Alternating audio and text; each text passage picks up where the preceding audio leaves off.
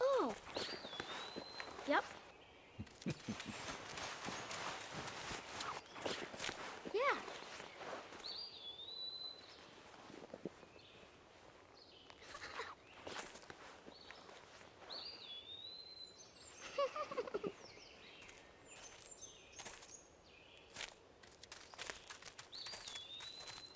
It's dangerous to run around here, boys.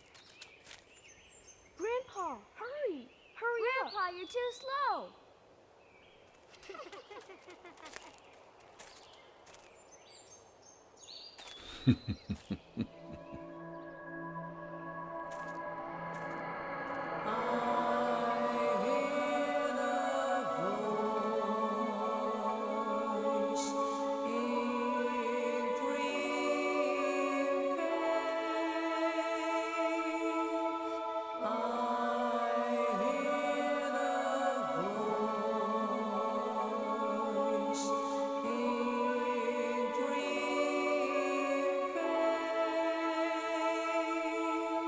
Night and day,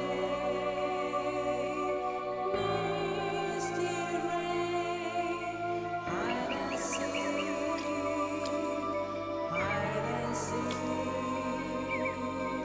You and I, kissing, hide and seek, hide and seek.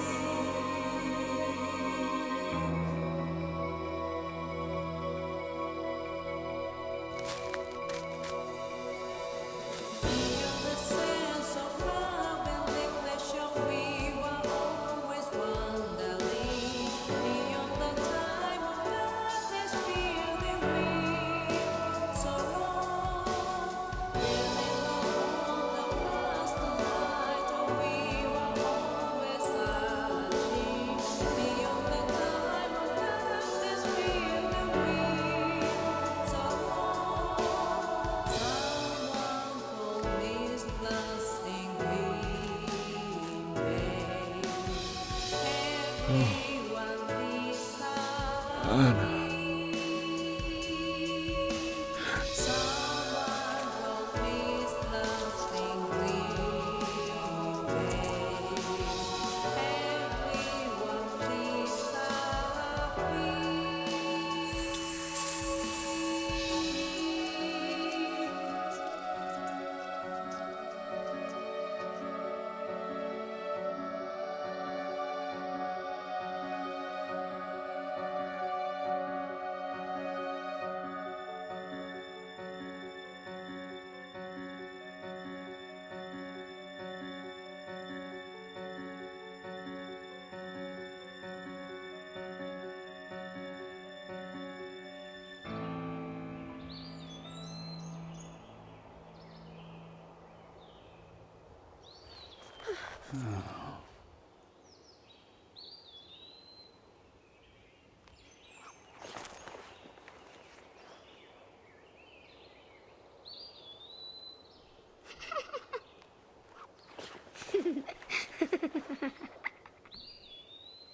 Yeah.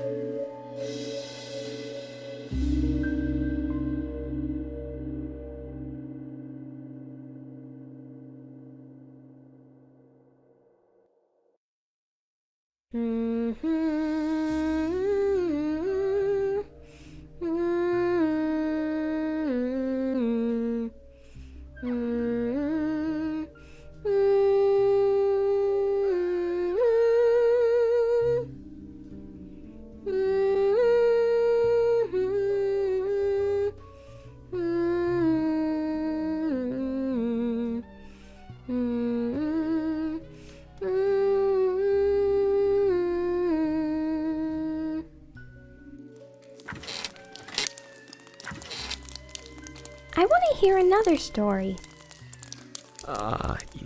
Yes, of course. You've been waiting a long time for this, so how about a special one? This story is very strange and very nasty, but somewhat nostalgic. Do you think you can be a good girl and listen all the way to the end? Is it a scary story? It might be, but it's also a very important story. If you don't want to hear it, I can tell you a different story. No, I want to hear it. This way, I won't be scared. Will you turn on the TV then? Leave the sound down like always.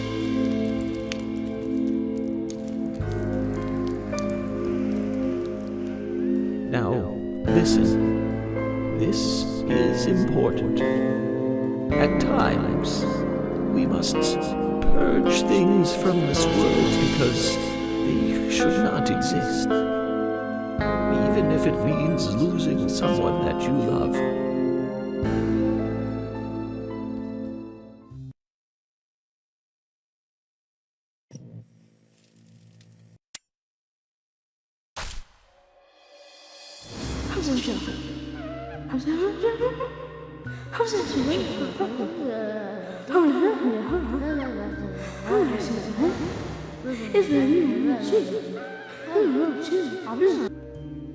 Could you wait just a little longer? This won't take long. Sorry to keep you waiting. It will start soon. It's about time to get started.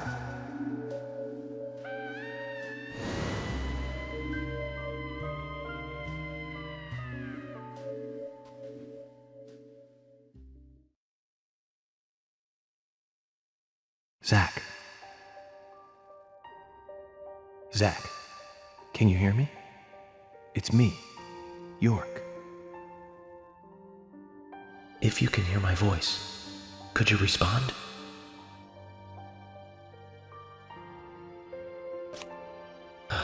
Good. I thought you went to sleep. Zach, don't be surprised.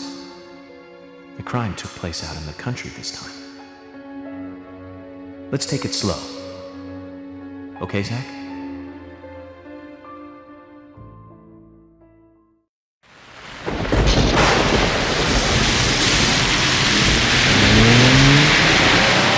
Sure, that's one way of looking at it, but it's totally wrong.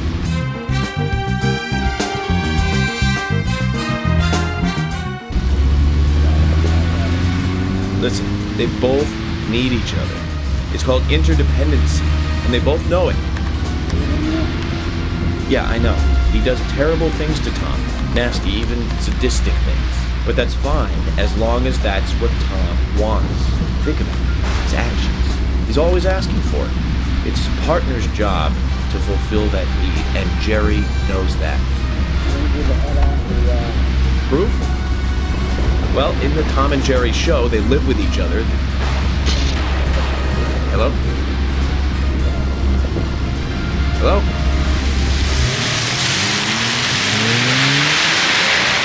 Zach, I can't believe the Bureau still can't get me a satellite phone. These puppies are making me go to another town in the boondocks again. Well, I'll be a happy camper, even if it ends up being a waste of time. At the very least, it'll get me out of the cramped city for a while. Right, Zach? The perpetrator from the last case really was something. Who'd have thought there'd be razors laced into her nails? Crazy. Just crazy.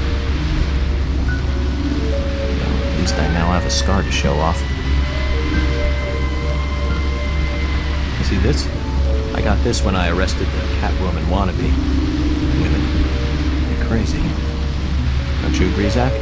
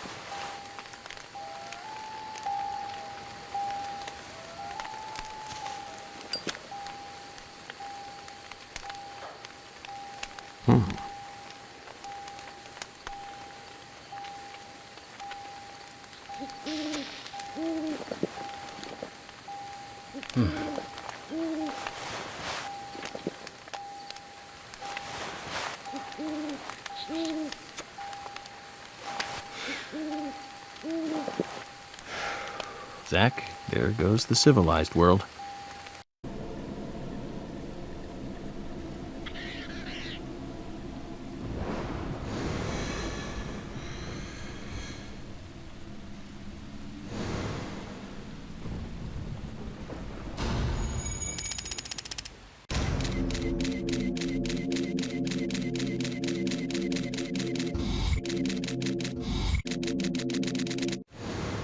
Looks like we're being welcomed. Zach, I'll let you handle the meet and greet.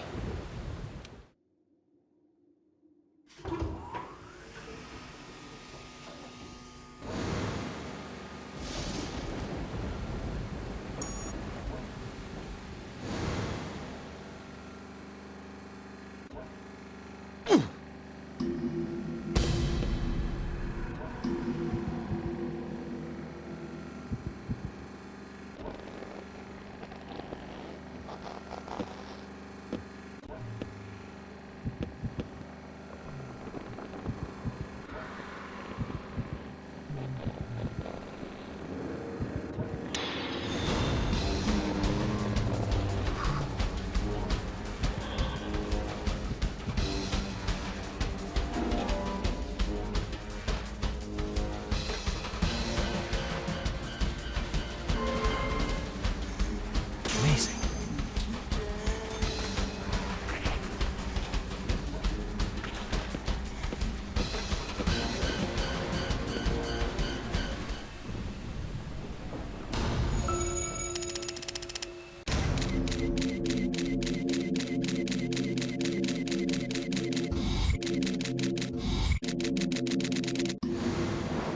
I've been through a lot of crazy situations, but that one takes the cake.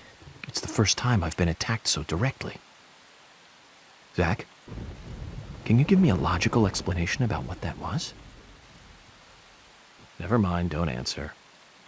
Life is fun because of the mysteries. Right, Zach?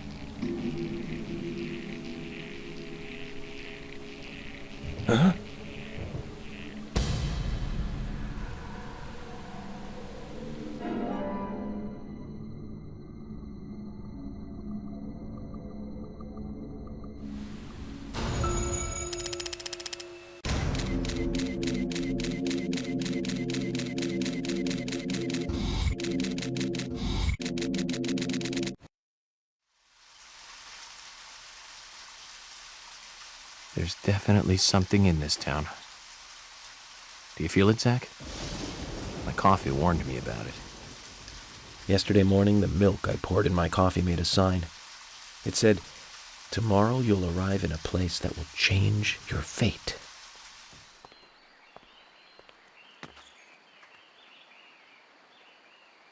Now you were very late.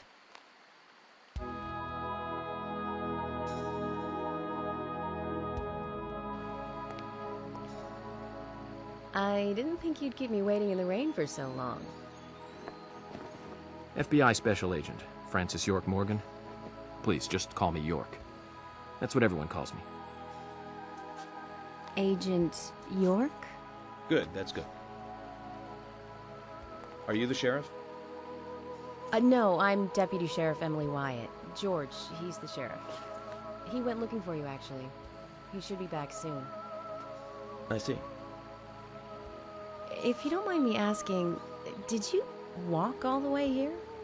My car broke down, that's all.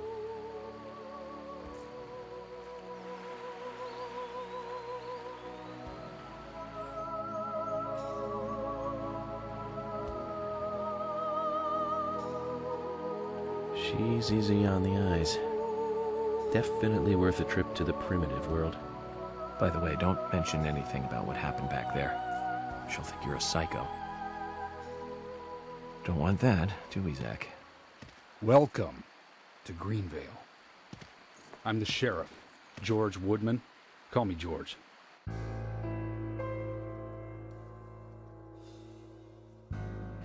FBI Special Agent Francis York Morgan. Please, just call me York. That's what everyone calls me.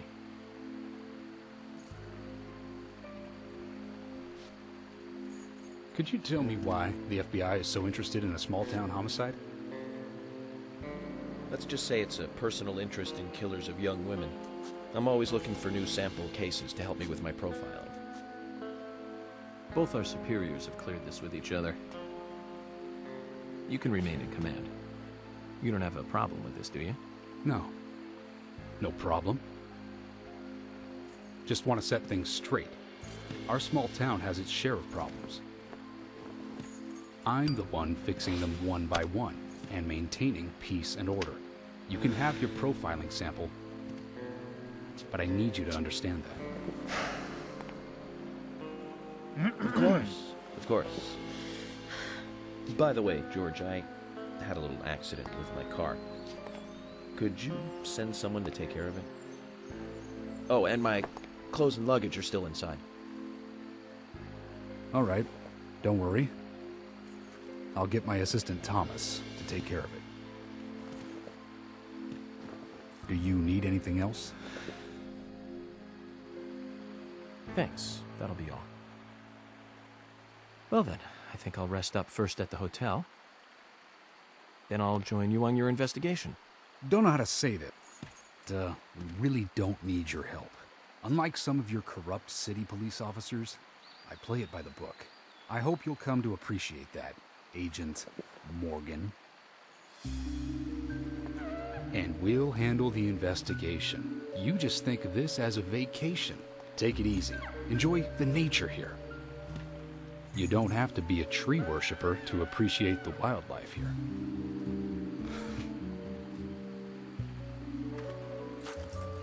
Zach, let's reassess the situation. There are no cavemen here. We're as far forward as the Middle Ages. And we've just met the king.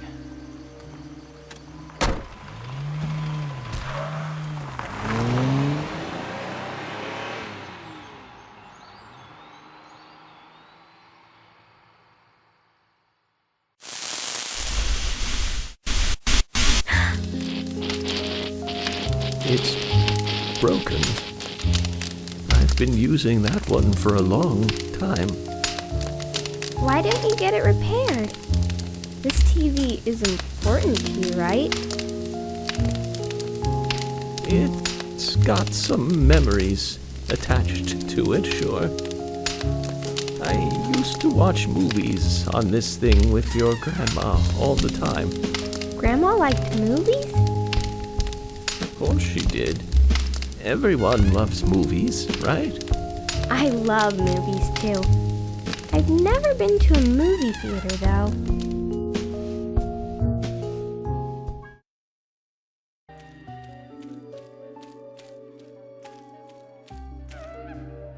York! York!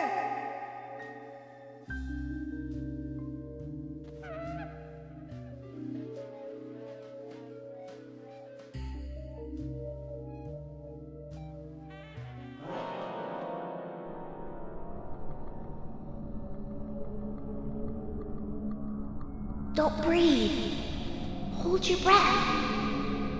They can't see you if you hold your breath. Hurry. Like this. Cover your mouth.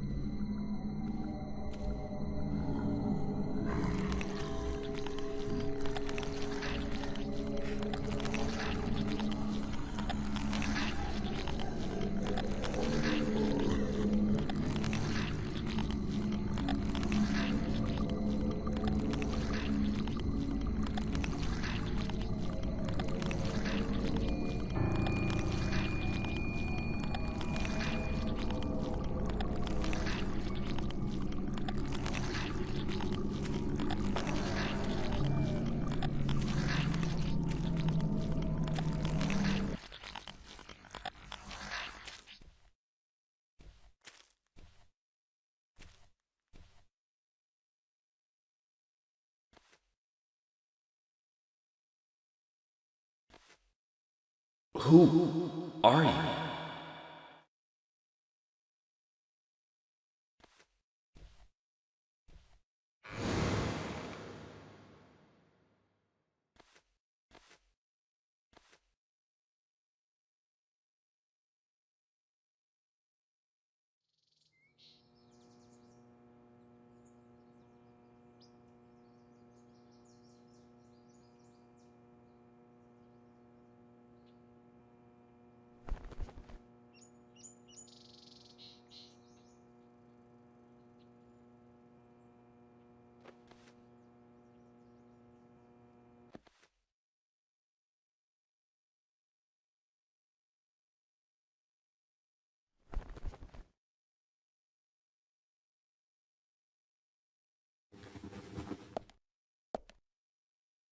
Zach, the symbolism in my dreams continues to intensify.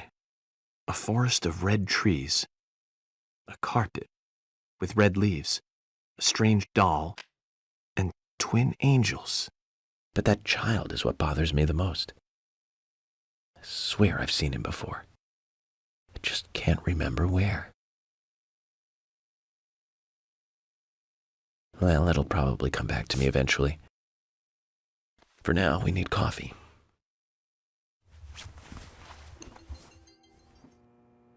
Let's head to the cafeteria, Zach. I hope they have some real coffee. I really need some coffee. Then we can head to the sheriff's office. There's a proper procedure for everything, right, Zach?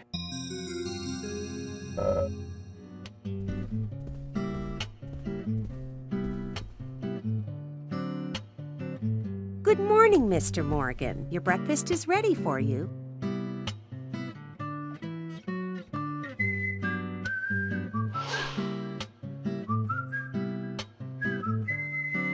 Thank you, Mrs. Polly Oxford. Just Polly is fine. Well then. Thank you, Polly. I'm starving.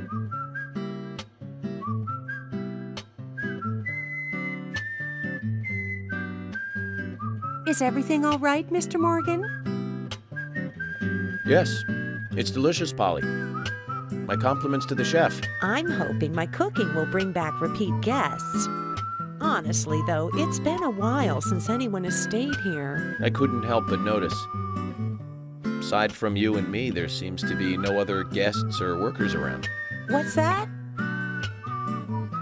The salt's in that white shaker there. Thank you. I was wondering if there were any other guests or workers here. Oh, no one else. My husband and I used to run this place, but he's in heaven now. You've been working here alone since then. Must be hard by yourself. Oh my, we're all out of pepper. I'm very sorry. It must be difficult to run a hotel by yourself. Well, yes, I suppose. I could just live on my pension. But I have to admit, running a hotel is kind of like a hobby of mine. That's nice. Polly, it might help to hear you better if you could sit a little closer. Oh my, Mr. Morgan, you're embarrassing me. So early in the day, too. I think I'm a little too old for you. And I still love my departed husband. May God rest his soul. I appreciate the invitation, but I'm fine over here. Polly, I can hardly hear you from all the way over there. You're exaggerating. This is fine. It won't do to be all clumped together with such a large table and cafeteria. We have to make use of all this space. Now tell me, that wound on your face, what happened? Let's just say I had some trouble during the last case I was working on. I'm sure it'll heal. It's just a flesh wound. Oh my, well, there's no need to be the tough guy here. I want you to be able to relax here. I've prepared a special room for you. A famous rock star once stayed in the same room, you know. Really? I feel honored. If you need anything at all, just let me know. I'll help you out in any way I can. Zach, the lady is offering to help. Do you want to ask her about the town? Say, Polly, what can you tell me about this town? Well, let me see. You might know this already, but the town is called Greenvale. It rains here quite often, but it's a nice place, surrounded with nature. It was a big and prospering lumber town until not so long ago. We used to have a population of over 6,000 people. Less than a tenth of them left now. This hotel was built back then. We saw plenty of guests in those days. That's why this place is so big for such a small community. I have so many fond memories from back then. I suppose the clock on the community center is quite famous too. The clock? Oh yes, it's lovely. It rings in the morning and at night to let the whole town know the time. You'll hear it many times during your stay. It's a beautiful sound. And you'll love it too, I think. I look forward to hearing it then. Anything else you'd like to know about? Yes, actually, Polly. Could you tell me about the shops around here? Shops? Well, there aren't many. It is a small town, after all. You can do most of your shopping at the Milk Barn convenience store. The couple who run it are a unique pair. I'm sure you'll get to like them. The A&G Diner is a great place to eat. They might be open even if my kitchen is closed. If you want to go to a bar, there are two. The Galaxy of Terror and the Sweary 65. I don't care much for either of them. Bars are for the younger folk. We also have a gas stand, of course, the art gallery, and even a gunsmith. You should be able to find what you need. Thank you, Polly. Well, Mr. Morgan, I'd better start cleaning up. You just take it easy.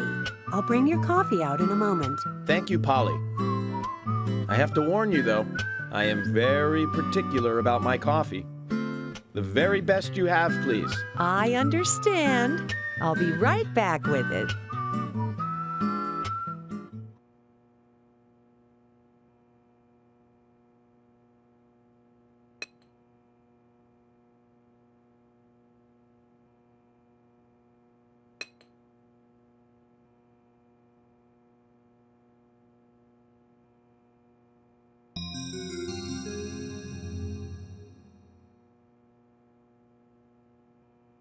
Did you see that, Zach? Clear as a crisp spring morning. F.K. in the coffee. I knew I could count on it. Never fails. Now then, let's get going.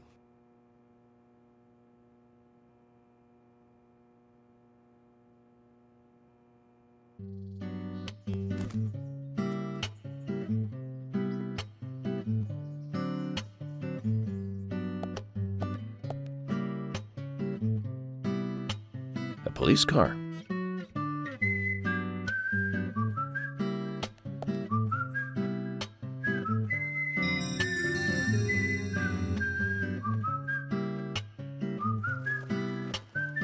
So we have King George to thank for preparing a car for me. A pleasant surprise, eh, Zach? Let's take it for a spin.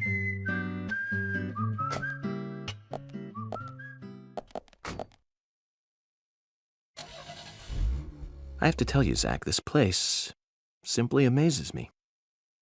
The keys were left on the front hood, and nobody stole the car. Values. This town has what the country needs. Values. Let's head over to the sheriff's department.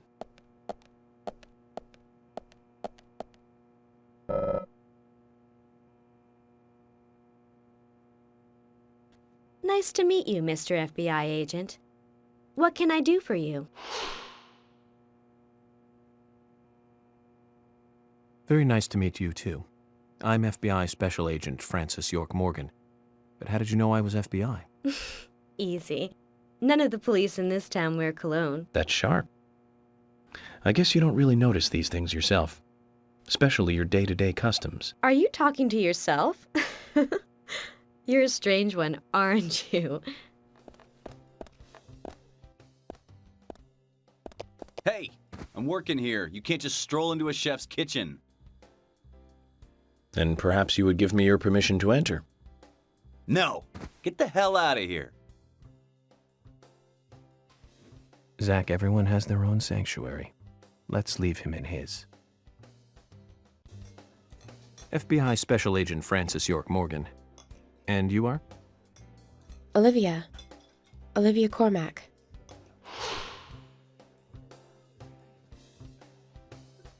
Olivia.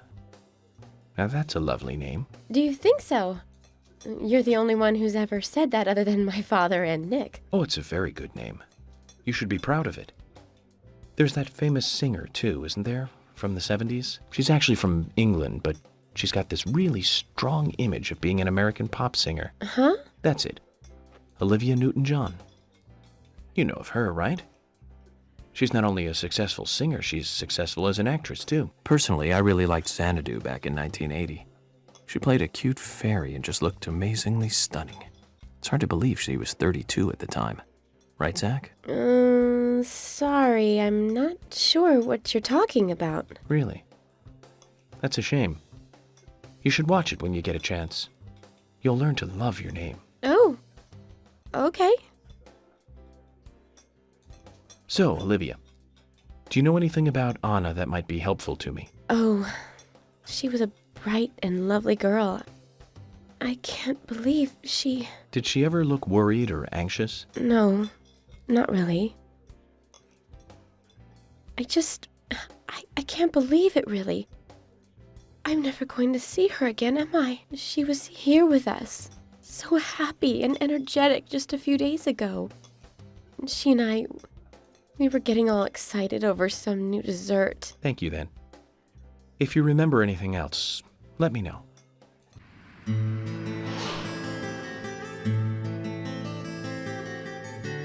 That's one fine building for such a small town.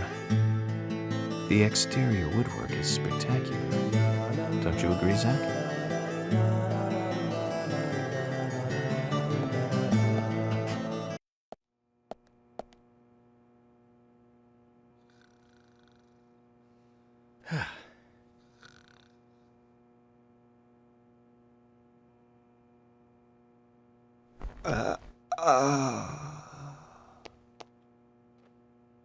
Pleasure to meet you, Agent Morgan.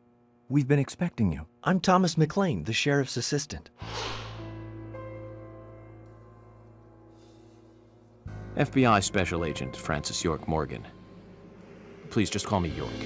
It's what everyone else calls me. Very well then, Agent York. I believe I owe you a thank you for retrieving my belongings from my car. Thanks. Oh, no, just doing my job. I want to help do everything I can to help the investigation. I just can't believe Anna was murdered. She was such a bright and lovely girl. Did you know her well? Well, no, not really. But it's a very small town. I'm sorry. It's just that this is the first really big case I've ever seen. I understand. Just try to relax. Can I have a look at Anna's file now? Yes, of course. The sheriff told me to let you through to the meeting room, but I've lost the key to the cabinet where the files are. Why don't you take a look around while I go look for it? Okay. Let me know when things are ready.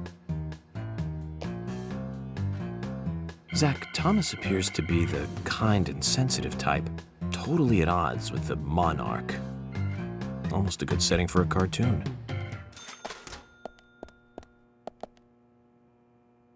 Zach, there's a name written on this dumbbell. Arnold. I haven't met anyone by that name yet. Could it be the owner of this dumbbell? What do you think, Zach?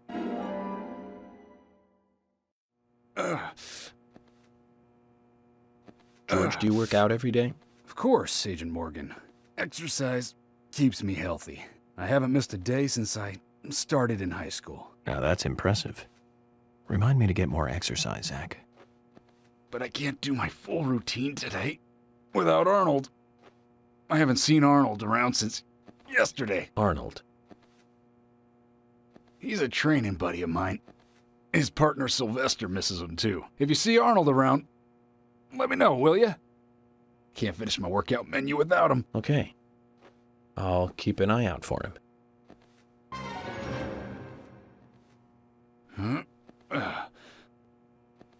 George, I found Arnold. Really? He was a bit hard-headed, but I got him to come back.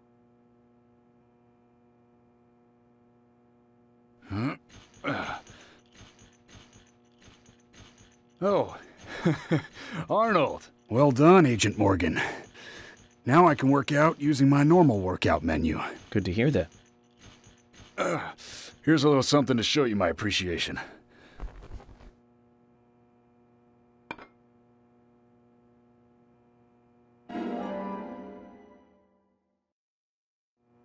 So that makes us even. I don't owe you anything, and you don't owe me anything. No changes to how we work together. Just bear that in mind. Zach, he needs some friends who aren't so dumb.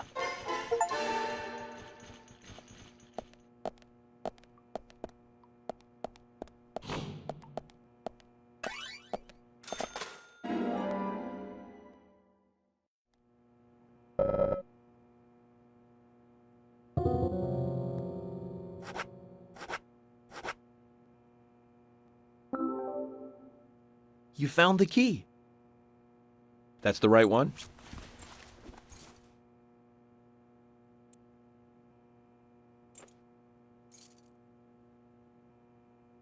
Yes, a southern flying squirrel. Thank you so much. I'll bring the files right in, so please go to the meeting room. Okay, I'll be waiting for you. Well, Zach, we just got here, and we've cracked a big case already.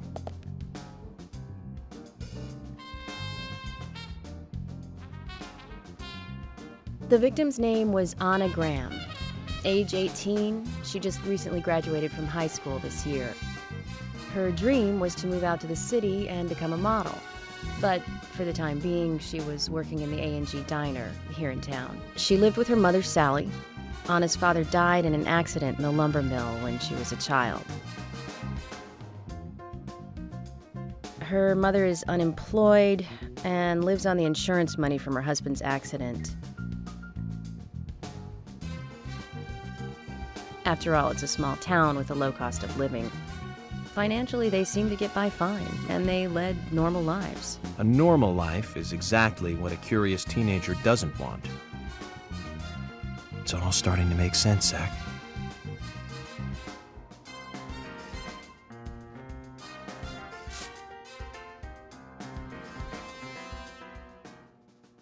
City folk, huh? No, I take that back. All of them can't be as bad as him, and some should have better manners. Huh. This is a good biscuit. I've never tasted a biscuit this delicious. Where in town can I get these? Well, actually, I baked them myself. That's amazing. What are you doing in law enforcement? I'm very particular about biscuits, I'll have you know. The balance of milk and butter you've achieved here. Oh, my. Agent Morgan, the autopsy's ready. You are welcome to accompany me to the Greenvale General Hospital. Emily, you come too. Thomas, stay here and tidy up these files. Yes, sir. We're going to use the car outside. Let's get going. You might think this is just a small-town police investigation, but our inspections are thorough and solid. I'm hoping you won't slow us down.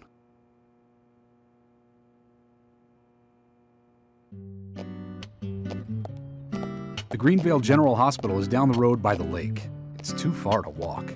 Come on, get in the car. If I'm riding in a car, George, I prefer to be the driver. Can you provide a car for me? What are you talking about? You don't even know how to get there. Which is another good reason for me to drive, George. I need to learn my way around town. Oh, man. Very well. Then I'll ride with you. I want to keep an eye on you. Fair enough. Just one thing, Agent Morgan. Your involvement in this case is limited. That means you don't have to learn your way around town. George, we'd better get moving. The hospital closes at 2100. Agent Morgan, get us there quickly, but drive within the speed limit. Just because you have a badge doesn't mean you can drive like a maniac. George, what are you, his mother? We just need to get the autopsy results. Agent York isn't accustomed to the town yet. Give him a little slack.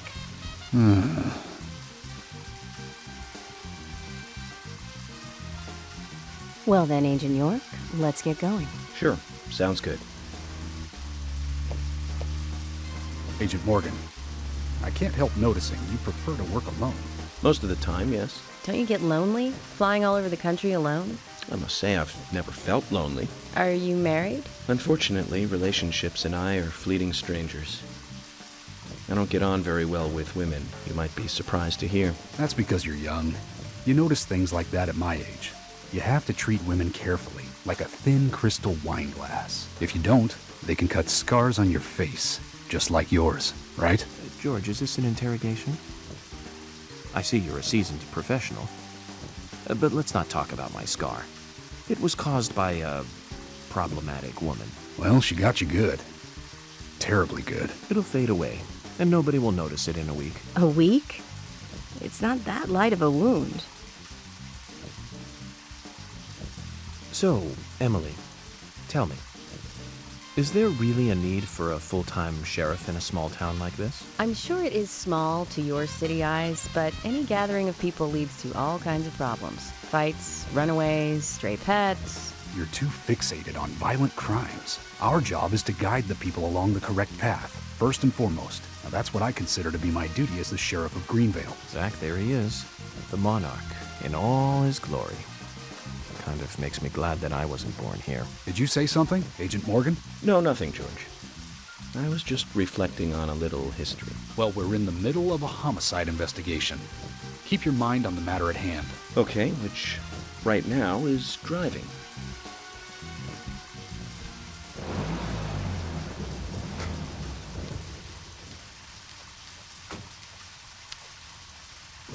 If you're wandering off, then we'll go on ahead. We don't have time to mess around. Okay, I'll meet up with you later. Agent York, the hospital closes at 2100. Please make it inside before then.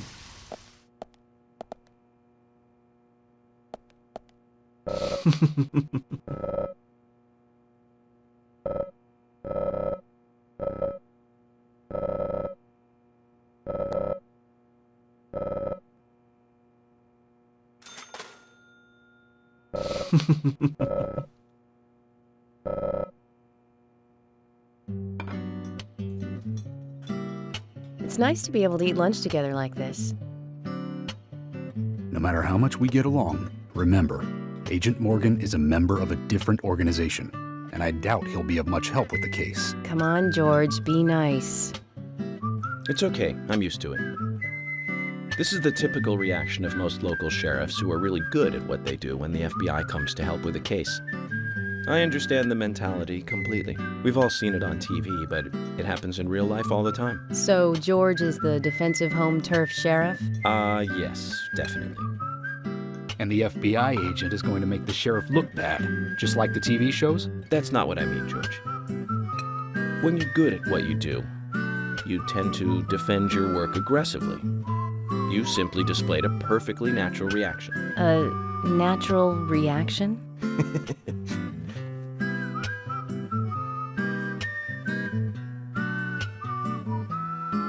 Thomas, you've outdone yourself again.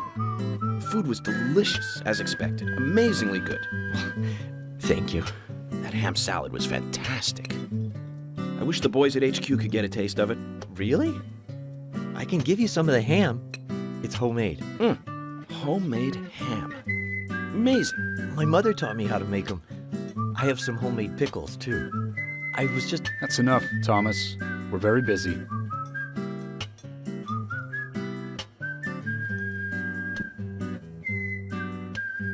Agent Morgan, stop wasting time around here and let's get over to the hospital. Yeah, we better get going. We'll see you there.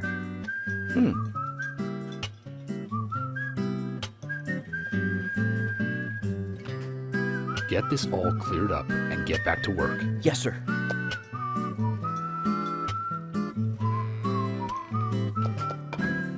I'm impressed again, Zach. It must be very peaceful here. A law enforcer with the time to make ham at home. Simply amazing.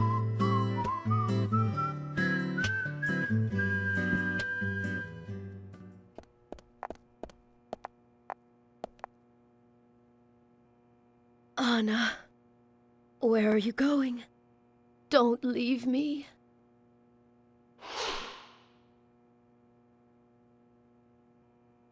You there. Do you know where Anna is? Anna. My dear Anna. Zach, let's do this later. I don't think we'll get anything out of her like this.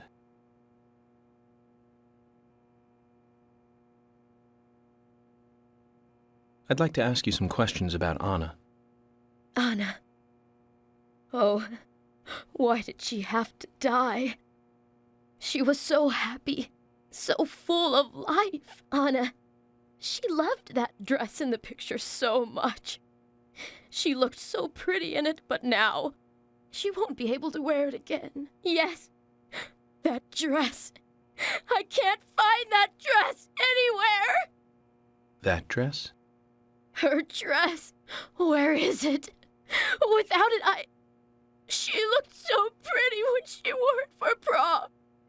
She was the prettiest girl in town that night. So why did she? Where's that dress?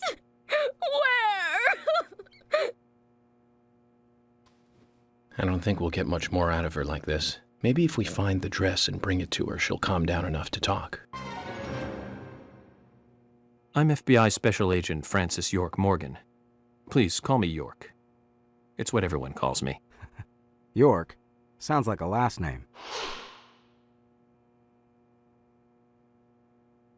I'm Richard Dunn. I own one of the bars here. It's called Swery 65. How'd you like the town? Oh, it's great. Aside from the murder that happened here. Yep. Murder just doesn't fit with a small town like ours. Well, Richard, I'll have to correct you on that. Crimes don't care about size. Big town, small town, just isn't a factor. I guess you're right. So, how did you know Anna? I've known her since she was a child. She was the same age as my son.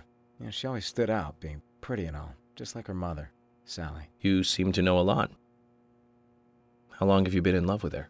Hey, don't go there. That scar of yours tells me you got your hands full too, right? Let's not dive into personal matters. It'll be better for you and me. You're right, Richard. Collecting gossip won't help with the matter at hand.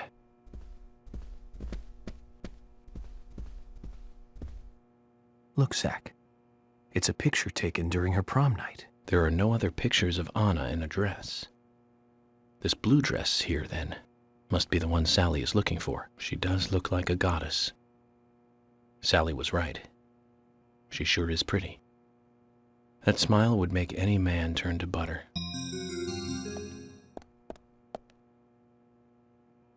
Zach, this is it. This is the same dress as the one in the prom picture. Let's take it to Sally.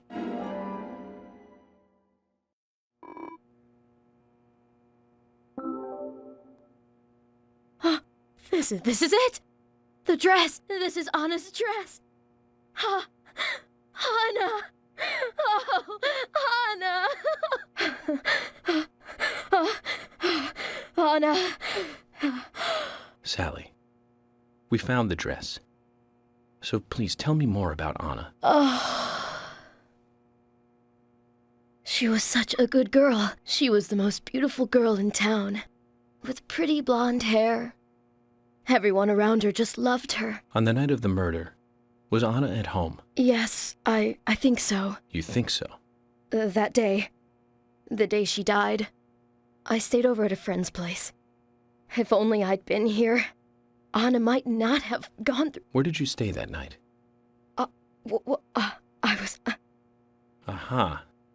So, in other words, you have no idea what Anna was up to that night. That's wrong!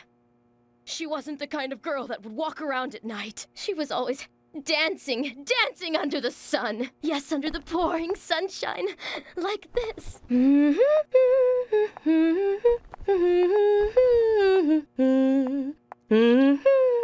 Zach, look. A key. Fell from Anna's dress. Maybe we can use this to get into Anna's room. Sorry, Sally, but we're going to have to take a look in there.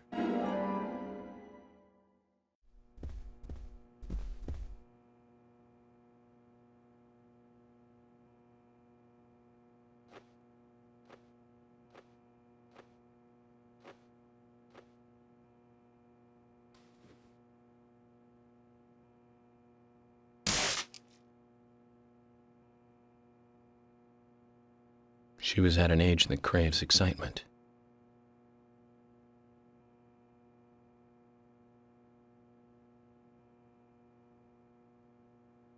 Doesn't matter what town you're from. Girls will be girls. You know, Zach, in this wonderful country of ours, there are no good old-fashioned towns left.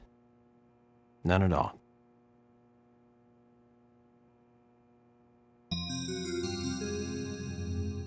Day 1. Today is the day of the ceremony, and I'm a little nervous about it. Day 2. The first time he used it on me, it was so amazing, so exhilarating. Day 3. He doesn't let anything slip. I'm really worried about Becky. Day 4. Delivery man Q won't be able to protect Becky, so that's the last page written. It's very interesting. You can learn a lot from a diary. So we have this unnamed he, Becky, and this delivery man Q. Zach, this could be more interesting than I thought.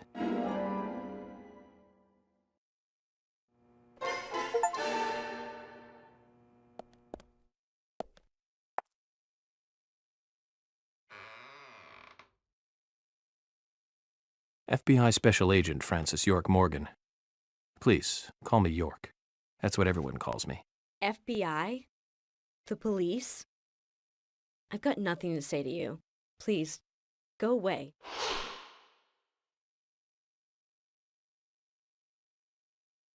It's always hard to think of a subject to talk about when you meet someone new. But wouldn't Anna's death be a common subject we can talk about? I don't want to talk about it. No matter how many times you try, okay? Just leave me alone. Go away. Is there some reason you want to be alone? Anna, my best friend was just killed. How would you feel? I see. You and Anna were really close. I'm sorry. But I'm just doing my job. If you think of anything you want to talk about, contact me, okay? That'll never happen. I don't really like the police.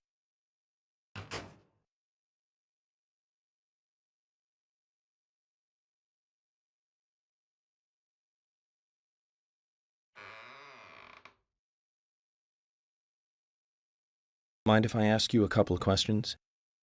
I've got nothing to say.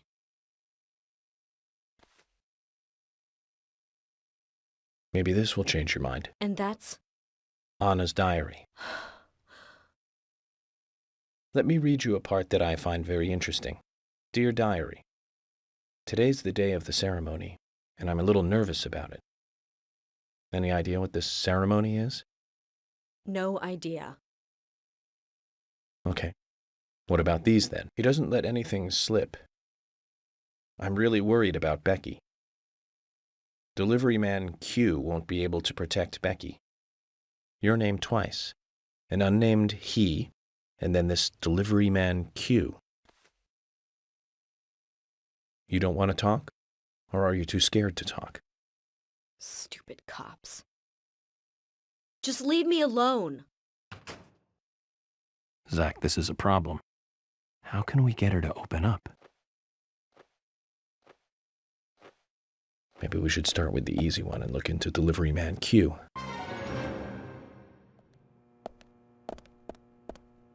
Hello?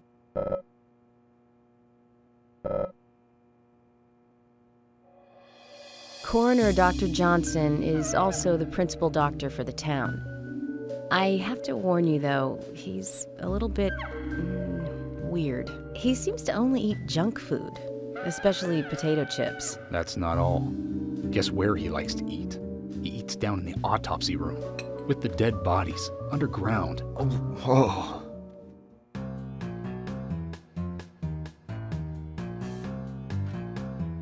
Fiona told me he spends almost all of his time down there. He's a workaholic, I guess. Workaholic? You mean he's probably just a nutcase?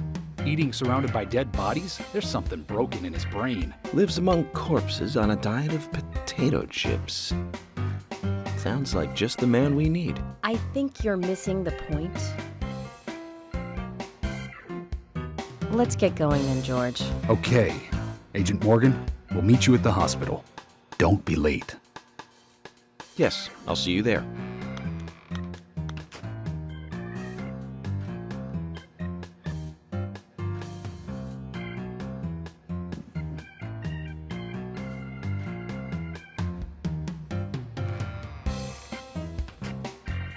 Zach, this coroner sounds like a rare breed indeed. I can't wait to chat with the fellow.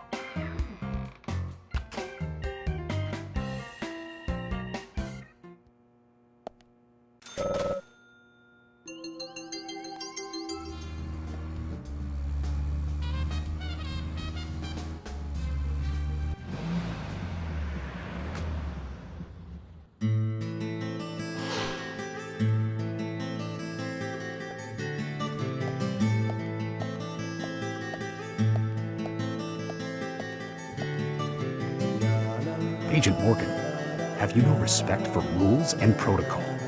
We were waiting for you, and now you try to go in by yourself. Oh, George. I didn't see you in the parking lot, so I thought I'd wait inside. Just watch it from now on. I don't like inconsiderate people who think that they're above the rules. And I'm sure I've made this point clear by now. Calm down, George. He probably just got lost on his way here and rushed in. Right, Agent York? Let's go inside then.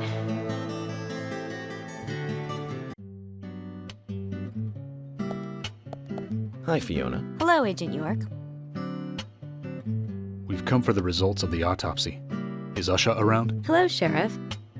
I I think Dr. Johnson is in the computer room. What's he doing? I don't know. He never discusses his work with me. You'll just have to ask him yourself. Thanks. We'll go find him. You're reading again today.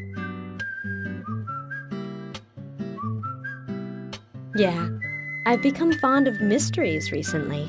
The doctor is always telling me to read some dry old medical journal. It's not really fair because he only reads chess magazines himself, so I cover them up like this to keep him off my back. I can tell you're working hard then. But I really like that about the doctor, to tell the truth.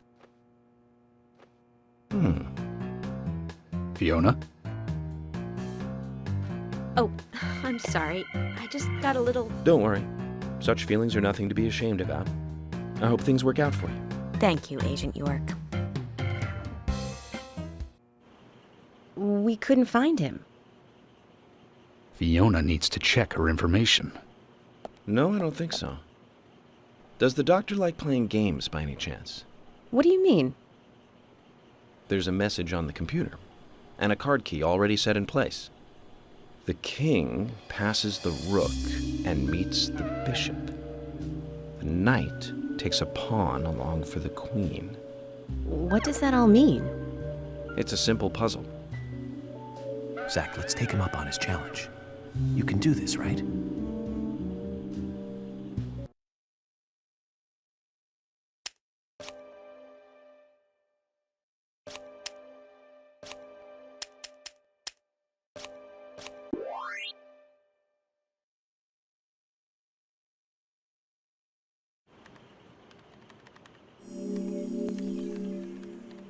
The doctor awaits below with the deceased. Another code? But there's nowhere to insert a password. More games. I'm going to get Fiona to call Usha up here right now. No need, George. The message appeared with the card key. It's telling us where to use it. This is not the time to be joking around, Agent Morgan. Dr. Usha is below with the deceased. With Anna. Below being underground, I take it. Simple. Simple. Then it's time to meet the mischievous architect of this little game. Nah.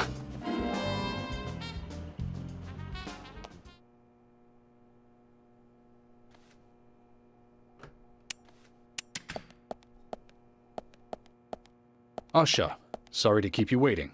Ah, you made it. Let's get started, shall we?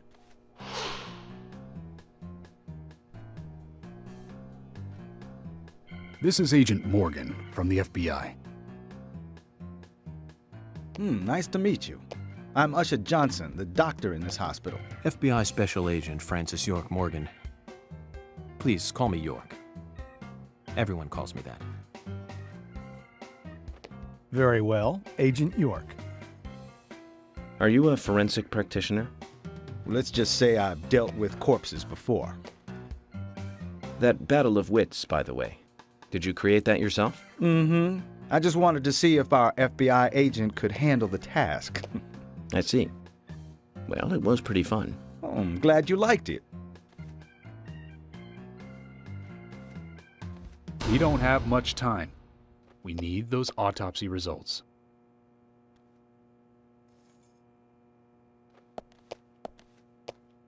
Next time, try challenging us without obstructing an investigation. You've angered the monarch.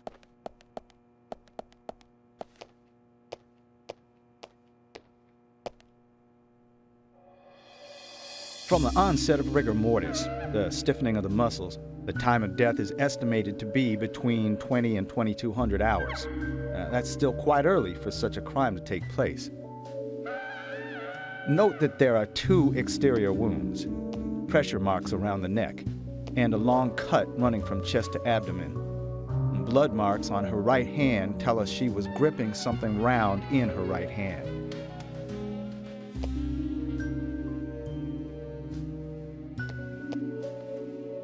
Her skull is also fractured, but that is unrelated to the cause of death. It probably happened to her after she was killed.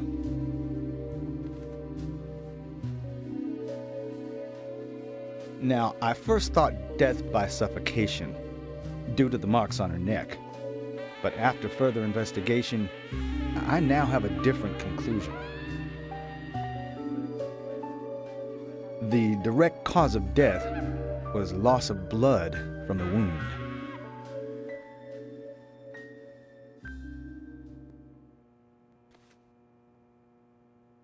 Which means? She was cut up while she was still alive. Yes, a sharp knife was used. It was inserted beneath the sternum and then quickly sliced downwards. The excessive loss of blood from her internal organs is what actually killed her. Her nails are clean, and with no skin cells from the attacker. She also doesn't appear to have been bound nor badly beaten. She was apparently killed without resistance. The most tragic thing, however, was that she was unable to speak her story to anyone who could hear her cries.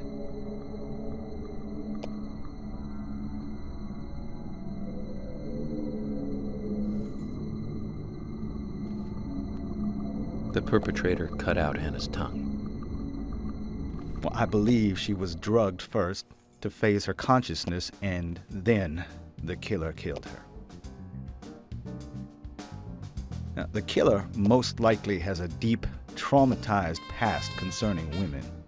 He probably cannot converse with them normally. Cutting out the tongue suggests a very lonely individual. Either that or a truly hardcore sadist. He must get off on watching women suffer, especially when they can't answer back. Now, he watched as the blood pumped from her body, as she gradually grew cold. A case in Seattle in 1985 was much like... Usha, please, limit your report to your findings as a doctor. Criminal profiling is my job.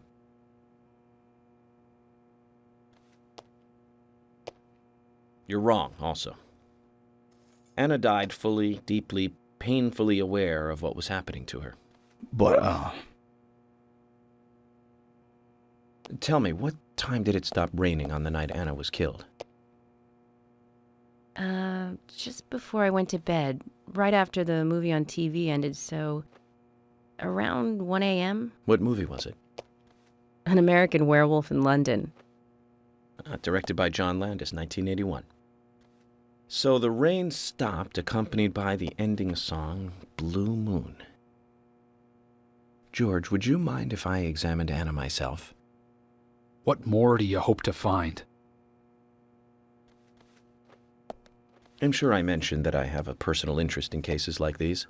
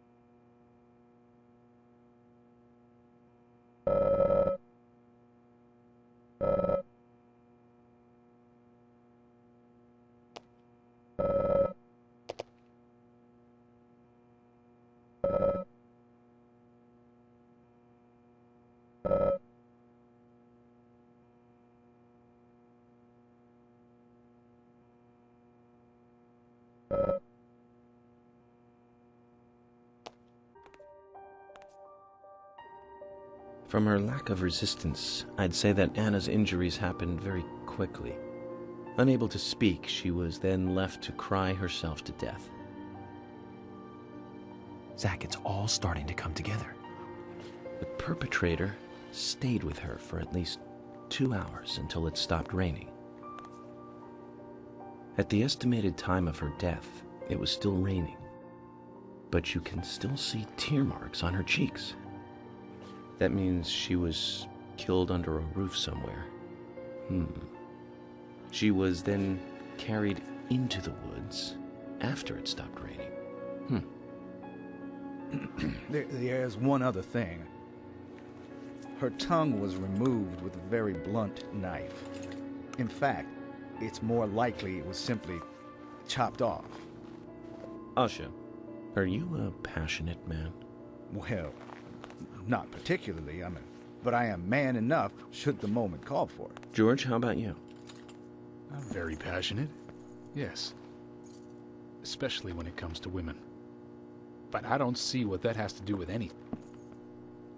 George, the perpetrator is just like you. He's passionate about women. He's a passionate kisser. This was a kiss of death. The perpetrator bit off Anna's tongue. We'll never get a dental print from a wound like this.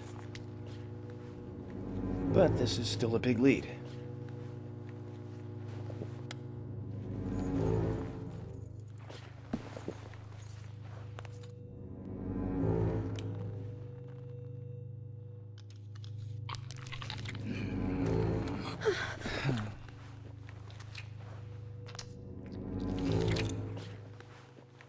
Jackpot, Zach. A shame, but our old-time all-American sightseeing tour just came to an end. This case is now under the jurisdiction of the FBI. I'm assuming command. I'll need you to assist me in the investigation. What in the hell do you mean, Agent Morgan? I know I said I was passionate, but you can't think I did this. That's not why I'm assuming command, George. You're a suspect just as much as every other passionate man on Earth. Let me show you something.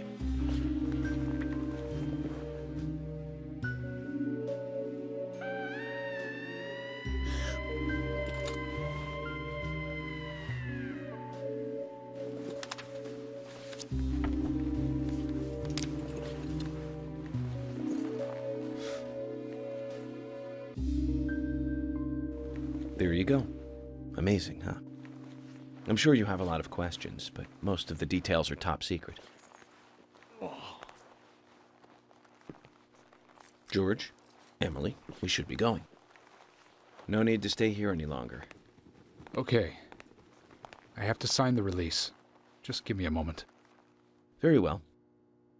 I'll go on ahead. I can't take it any longer down here.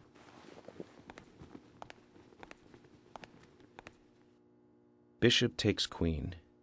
His rook takes your queen. Then your knight takes rook. And checkmate. Huh?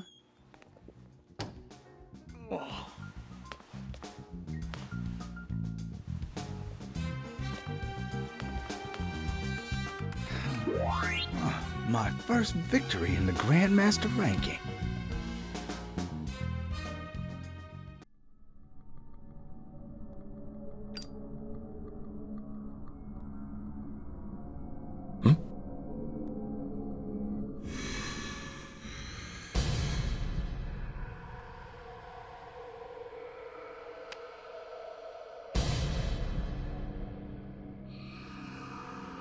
Zach, they're here.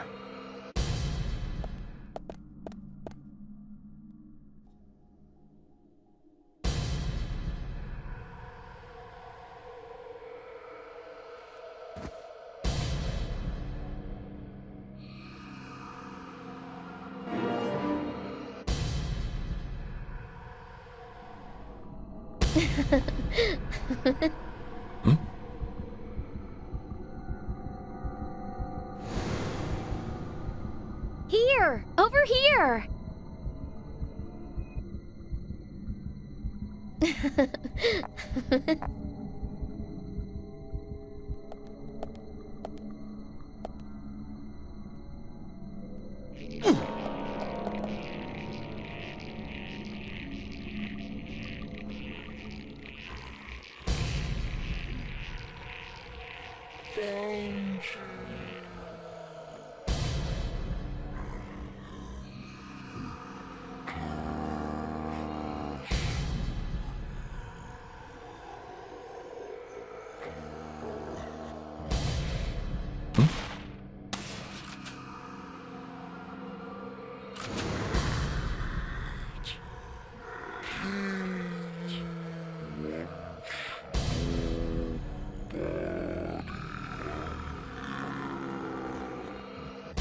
Huh?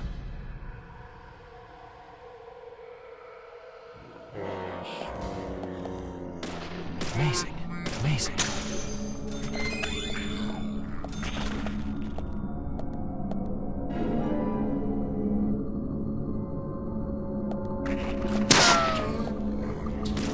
Amazing.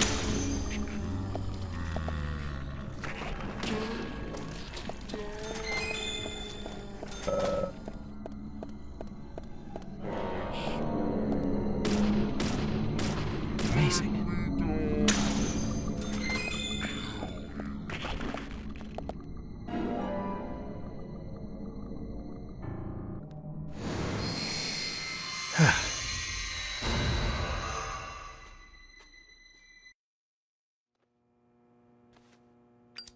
Agent Morgan, if you're so desperate, then why not smoke two at once?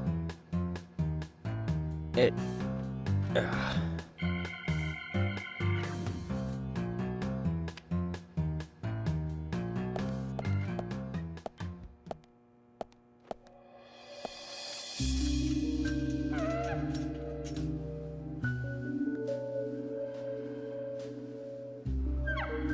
Who's that old man?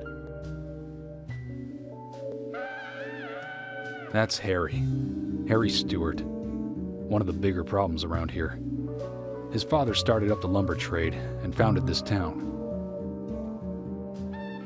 But he's a weird one, as I'm sure you can see. Always dressed like that, never speaking to the townsfolk. And just FYI, he owns almost the entire town. Not that that makes any difference. So long as I'm around, he won't be getting away with any funny business.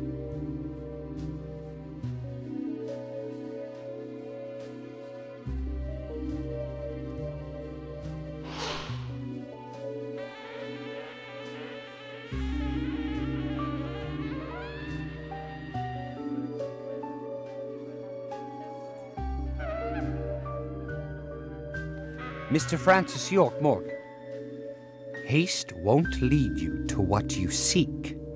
Keep your eyes focused on your footing as we speak. So says Mr. Stewart.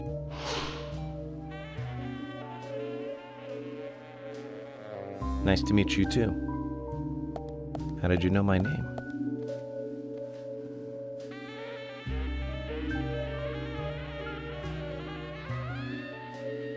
Mr. Francis York Morgan, information desires you, just as you desire information too.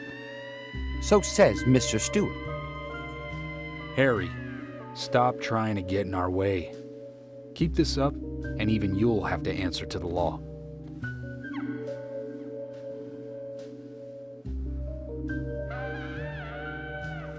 Mr. Francis York Morgan, with each rain our town goes mad.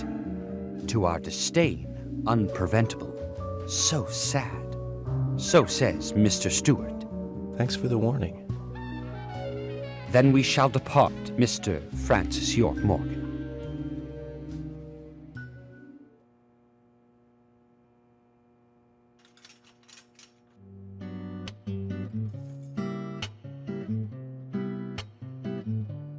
That's how he always is. Always spouting that nonsense. Don't give it any thought. It's all gibberish. Emily here. Uh-huh. Oh. Okay, thank you, Thomas. Agent York, we've contacted the first witnesses to the crime scene. You can interview them where they found the dead body. Excellent. I was just about to ask if you could take me there.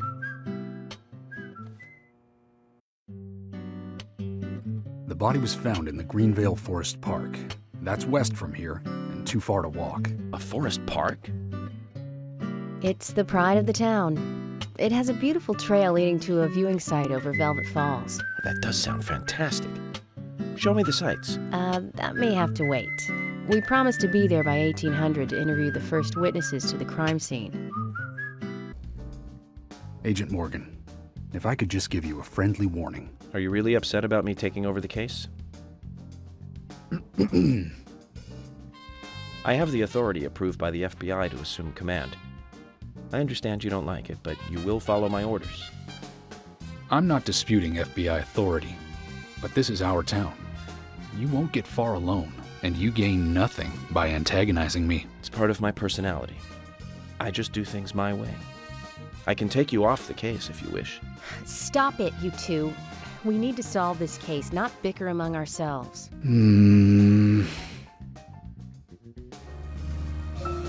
Anna's body was discovered by the woodsman Jim Green, along with his 2 grandchildren, Isaac and Isaiah. What were they doing in the forest? Just their daily routine. They found Anna's body during a morning walk. So you've talked to them already? Not officially. Not yet. Not yet? Are you out of your mind? You haven't interviewed them yet? Agent York, that tone is hardly appropriate. We were given orders to wait for you to arrive. Orders by who? A man called Abrams from the FBI. Robert, is it? Good old Bob Abrams. I did tell him to stay out of it. It's always tough to have a meddling boss, huh, Zach? I thought you knew, Agent Morgan. Don't worry about it. We may not have taken official statements, but we got all the information we need. I can fill you in right now if you'd like. Thanks, George, but that won't be necessary. I want to hear the details from the witnesses themselves, firsthand. I just can't believe that the children had to witness the crime scene. They may be traumatized. You'd better do this carefully. Don't tell me you get nervous talking to children, Emily. Not at all. That's not what I meant. Then what did you mean? Just forget it.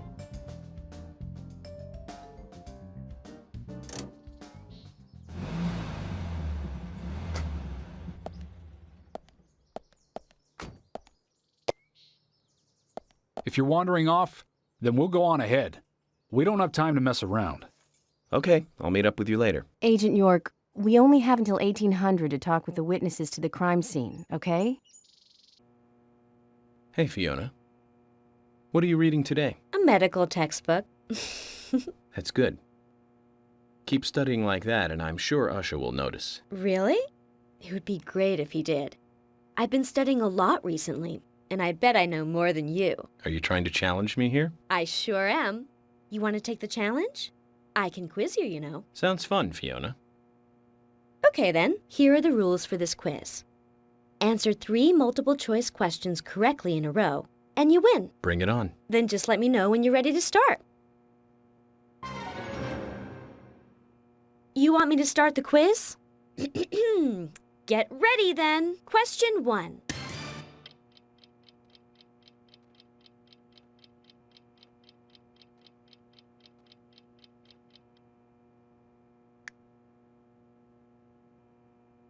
Correct! But that was only the warm-up. Here comes question 2.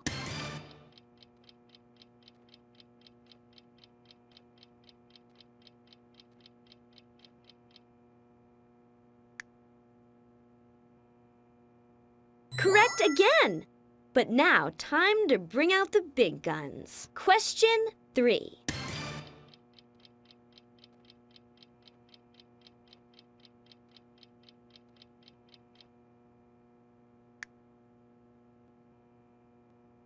That can't be.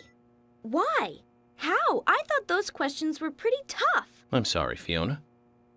Was it childish of me to answer them all correctly? No, but it's childish of you to stand there smiling like a winner. I hate to admit it, but you win, Agent. Here, take this as a prize. Aw, man. I don't feel like studying anymore right now.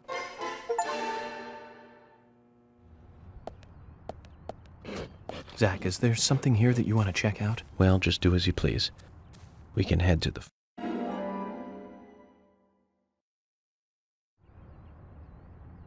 A human bone? This doesn't look related to the case, but shouldn't I let someone know?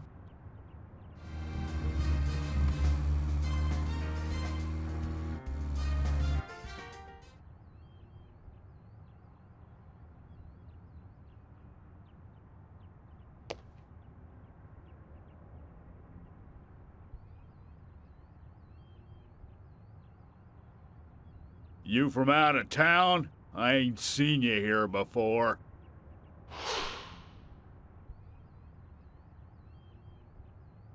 I'm Francis York Morgan, FBI Special Agent. I'm investigating the death of Anna Graham. Do you have any info on Anna or any suspicious individuals? I ain't got nothing to tell the cops. What about the FBI? Shut up. At least give me your name. I'm Jack. They call me Raging Bull. That's a manly nickname. Shut it. If you're a customer, act like one and shut the mouth. Huh?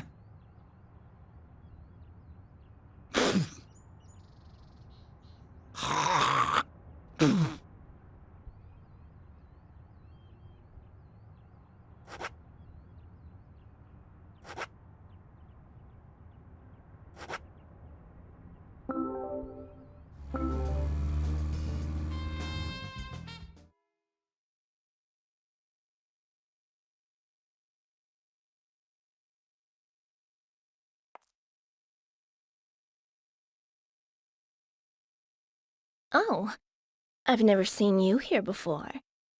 You in town to see some sights?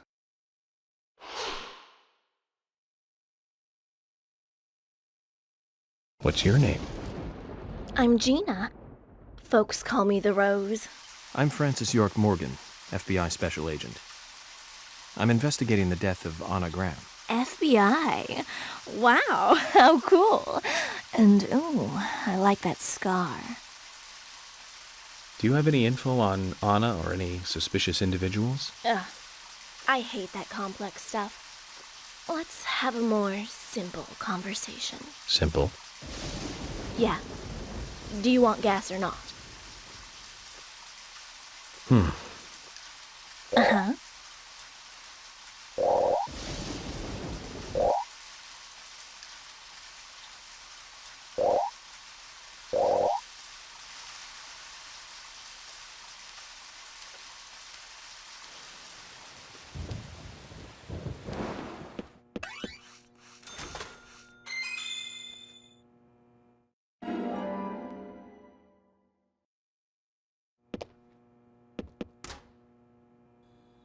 I'm FBI Special Agent Francis York Morgan. So Anna was killed. But why does that bring the FBI here?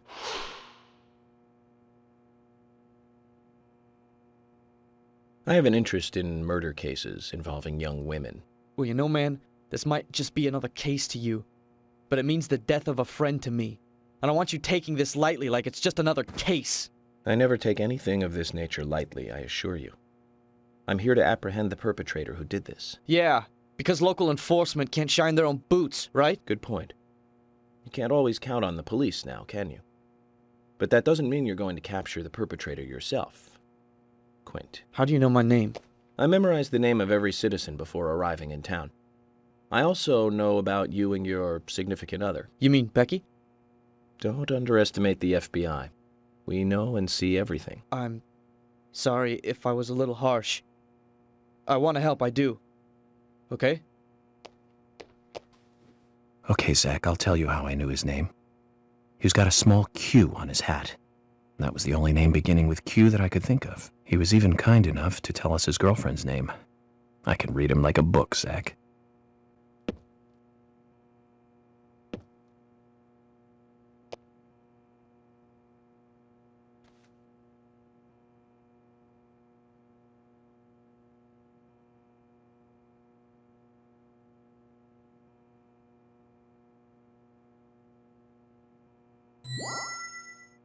Zach, look at this red powder.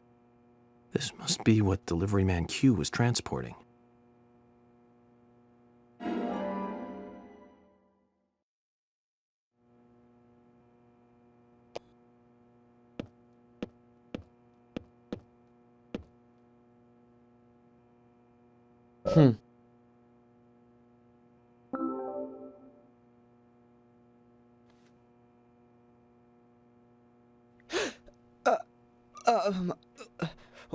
I found this in your bike.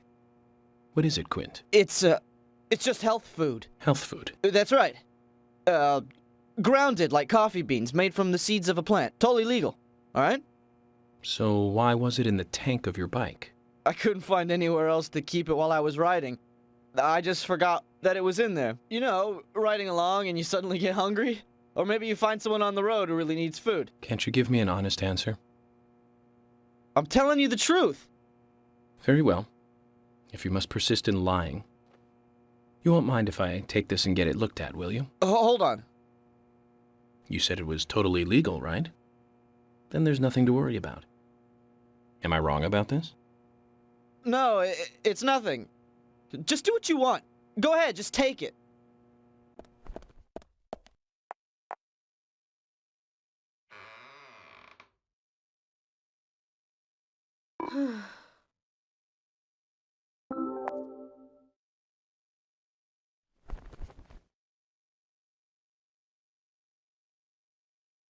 Where'd you get that? Quint's trailer. He's delivery man Q, isn't he? You don't have to hide it any longer. I'm on your side. Will you tell me everything you know? Yes, he's delivery man Q. But he's got nothing to do with Anna's death. So please just leave him alone, okay? I beg you. That all depends on what else you can tell me, Becky. His being delivery man Q doesn't prove he had nothing to do with Anna's murder. Is there any way to get him to make a statement about this? Okay. Just wait here.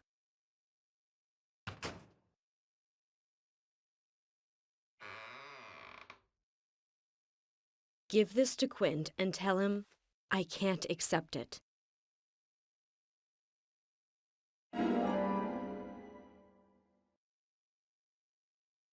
That's all I can do. Don't ask me for anything more. You'll get us both killed. Zach, I was hoping we'd get a little bit more out of her, but that's okay. We'll get more when we hand over the ring. Let's go give Mr. Delivery Man Q a visit and see what happens.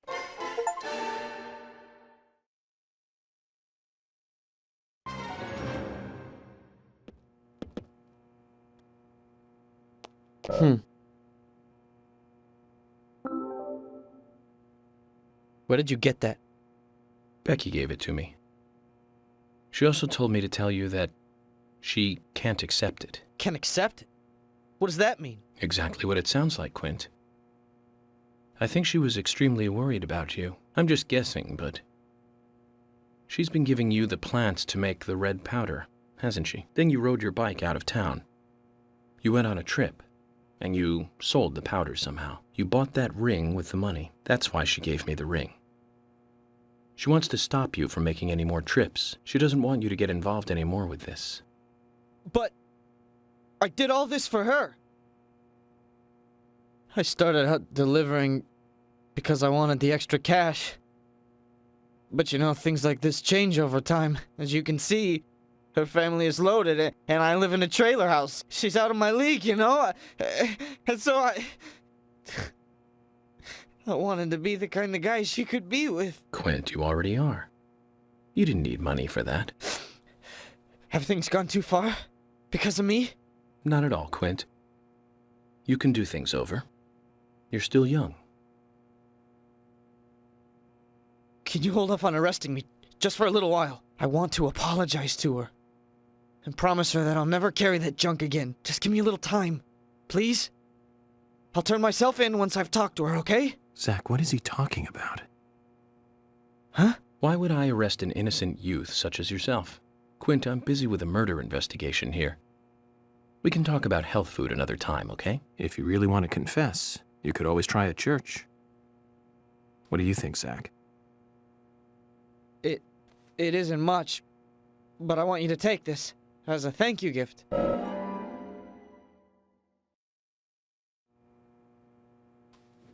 Zach, another young life saved.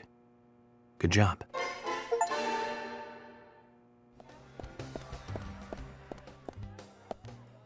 Hey!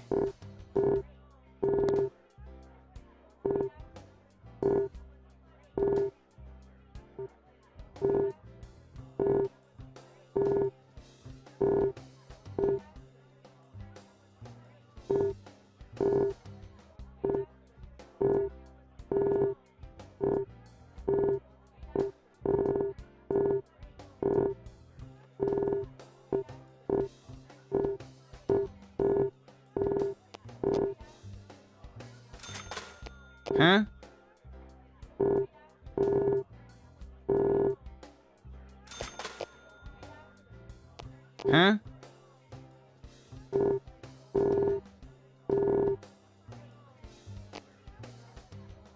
Huh?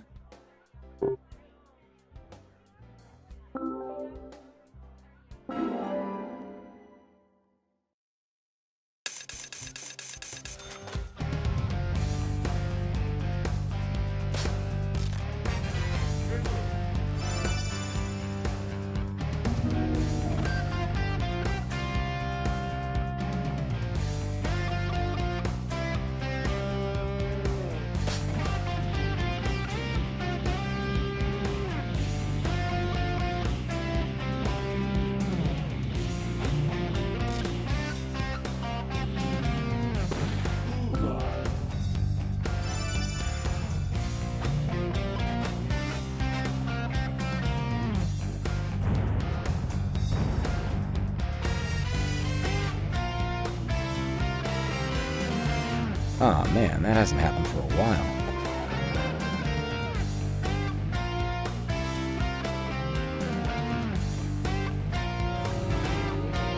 Did I do something bad? Well, yeah, bad for me, but good for you, you son of a gun. I'm not sure that I follow you. You just broke the record I set a few years ago. Is that so? Hey man, show a little more excitement, will ya? Are all FBI agents as stuffy as you? Anyway, I had no idea you were so good at darts. When did you start playing? I started when I came to this town. Since you came to Greenvale? You're kidding, right? The thing about darts, you know, is that it's 20% technique, and the remaining 80% is all in the head. You need a powerful mind that's able to concentrate for long periods of time. You see, humans can only concentrate on one thing for so long, so you have to really stay focused and concentrate on the moment you release the dart. You must have a very powerful mind. We went through mental training at Quantico. Hey, here's your prize. What's this for? For getting the highest score. You won't see many of these around. Take good care of it.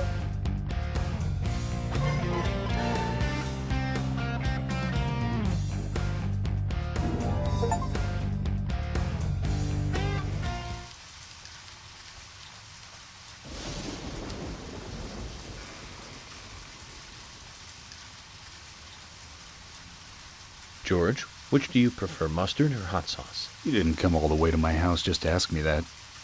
You don't have other things you should be doing? Of course I do. But I'm interested in you right now. Interested? Agent Morgan, look, my mother is sick. If it's not urgent, I'd rather we did this later. Is she very ill? Well, I have to say it. It doesn't look good. I'm sorry to hear that. Anything I can do? No, this is a private matter. Can't ask for your help. You know, back in D.C., people always came to me for personal advice. I'm here to help you if you let me. There's no need for that, Agent Morgan. Please. You need to abide by the rules, right? Okay, I get it. I didn't mean to invade into your private matters. Oh. George, I just thought you could use a friend who wasn't a dumbit. Back when I was a kid, my mother really liked this flower. Flower? Yes. Small flower. No name.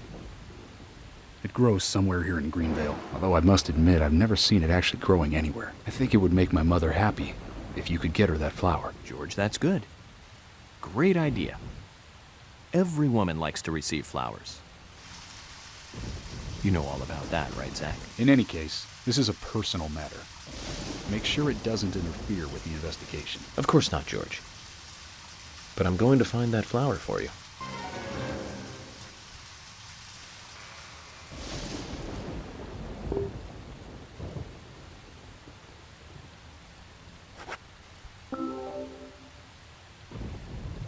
George, here it is. The nameless flower. Agent Morgan. No need to thank me. I did this on my own, during my private hours. Tell your mother I hope she gets well soon. Yeah, I'll do that. This'll make her feel at least a little better. I sure hope so. I really do.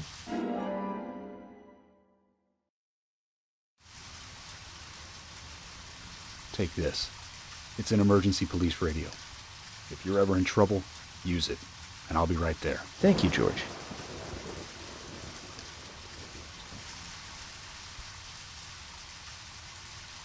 Now, Agent Morgan, don't take this the wrong way.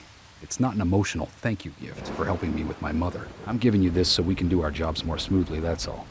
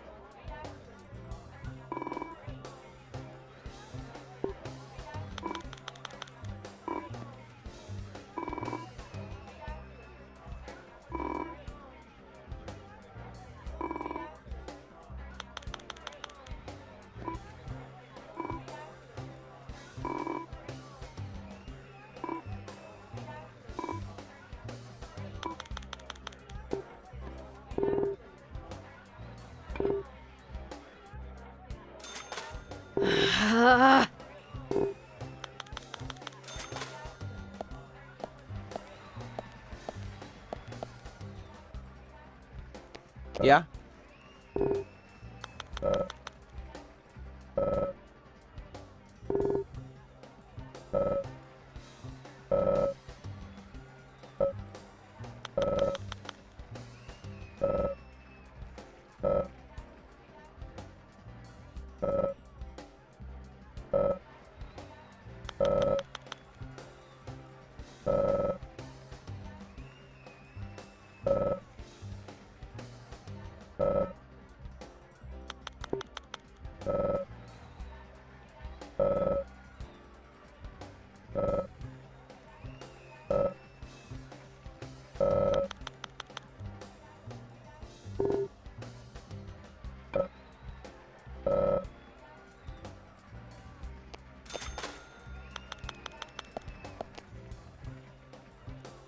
Yeah?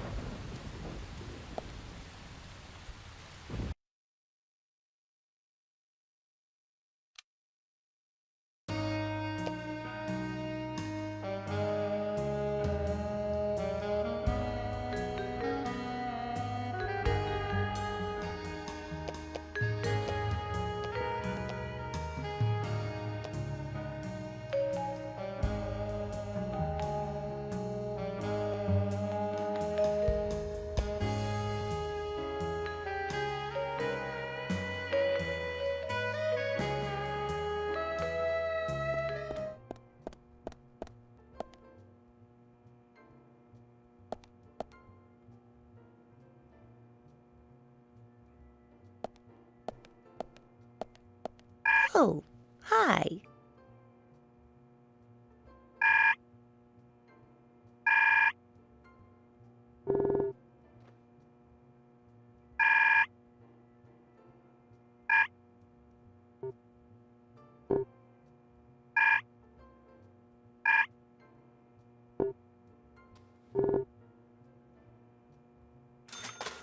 Oh, hi.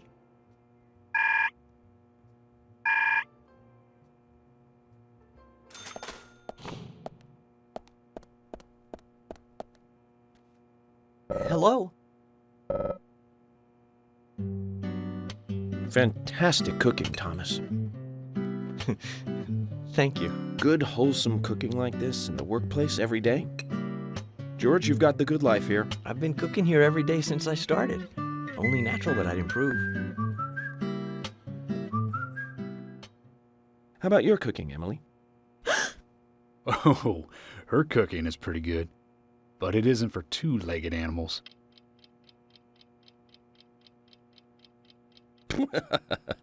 Oh, did you hear that, Zach? Not for two-legged animals. I'll have to remember that one.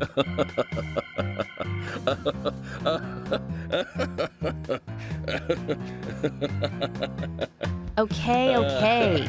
Finish up. We need to meet the twins over at the forest park. That's right. Agent Morgan, that's enough for today. Stop your giggling and let's get back on track. Yes, of course.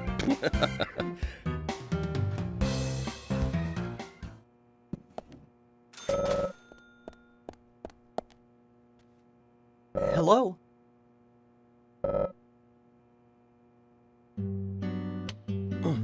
This turkey sandwich is amazing. So juicy, and the bread. The bread isn't oily at all. Incredible. Amazing how it isn't soggy. I know it's a small detail, but it's really important for a turkey sandwich. Thomas, what is your secret? Well, all I do is mix a little mayonnaise in with the butter before I spread it on the bread. I mean, that's all. So mayonnaise is your secret? I should be taking notes. Yes, otherwise you might mix in custard cream. Hey! Cut that out, George. Mayonnaise reminds me of a story, actually. Texas. A branch of a well-known fast food chain. A female customer requests some extra mayonnaise for her burger. The drone behind the counter tells her that they can't do that. So what happens next? The customer draws her firearm and blows the poor guy away. You must be kidding. Mayonnaise made her pull the trigger. Agent York, that's quite a leap from a conversation about sandwiches. Well, there's a moral to the story. Too much mayonnaise can get you killed. Gotta remember that.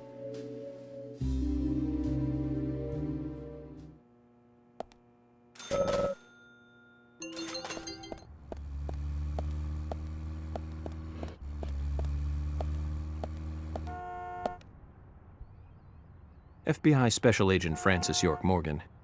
And you are? Lily Ingram. My husband owns a convenience store, and we have 2 sons.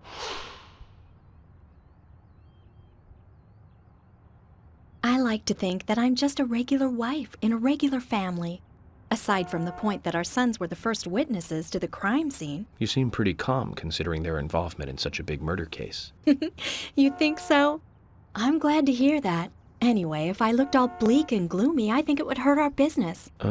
Agent Morgan, about that scar. Lily, please don't call me that. Call me York if you can. People have been calling me York for a long time. You're a silly one. No, not at all. I'm just a regular special agent. So what were you about to say, Lily? Huh? About my scar? I'm sorry. I seem to have forgotten. It's because you said something silly. I see. Well, if you remember anything important, just let me know. I will. I'll probably be making use of your store during my stay here, so I'll see you from time to time. Okay, I'll see you soon then. Hi there.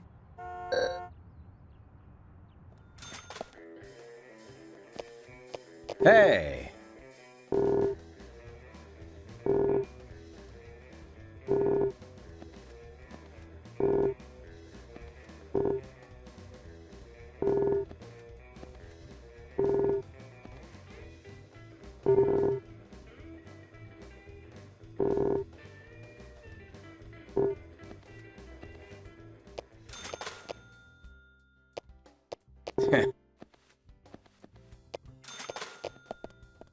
So, you're the talk of the town.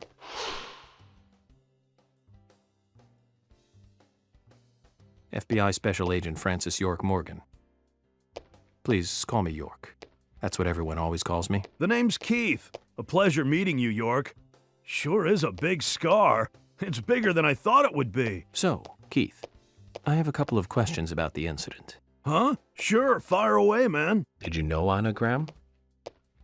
Yeah, of course, man. Poor little Anna. She was such a nice girl. I mean, what kind of sicko would do that to her? Well, I'm here to catch that sicko.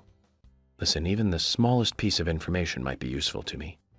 If there's anything you noticed or want to let me know, contact me. Okay, will do, bro. You got my cooperation, FBI. Another thing, I'll be frequenting your store during my stay here, so I'll see you around. Sure thing, bro. We got what you need, so drop in anytime. Hey, bro.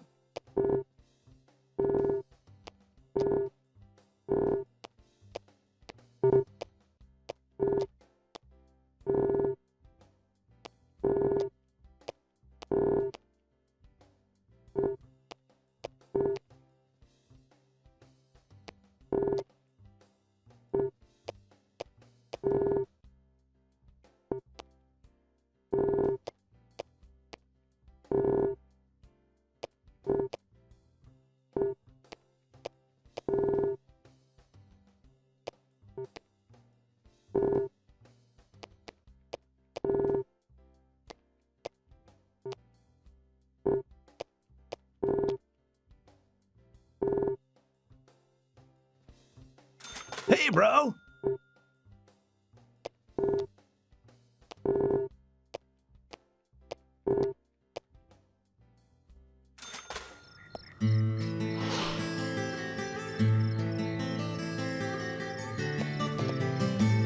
What are you playing at? You tell us to come here, and you keep us waiting. Is this the way the FBI treats their own people? Hello, George. I just had some things I had to do. You really are pushing it, you know that? I'm sorry if I upset you, but it was important stuff. To me, at least. That isn't the issue here.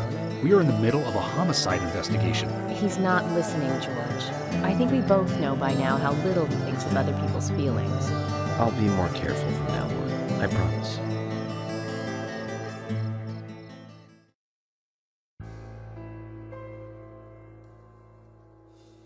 I'm FBI Special Agent Francis York Morgan. Please call me York. It's what everyone calls me. And you are Jim Green? That I am, son. I keep these woods.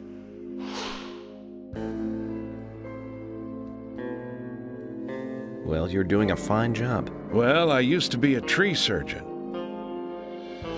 And these two discovered the body? Yes, my grandchildren, Isaac and Isaiah.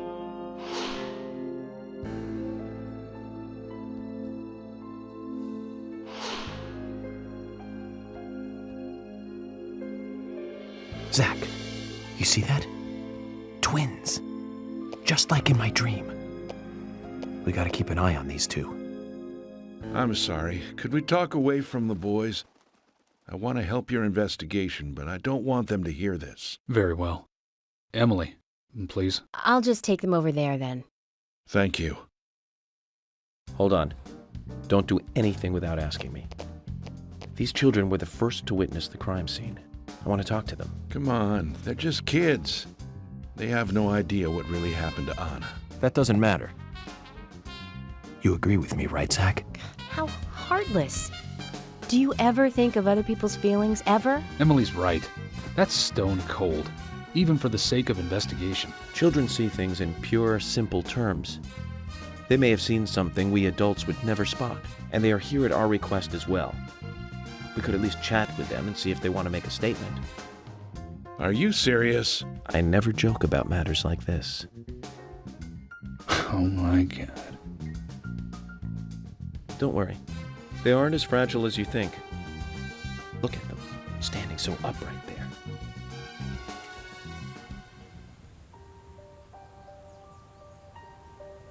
Now then, Isaiah, tell me, what did you find here? Anna, she was so pretty. She had a red dress on. Her hair was shining. Bright gold hair. There were lots of animals around her. Squirrels, weasels, and a snake. A real snake. We didn't know until then. But we know now. Anna was the fairy of the forest. She was a goddess. She smiled when she saw us. She looked so happy. That's right, Isaiah. She was a fairy. A goddess. I'm sure she is playing with those animals even now. Of course she is. Yeah, of course. Most useful information, boys. Well, Emily, you can take them now.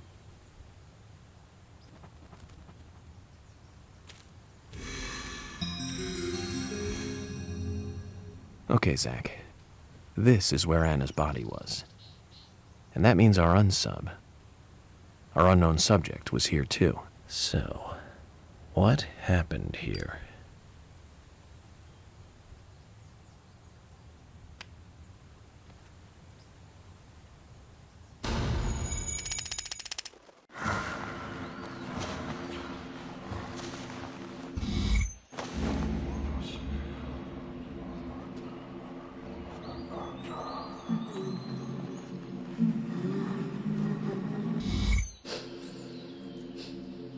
Anna. Ow! Crap! Jeez! I hate this. Why did it come to this?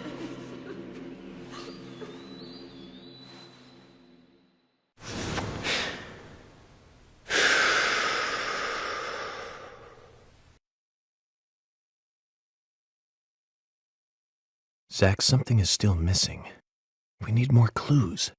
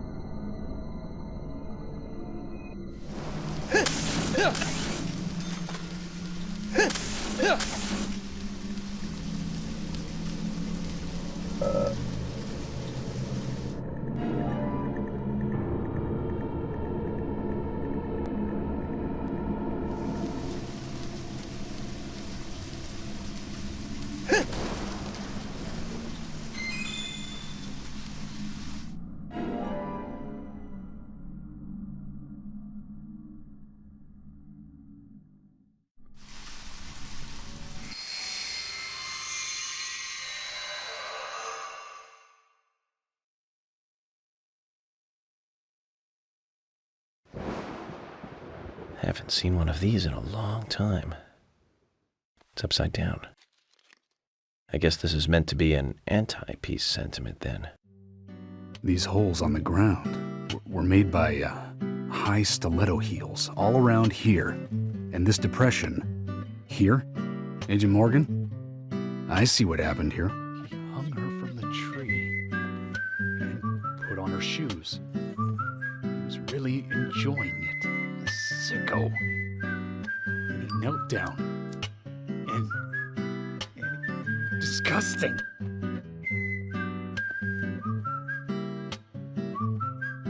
George, you certainly have a vivid imagination. An interesting theory. Don't you think, Zach? What was his name again? That Hollywood producer. That's right. Joel. We really ought to introduce George to him, Zach. Profiling is a little different from writing a screenplay, though. An idea being interesting doesn't make it fact. Let me enlighten you, George. The footprints reveal that one of the heels were missing from the shoes. And they're different from Anna's shoes that we saw at the office. Furthermore, there would be even more disgusting evidence if he did kneel and, well, do as you suggested. If you want proof, go ahead and try it for yourself.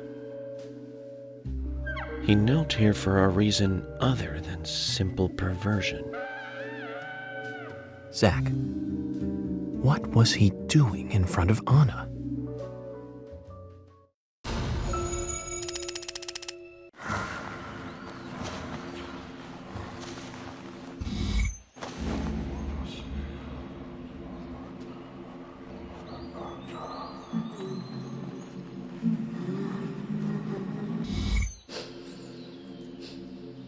Anna. Ow! Crap! Jeez! I hate this. Why did it come to this?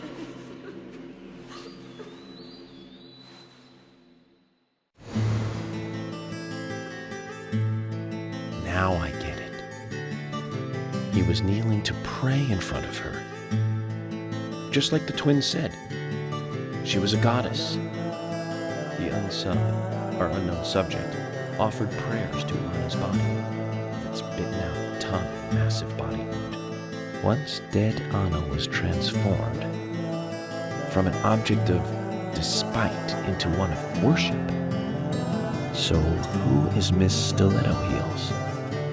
The steps are close coming up to the body, and then farther apart going away. There was a reason to hurry away then. That settles it then, George. Miss Stiletto Heels is a third party here. She's not the murderer. No one runs away from an object of worship. She could be another victim who was with Anna. Or perhaps an accomplice who fled for some reason. She is also one who took whatever it was Anna was holding on to in her hand. But why? Why did she leave her here? Only Miss Stiletto Heels knows the reason for that. She might know something about the man with the reversed peace mark, too.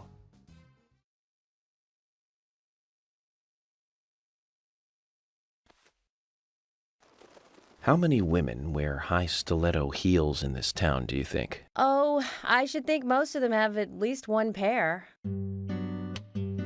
I do too, before you ask. But nobody would come all the way out here wearing them, except maybe one person.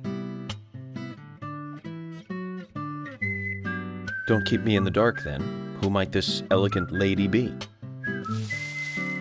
Diane, the owner of the art gallery. But she's out of town for a big art auction. I heard she'll be coming back in a couple days. Then we'll just have to give her a warm welcome home. A more immediate matter, then. Where in town can you find something like this? It should be a building that isn't used anymore, with either a lot of metal or metal machinery or something like that. The old lumber mill. Then it's time to really get this show on the road. Could you guide me to this perfect setting for extravagant murder? The lumber mill is pretty far from here. If that's where she was killed, why would the killer go to all the trouble of carrying her all the way here? I don't know yet. My profiling instincts tell me one thing is for sure, though. The unsub's personality is totally different before and after the crime. The unsub killed her in a brutal, horrifying way, and then displays powerful adoration after she's dead. Something close to love. That could well be the key to all this. I will say this, though, George. Profiling is a risky business. Of course, if the unsub planted those stiletto footprints himself, well then, everything I've just said falls apart. But there's no evidence that he left those stiletto footprints. I'm sure we have Miss Stiletto Heels to thank for those tracks. All I can do is deduce the unsub's feelings in light of the evidence, and carefully figure the unsub's MO, modus operandi, his way of thinking. It usually unveils something that a normal forensic analysis may overlook. That's my way of profiling. It's not for everyone, but it works for me. When I first joined the force, this lumber mill was still in full swing. It closed up right when I first moved here. And now it's totally abandoned. I presume so. I've never really been inside, so I don't know for sure, but it sure is run down. Deserted buildings are perfect for criminal hideouts and activities. I keep telling Harry to have the place torn down. Probably a little late for that. After all, it's already been used as the site of Anna's murder. We don't know that for sure yet, Agent Morgan.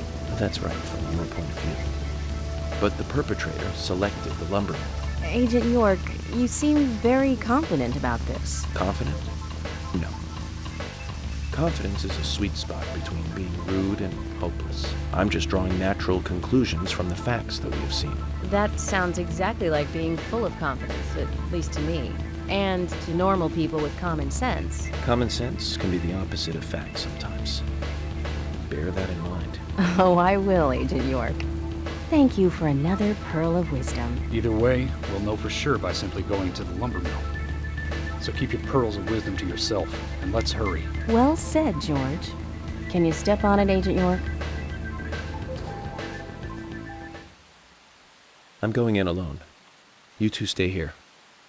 I can't concentrate on profiling with other people around me. Now hold on a minute. We're investigating this case together. Listen, I can't risk the crime scene being compromised by you two. What are you saying? You're not the only professional law enforcement officer here, Agent Morgan. We know how to secure a crime scene. I'm sorry. That was rude of me. But this is how I operate. Furthermore... Yes? Furthermore what? To me, the outsider FBI agent, every citizen of this town is a suspect. You two could be in on this whole thing for all I know. I have to keep suspects out of the crime scene. How can you say such a thing? Is he making fun of us? We should have left him behind and come here by ourselves. You're right. I've never been so insulted. I'm sorry, but I'm just doing my job.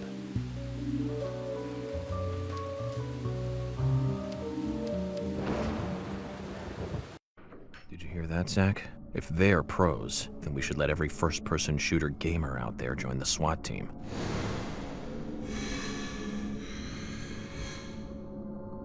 Zach, they're here.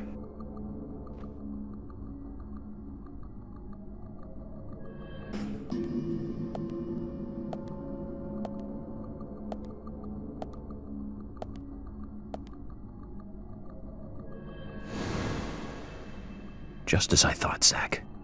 This is where Anna was killed.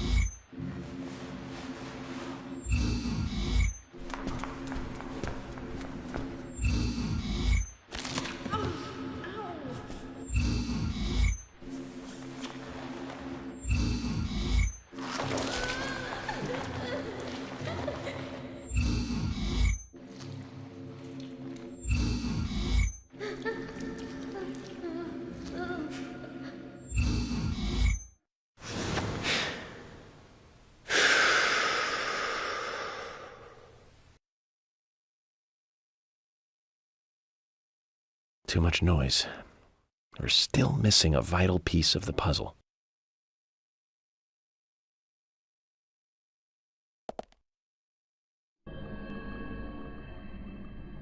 Zach, it's almost like an altar. Was the murder some kind of ritual?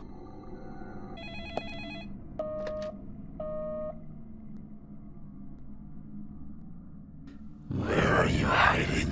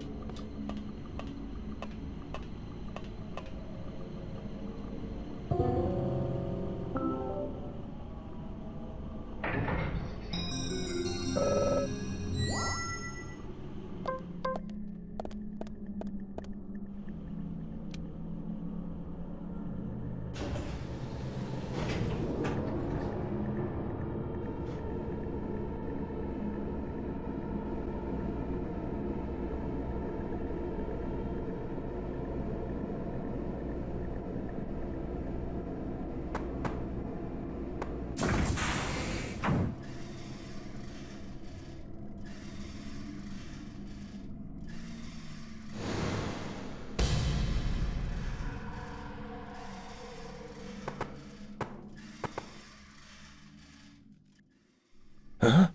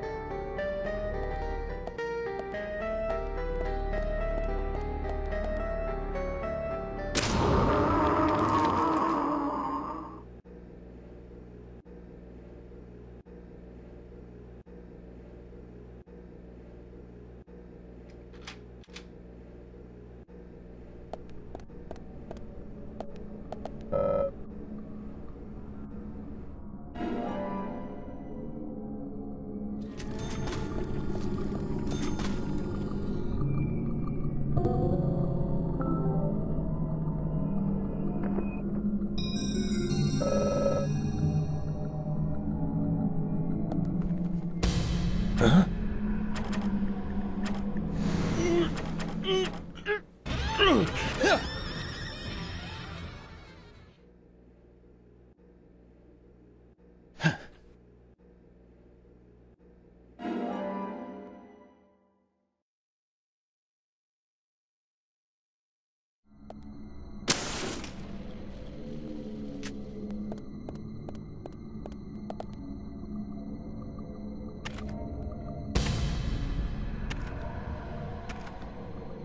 Huh?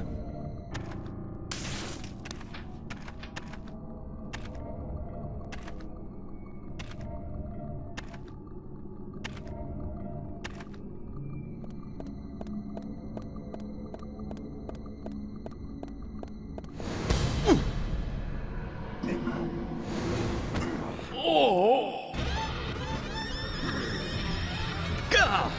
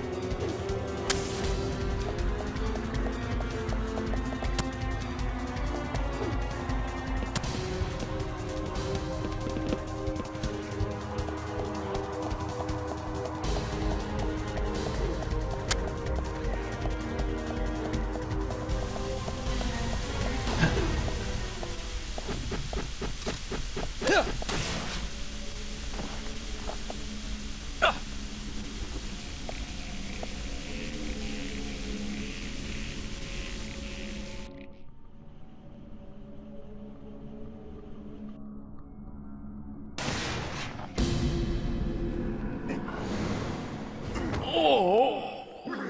Oh!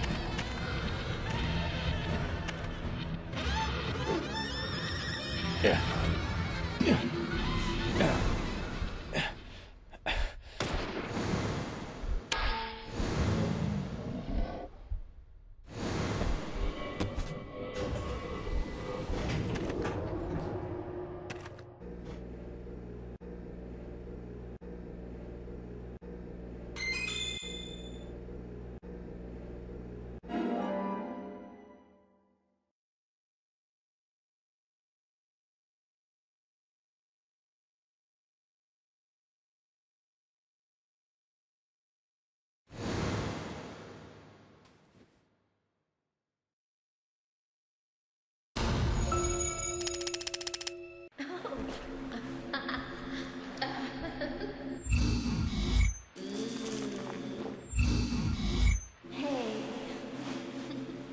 Come here.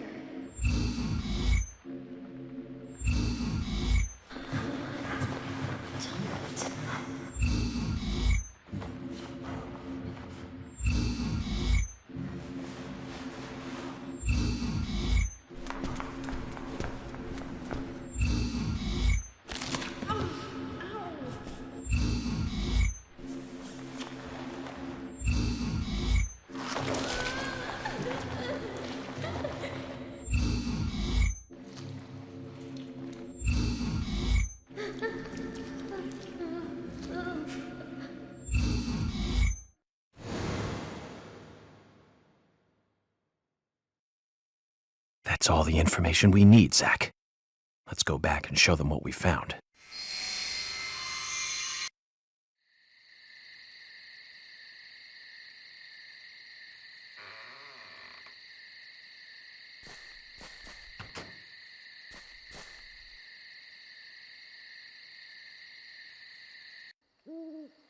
Have you seen any of these things before?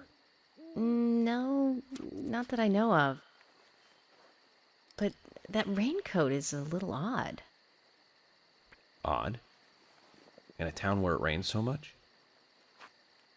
Well, the people here rarely go out in the rain. I moved here during high school, and I never really understood why. Can you shed some light on this, George? Oh, well, there's an old story, folklore. It's a fairy tale, to me. Something about a killer in a raincoat who appears on rainy nights.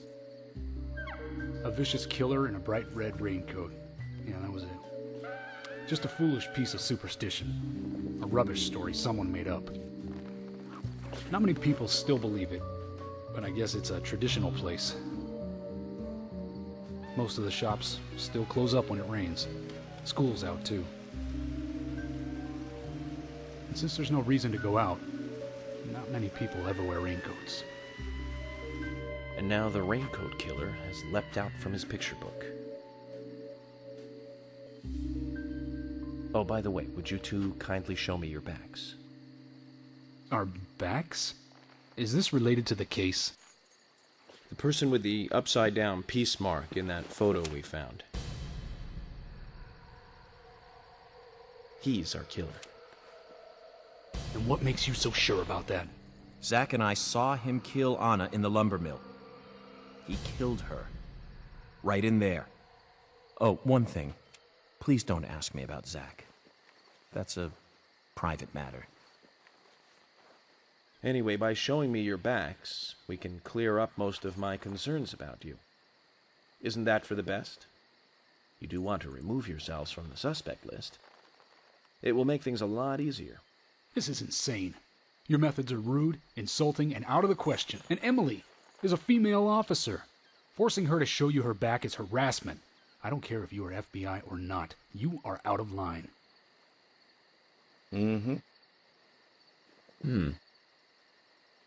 George, it's okay. Let's just show him and get it over with. Emily, Are you crazy? Look, we flash our backs and he'll start trusting us a little more.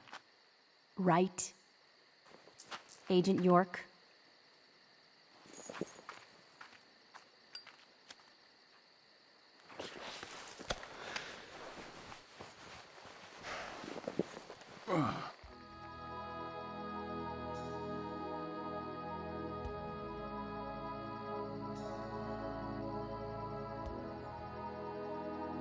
Are you satisfied now?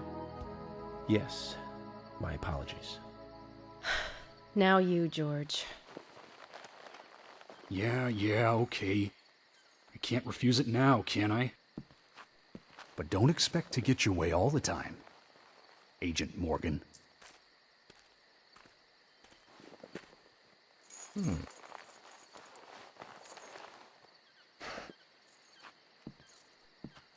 Huh? George!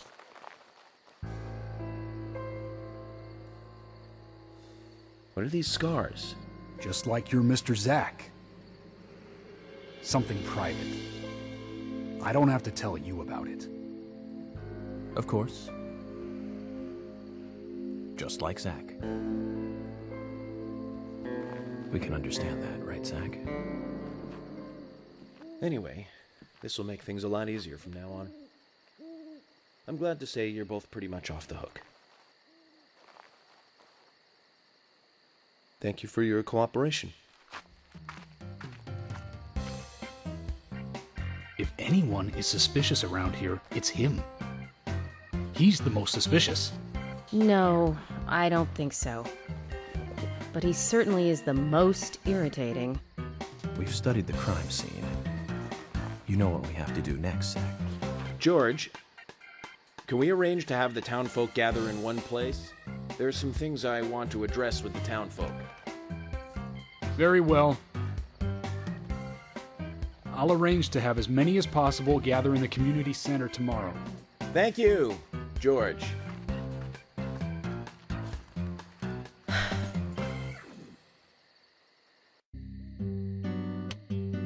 Welcome back, everyone. Thomas.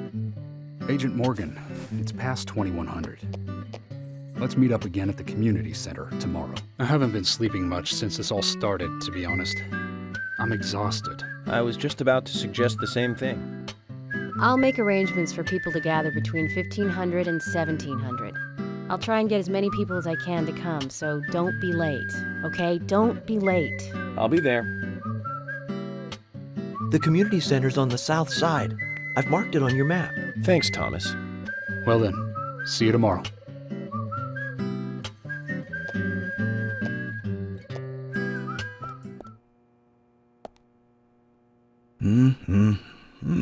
Usha, something on your mind? Oh, Agent. Just the person I wanted to see. I take it this isn't a chess problem. Is it something a little more serious? Oh yeah, it's serious. I just can't figure it out. Now you've snagged my interest. Tell me more then. It's a question, well, it's more like a riddle that Fiona gave me.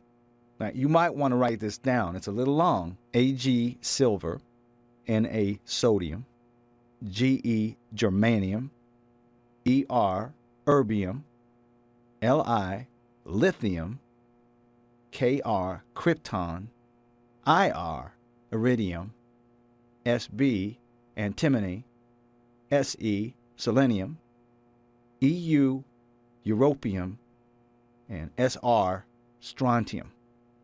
The elements love you, Doctor. What are these? Elements from the periodic table? Oh, that's right. I thought it was some chemistry problem, but that doesn't seem to be it at all. Please, if you can figure it out, you let me know, okay? Okay, Usha. I'll give it a shot. You let me know as soon as you figure it out.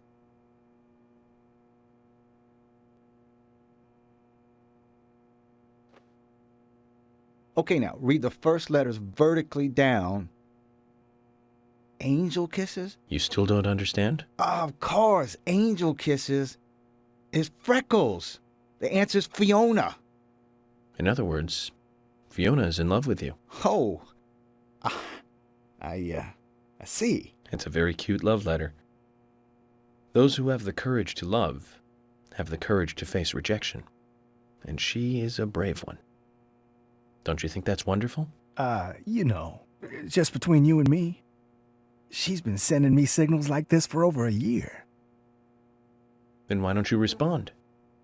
Is there something else you're interested in? No, there's no one else. I mean, don't get me wrong, I don't dislike Fiona, I don't know what to do. Usha, don't tell me you've... Yeah, that's right, I've never had a girlfriend before. Please now, don't tell a soul, promise. I won't do your autopsy if you tell. Usha, that's a fresh, new way of saying something horrible. Anyway, thank you for figuring this one out for me.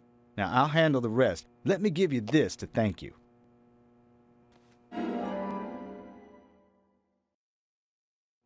Thanks, Usha. This'll help me keep it zipped, all right? Agent? Now, don't. Just kidding, Usha. Your secret dies with me. Hopefully in many years' time. Hello?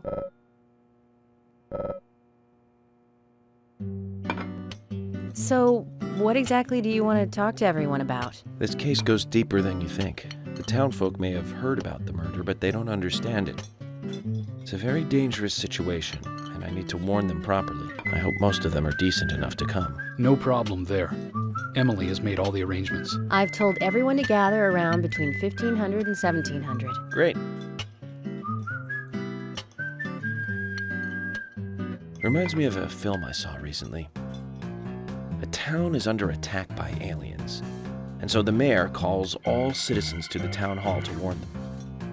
However, seeing this, the aliens attack the hall and wipe them all out together. Is that relevant, Agent York? The way they kill is fantastic. They used a combination of balloons and meat sauce for exploding heads. Those aliens start firing their death rays and heads start popping, like splat. Really quite something. Agent York, some of us are trying to eat here. I know, Emily, I'm one of them. Well, anyway, your cooking is the best, Thomas. Thank you. No problem.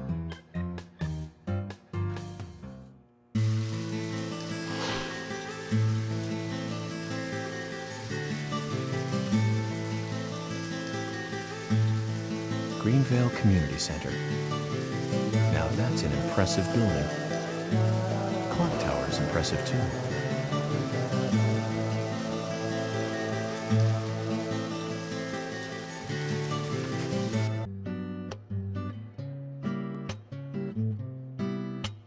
Zach, I haven't been on stage like this since elementary school. I'm not some tree in the wind this time either. That was a tough role. That was a piece of scenery. Bright red tree. Thank you all for coming today. Getting right down to business. Agent Morgan from the Federal Bureau of Investigations wishes to speak with you. Good afternoon. I'm Special Agent Francis York Morgan. Some of you are already aware by now of the tragic murder of Anna Graham. Truly a heinous, terrible crime. I've come to this town to solve the murder of this young, beautiful girl, and to bring the one responsible to justice.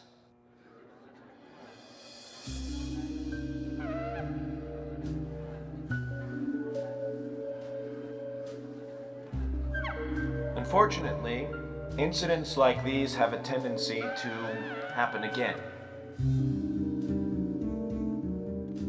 I asked to have you gathered here so I can share some advice in order to minimize the risk of further fatal incidents. Firstly, please, stay away from any dark, dangerous, isolated places. Those of you with children, especially of Anna's age, please, guide your children away from such places at all costs.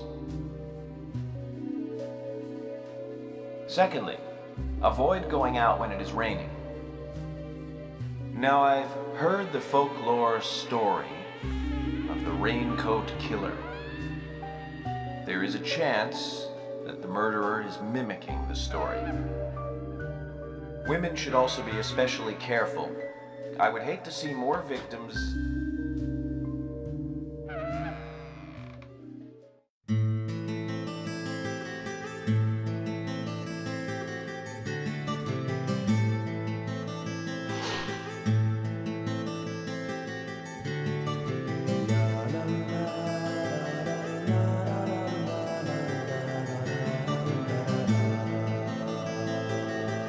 Who's the fashionably late one? That's Carol, Thomas's sister. She owns a bar. Thomas's sister.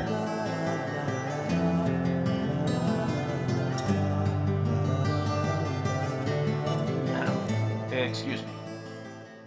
So, as I have said, avoid going outside when it is raining. Young women should be especially careful. Report anything or anyone suspicious immediately. The murderer will be caught and brought to justice. But you must all remain on guard until we do so. That's all I have to say. Thank you.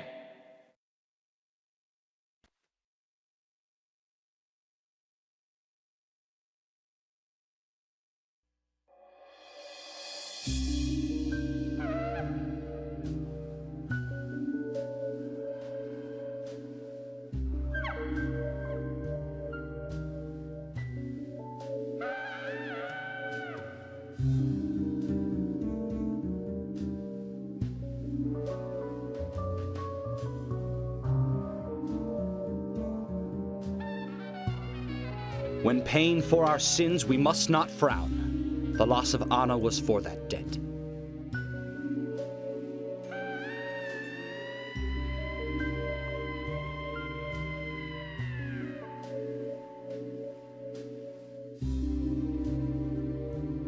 When purple fog covers our town, we'll all wander in hell, I fret. So says Mr. Stewart.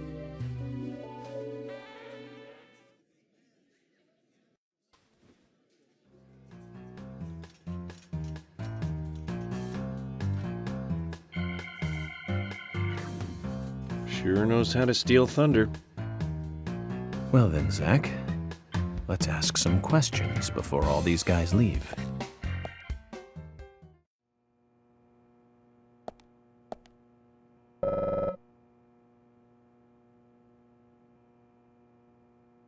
Agent Morgan, here's your chance to get to know some of the townsfolk. Don't let it go to waste.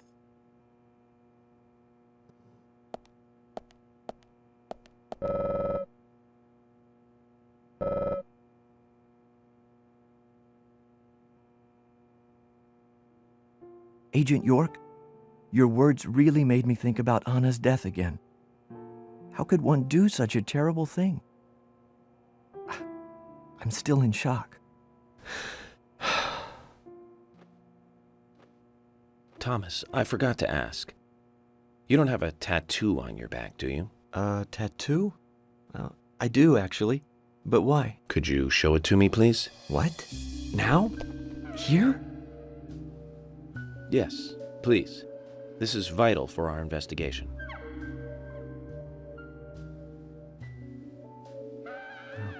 Okay, if it's gonna help you any.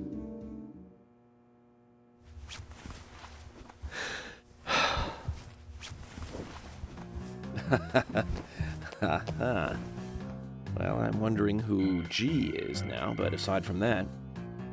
Did it tell you anything? It told me that you didn't kill Anna. Of course not. What are you saying?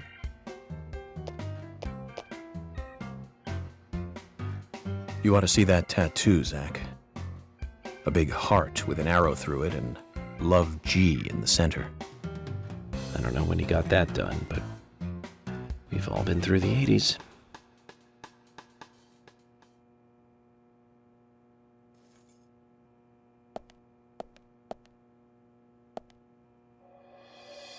Quite a performance. Mysterious and very poetic. But I don't think many of your audience appreciated it.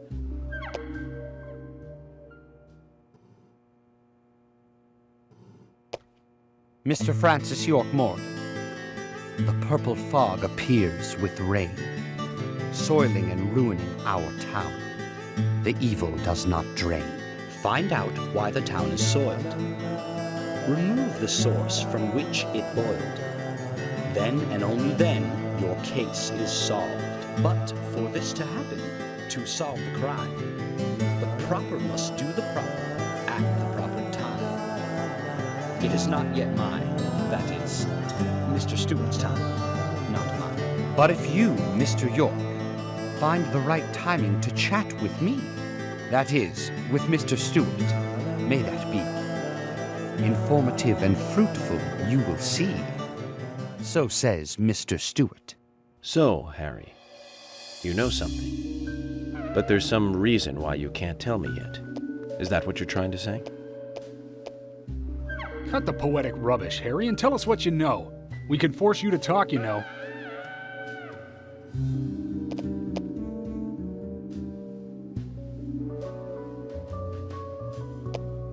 Mr. Francis York Morgan, pay close attention to the signs, the omens, and the premonitions.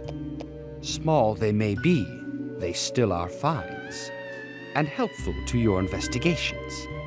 So says Mr. Stewart. Thanks for the warning, Harry. But don't worry. Me and Zach, we know what we're doing. Agent York, are you finished asking questions yet? When you're done, let me know. We'll all get dinner.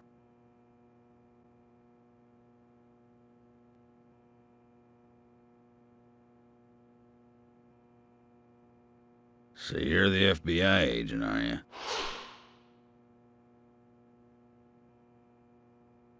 I'm FBI Special Agent Francis York Morgan.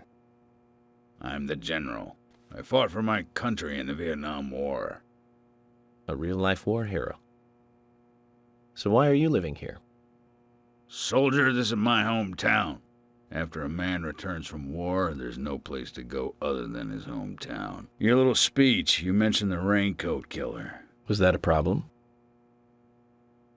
You imbecile. The raincoat killer's no myth, not mere folklore, not a fairy tale. It's based on actual events that happen in this town. It is. I'm interested. Can you tell me more about this? You kids today don't even know how to ask for something right. Soldier, if you want to hear more, you come to my office. He literally exudes raw power, Zach.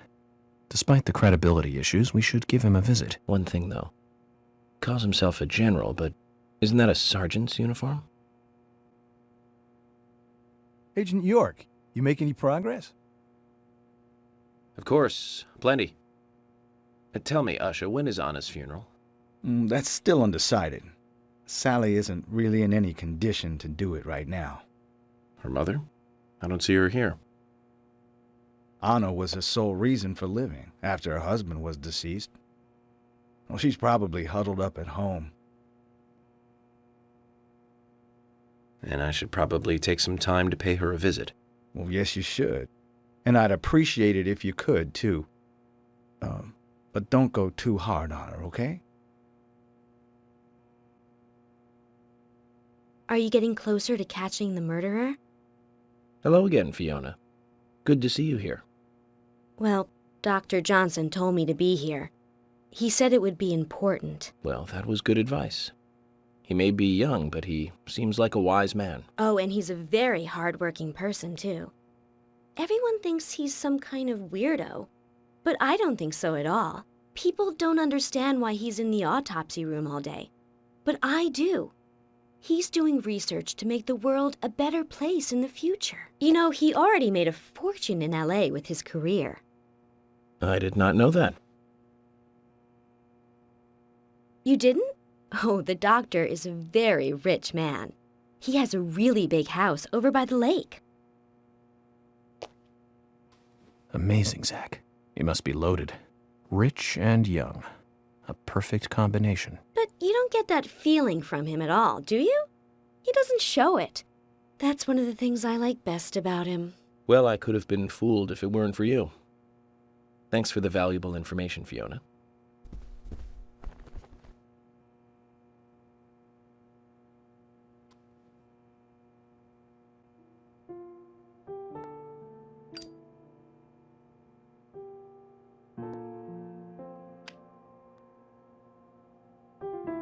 Anna was an airhead. What do you mean? Are you saying she was killed because she was an airhead? Or are you saying that she was an airhead for being killed? I'm sure she's still an airhead even in heaven. She changed her hair every day. If she lost a pound, she'd be ecstatic. Gain one, and she'd almost be in tears. She broke many, many plates every day at the diner, and she'd always have a smile on her face. Always having fun. Everyone looked at her and knew she was a cute, adorable, loving airhead. But they would be smiling right along with her. I wouldn't be surprised if the angels smiled with her too.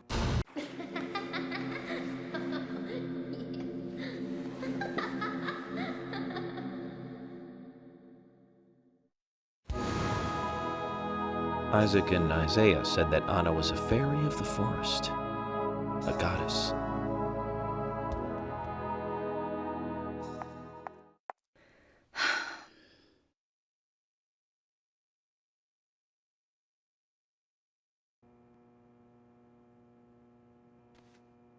Good evening, Agent.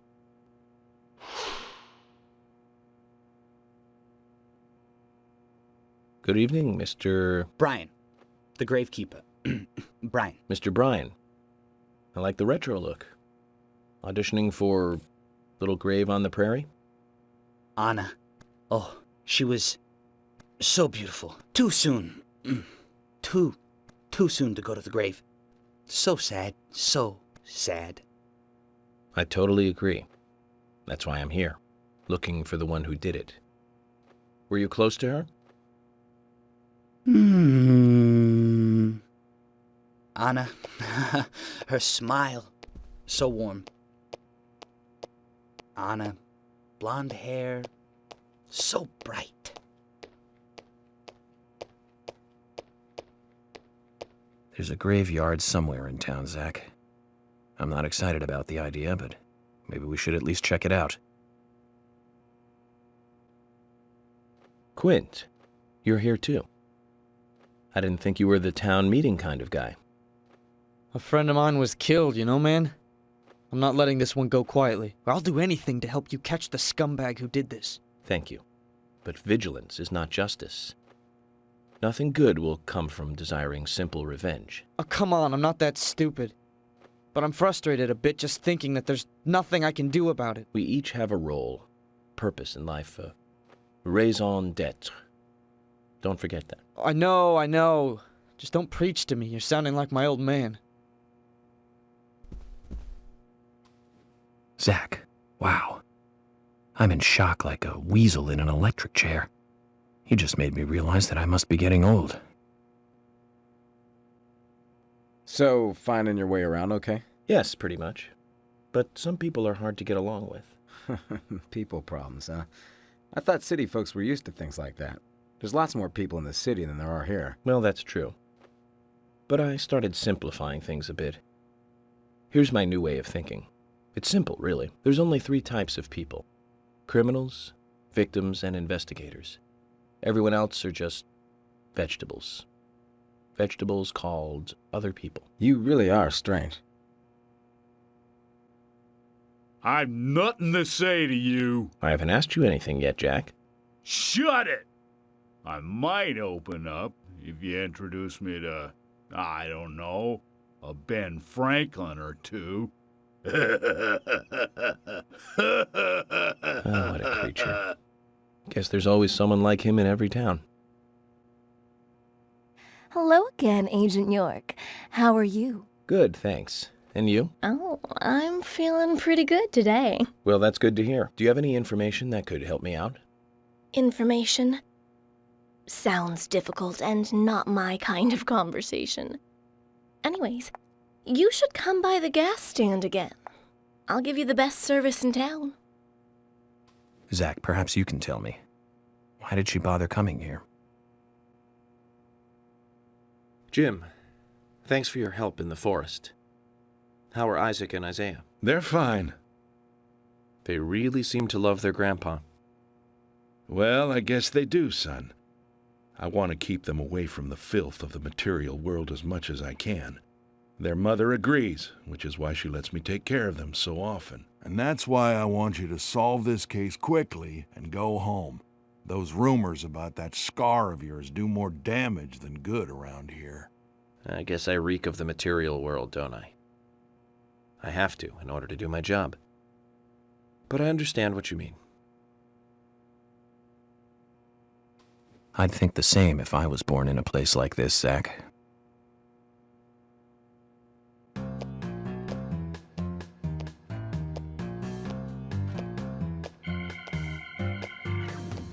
Oh my pot is getting cold.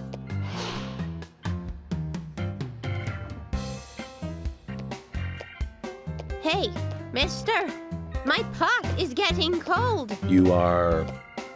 who? What are you saying? I'm Sigourney.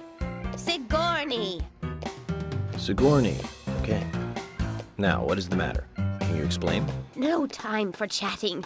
I need to hurry. My pot is getting colder. Oh, you're useless. Zach, we've met all sorts today, but really, she takes the cake. Amazing. Mr. Morgan, you're quite an impressive public speaker. Really? Thank you, Polly. You reminded me a little of a play I saw when I was younger. What kind of play? I'm talking about back when this place was still called the Mercury Theater. When I was young, I used to come here often with my husband. God rest his soul. We'd come on the weekend to see the latest play. He'd always pretend to be uninterested, but I could tell he was excited inside. He was just one of those kind of guys, really, thinking about it now. Really, Polly? So what's your favorite play? Oh, well, I like so many. There was one in particular, but I can't recall the name anymore. Oh, it was a very famous one, too. Something by Shakespeare? Oh,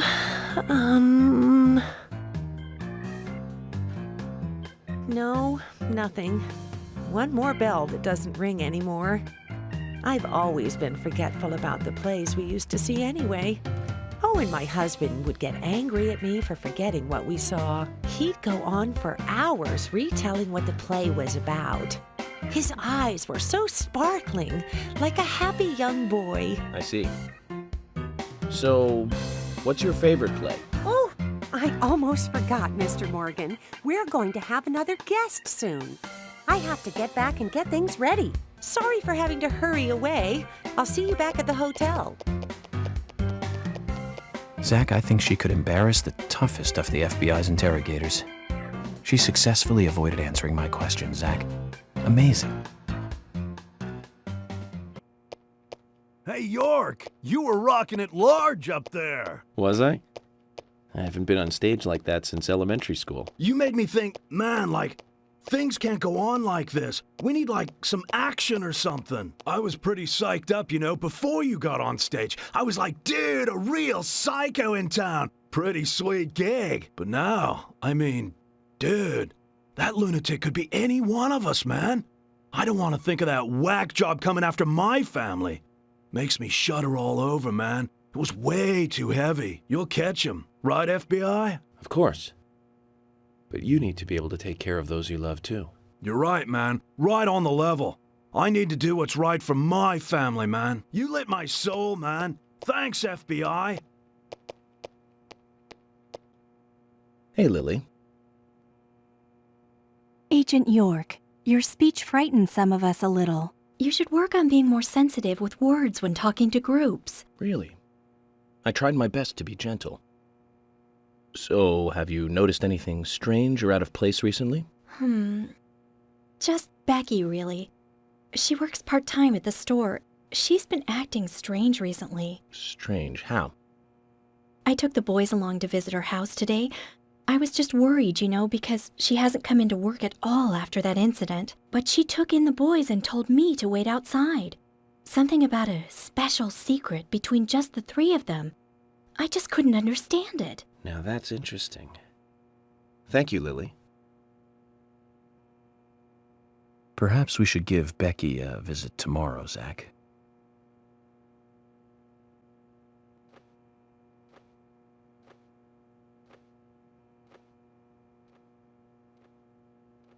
I'm U.S. Special Agent Francis York Morgan. I presume you are the owner of the diner that Anna worked at? That's right.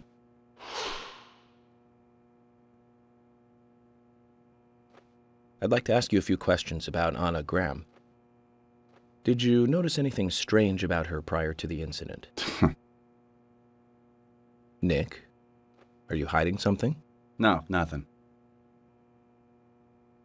You sure? I'm sorry, but I don't like repeating myself.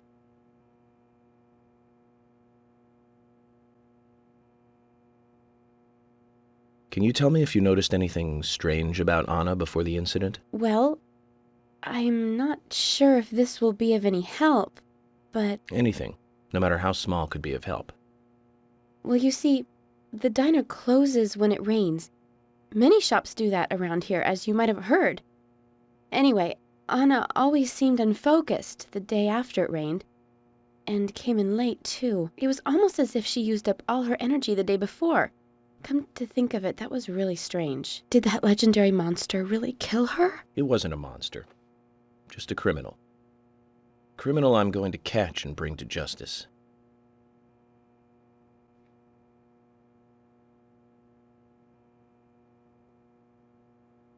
I'm FBI Special Agent Francis York Morgan. Please, call me York. Wesley, owner of the gun store called Panda Bear. People around here call me the gunsmith.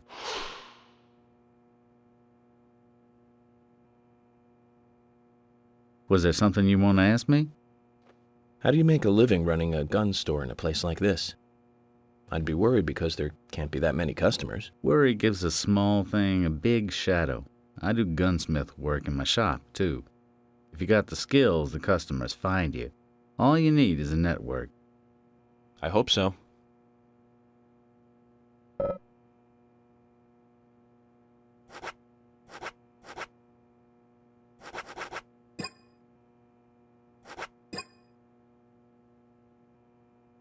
You've got quite a selection here. No wonder people come from all around. Even today, a customer paid me to go to Seattle for some help. I just got back. I see. Well, I'll be sure to visit your store sometime. I'd like for you to take a look at my gun. Understood. Look forward to it. The shop will be open again tomorrow. It's usually open from 2000 to 0600. See you then. Agent Morgan, I'd like to let everyone go home now. Let's go outside.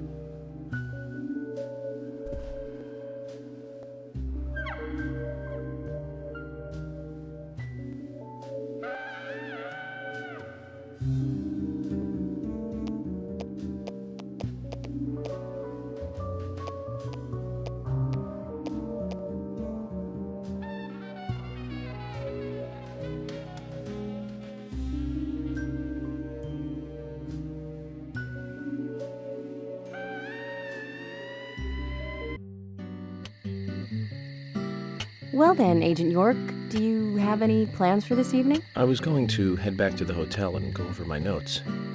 I need to contact HQ and give a progress report, too. Okay, then let's call it a day here.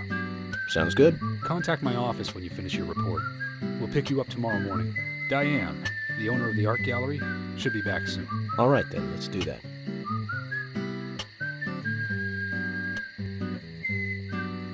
Hold on, Agent York. We're going out to eat at Nick's Diner. Would you like to come with us? The diner. That might be nice. Thomas is a great cook, but Nick is the real deal.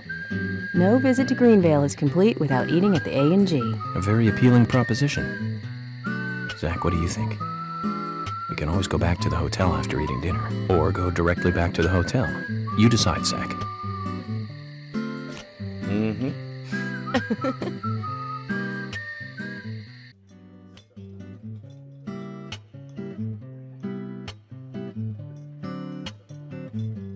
I've been sheriff here for a long time now, and this is the worst murder I've ever seen. Our town is a little odd in some ways, but it's usually a peaceful place. We had our fair share of cases, but just the regular stuff. A high school kid shoplifting from the milk barn, maybe? Or some hot-headed kids fighting, fueled on liquor? Nothing more than that. Agent York, what kind of cases have you dealt with in the past? Not much different from those you've just mentioned. The case I was on until last month, well, the guy killed 7 girls in a 3-month period. He sawed their heads off from the neck and took them back to his house. He cleaned the skulls up and used them as utensils in his daily life, to eat from or as a urine cup. He hated women. That was his way of dealing with it. He'd fill skulls with ice, cola, and rum, and he'd down it in one gulp. For him, that was a holy ritual. The question of his mental state was the pivotal point in the court case. Oh, man. For me, he was insane. 100%. Drinking from the skulls, well, that is one thing, but those he had used to relieve himself, he would then just use them to drink from, too. Yeah, that was too much for me. It's just not sanitary. Not sanitary. That's probably not the problem for most of us. What else? Ah, yes. An ingenious law school student raped over 800 victims. That was a nasty one. Thank you, Agent York. Now, let's talk about something else. You don't want to hear anymore? That's a shame, isn't it, Zach? I was just about to get to the good part, too. Sounds like you live in a totally different world. I mean, you're like an elite agent who just jumped out from a movie or something. In your eyes, we must look like we're just playing cops and robbers. Ugh, I give up. I can't compete with you. Don't say that, Emily. The cases you have solved are all full-fledged crimes. A crime is a crime. Size doesn't matter. There is no big and small. Crimes always have a criminal and a victim. No victim will ever welcome a crime, no matter what its size. So, fundamentally, there is no difference in size. Well said, Agent Morgan. We work day and night to preserve peace and order in this town. You understand that, right? Of course, but still, I don't view shoplifting and Anna's murder as the same level of crime.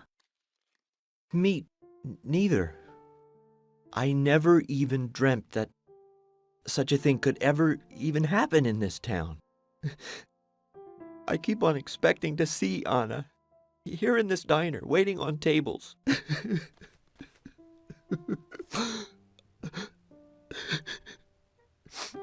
Excuse us, Agent Morgan. We should have made dinner a more uplifting experience. Let's call it a night. Okay. Good night, then.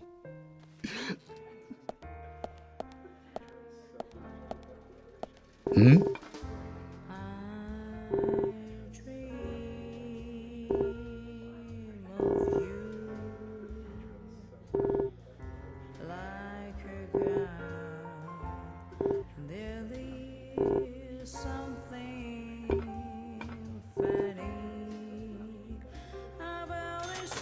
Hmm?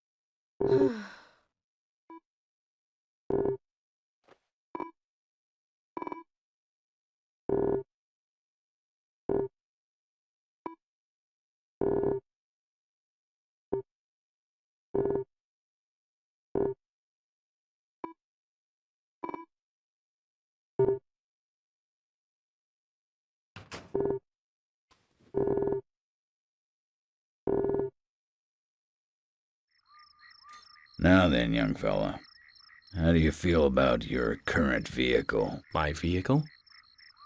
It's a piece of crap, but I'm not here to talk about that. Then how about a little treasure hunt? Listen up, young man. My junkyard is actually a mountain of treasure. All kinds of treasure lies in those mountains of junk. The problem is, there's so many, I've lost track of where everything is.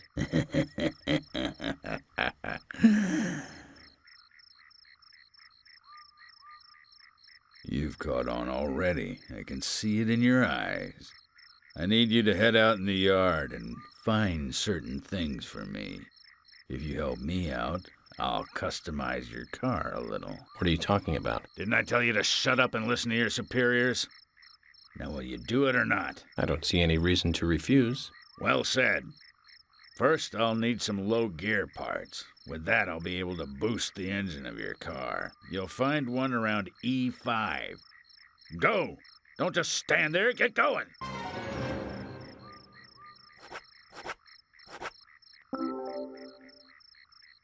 This is it. This will save your life someday, son. You sure know how to exaggerate. You imbecile. Engine boost is vital for bringing back soldiers alive from war. Engine boost? Of course. Engine boost is the basis of everything. Let me tell you a war story, son. I was leading my unit at the very front line. Things were bad, and sanitary conditions were worse. Endless guerrilla attacks were stripping us of our manpower. Everyone was tired to their limits. There was one sergeant who really rubbed me the wrong way. The boys like to call him Crybaby Timothy. He really gave me headaches, I can tell you. How? Just by breathing. His posture was bad. He was weak, slow, easily distracted. I have no idea who thought he was capable of combat in a war zone. He endangered the lives of every member of the unit. Stomach pains. The worst stomach ache ever. Every one of us. It was just cooking. He was using food that was contaminated. I flew into the dugout toilet like an Apache chopper returning to base. I have to tell you, it was a close call. My engine was boosting. And that's what got me there safely, right in the nick of time. What happened to the unit? You really want to know? It was a terrible sight.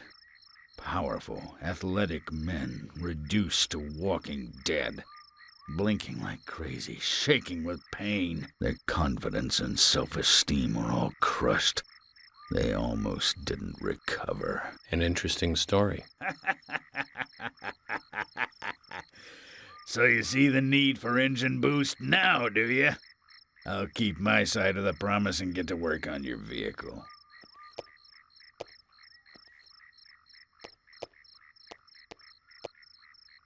That badge on him is for a sergeant. Looks like it was sewn on something else before it was sewn onto his shirt. I wonder what that's all about.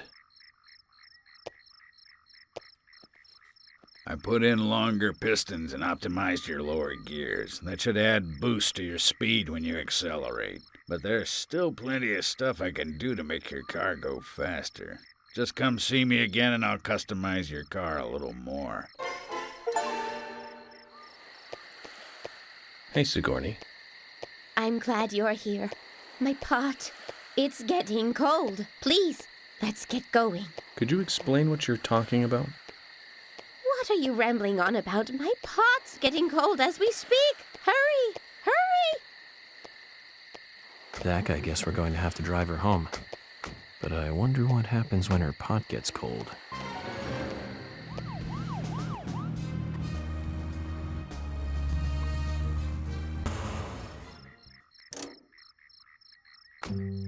Oh, thanks to you, my pot is still warm. I'm glad to hear that. Don't get so excited, will you? Keep your voice down. What, are you going to tell me a secret?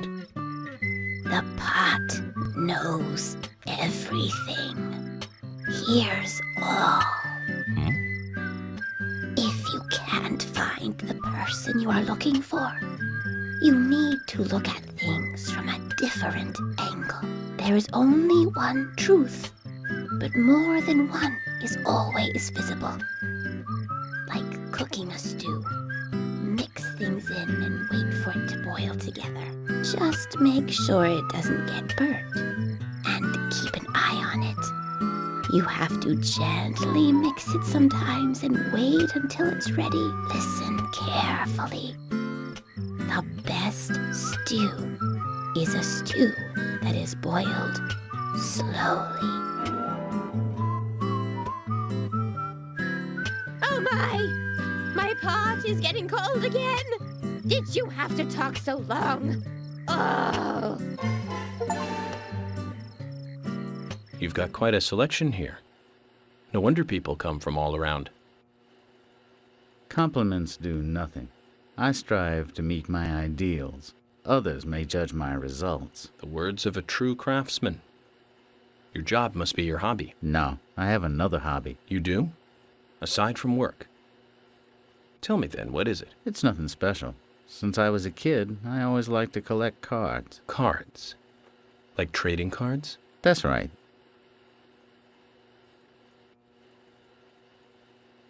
That reminds me. I got this one after I came to this town.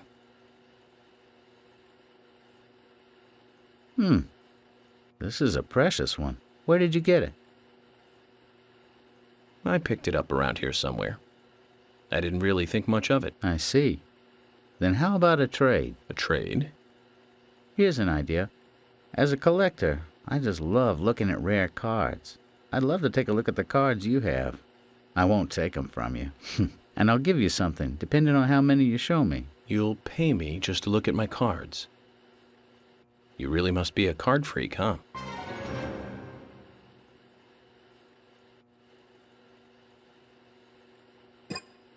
Will you show me your cards?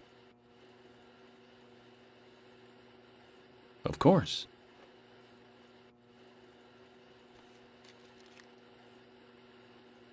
You've got more than 8. I've never seen any of them before. I appreciate you showing them to me. Here's a little something, as promised. If you find any new cards, come show them to me, will you?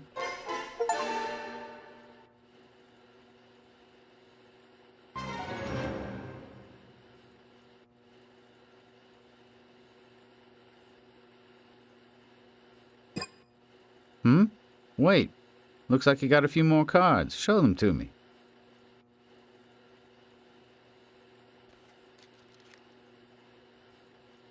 Looks like you have more than 16 here. That's very impressive. I appreciate you showing them to me. Here's a little something, as promised. Hold on to it, okay? If you find any new cards, come show them to me, will you?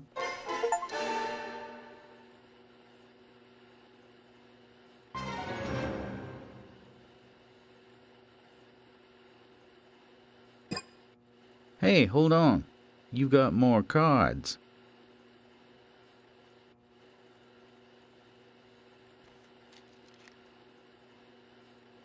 More than 32, actually. How did you find so many all at once? I appreciate you showing them to me. Here's a little something, as promised. That'll give you more life when you wear it. Hold on to it, okay? If you find any new cards, come show them to me, will you?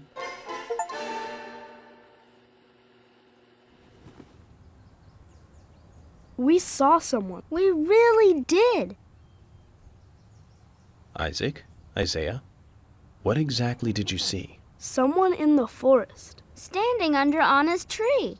Not a goddess. A little different. A ghost? Yeah, maybe it was a ghost. Ghost? What makes you think that? We found this on the ground there. Would a ghost drop this?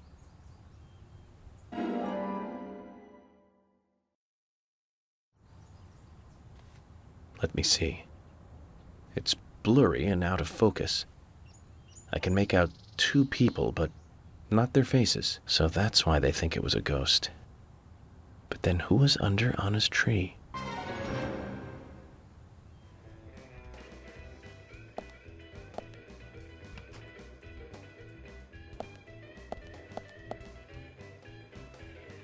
You always look like a busybody. Is the job working you that hard? It's not so bad, hon. I've gotten used to it now, really. You seem to be taking it easy. Sometimes it's important to take a laid-back approach. Pressing forward too quickly can be a recipe for disaster. You're being silly. Oh, yeah. Hun, if you have time on your hands, can I ask you a favor? Such as? Nothing major. It's just our storage room is a total mess. Keith just makes it worse every time he tries to clean it up. And I can't move the heavy boxes in there. I used to ask my father to help us out, but, well, he's not that young anymore. Of course, I'll give you something in return. If you tidy the place up, I'll give you this. What's that? A bronze card. It's a discount card for the milk barn. You'll be able to buy things cheaper with this. I think it'll help you lower your investigation expenses. So you're saying that helping you out will ultimately help the investigation. Zach, what do you think? I don't mind if you want to help her. Thank you, hun. The storage room is this way.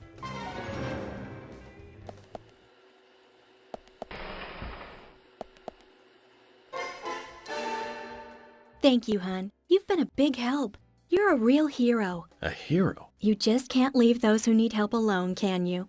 I can tell you know, hun. You're that kind of guy. Anyway, here's your reward, hun. You've earned it. We'll give you a discount from your next purchase. Thank you, Lily. We'd better be careful not to get carried away and overspend, Zach. Agent York, you're a good person. My father doesn't seem to appreciate you yet, but I do. And I'm sure Keith and the boys feel the same. Come by anytime, okay?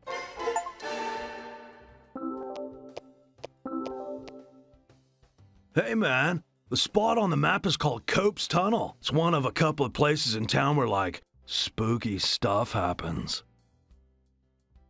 I'll tell you a story, okay, man? But, don't go spreading it around. The spirits, they don't like publicity.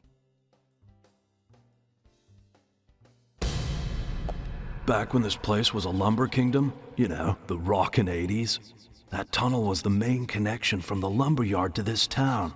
Every day, huge trailers would, like, come in and out. Lots of traffic, dude. Of course, some people were, like, all up in arms. Save our nature, stop pollution, you know. Big business was pushing in here from all over the US of A. Everyone was bickering over the forest. So some of the town people got even more worked up, you know? They started a protest inside the tunnel itself. I guess maybe that was the start of all the bad times. Bad times? Oh yeah, man. Rough stuff and heavy times, man. The conservationists and the lumber workers faced off with each other. Neither side was backing down, and that made things worse.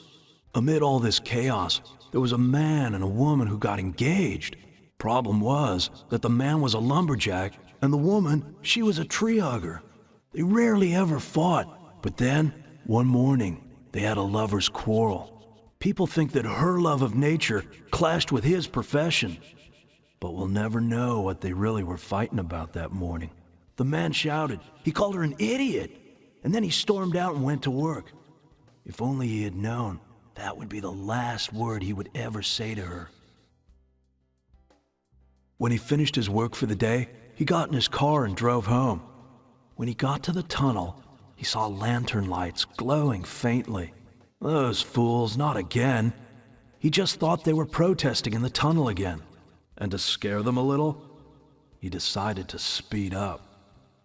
He probably thought they'd all scatter so he wouldn't hit them, but the lights didn't move. In fact, one came toward him.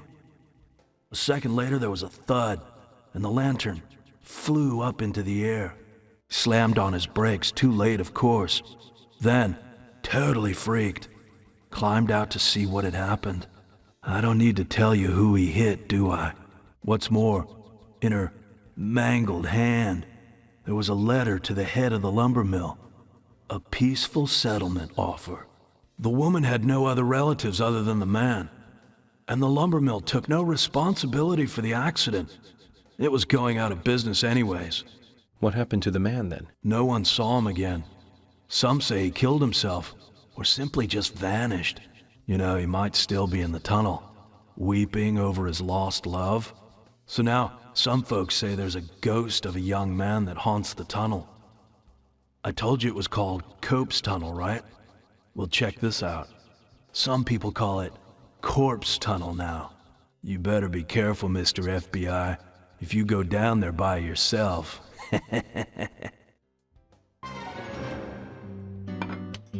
Agent York, have you ever eaten sushi? It's Japanese. Sushi? Yes, many times. I visit a sushi bar almost every day when I work in New York. I really like sushi. I ate it for the first time the other day. It does taste good, doesn't it? I believe it's a dish that even I could make. What? Sushi? That's raw fish on top of rice, right? What the hell is there to really like about that? I don't see what's so good about it. Then why don't you try it sometime? It really is delicious. What kind of topping do you like, Agent York? I think I like salmon the best. Yes, a nice fatty piece of salmon is always nice. I like tuna too. Impressive, Thomas. But then I'd expect no less. Now, tuna is a great choice. Simple and plain, easy to eat. I like lobster best, I think. Its texture when raw is simply fantastic. Salmon, tuna, and now lobster? You eat all these raw? I can't believe it. There must be a more tastier topping than that. Oh, yeah? Well, what would work for you? Tell me, George, what kind of sushi topping would you like? Okay, hold on a moment.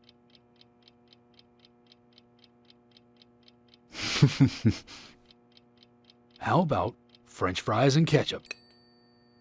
Oh, disgusting. I'd never eat that. I take it you agree? Well, George, how about pineapple?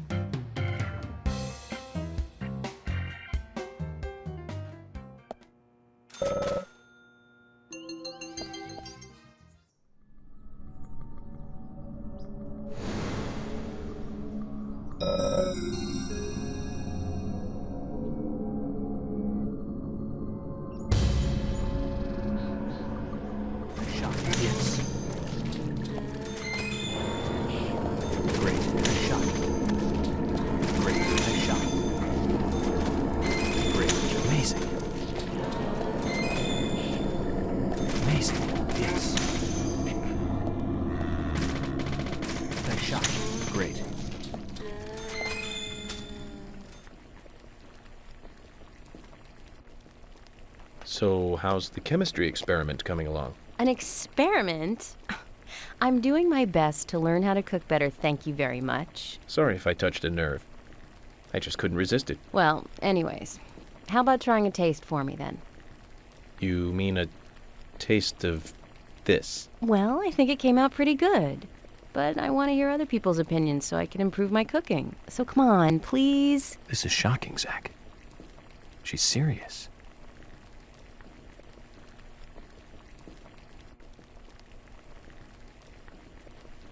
So, what do you think? Come on, tell me. It isn't entirely inedible. What's the best way of saying that then, Zach? Ah, of course. It tastes like a nice try. Emily, no need to get so depressed. This dish just needs one more ingredient. You need a certain fermented dairy product, and this will be perfect. A dairy product? What? If we get the chance, Zach and I will bring it to you. Then we can mix it in, and I'll try it again, okay? What do you say? Thank you, Agent York. I won't get my hopes up too high, but I'll be here. Emily, the answer is cheese. Cheese?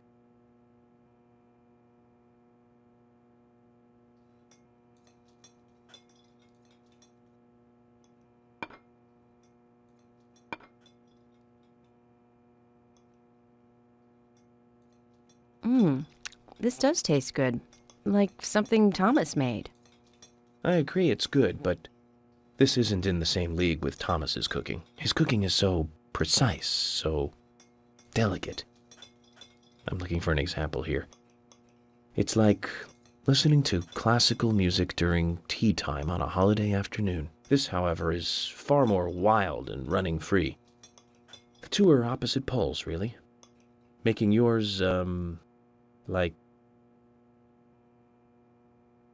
Anyway, both are edible, and that's the point I'm trying to make.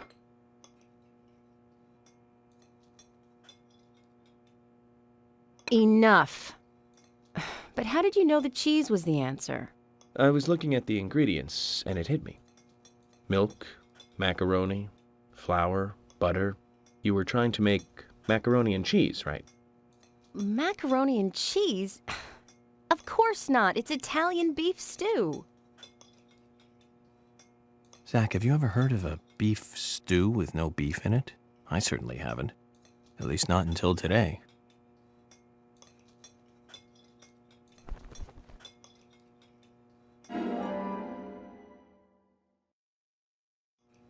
Agent York. Sure, it wasn't perfect, but I'm glad I managed to make something edible. Here's a little something to say thank you for your help.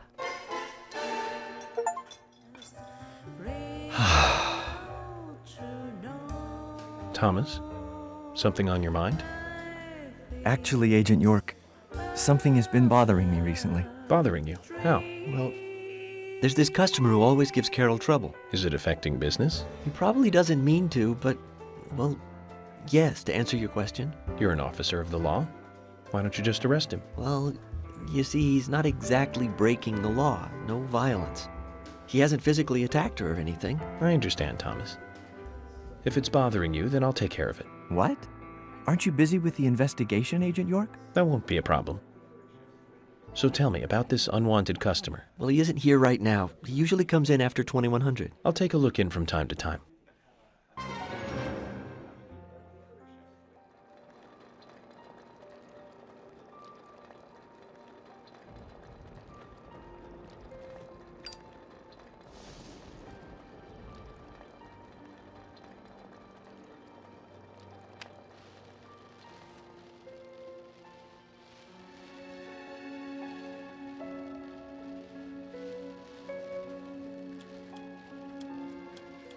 Okay then, Zach.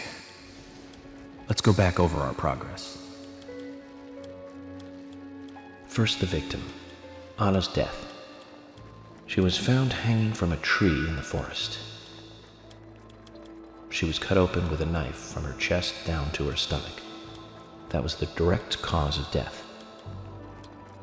The strangulation marks and skull fracture were caused after death. Her tongue was also bit off, and I found something inside her mouth. Do you remember what that was, Zach?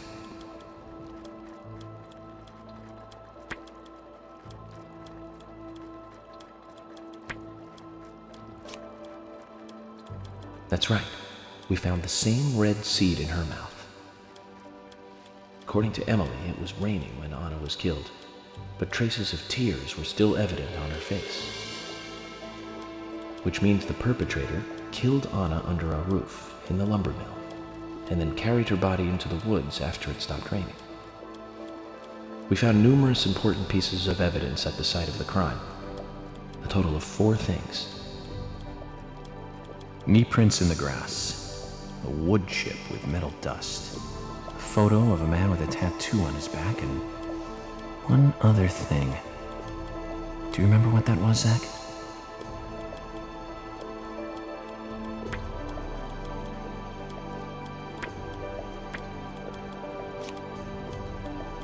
That's right, a broken stiletto heel. Aligning this with the other evidence suggests that 2 people came into contact with Anna's body prior to it being discovered by us. Those being the perpetrator who killed Anna and Miss Stiletto Heel. There is also the possibility that a third party carried Anna to the woods. That means we could be dealing with 3 people. 2 or 3 people. In any case, Miss Stiletto Heel may have vital information. We need to find her next. We didn't use forensic methods, but we're still closing in on the criminal.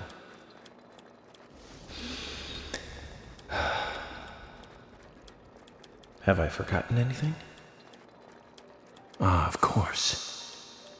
The marks on her hand tell us that Anna was gripping something when she died. Do you remember that, Zach? What do you think she was holding on to?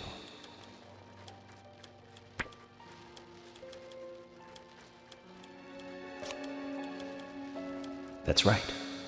A round object. The marks on her hand suggest a peace mark.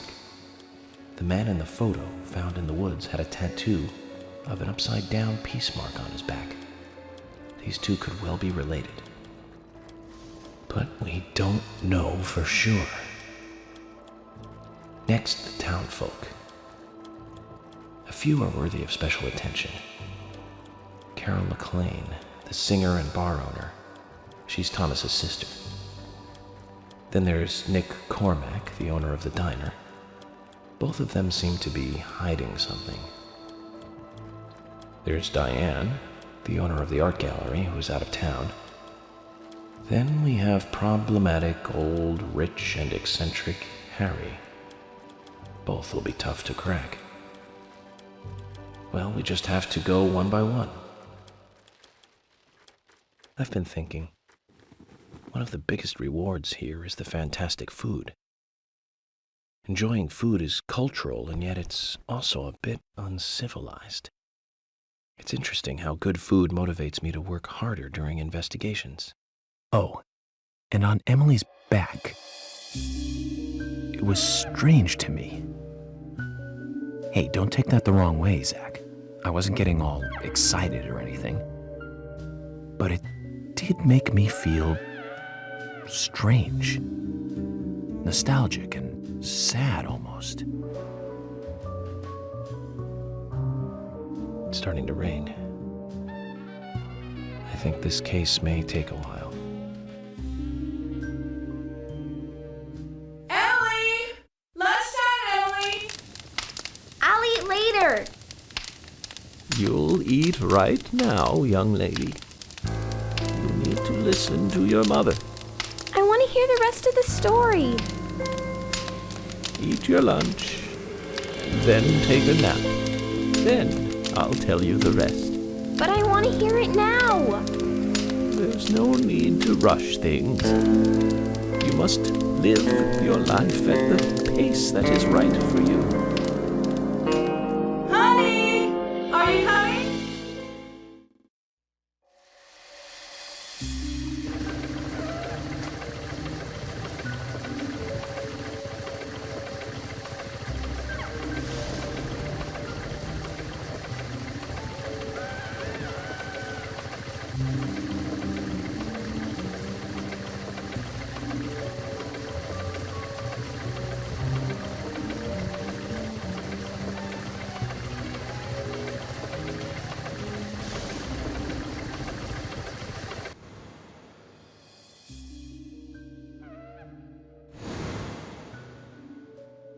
Are you thirsty? You must be very thirsty. You only take milk with your coffee? Coffee with milk, that's all.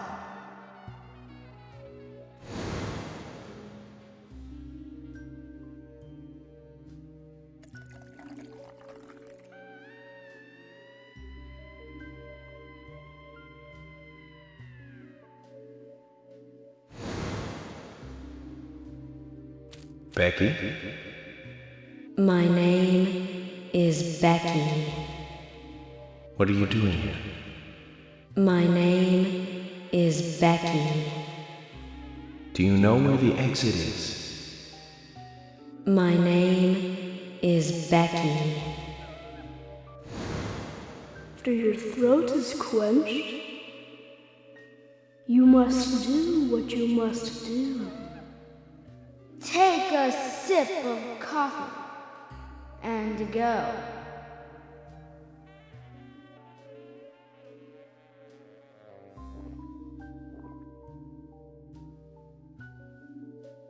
Huh?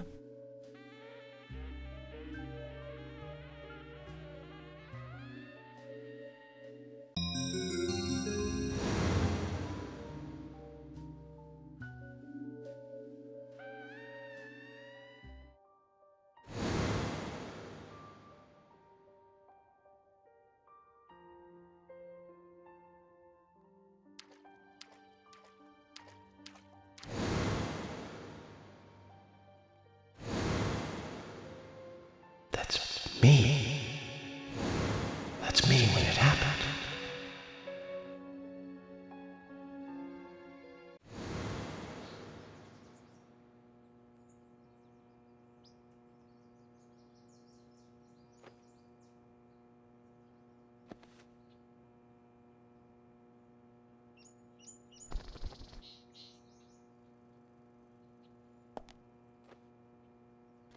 Zach, this case looks like it's directly related to us. I do not know how yet, but I do know I need some coffee.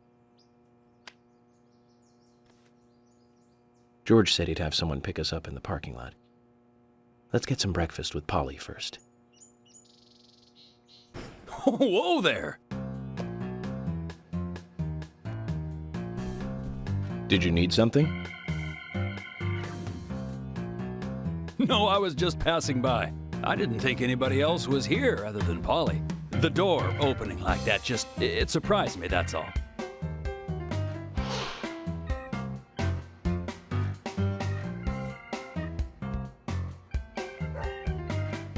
I'm Kaysen, Forrest Kaysen.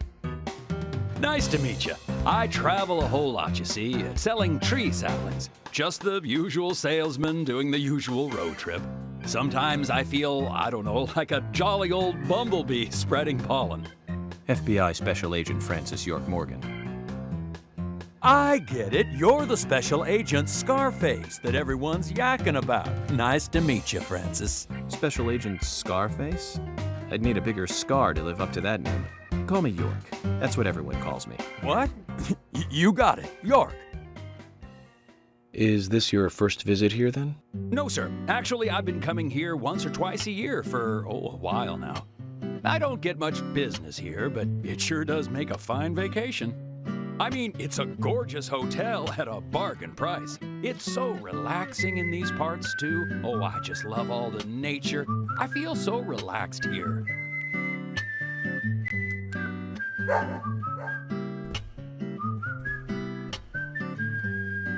Say hi to Willie. Oh, don't worry, he's a good boy.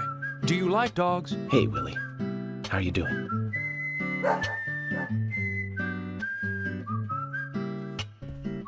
He's pretty smart, too. Oops, before I forget, let me give you this. It's just a sample of what I sell. Thank you. How kind of you.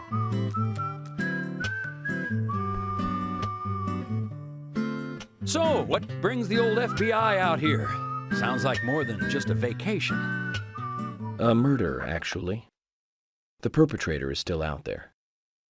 Try to stay indoors at night and during the rain. We want to prevent it from happening again, okay? Oh, it's a darn shame.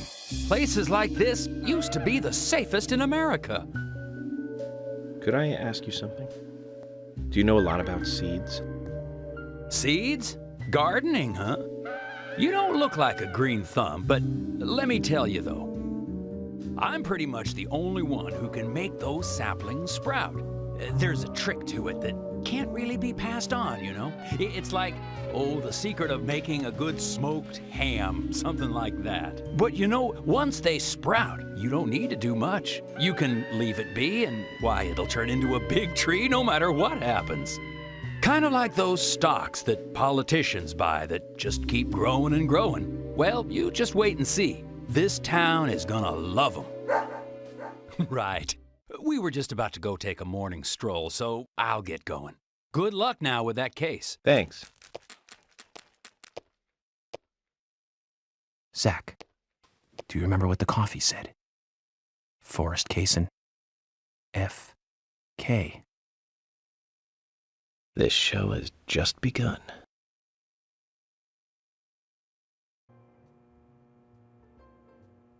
What's wrong, Polly? You look a little tired. I'm fine. Well, it's just that I was cleaning up my room, and so many memories came flooding back to me. Memories?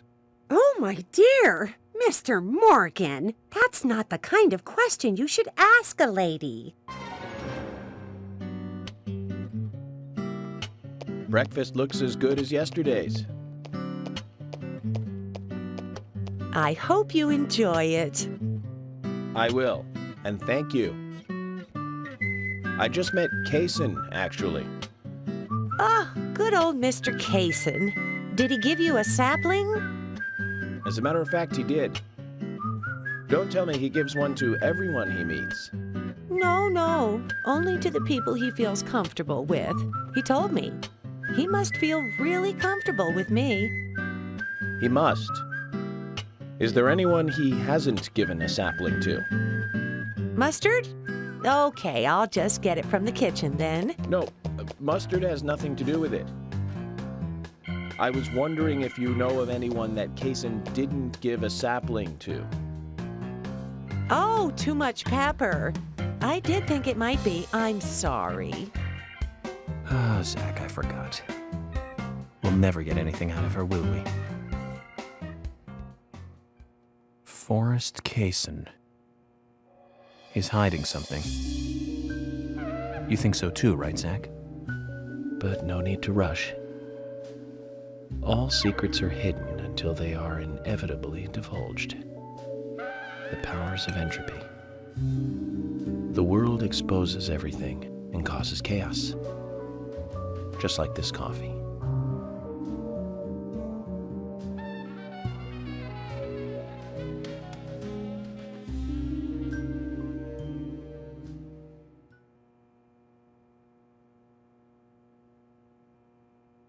Now that's a pretty girl.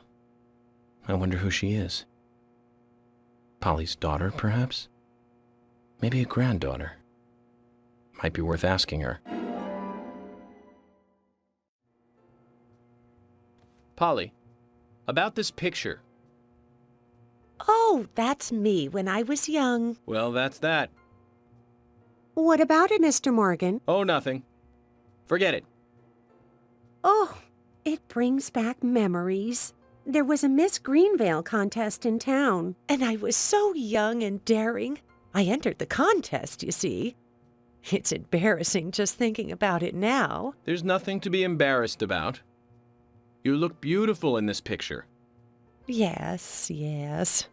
And the food was just wonderfully delicious. So, Polly, where's the trophy? Oh, Mr. Morgan, I never said that I became Miss Greenvale. There were no trophies for second place. You mean this pretty girl in this picture was second place? So who won first place? Are you serious, Mr. Morgan? It couldn't be more obvious. It was Sigourney. Sigourney? The lady with the pot? Now, she was beautiful. All the men in town were crazy about her. Well, of course, aside from my husband, that is. Oh, you should quit smoking, Mr. Morgan. That's right, Polly. Well, thanks for bringing back such a wonderful memory. I can't give you this picture, but please, take this instead.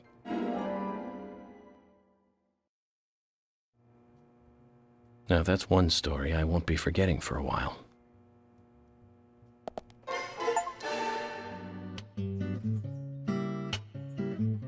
Good morning, Agent Morgan. Did you sleep well? Morning, George.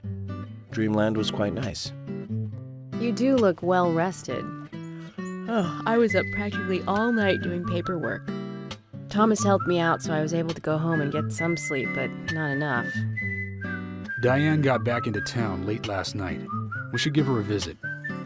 Which means going to the art gallery, correct? She lives and works in the office there, so it's the only place to find her. The gallery is open from 10 to 1700. Time for some art appreciation. A cultural activity in such a small countryside town. Amazing, Zach. Hi, Agent York. Do you have a moment or two? Well, maybe just one if you need something. What's up? Actually, I've got another favor to ask you. What kind of favor? We don't have room in our storage for the new shipments that came in today. I know you just tidied it up, but I was wondering if you could help again. Of course, I'll reward you again. This time with our silver card. How is this different from the last one? You get a bigger discount than the bronze card. That means even more savings. I see. That sounds like a fair deal. What do you think, Zach? Thank you, hun. The storage room is this way.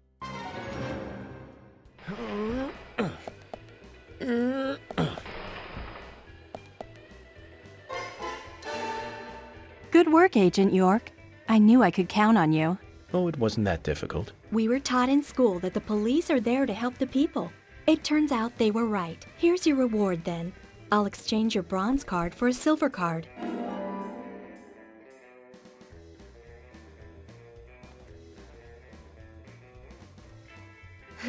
There aren't that many people in this town that have one of those.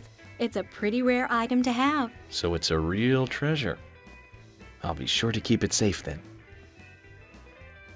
You should use it to buy a gift for that special someone. We'll give you a big discount. Unfortunately, I don't have anyone to give such a gift to. Really? Come on. Well, anyway, be sure to come by again.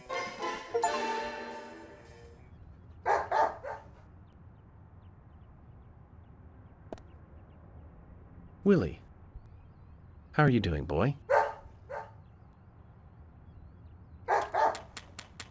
Hey, Willie, wait! Where are you going? You got me, Kaysen. Willie just ran off with some bones I was carrying as evidence. Bones? I can't really go into the details, but I need them. York, that's not good. Willie loves bones. He's a dog. And carrying bones around with him is like, well, like throwing a blonde in a bikini into a boy's locker room. It's almost like you were asking for trouble. Sorry, but you're just gonna have to forget about your bones. I better run after him now. I'll see you later. Forget about them. If I gave up that easily, then I wouldn't be a good federal agent, would I, Zach? We're going to have to search his house, Zach. Let's get back those precious bones. Zach, I'm glad I don't need a warrant to search a doghouse.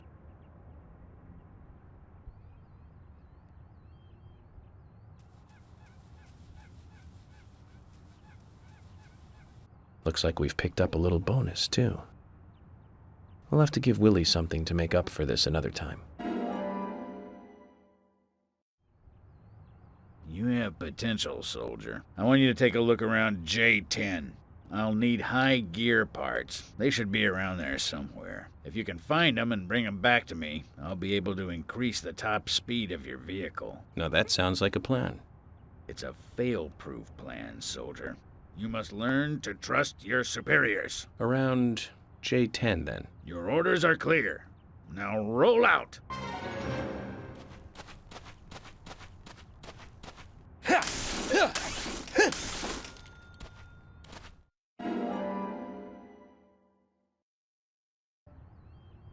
This is it. This will save your life someday, son. What's the story this time? Speed determines everything on the battlefield, life or death. You're not going to tell me another story about stomach pains, are you? Son, I told you already. Don't muck your superiors. It's a very serious story this time. It starts with a question. Why did we lose the battle? We had firepower and the air support in the beginning, but looking at the results of a war of attrition, we learned a lesson. We lacked speed when speed was needed. It was our superiors' fault. We should have carried out a swifter attack. That would have saved more of our soldiers. Although crybaby Timothy was doomed either way. You really hated that sergeant, didn't you? Don't talk to me with that tone, boy. Words cannot describe how much I hated him. I was at war with a crybaby. No one has enough lives to survive that. He poisoned us with our own food, washed all our weapons with soap and water, launched a signal flare thinking it was a firework, set off countless traps laid by the enemy. More than half of the unit had to return home sick because of him. I don't know how much of this to believe. Believe as much as you like. I'll keep my side of the promise and get to work on your vehicle.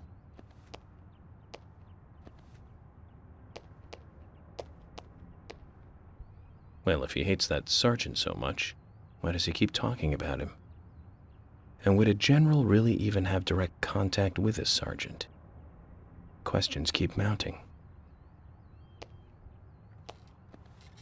I've increased your exhaust and optimized your higher gears. That means you can drive at a faster top speed. But there's still plenty of stuff I can do to make your car go faster.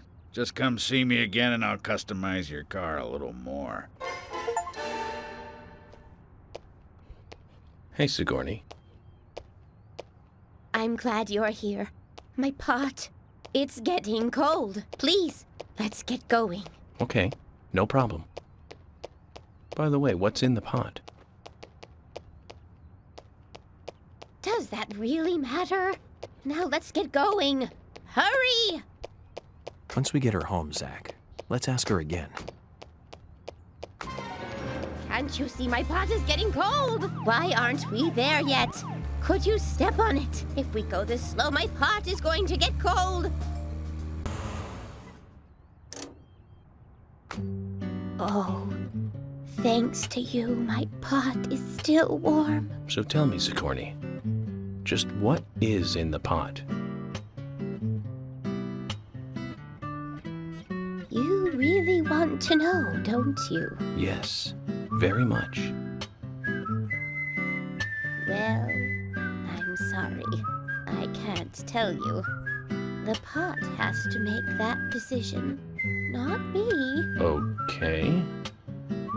Then I need to get to know the pot better first, right?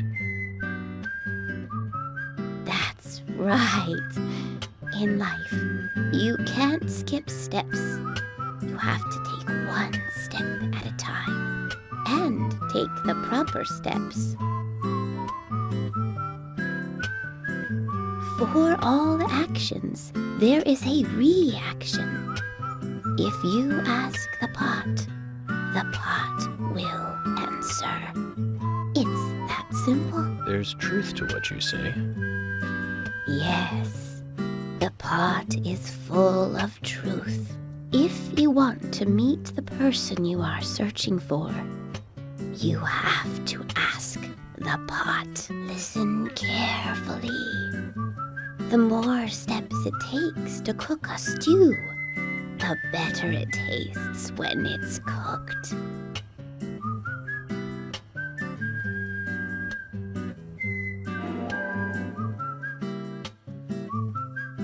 Oh my! My pot is getting cold again! Did you have to talk so long? Oh!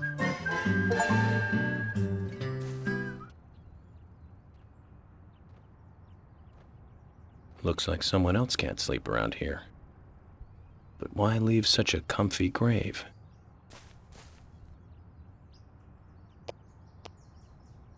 A wild dog took bones from the grave. Are there many wild dogs around here?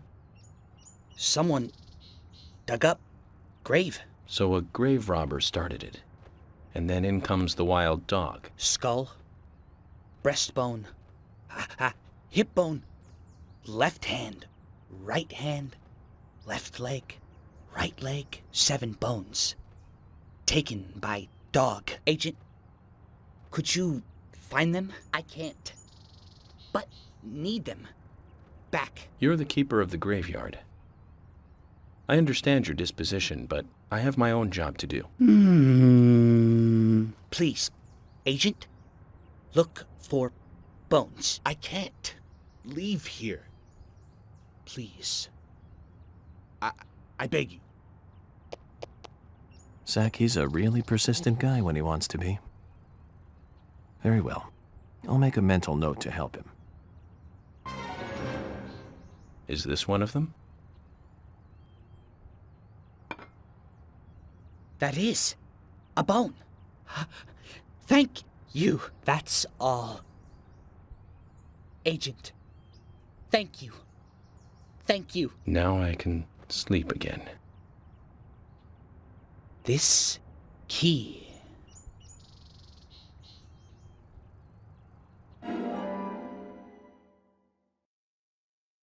A key? For what? My house. Downtown. Big house. The door. The key in my back garden. A treasure. Take it. Go and look. for yourself.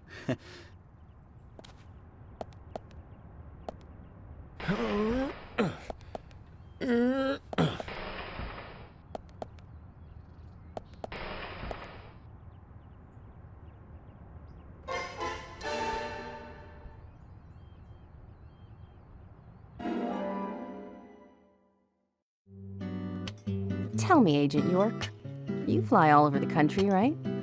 So, what's the strangest thing you've ever eaten? Good question. Well, this country isn't really known for bizarre cuisine, so I can't really think of anything that would knock your socks off. But the soft-shell crab I ate in Williamsburg was pretty good. And then there was the paddlefish caviar in Mississippi. Both of those were quite amusing. Wow, just the names sound delicious. I'll have to pass if all you can say about them is amusing.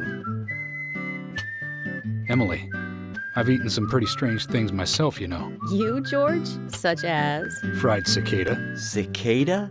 As in the insect? Of course. It was pretty good, too. The cicada population in these parts tends to explode every 17 years or so. It's a special recipe for such times. That's when I ate it. The whole town was infested with cicadas. I'm glad to say I haven't experienced this cicada population explosion. Which means it's been at least 10 years since George last tasted cicada. Now, let's hope this population explosion doesn't happen while we're here, Zach.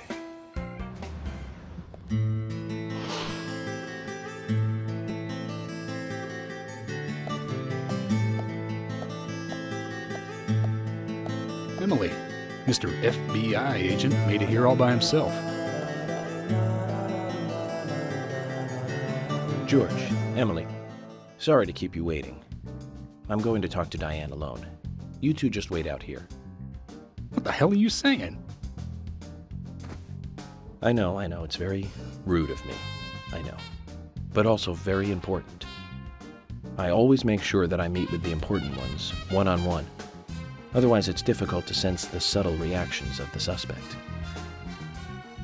This is just how I do things, and I'd appreciate your understanding.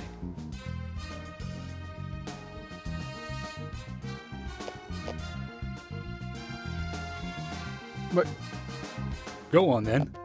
You're not going to listen to us anyway, are you? You're starting to understand me, George. Well then, Zach, let's go and meet Lady Diane.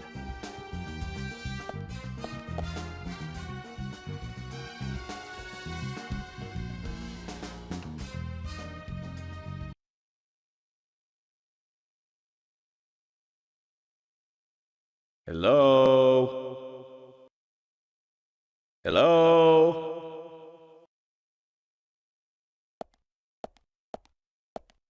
No reply. Let's take a look around then, Zach. Hello, Olivia. Do you like art? Yes, I do. Well, I mean, I like trees. Trees. Okay. Ah, but I see because these are all tree paintings. Do you come here often then? Well, no. Just sometimes. I'm sorry, I really need to get back to the diner. Zach, she was lying about something. She said trees, not paintings of trees.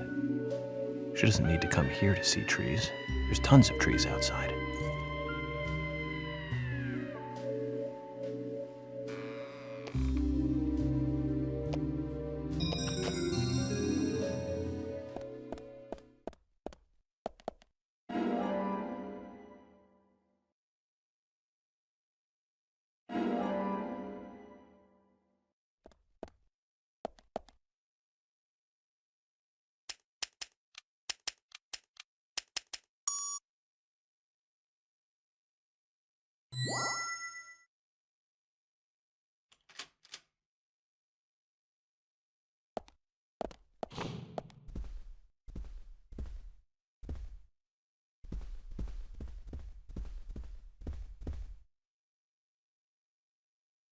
Like I said, there's no point in you having this. I can put it to far better use. I'm taking it with me, okay? That's fine by me then, as you wish.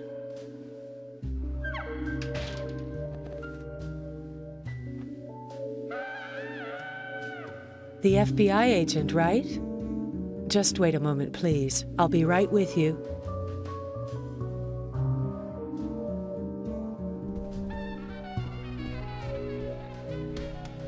So there's no way you could have been at the scene of the crime.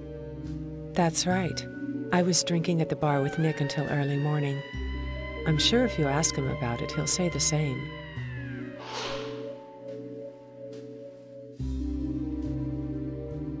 Very well. I'll be sure to do that. One other thing. That argument with Carol just now.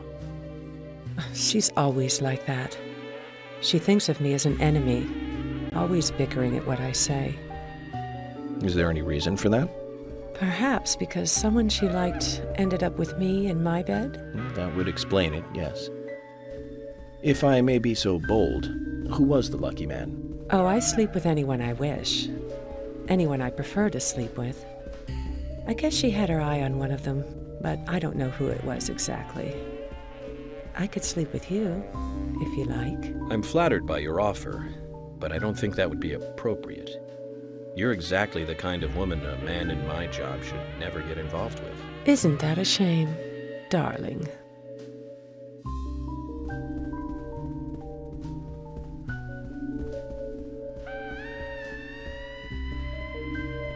I'll be frank. Right now, you are not a suspect. But both Zach and I are certainly feeling shaky about you.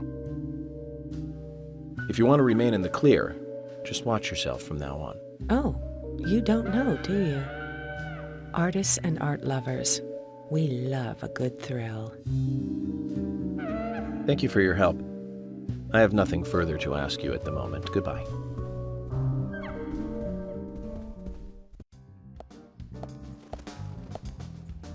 I had a chat with Diane. She said she was at the bar drinking with Nick at the time of the murder. We need to confirm her story. Let's talk to Nick at the diner. Very well, Agent Morgan. I have to head back to the department and clear up some paperwork. Go with Emily to the A&G diner. Okay, then. I'll show you the way. The diner's open from 9 to 2100. Just as we suspected, Zach. Diane is the key to this case. I have a feeling she will lead us right to the criminal.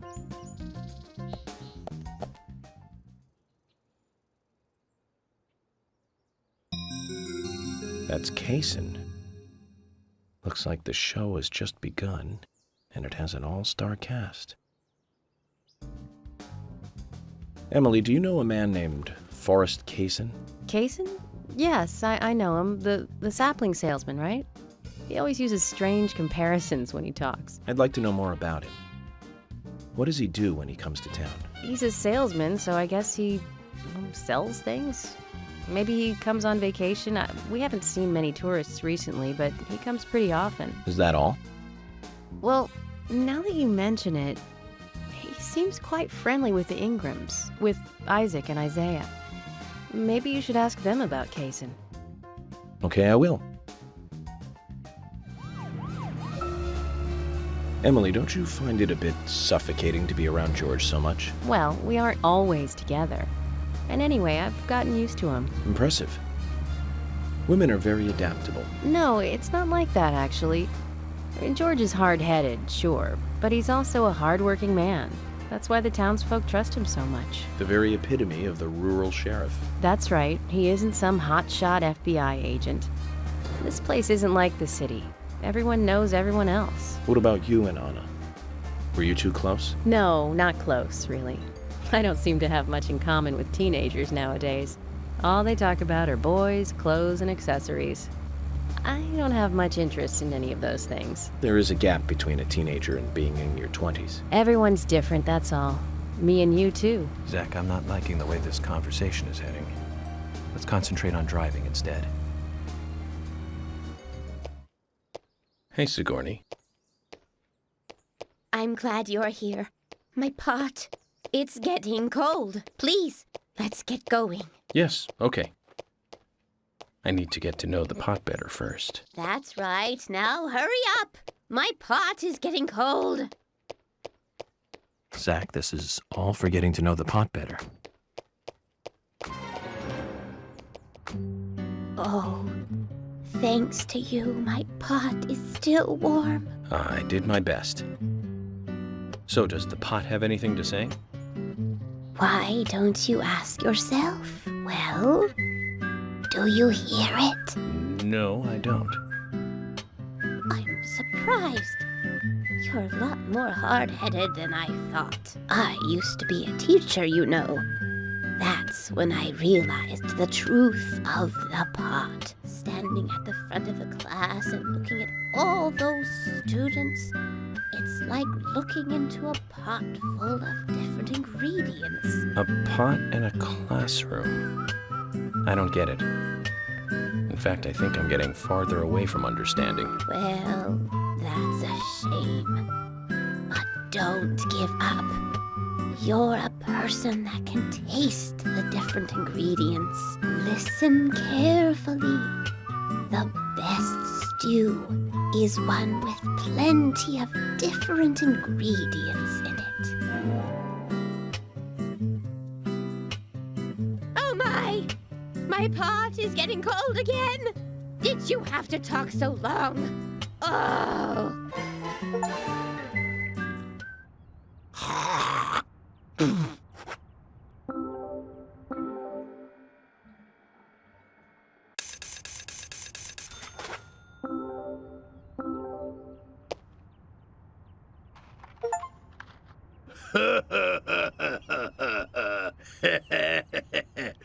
Benjamin, today's a big day. I'm one lucky fella now, ain't I?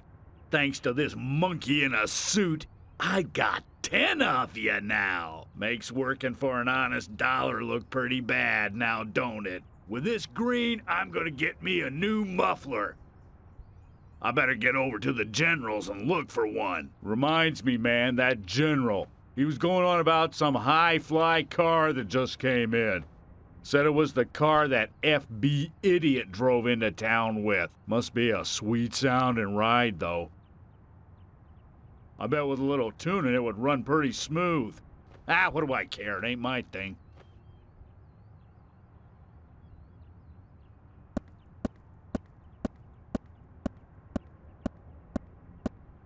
Zach, I think I understood what he was talking about.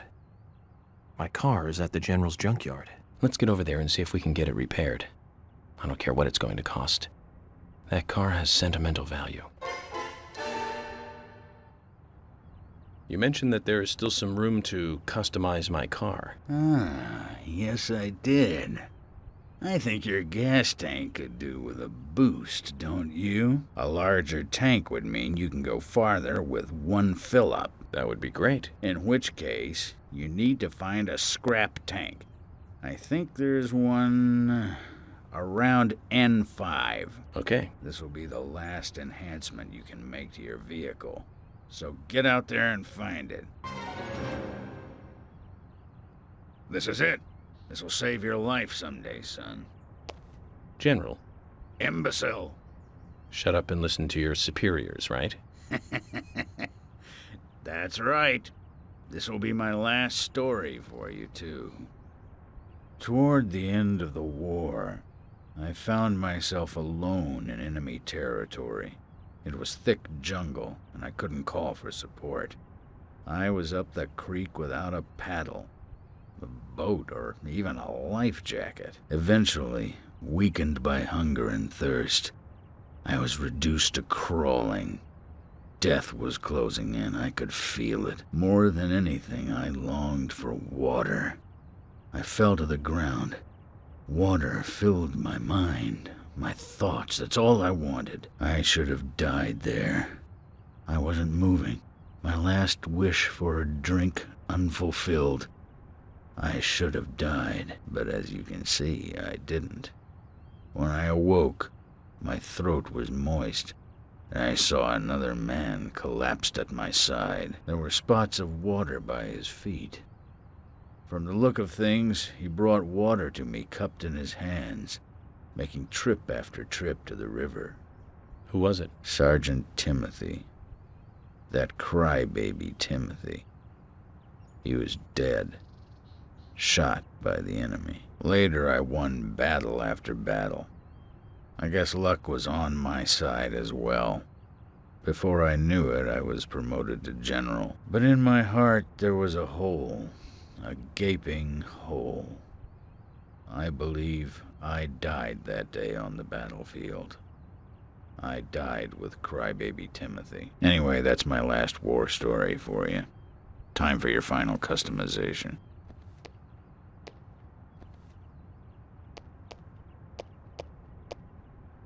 So that explains why he's wearing a sergeant's badge on him. Time kept flowing for him, and he kept moving up in rank. But inside of him, time stopped a long time ago. We didn't get any info out of him about the Raincoat Killer. At least his war stories solved one of the mysteries of this town.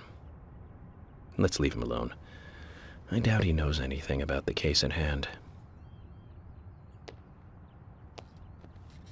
That'll increase the amount of gas your car can carry. You remind me of my men. They had a strong sense of justice. Those idiots. Don't stop.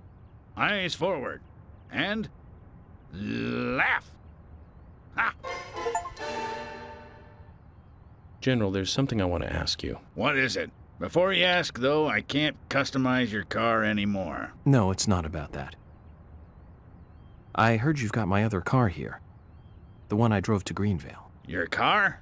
So that high-spec beauty was yours? Yes. I was wondering, if you could fix it up for me.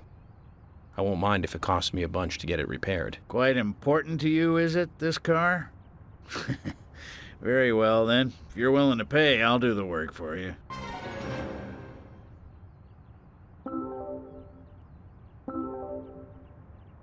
Okay, thank you very much. It's gonna take a while to carry out the repairs, though. Go and get a good night's sleep and come back soon, why don't you? Once it's done, I'll put it out front. Just use this key and take it. Don't worry. I may not look it, but I'm pretty darn good at what I do.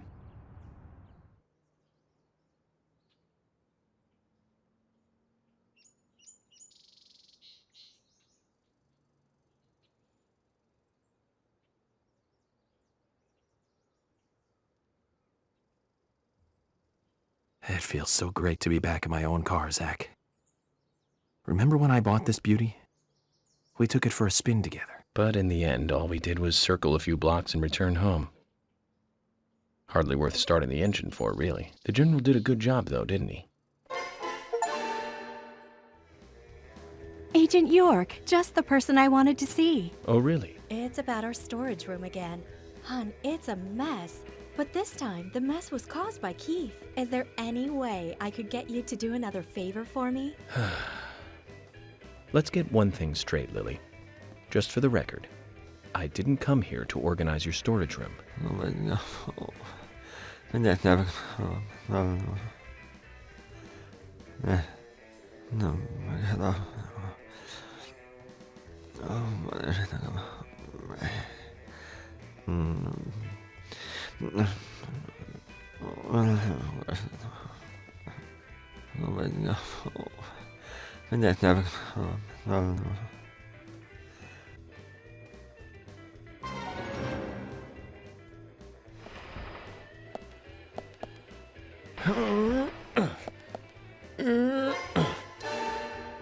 Agent York, thank you for this. Here's your reward, the key. And what does this key open? It's the key to the closet in our garage. Closet? Yes, and there's something in there that's really valuable to Keith. He says it's the most important thing in his life, second only to his family. I don't really see it in the same light. There are lots of other things in there too, and you can help yourself. Which means this wasn't related to the investigation after all? I'm sorry, I didn't mean to trick you. I just couldn't think of another way to get you to help. You're quite a woman, Lily. Only you would be able to get me to clean up that storage room 3 times, but it's a good thing. Helping people out feels good, after all. And we FBI special agents are all living and breathing heroes. Right, Zach? Thank you, Agent York. Don't let this stop you from coming by, will you? Keith and I both enjoy your company. Don't worry about that, Lily. I'll be back.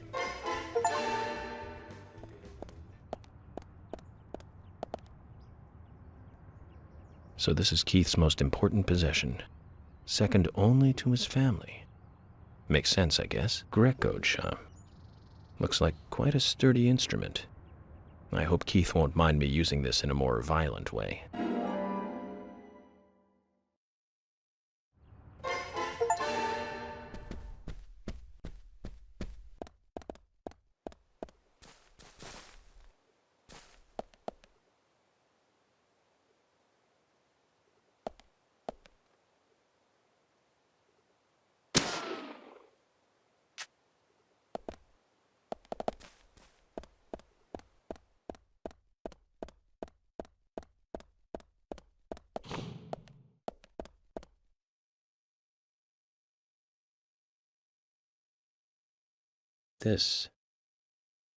Call this a painting?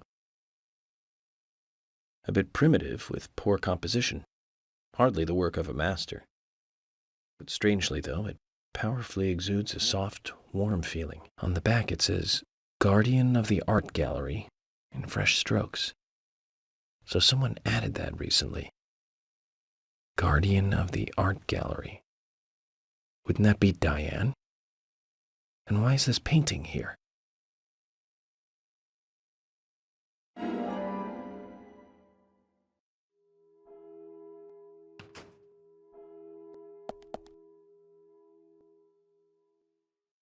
If you don't mind me asking, where is he now?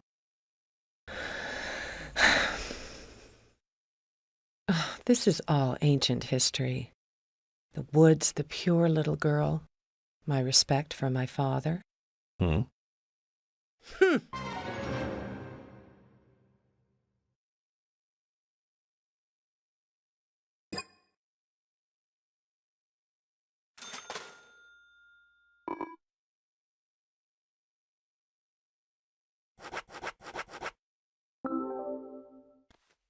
I'd like to ask you about this painting.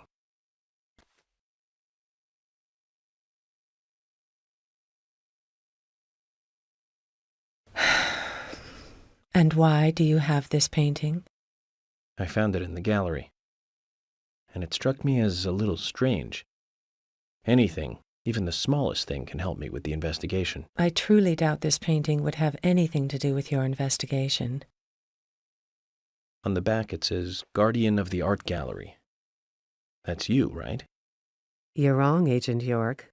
That is me in the painting, but the guardian of the art gallery that it refers to is not me. Hmm? This was drawn by my father. He certainly wasn't a talented artist, but I was so happy when he gave me this painting. I used to love this painting so much. I wanted to hang it by the entrance of the gallery so everyone would see it. That way this painting would, in a sense, guard the gallery. But it was locked up in a small room. Not a nice way to treat the guardian.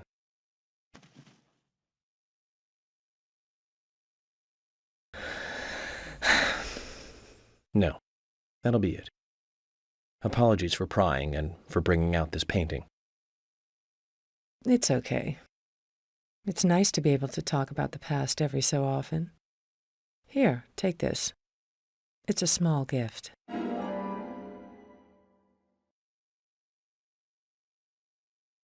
Zach, they say you have to look at the big picture. That was a painting of a little girl that was locked up in a gallery filled with paintings of trees.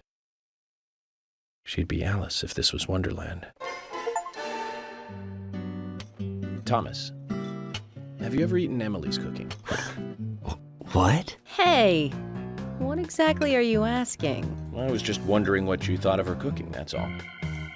You know, perhaps an unbiased opinion of one who is himself a fantastic chef. So how about it? Have you eaten her cooking? I have. Just once. And how was it? Well, that's not an easy question. Honesty is the best policy. How can I say this? Cut it out, Agent York. He's pleading the fifth. He has the right to remain silent. Don't try and force him to say something. He has the right to an attorney. George, and what are you trying to say? Anything I say may be used in a court of law. Let's just let the topic of Emily's cooking go, okay? I can't do that, George. I want to know. I guess it's just my curiosity. So tell me, Thomas. Well, for lack of a better word, let's just say It's Amazon-style cooking. Ah, that was well said. I'm impressed.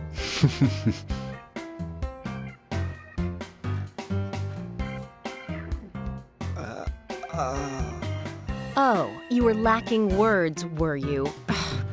Let's get back to work.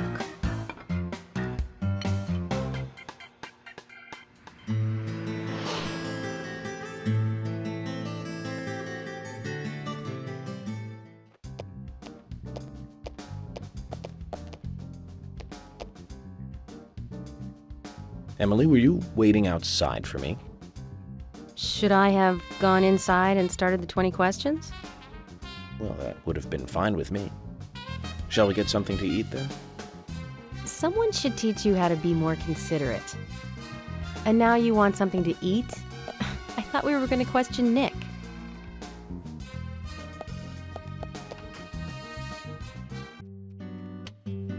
Welcome, Mr. Agent. Hi, Olivia. Let me have your special for today. And some fresh coffee. Our special today is turkey. A turkey and gravy sandwich. Sound good? Perfect. Emily, you eat something too.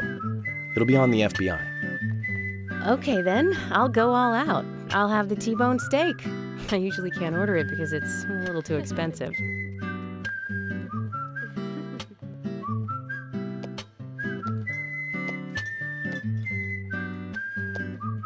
Mrs. Olivia Cormack, I am here for Mr. Stewart's lunch. If it is ready, I'd thank you a bunch. Yes, of course. Just a moment. Here you go. The usual. 1 turkey, strawberry jam, and cereal sandwich. Sounds like the sinner's sandwich. Self-inflicted punishment to atone for past sins. He's setting an example. Mr. Francis York Morgan, you should try this wonderful lunch. It's more than a delicious, tasty crunch. So says Mr. Stewart. No, that's fine. I've just ordered my own lunch.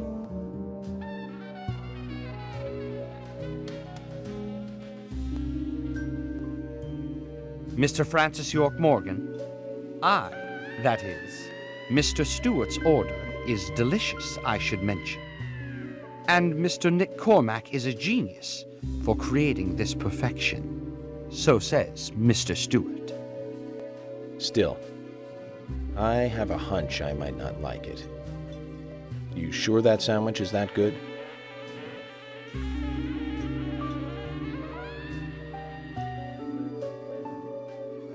Mr. Francis York Morgan, making decisions based on intuitions is always a sign of bad FBI agents.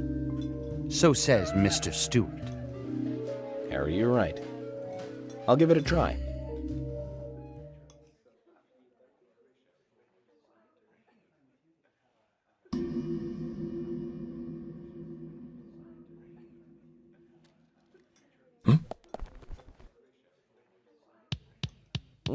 I can't believe it. This is fantastic.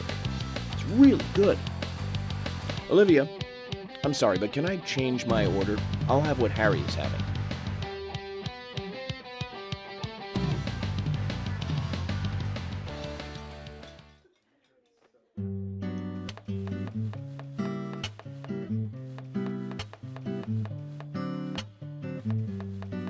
Nick and Diane.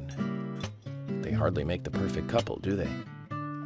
Is it widely known that they go drinking together, just the two of them? To be honest, I don't pay attention to these things.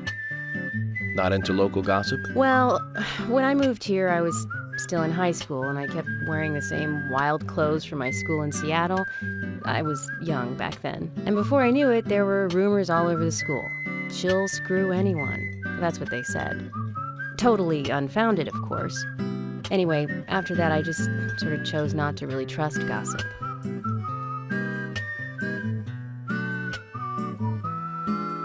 I get where you're coming from. I used to dress like a hardcore punk rocker when I was in high school. You? A punk rocker? Nobody took my side, even when I had good grades. people rejected me just because of what I wore. I was young back then, too. Even still, I just don't see you as a punk rocker. And you laugh?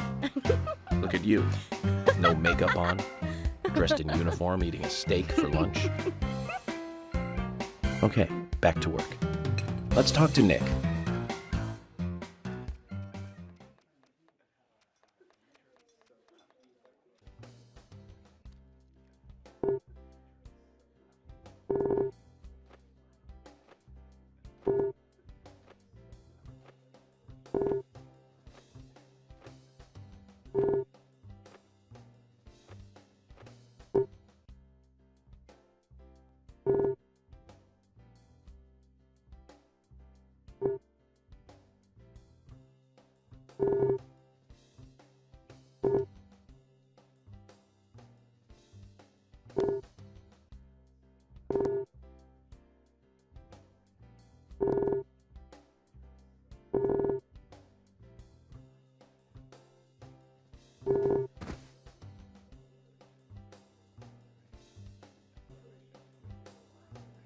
There's something I'd like to confirm with you, Olivia, if that's okay.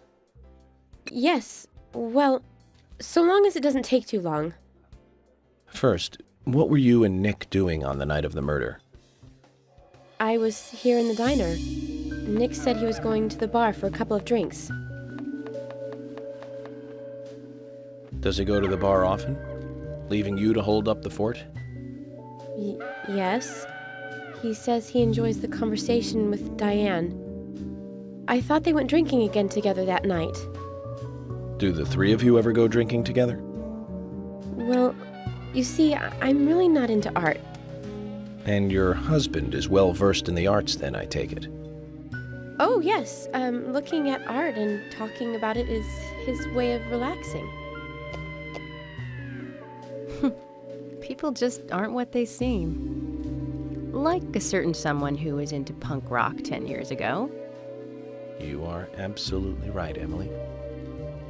But you can be an art lover and a liar at the same time. One more thing, Olivia. You just said that you aren't interested in art. That's right. And... So, how come I bumped into you at the art gallery? Didn't seem like Nick brought you there. You were there alone. Well, I like trees, is the thing. That's why I went there. Surely you'd be better off in the forest rather than an art gallery then. I think you went to the gallery not to see trees, but to see Diane, right? You don't want to answer? Or perhaps this isn't the right place to ask. Meet me in the backyard. You can get there from the parking lot. I'll wait for you there for an hour after we close up.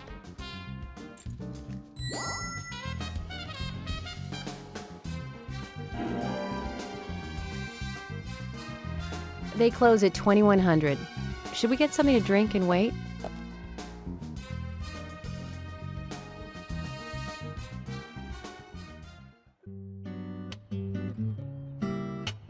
Agent York, what do we do now? I want to hear what Olivia has to say. Let's kill time until the diner closes. Okay, then I'm gonna make a trip back to the department. I'll see you in the backyard later. Okay, sounds good. See you later then.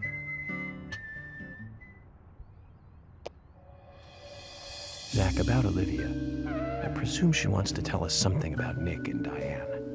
Let's hope it's not just something for the gossip columns. Carol.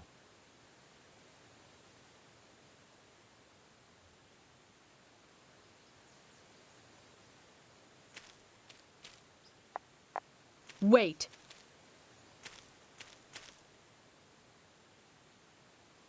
Around here. Did you see... See what? Oh, nothing. Just forget it. Zach, I wonder what she was looking for here. Is this your picture? Yeah, it is. So what? I thought I lost it somewhere. Isaac and Isaiah picked it up. They found it here. Really? Then I'll have to thank them for finding it.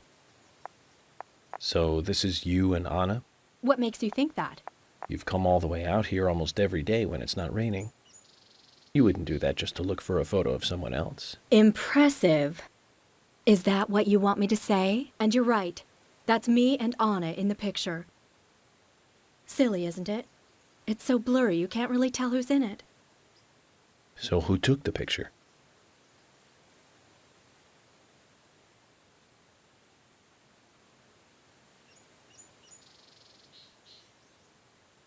Anna did. She wanted a picture of us both together.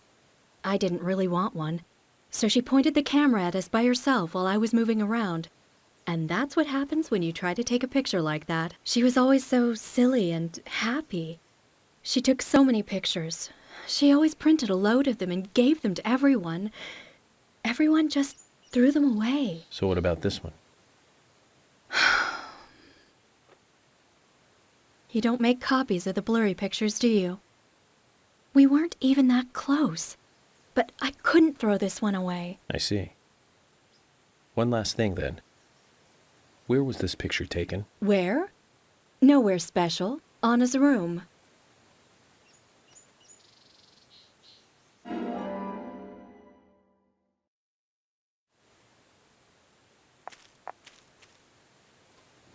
Okay. Thank you, Carol. Try not to lose your stuff anymore. I'll give you this as a thank you gift for getting my picture back. I don't want you thinking I owe you anything. Zach, did you hear that? Why would she say nowhere special? She's trying to hide the fact that it was indeed a very special place. A ghost? Yeah, maybe it was a ghost. I'm sorry to tell you that she wasn't a ghost. You met her? Who was it? Do you want to know? I want to know. I want to know too. It was Carol in the forest. I think she wanted to meet the goddess too. Oh, so it was Carol. Oh, Carol and Anna were friends. Does that clear everything up for you? Yeah, that clears it up. Thank you. I'm scared of ghosts, but not of Carol. Thank you. Good. We'll give you this. We can give you this.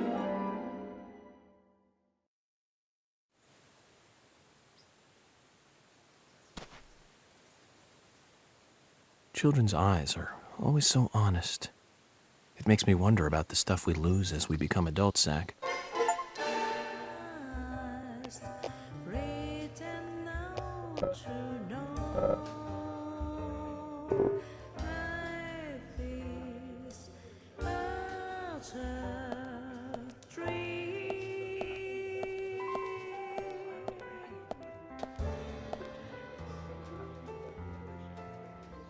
Hey, Jack. You're in a good mood tonight. I've got nothing to say to the cops. I'm glad to see you haven't changed one bit since our last conversation. I take it you have a thing for Carol.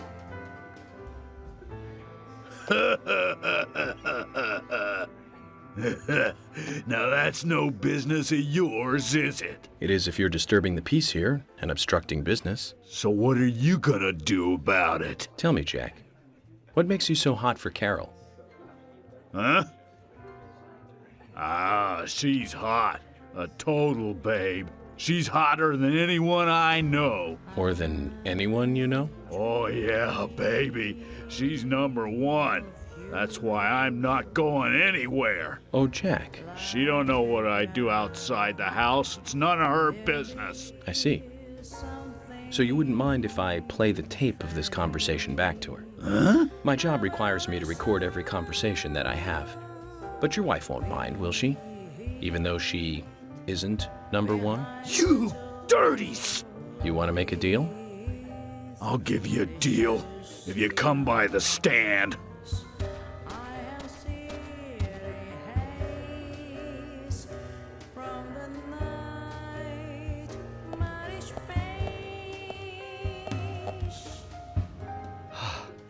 I almost had a heart attack. What were you gonna do if things turned ugly? The odds were against him, Thomas. We wouldn't lose in a 2-versus-1 fight in a bar. 2 against 1? You mean you were counting me? You must be kidding. I'm joking, Thomas. I've never seen a situation like that actually turn into a barroom brawl. I find that hard to believe.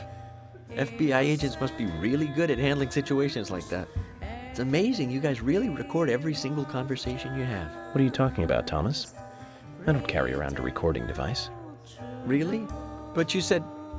You mean you were just bluffing?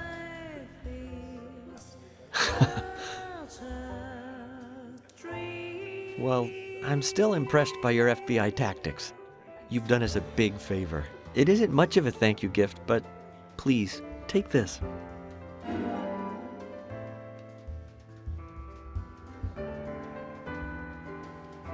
Zach, wasn't that fun?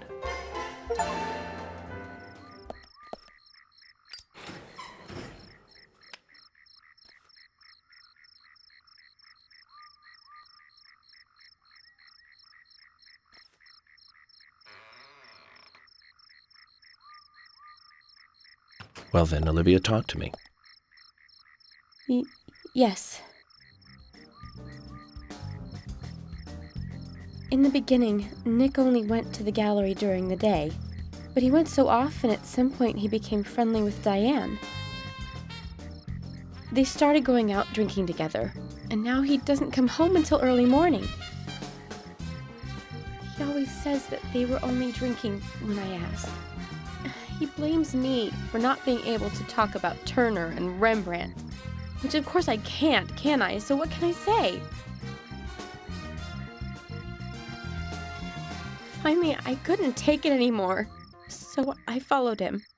He did go to the bar, to start with. Diane was there too, but the real problem is where they go to next, right? So I waited outside the bar to see where they might go. And they eventually left the bar and headed for the art gallery. But it was already early morning, but it was still dark. Just before going inside, Diane turned around. It should have been too dark to see me, but I swear, her eyes looked right at me. They seemed to flash for a moment. I was so rattled that I left and went home. The next day, Anna was found dead. I didn't know what to do.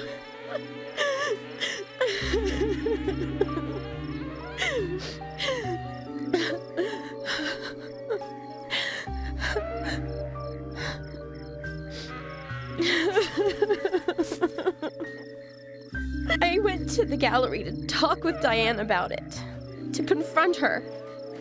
Once I was there, I couldn't find the courage to go through with it. Then I saw you there, and I just felt I had to go home. Nick has been seeing Diane every night recently. He just left for tonight, too.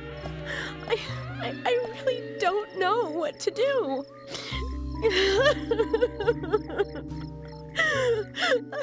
York, we ought to take Nick in for questioning. No, not yet. This alone isn't enough. Emily, answer me! This is Emily. Agent York is with me, too. I've just received word from Thomas at the sheriff's department. Something has happened at Becky's house. It was called in by Quint, but he wasn't making any sense. We have no further details. I've sent Thomas over there. Can you go back him up? Yes, sir. One other thing. It sounded like he said, raincoat killer. This may well be related to the murder case. Take all due precautions. No! It couldn't be! Nick? Oh, please, no! What can I do? Nick! Olivia, calm down. Emily, take care of Olivia. I'm heading over to Becky's. She lives in the big house over by the lake. Hurry! I just hope this isn't anything serious. Damn it, Zach. We may have screwed up during the investigation.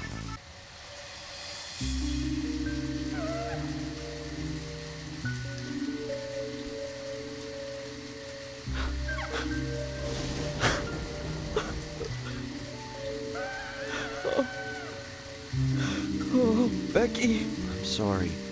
That's all he would say since I got here. Quint, tell me, what did you see in there?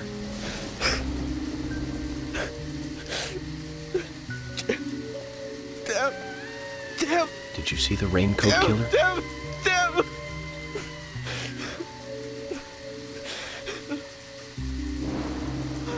Huh? Becky! Thomas, did you see Nick here? Oh, Becky! No. When I got here, he was already like this. He should be here soon. Call George and tell him to get over here. And wait out here. I'm going inside. Once they both get here, follow George's orders, okay? Yes. But Agent York, isn't it dangerous to go in there alone? Don't worry. Zach is with me.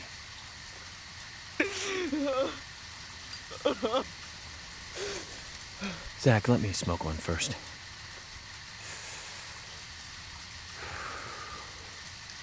I need to clear my head so I can take everything in.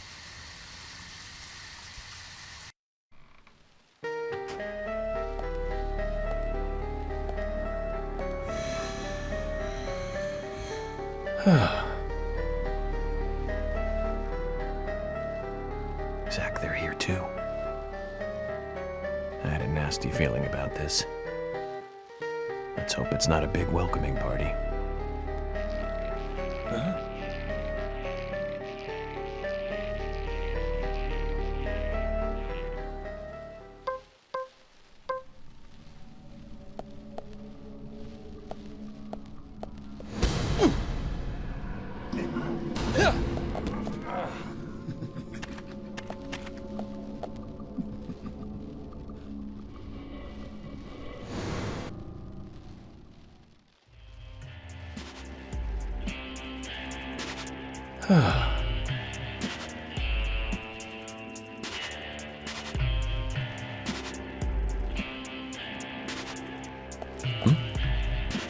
Zach, that's a strange coincidence. Look. Red velvet. Just like the place where Anna was murdered.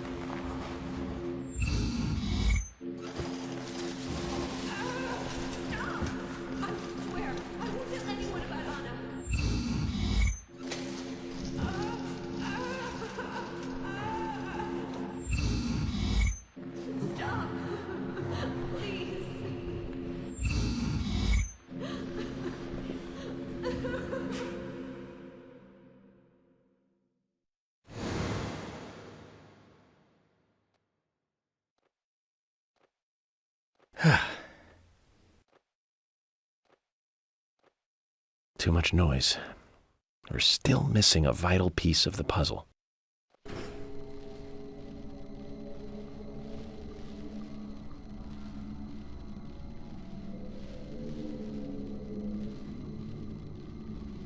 Huh?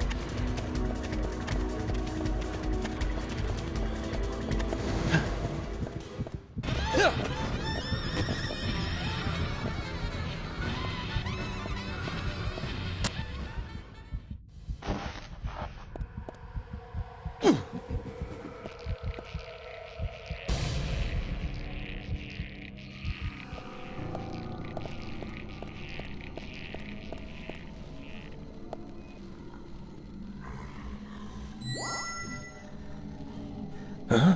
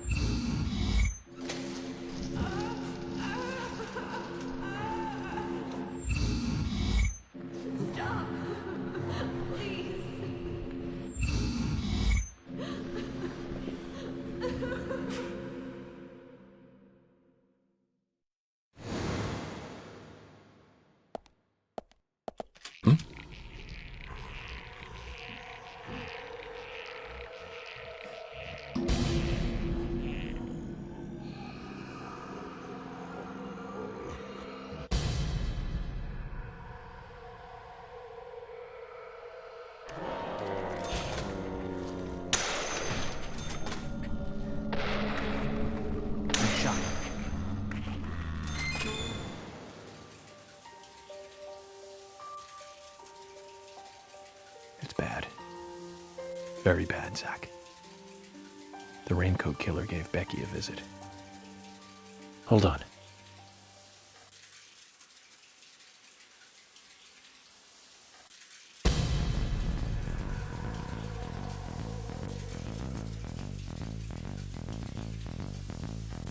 Can you hear that? Is it rain?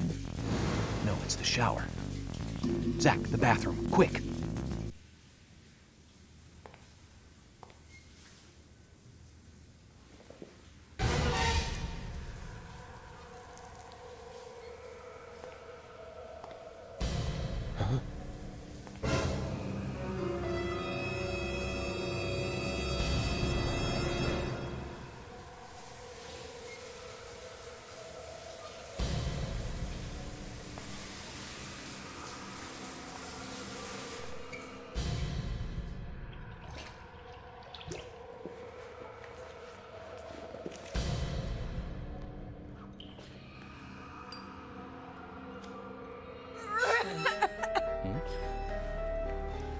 Zach, she's still alive. Who did this? Who was it, Becky? Becky! What happened here? George, stay back. She's trying to speak. We don't have time! She's dying! Thomas, cut that wire. No! We must get her to the hospital immediately. What?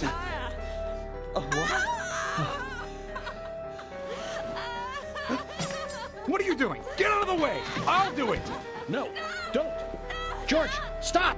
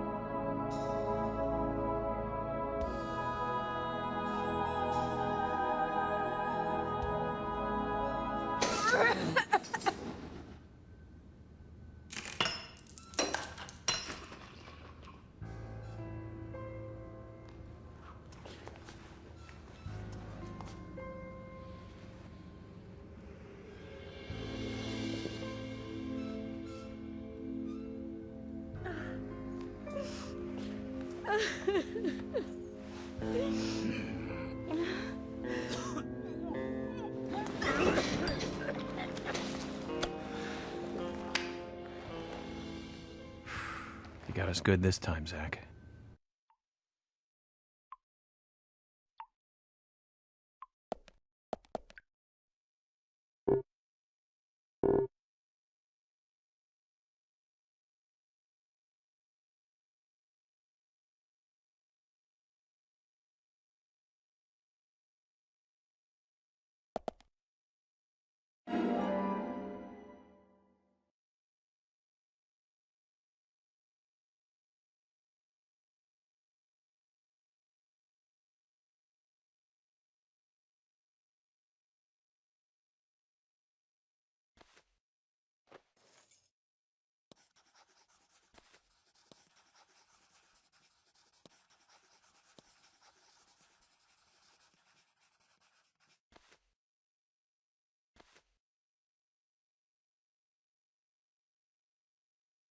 My dear sister, I'm so sorry. I was a fool to fall for a man like him. I don't have the words to apologize to Anna.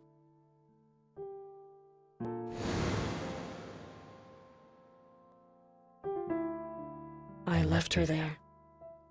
She was suffering so much, and I just ran away. I know he wanted to kill me too, but I'm not going to let him get away with this.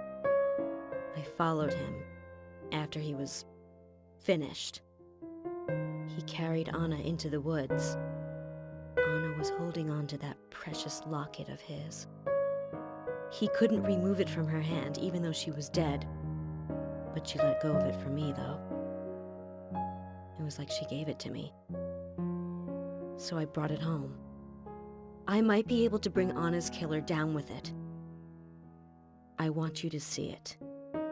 I know even he wouldn't dare to harm you. He'll catch me, though, if I go into town. I'm trapped in my house. So I've asked Isaac and Isaiah to deliver it. They totally believe that Anna became a goddess. I believe so, too. She looked so beautiful, as though she might smile back at any moment. I have something else to confess to you. I borrowed a pair of your shoes without asking and broke the heel on one of them. I'll send them along with the locket. I'm sure the shoe can be fixed.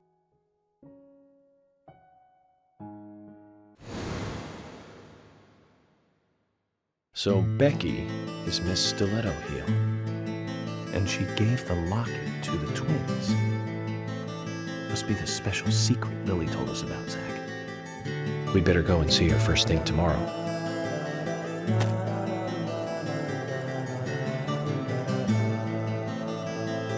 Emily, who might this sister be that Becky was referring to here? That would be Diane. Didn't you know Diane and Becca were sisters? I should have known, Zach. We're all family here.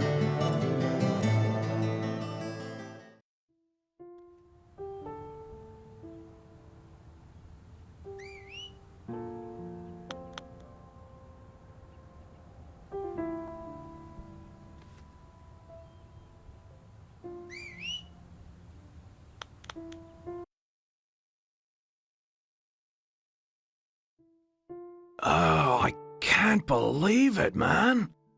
Now that's heavy. Me neither. When did Becky stop coming to work? I think it was like from the day Anna was killed, man. Yeah, that's right. She was totally depressed about something. Quint called for her to let us know she wasn't coming in for work. She must have been totally in shock, the poor thing. So you took the twins along to cheer her up. That's right, hon. If only I knew it would be like this, I'd have spent more time talking to her. You told me about a special secret between your children and Becky. Yes, of course. What about it? It seems Becky handed them an item before she was killed. Any idea what that might be? Now that you mention it, They had a box about this size, which they said was very important. That's it. I'd like to talk to them about this in person. Where are the boys now? They went out, actually, with Mr. Kaysen. They mentioned going to the community center today, hon. There is plenty of space to run around over there. Kaysen? Do you know him well? Oh yeah, he's a good guy. He always brings us gifts from his road trips. The kids love him, so we let him take them out every once in a while. You know, for a little quality time with the missus. Okay, I understand. But the situation calls for urgency.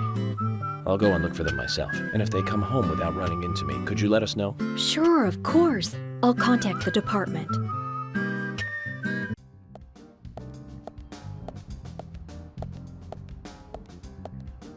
Isaac and Isaiah aren't here. They're apparently out with Kaysen. Let's go look for them. With Kaysen? Sounds like a long story. Any ideas where to start looking? Lily told me where they went. No problem.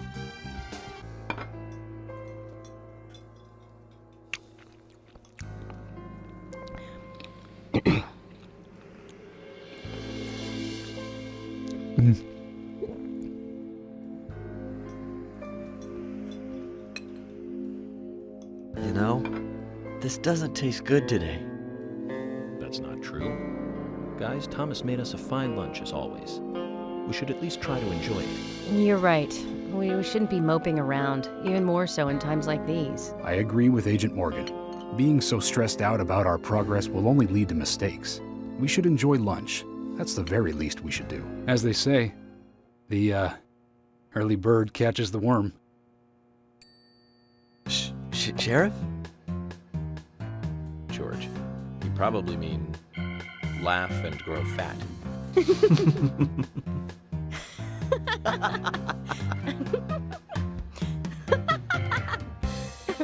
Yes, well, okay.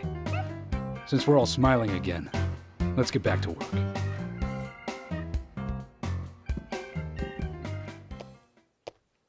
Hey, Sigourney.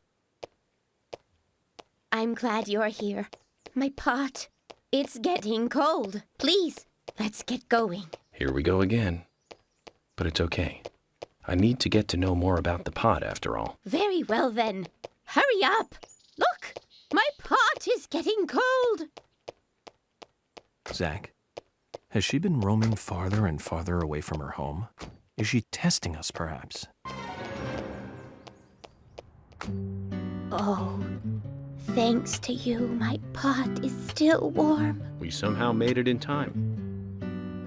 But Sigourney, I just have to ask. If you don't want the pot to get cold, why don't you just stay at home? Shh. Quiet. Don't say things like that out loud. You don't want people to hear you like that, do you? Sorry. I was just wondering. I want the pot to get a breath of fresh outside air. Fresh air. I had a very wild student once. I was forced to lock him in the punishment room many times, but he didn't improve at all. In fact, he just got worse. We all hate being locked up in a stuffy room, don't we? The same goes for the pot. I'd feel bad for leaving the pot locked up in the house all day. It's the same for your job, too, isn't it? The more you chase, the more the criminals run. You hear? The best stew is one that isn't overboiled. Oh my! My pot is getting cold again! Did you have to talk so long? Oh!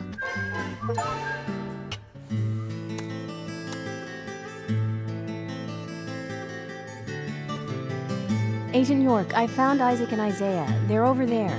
Let's go.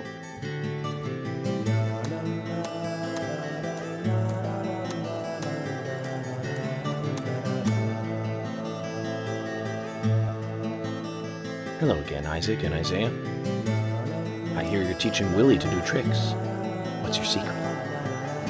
It's easy. really simple. If he does it right, we give him a treat. A cookie if he does it right. I see. Very clever. So, tell me, you two. Could you perhaps tell me your other special secret with Becky? No, we can't. It won't be a secret if we tell. I'm not telling. We promised Becky. Now that's a problem. Because I also made a promise to Becky. A promise to catch the bad man who hurt her. But I can't keep my promise if I don't know what the secret is. Do you see?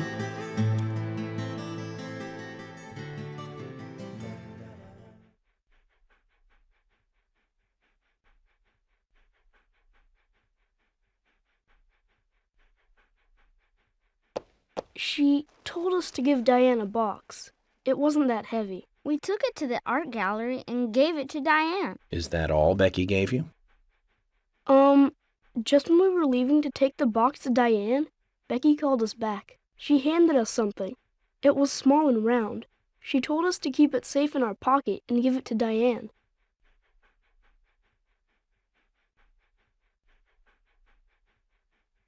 And then you met Carol on your way? Yep, I took the round thing out of my pocket and we looked at it. And then she talked to us. We told her that we were on an errand for Becky. She said she'd do it for us. But we told her no, because Becky asked us, not her. We promised Becky to do it ourselves.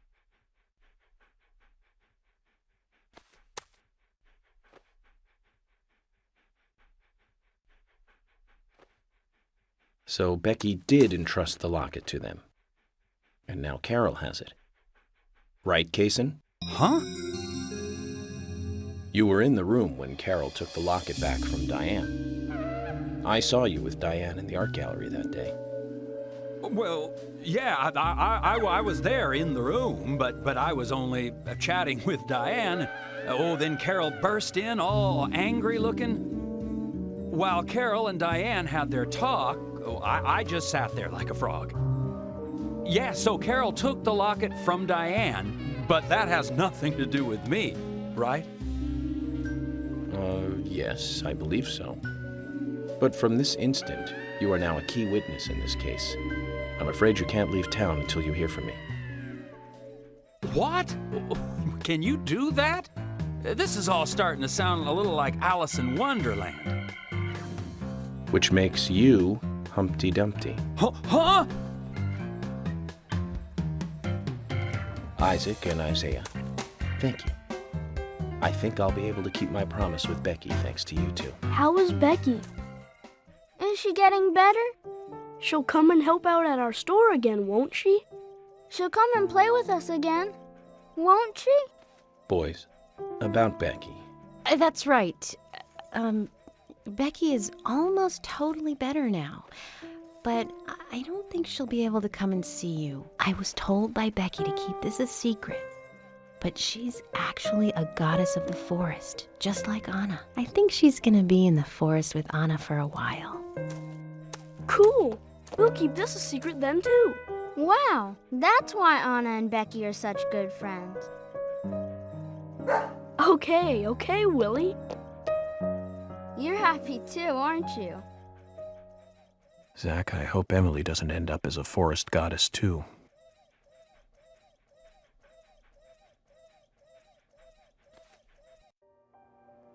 Okay then, Zach. Let's go over what we found out recently about the case. First, Diane, the owner of the art gallery. She was out drinking with Nick Cormack in a bar on the night Anna died. Nick confirmed this, and so she has an alibi. But then we have what Nick's wife Olivia told us.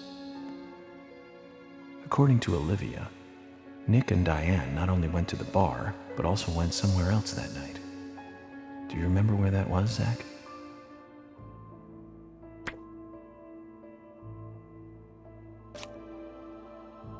That's right, the art gallery.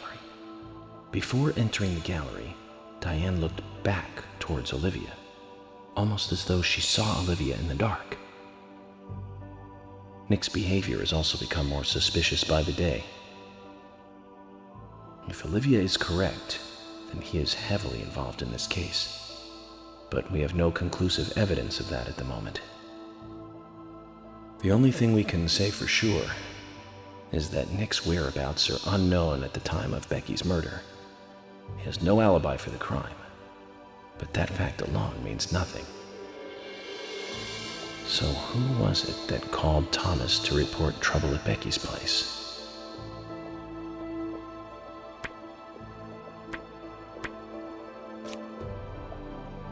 That's right. It was Quint, Becky's boyfriend. He went to her house and saw the tragedy.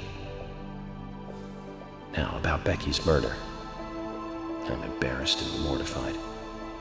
Killer struck again while we were on the case.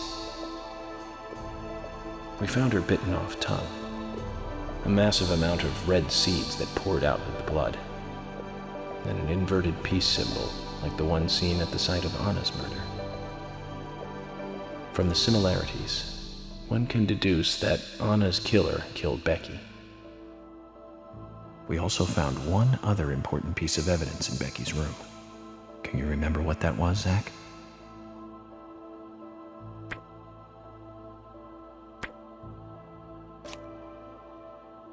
That's right. We found a sketchbook in Becky's room. She had apparently written a letter to her sister Diane. It revealed that Becky took a locket from Anna's body at the crime scene. She also admitted to borrowing a pair of Diane's stiletto heel shoes. So Miss Stiletto Heels was Becky. There was something else at the end of the letter. It said that she handed the locket and stiletto heel shoes to someone. Do you remember who, Zach?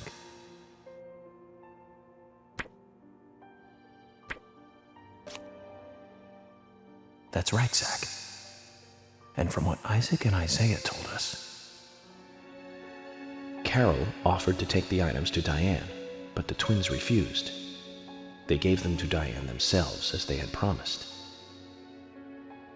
For some reason, Carol wanted the locket.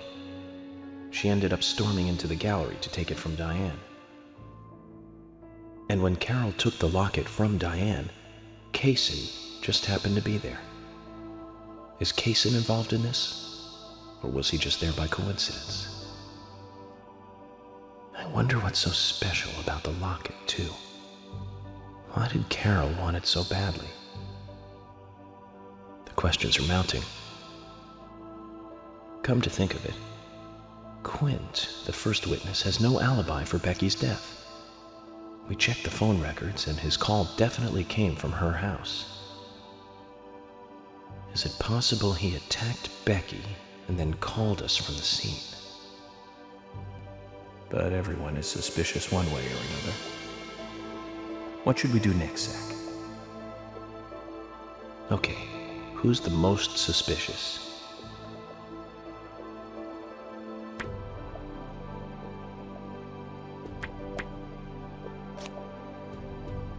That's right.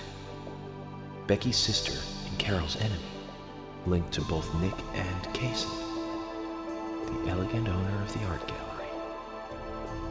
Zach, that's our next move. We'll start with Diane.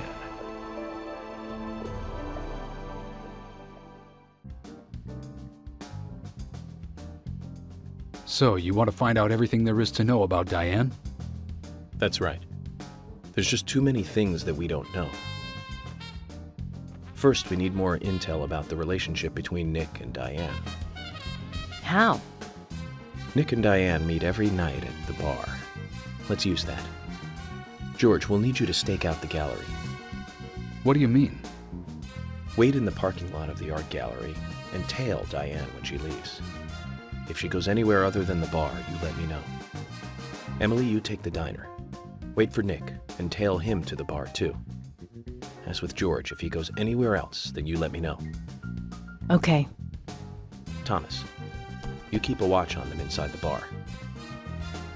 Yes, I will. I'll be waiting in the parking lot of the bar. Once Nick and Diane are together, I will follow them wherever they go. What time do they usually show up, Thomas?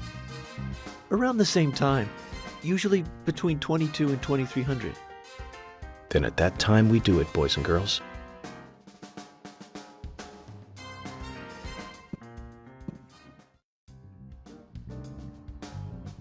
Zach, we need to be at Carol's bar at 2200. Looks like we have some time to kill. We can go to the diner and see how Nick and Olivia are doing.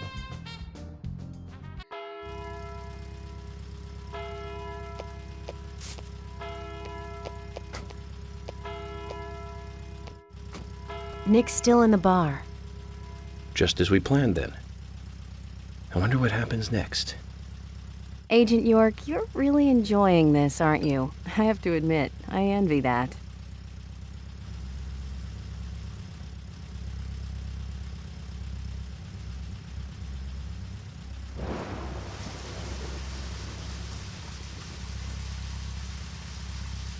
Agent York, Nick is leaving the bar. What about Diane? She isn't here tonight. Emily, check that with George. George, can you hear me? Nick's leaving the bar. What's happening with Diane? No movement. Tell me what to do here. Stay put, George. I'm thinking Nick will head to the gallery. Let's meet up there. 10-4. Copy that.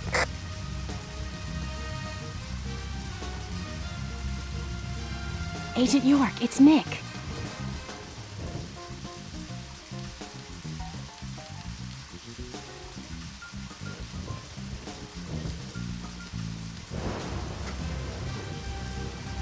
Sorry to keep you waiting. Let's go.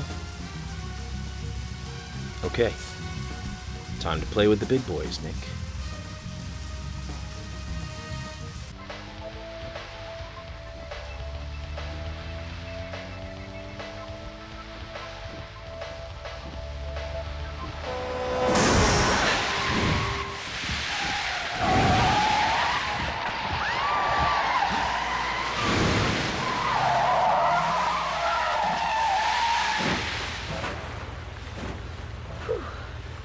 We'd all have halos by now if I was driving. I think someone's putting a curse on all the cars I drive recently. Agent York, Nick's getting away. Don't worry, time to get serious. Hold on, you two, this might get bumpy.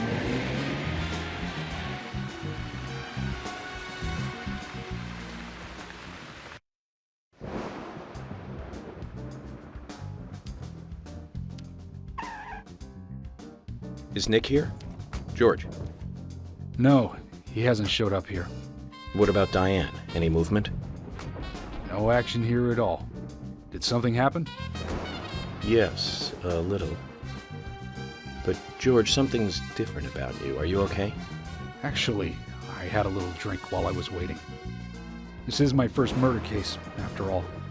I'm on edge, and I needed one. It was only a little, though. I'm still in control.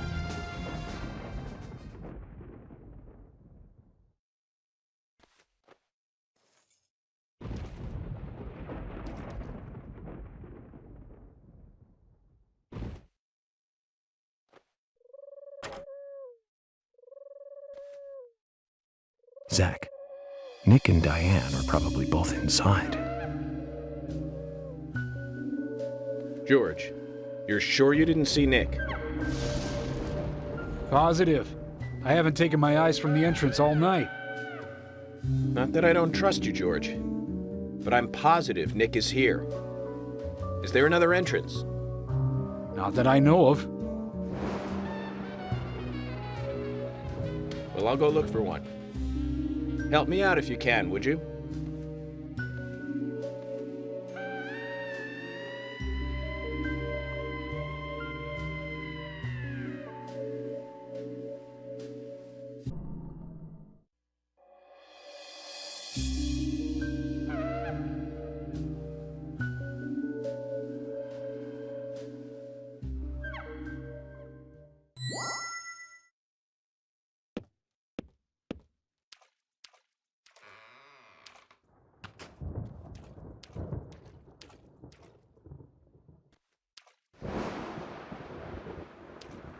Emily, I want you guys to... Wait out here, I know. I'm not gonna fight you about this anymore. But promise me this. If there's trouble, then you'll call us in, okay?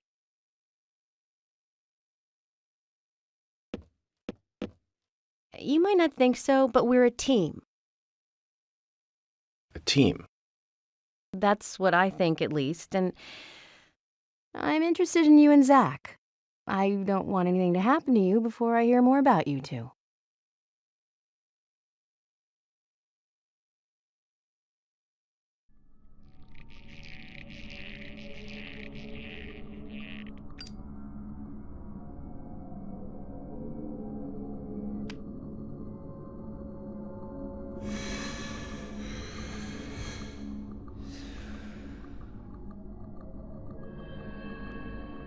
Zach, did you hear that?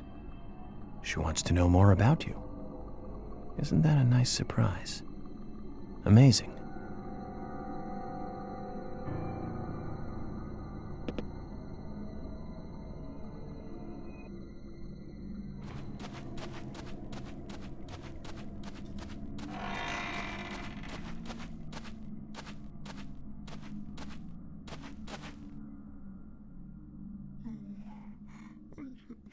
Huh?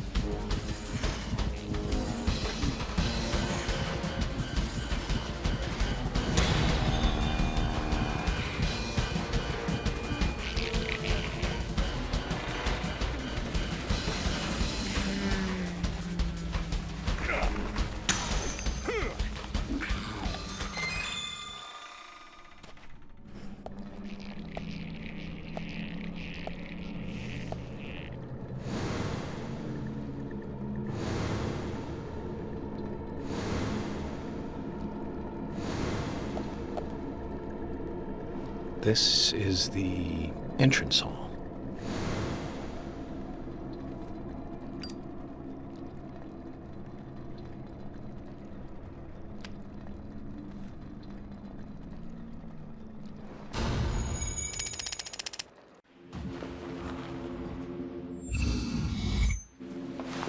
You? What are you doing here? So it was you. Much more astonishing than I imagined. I'm impressed. No!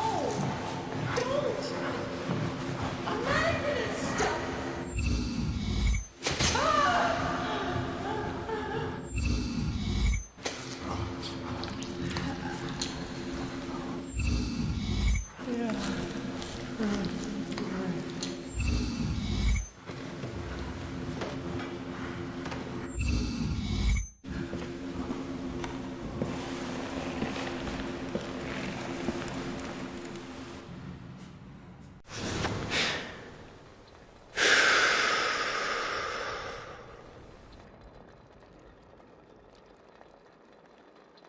Too much noise.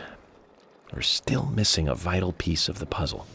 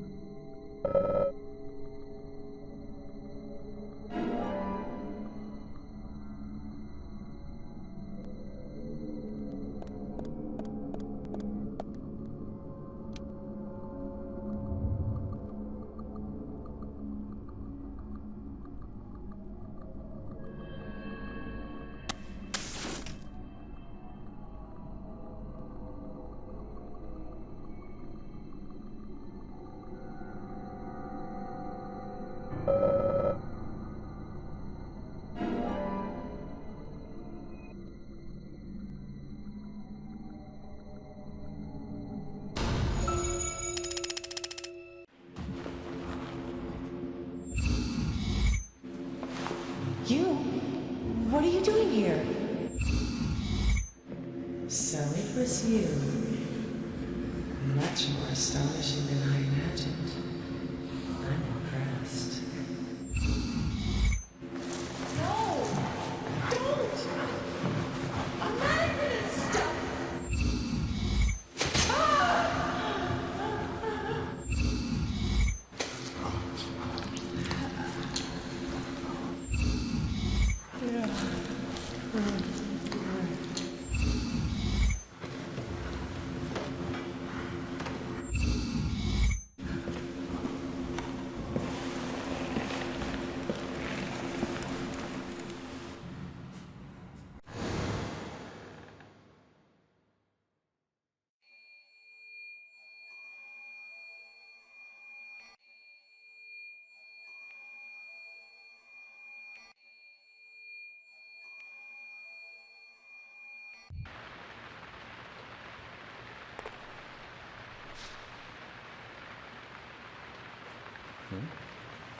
Nick.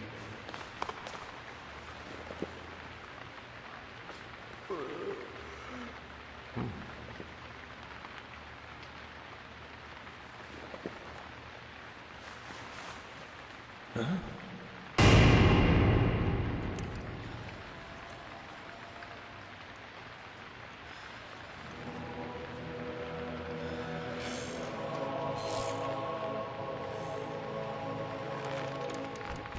Agent Morgan, where are you? Answer me! Come on, open up!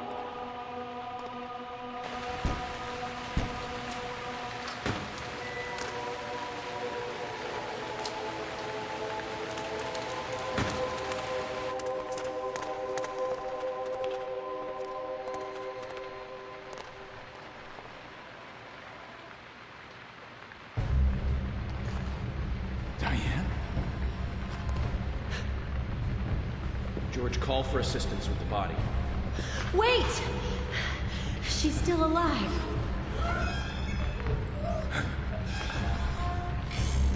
Diane, don't move. Don't move your hands and stay still.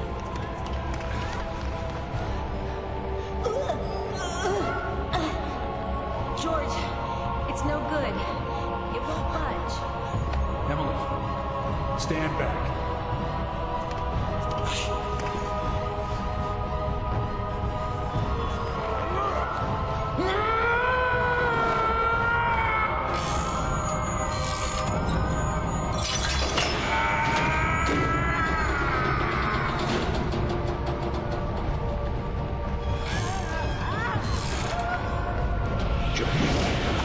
There's not enough time.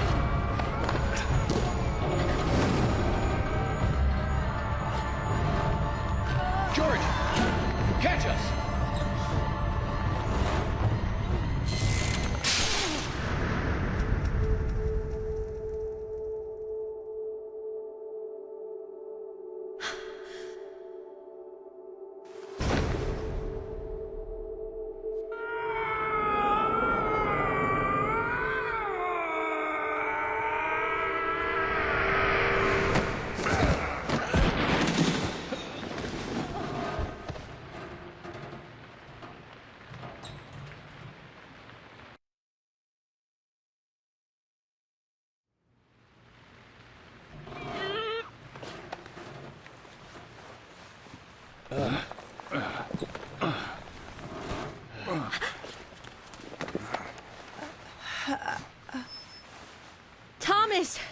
Call an ambulance.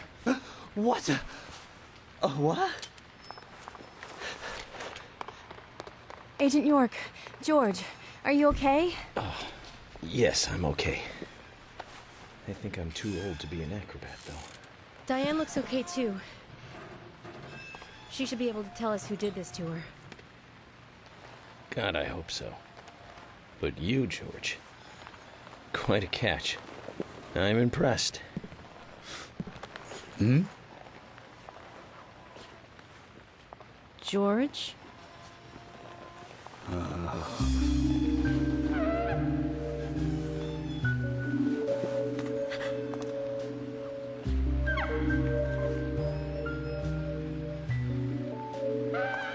Diane.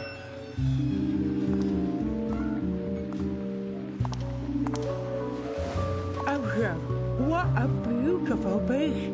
The witching vine who veer off into many directions, culminating in sharp voices glide away into nothingness, inspiring a truly deep eroticism in all who clear.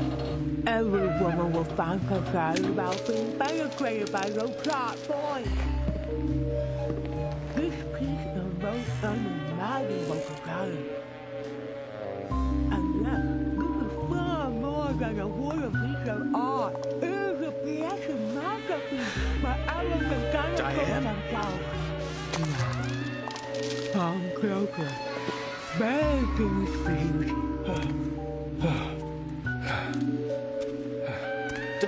Diane! Stop right there, Nick. You're under arrest for the attempted murder of Diane Ames. Huh. Back off! Don't touch me!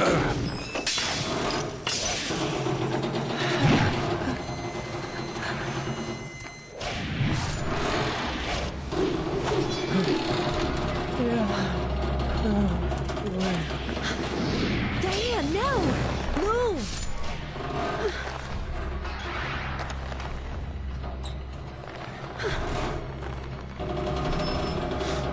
Emily, hurry!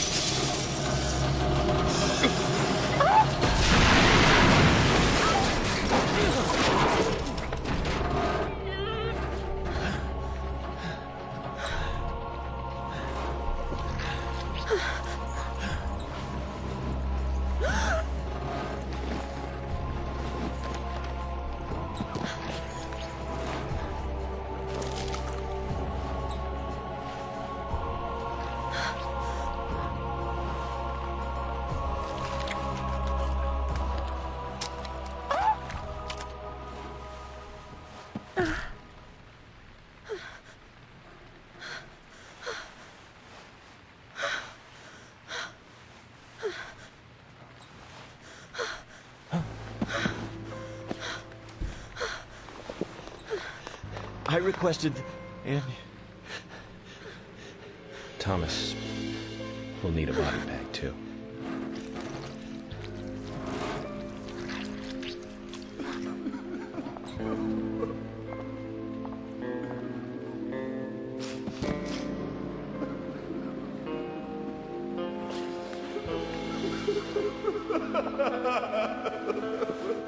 Nick, quiet.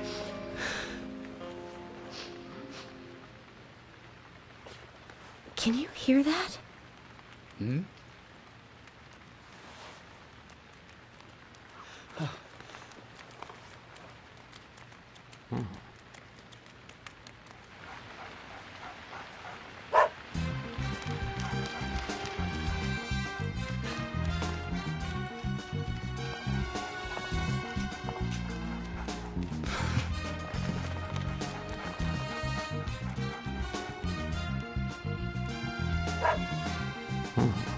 I think he wants us to follow him.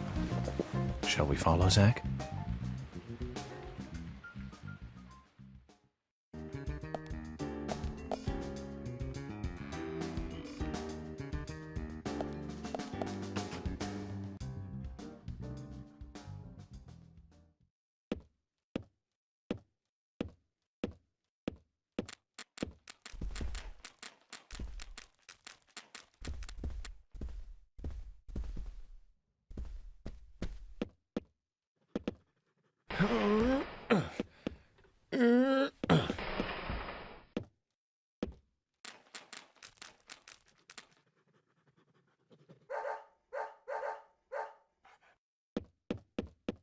Willie, are you out there?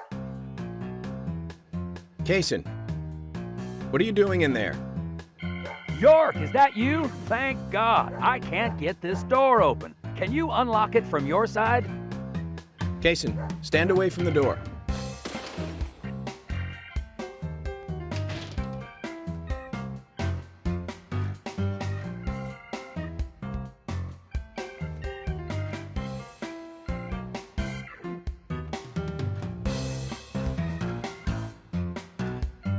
Where's Diane? And what are you doing here?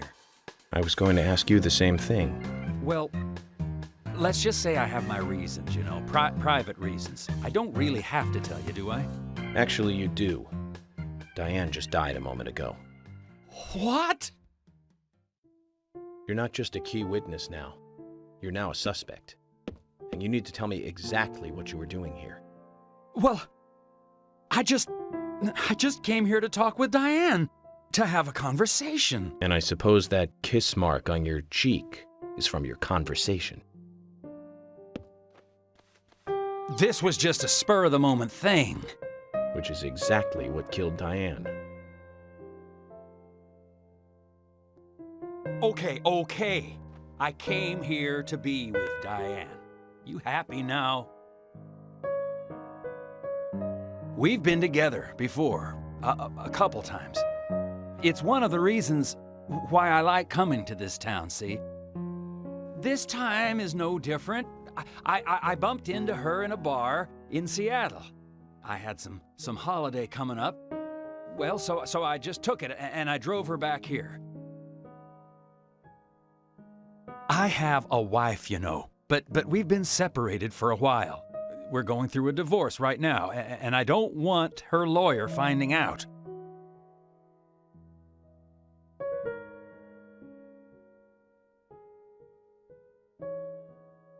Anyway, how could I kill Diane if I was in a room locked from the outside? 2 hours ago, me and Diane, we were taking it easy, drinking upstairs. We were, you know, enjoying ourselves. Then Nick had to show up. Well, then Diane had a sudden change of heart. She locked me up in here.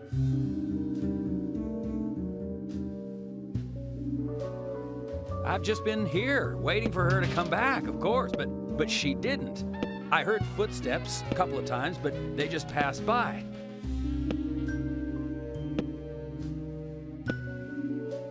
Well, then I couldn't wait anymore, so I let Willie here out through the window.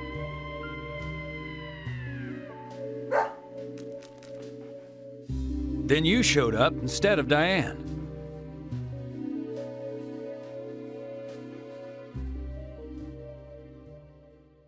Zach, Diane has become the third victim of our killer. And nada from questioning Nick. Nothing. Got no new leads from questioning Nick. He's taken the death of Diane really badly. In shock, the works. He claims to have liked talking with her about art. But he also had a problem with her views about men. He says that they argued, but not at a level that would lead to a murder. They were about to head out to the bar again together. But while he was waiting for Diane, someone knocked him out cold. He has no idea who it was either. Of course, Kaysen looks like a prime suspect. But that door was locked from the outside. There was no other way in or out of that room. Which means there is no evidence of his involvement at this time. He did say something else. The footsteps he heard outside the room were not heels, but a man's boots. And Nick was wearing boots. But now that Diane's dead, no one can back up Nick's statement. Which is why we have Nick in custody and have to let Kaysen go free. That seemed like the only option, at least for now. One more thing, Zach. George looked terribly depressed. I guess this case is really getting to him. He's feeling responsible for the deaths of Becky and Diane. Take his rules and confidence away from him? I wonder what's left. Well, of course, he'd still have muscle.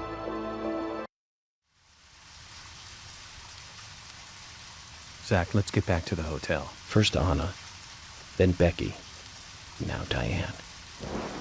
I'm not looking forward to writing this investigation report. Agent Morgan. York. Do you have a moment? What is it, George? There's something I'd like to talk to you about. Do you have any time later? Can't we just do it here? If possible, I'd like to go to a bar. Of course, we don't really have to. A bar? Now that sounds like a good idea. Zach, what do you think? We can go drinking with George, or turn him down and head back to the hotel. George, sorry, but I have to go back and write the investigation report. We can talk another time, okay? Okay, I guess.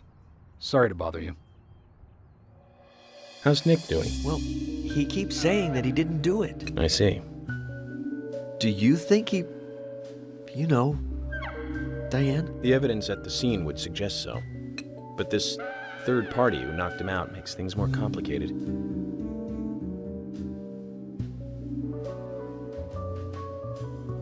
Ugh. What's the matter?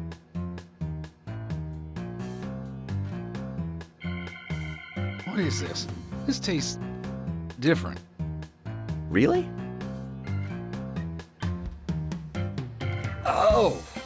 Oh, I'm sorry. I've got the mustard and peanut butter mixed up. Thomas, you having a bad day? That's not like you. You've been working just as hard as us recently. You must be tired. Not really. Please, I'll make these over. What? Why? It doesn't taste bad. In fact, it tastes pretty good to me.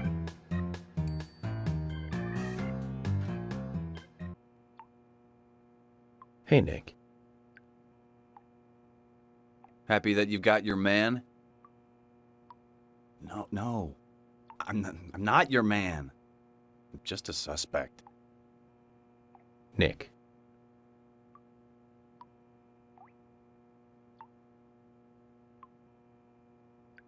I didn't do it. Actually, I believe you. But until we catch the real murderer, you're going to remain a prime suspect. What's gonna happen to me then? Never mind. I'm more worried about Olivia. How's she doing? Come on, say something. I can't tell you anything. If that's the case. Could you hand her a letter? Please? Agent... You don't mind me inspecting it first? Oh, that's fine.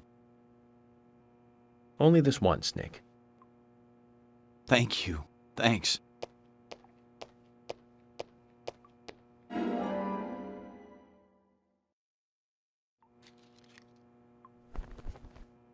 Tell her I'm sorry, will you? Nick, you need to do that, not me. What's this? Nick asked me to give it to you. It's a letter from him to you. Nick wrote this? For me?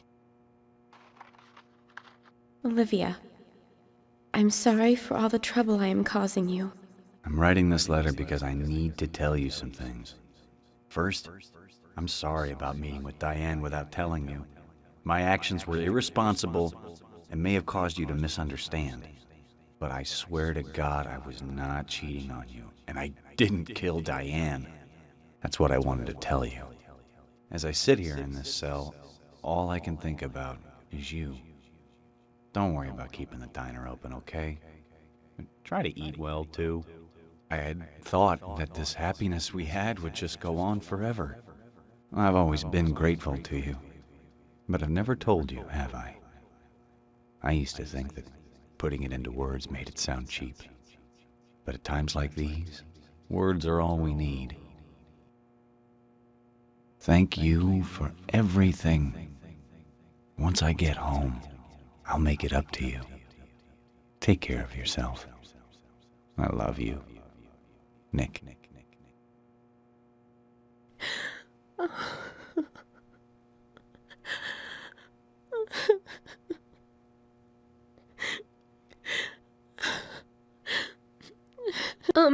Agent, could you wait a moment, please? I want to write a reply. Sure. Go ahead. Thank you.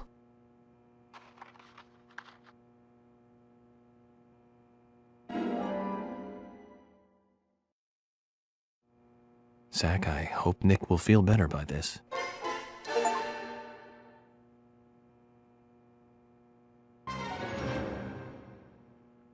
It's a letter from Olivia. From Olivia?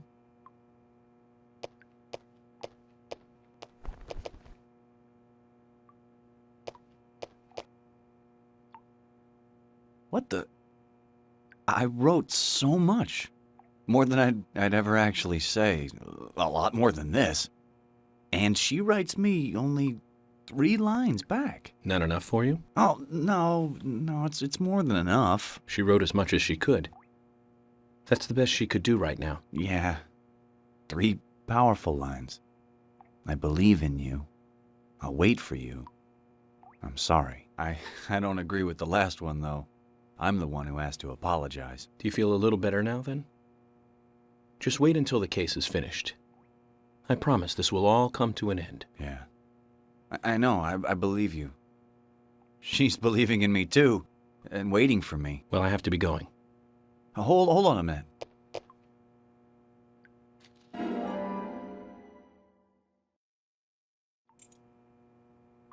What's this? The key to the back door of the diner. There's a big bag in the kitchen. I don't know if you could use it, but consider it yours. You'll have to help yourself to it, of course. I can't exactly go with you. Okay. I'll take this and I'll go check it out. Looks like a return to better things for those two, eh, Zach? Nick was like, if you could use it. But, Zach, this is great. We'll be able to carry more items now, Zach.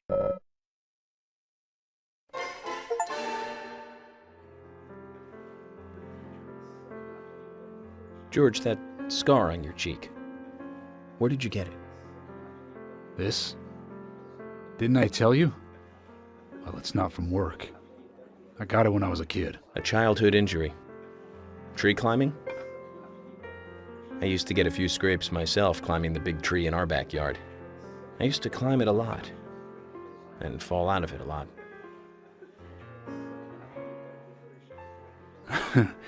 This wasn't anything like that, though. It was my mother. She did it. I'm sorry, George. Don't worry. It's ancient history. The world is flooded with unreasonable violence. The strong overpower the weak, adults over children, men over women, and criminals over their victims.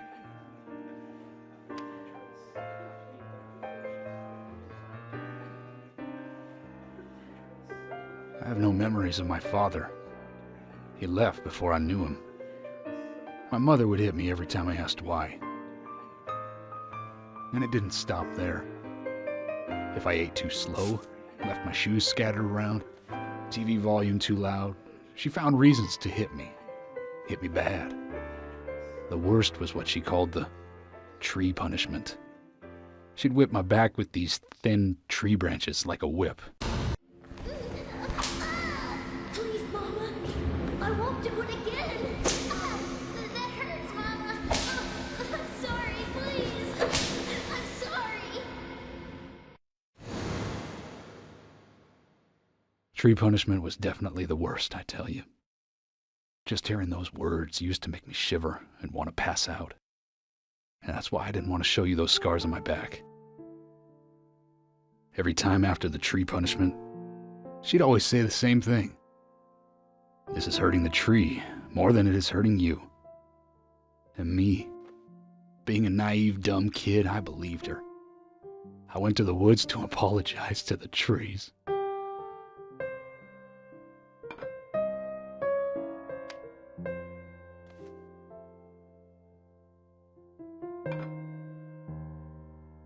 I kept asking myself, why is she hurting me this way? I thought long and hard about it. In the end, I've just figured I'm weaker than her. That's why. It's the law of Mother Nature at work. The strong eat the weak. But now, You have the power to protect the weak. That's right. Perhaps I should thank my mother for guiding me into this line of work.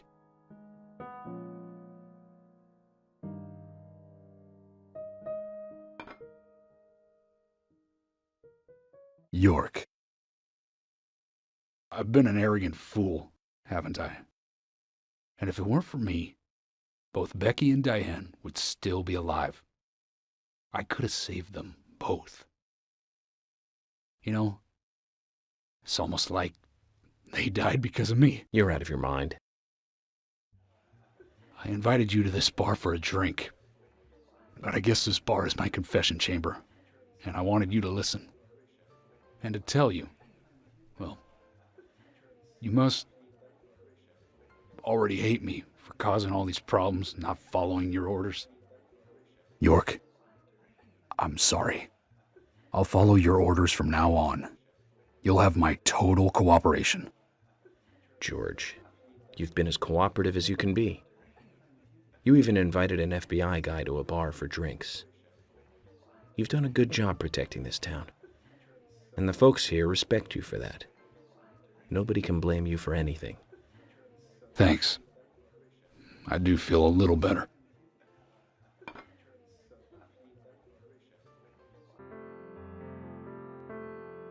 Hey, Carol. Becky is dead. Diane, too. We've got Nick in custody as a suspect. Nick didn't do it. I know.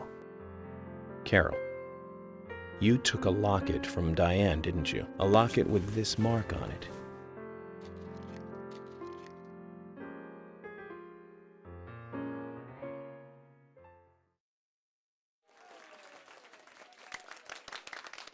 I'm busy, gotta go.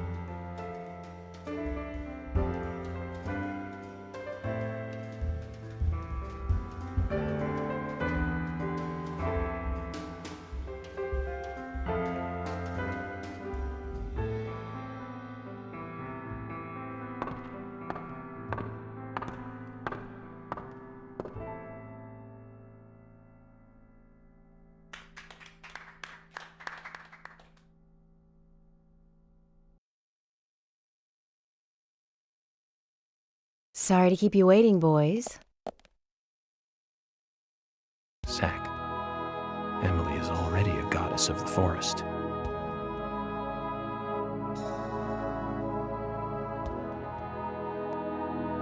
Let's forget work for a bit and drink a little, shall we? York? Why is she here? I just thought the more the merrier. You know, to relax and get loose. Is this a problem? No, of course not. Pardon me, Emily, but I'm pooped. I think I'll just call it a night.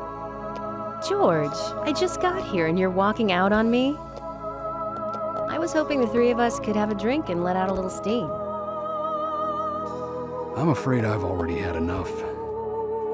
And I already had a good man-to-man with York. So I'll see you guys.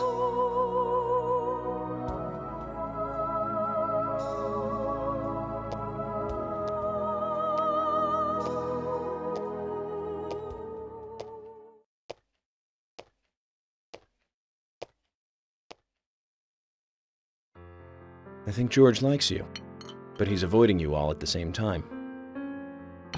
How astute. There's a reason? Nothing worth going into. It's a thing of the past.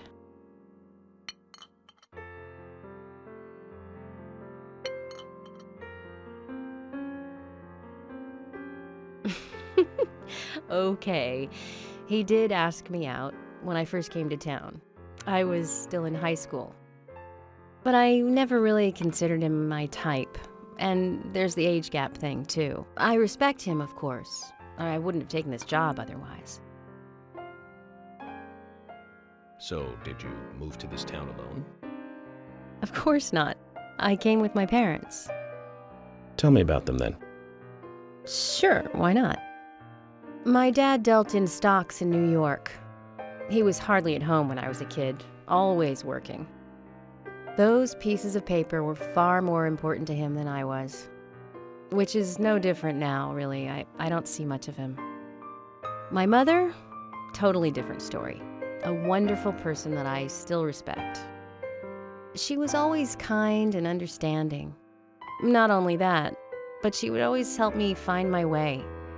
She could be fierce, too, scolding me if I took a wrong step.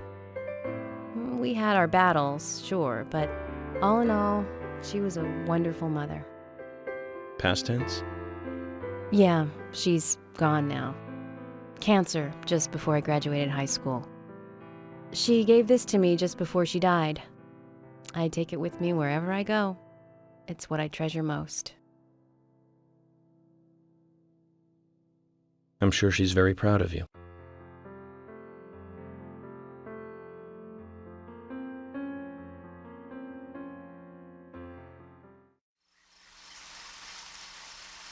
I had a good time tonight.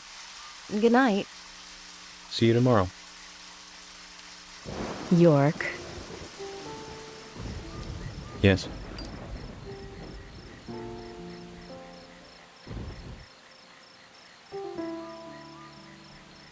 Please, don't lie to us, okay? I won't. Don't worry. I won't.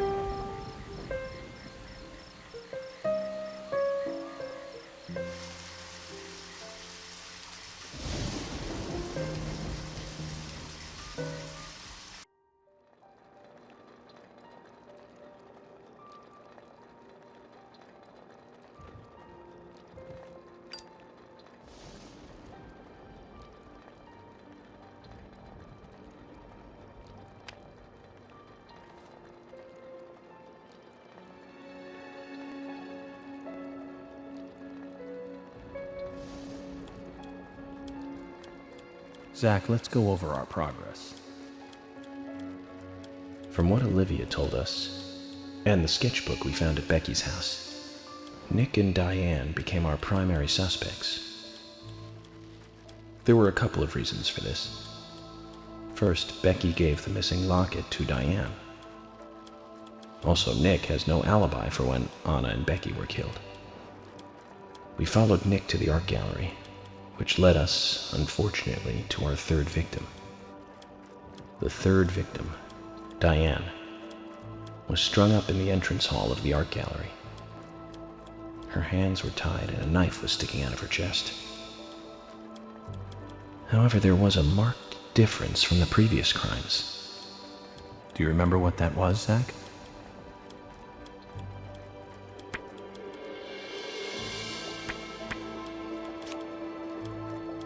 That's right.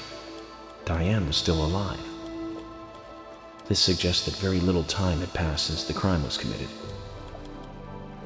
Which means the criminal was still close by. It was someone near the scene. There are two possible candidates. Nick, who was knocked out in the entrance, and one other. Zach, who was the other person in the gallery?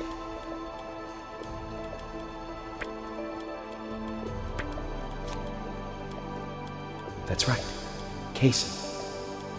We followed Willie, good dog, all the way to him. Kaysen's statement came out as follows. He and Diane were in a physical relationship. That was why he visited the gallery. The two were in the middle of such a meeting when Nick showed up. Diane lost her cool and shut Kaysen up in the basement. Now, what did Kaysen hear when he was locked up?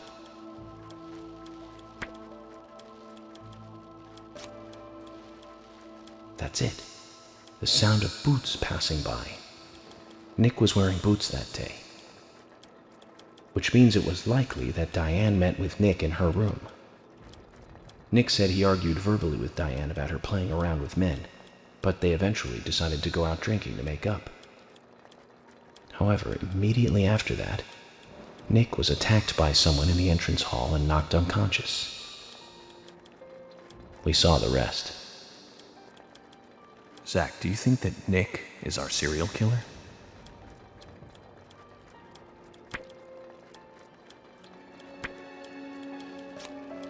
Me too. Usha sent in a report too. He found a large volume of red seeds in Diane's stomach. This confirms her as a victim of the raincoat killer. Remaining leads. There is the locket, which is in Carol's possession, the man with the tattooed back, and the upside-down peace sign. There's a lot left to answer. I hope the coffee will give us more guidance tomorrow.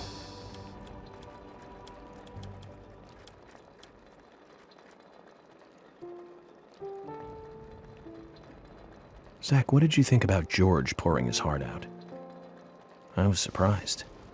It's the end of a monarchy. And he called me York instead of Agent Morgan.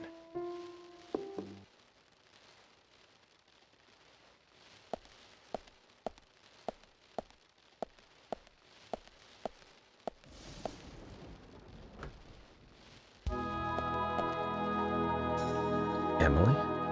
What's going on? Do you know what time it is? I'm sorry. I couldn't sleep, so I was drinking alone.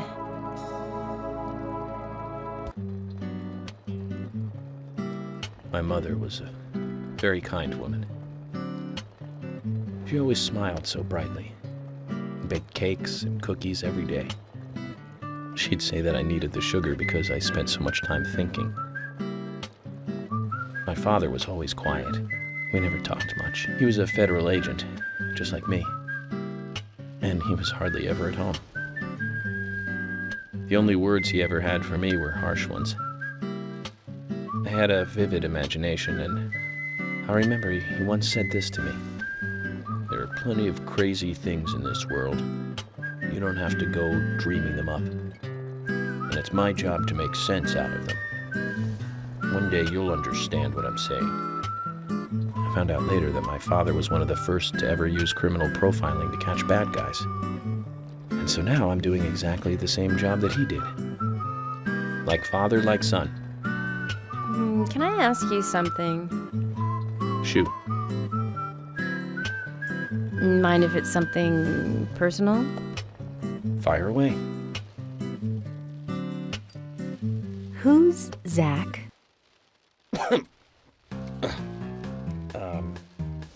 Zach is a friend of mine. Oh, so you do have friends. Yeah. He's my only friend. What kind of person is he then? Well, I've never seen his face. But he's always with me, and we discuss everything. When did you become friends? A long time ago. Back when I was a child.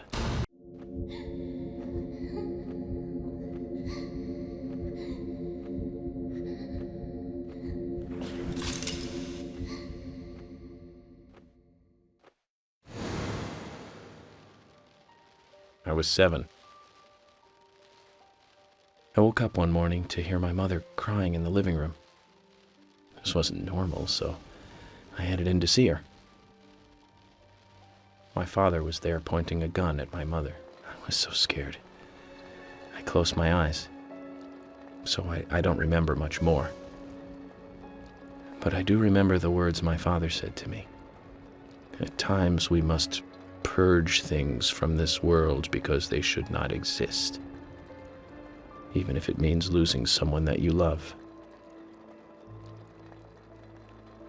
When I came back to my senses, they were both dead. He shot my mother and then killed himself. Oh, I'm so sorry. Don't worry about it. Zach's with me. It was around that time that we became friends. I'm here. I'm with you, he said. I'll be here always. We can get through this together. Quite aside from that terrible scene in front of me, that voice seemed to make me calmer. And here we are, working together, getting through things. This is the first time I've ever told anyone about this. I wonder if Zach will get angry. That's a sad story. But I don't want you to take this the wrong way, but I'm sure there was a reason for what your father did. I know. I think maybe I became an agent to find out why he did what he did.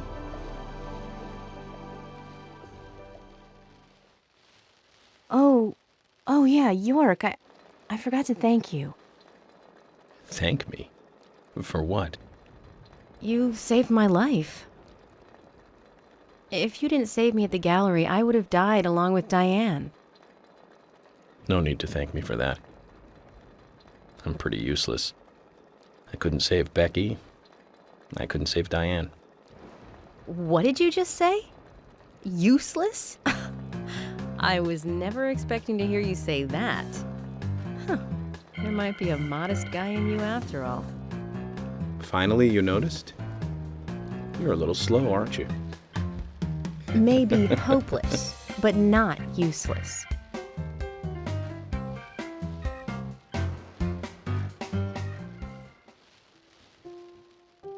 Zach, do you think Emily got home safely? Anyway, I think it's more serious of a situation than I thought. Do you remember? Our conversation with Emily. She's really interested in you. I think she's starting to have certain feelings for you. If that's the case, Zach, you and I are rivals. This is a very serious situation indeed.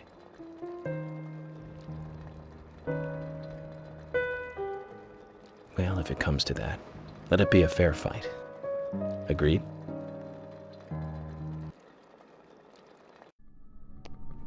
Thomas! Let me out of here! Come on, please! Just for a moment. 1 second. Hate it in here, Thomas. I think I'm going mad. I know you're there! Come on, please! Thomas! Thomas! Thomas! Thomas!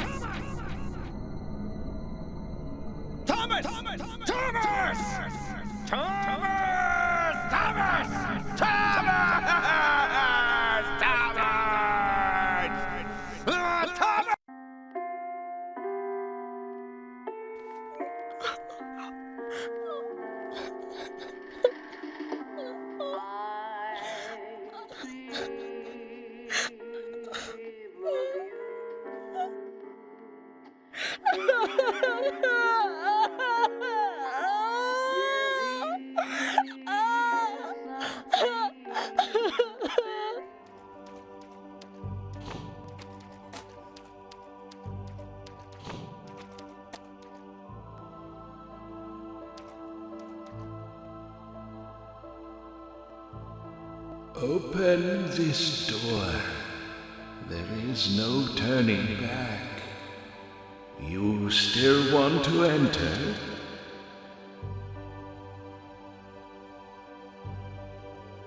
I do. It's better than staying here. Very well, then. Off you go, Mr. York.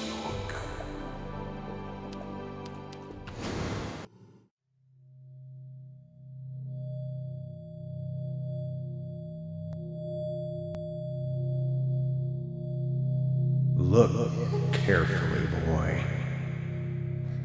At times, we must purge things from this world because they should not exist, even if it means losing someone that you love.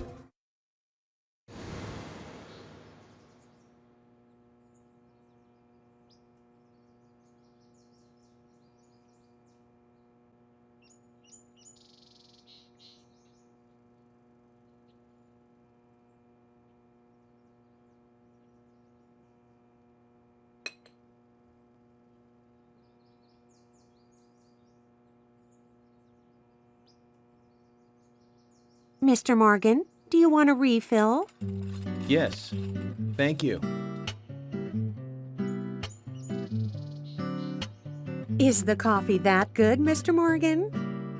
Coffee is a vital, investigative tool. I know exactly what to do now.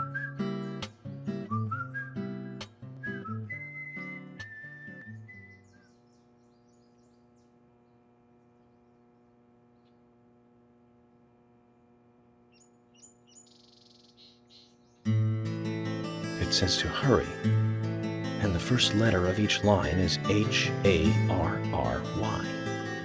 Hurry to Harry. Looks like the time that he was talking about has come. Let's go pay the problematic rich boy who owns half of the town a visit.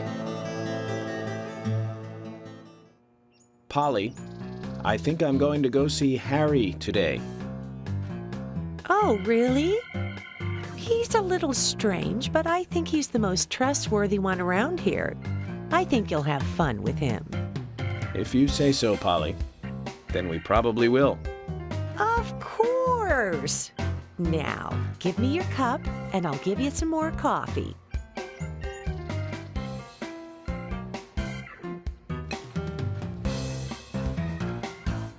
I'll see you later, Polly.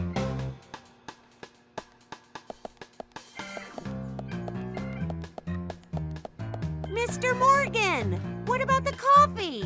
Don't you want a refill? Your coffee! Hey, am I still a suspect? No. Okay, well, good. My wife and I have been living separately for over 3 years now. Diane, she's a single woman, so this shouldn't be a problem. That's true. I feel so bad for Diane, though. Gosh. Did you find out who did it? I can't discuss that. Yes, of course. I understand. You don't have to tell any of the folks around town about me and Diane, do you? No, I won't do that. But it's a small town. I'm sure the rumors have started already. Nothing to be ashamed of, right? What's there to worry about? Nothing in particular. No, nothing at all. I'm clean as the sheets in this hotel.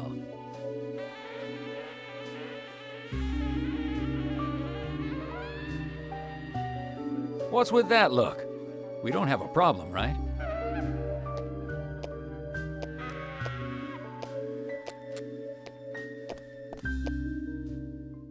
It looks like Kaysen is involved with another woman in town.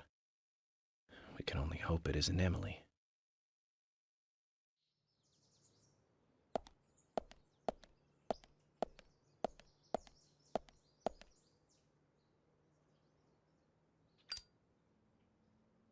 York, I can't find Thomas. Was he here? No, I haven't seen him.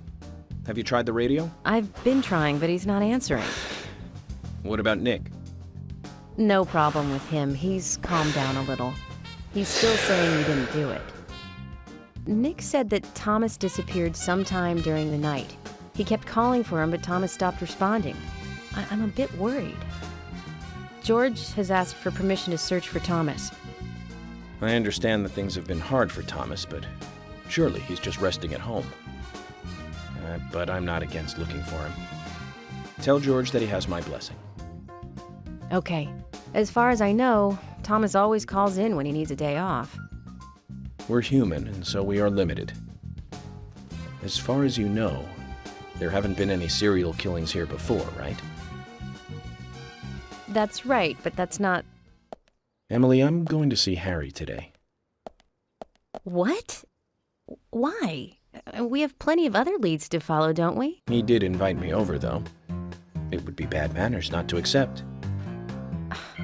Are you really an FBI agent? I think the FBI would take a more logical approach to investigations. But Emily, a serial killer does not stay within the boundaries of logic. Thus, you can't hope to capture such a killer using only logic. That's why I'm going to see Harry. You go with George and find Thomas. Okay, sounds like a plan. Great. Thanks.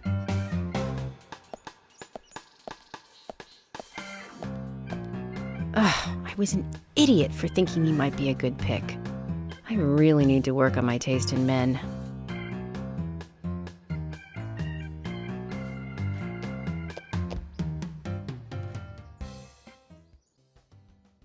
Hey, man. Keith, what's wrong? You're usually more upbeat. You really want me to drag you down too, FBI? Maybe I can pull you back up. Well, I've lost something, man. My most precious treasure in the whole world. Well, my most precious after my family. My guitar, man. It's gone. Lily said she gave it away. Gave it away! Can you believe that? She says it's my fault for not tidying up the storeroom. I don't get her, man. What kind of logic is that? I didn't tidy up the storeroom, so I have to lose my guitar? You with me, right, FBI? Man to man, you see where I'm coming from. Your guitar means that much to you. Oh, my meeting with that fine guitar is what led me onto the path of rock, man. It was back in high school. I made my first visit to Seattle. The world was tired of pop music, and people were crying out for a new sound. It was only a few years before grunge would explode out of Seattle. I met a true rocker there, man. He had the sunglasses, a biker jacket, and the long hair. Man, he even had a bandana. I mean, he was behind the times by then, but nevertheless, the pure white guitar on his back hypnotized all who passed him. In the midst of everyone wanting something new, I glimpsed a tradition that had to continue. That's right. It's called rockabilly. You dig me, right, man? The world can't be built solely on new things. I couldn't help myself. I approached him and opened my mouth. I told him what I was feeling, FBI, right there on the street. I don't remember the words I used now. It was like a dream. But it sparked something inside me. I can tell you that. Our shared love of music allowed us to talk like old friends. Before I knew it, I'd been hanging out with this guy for 3 days. When I finally had to go home, what do you know? He gave me that guitar, man. He said that the soul of rock should be passed on to the next generation. That is how the legendary guitar Grekach came into my hands. Well, thanks for listening anyway, FBI. It means a lot to me.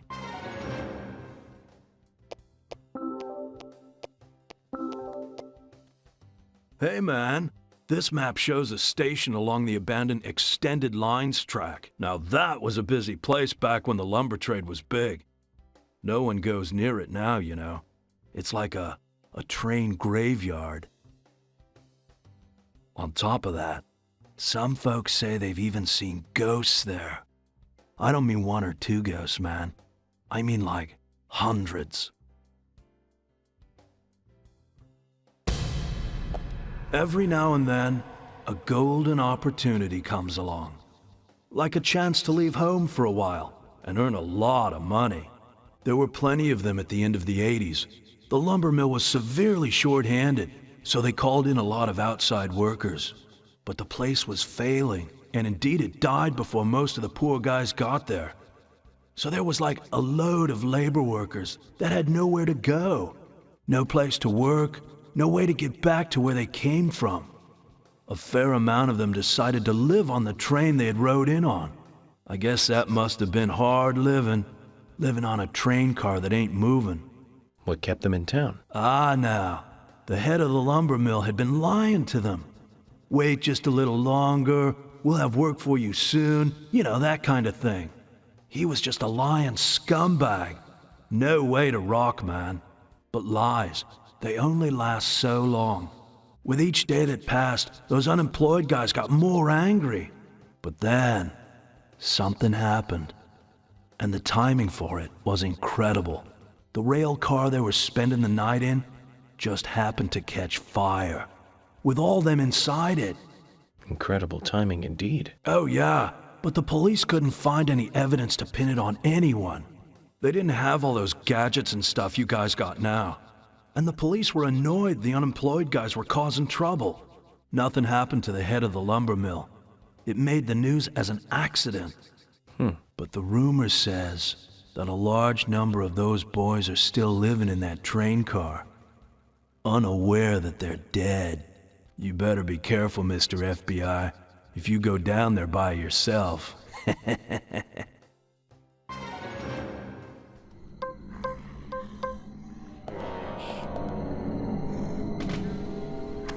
Yes, great. Nice shot. Amazing. Great.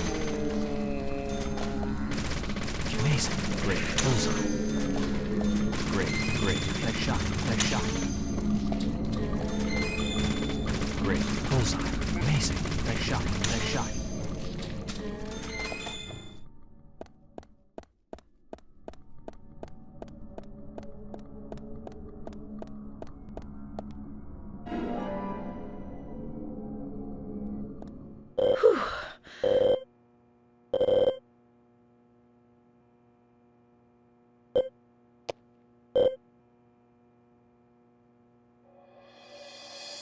I thought about ordering in, but since we had leftovers, I made us lunch. What's with the face? I think my cooking turned out pretty good today. Oh, okay. Great. A sudden crisis. What should I do, Zach? I might not be a wonder chef like Thomas, but I do practice every day.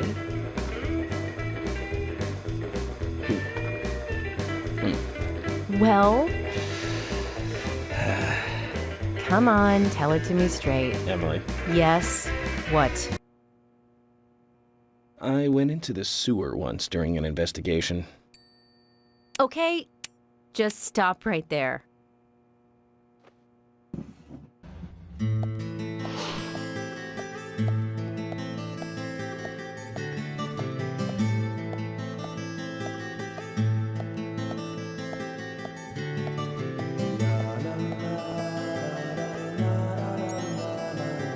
Mr. Francis York Morgan, finally you have arrived.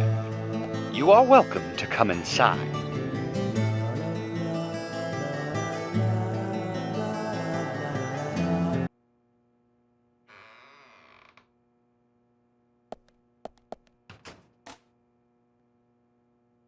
Mr. Francis York Morgan, Mr. Stewart has been waiting for you. To the meeting room you shall go to.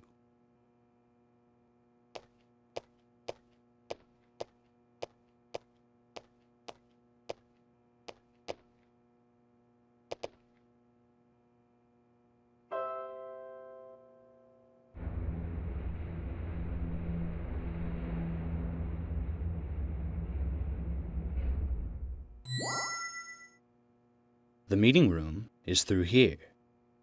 Please be kind. Be sincere.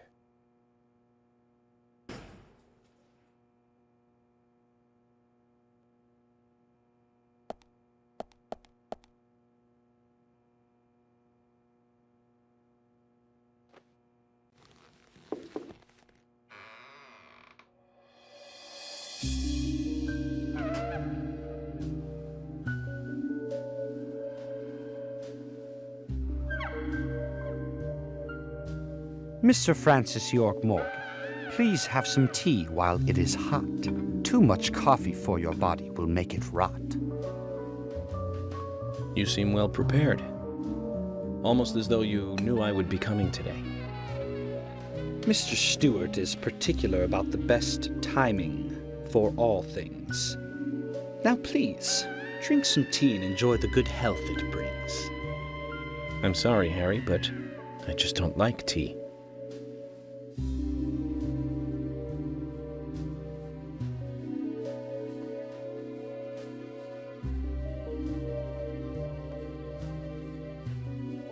Mr. Francis York Morgan, some tea with sugar is what's best admired by your body that looks so tired. So says Mr. Stewart.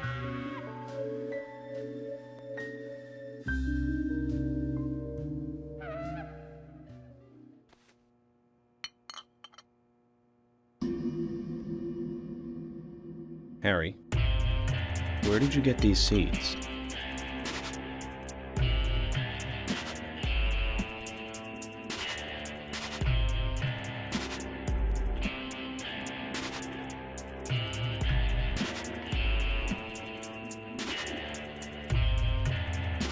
Mr. Francis York Morgan, those seeds were found in our town in a certain specific place. More seeds are there, you will see, when you find that certain space. Come back to me and we shall talk after you find that certain place.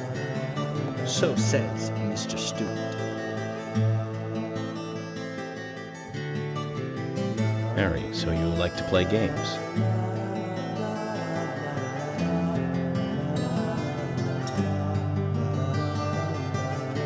Mr. Francis York Morgan, a hint for you to find this location. It is most crowded and most quiet, and gives a cold sensation. So says Mr. Stewart. All right. So you're not going to talk unless I find this certain place. I'll play along.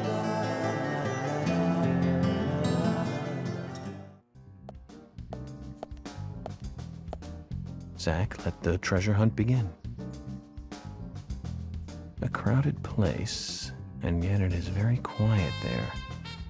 Have you figured it out, Zach? It must be the graveyard. There's lots of people there, but none of them can speak. You see? So let's get going to the graveyard.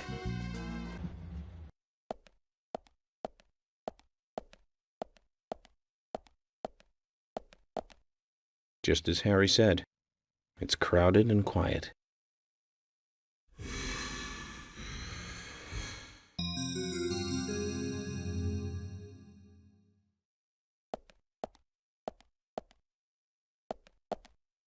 Hey, Brian. Agent. Mr. Agent, how are you? Not bad. I'm, just playing a little game with Harry. Game? A game? Is that fun? We've only just started, Brian. The fun is about to begin. I'd like to ask you something, actually. Is there a tree in the graveyard that drops red seeds? Seeds? red seeds. That tree does. And that one. And that one too. All red seeds.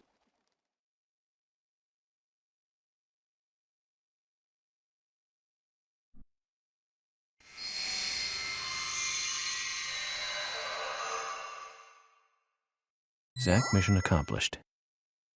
Let's get back to Harry's. The reward better be good.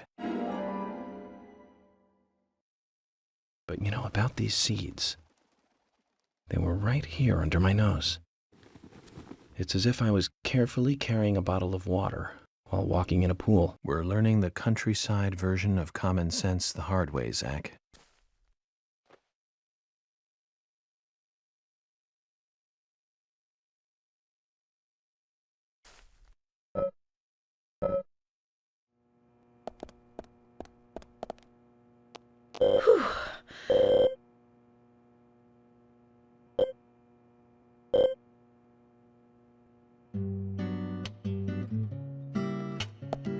For God's sake, I wonder where Thomas went. George has been looking for him all day. Do you think he left town? I doubt it, Emily. Running away will not free him from his anxieties, and he knows it. I'm sure he is hiding away somewhere, just thinking things over. Think so? You don't know him that well. What makes you so sure? My career focuses on finding people. Actually, I need to change the subject and ask you something. What can I help you with? It's about the gravekeeper, Brian. I'd like to know more about him. You mean Brian the Insomniac? Insomniac? Yeah, he's working both day and night in the graveyard. No one has ever seen him sleep. And that's why we call him Brian the Insomniac. I heard that he owns a large house downtown, but he never seems to go home. He's always just in the graveyard. I guess he's a strange one, even for this town. I see. Then he is an insomniac. We shouldn't have any trouble with the graveyard closing up then, Zach. Emily, thank you. I've got to get going. Hey, York. I've just finished getting everything ready. I'll eat out today. We'll eat lunch together soon, okay?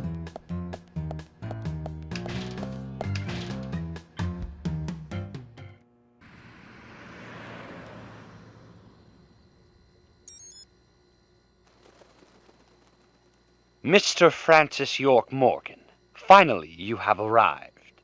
You are welcome to come inside.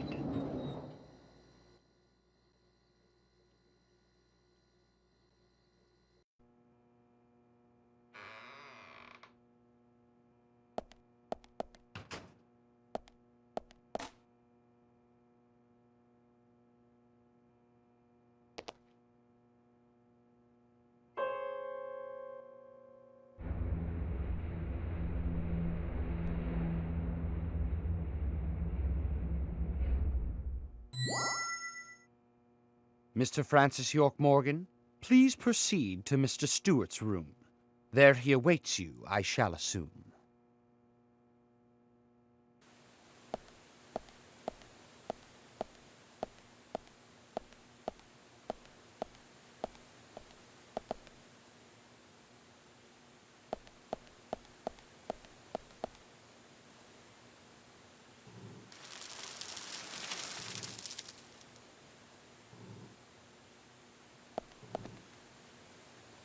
Harry, turns out what you said was true, and I'd like to hear more.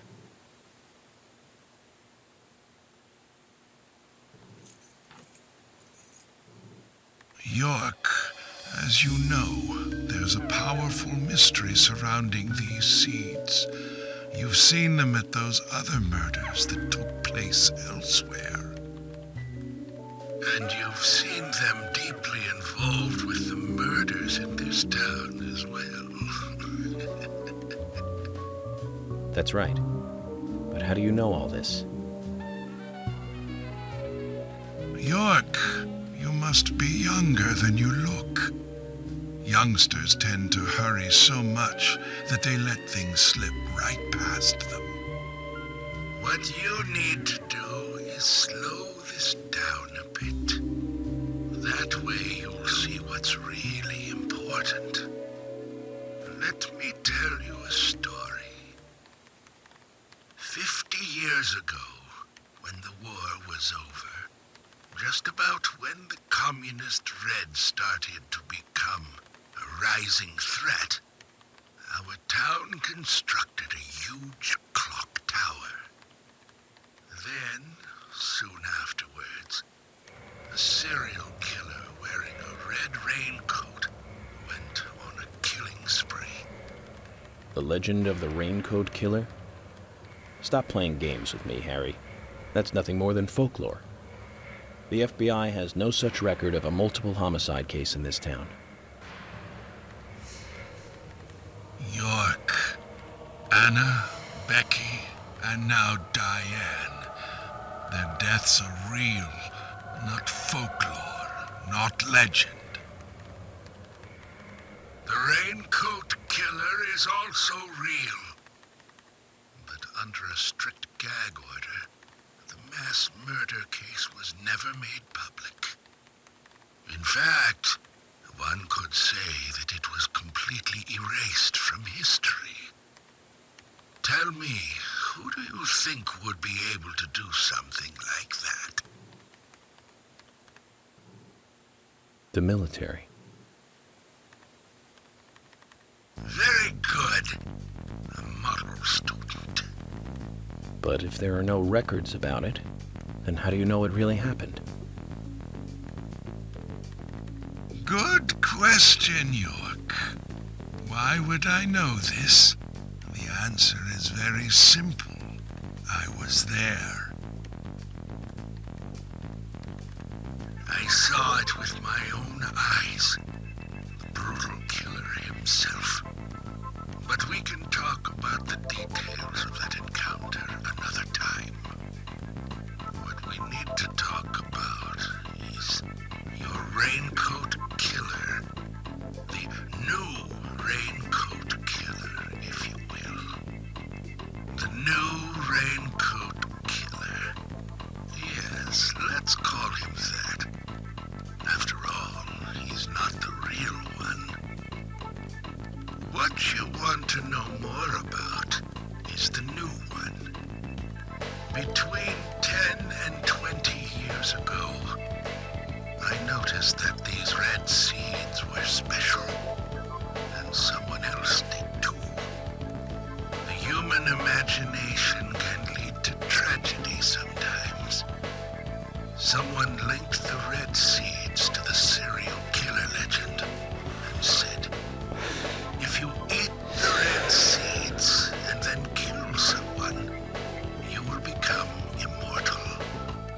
This new fabricated legend was passed on from one to the next, evolving, changing every time, like a rumor. Some may have actually taken the seeds to try them out, to prove the legend, that is.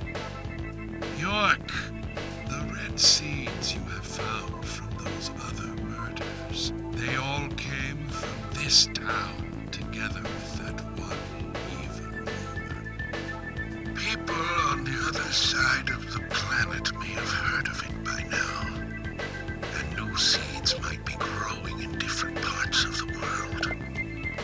So you're saying that the series of cases I've been following are all linked to this town? That's interesting, Harry. But there's no evidence to support that story. None of the criminals we caught for the other murders ever mentioned anything like that. It's your job, your role and duty to look into that, York. Now, the game must go on. You know I said that the incident 50 years ago was totally erased. Well, not quite. Records still exist in the sheriff's office.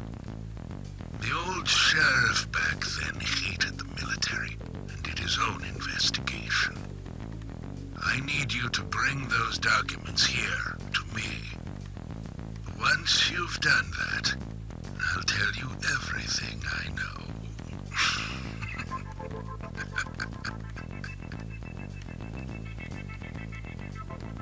Okay, it's worth a look. And we may as well let the old man have his fun.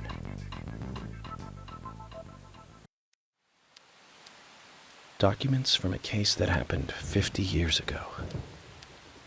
Let's play along with the old man for a little longer, shall we?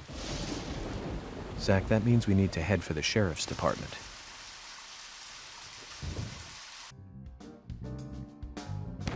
York! I told you! That's nothing more than local folklore. Harry said that he was there. The Raincoat Killer is a phantom, made up to scare children long ago. I can't believe you fell for that from Harry, of all people. I agree with George. Harry likes to play with people. Play with their minds, too. George, Emily.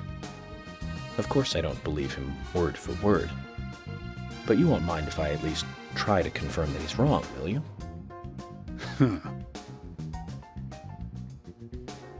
Well then, can you look for the files by yourself? I'm still looking for Thomas. Very well. Emily, open the filing room for him.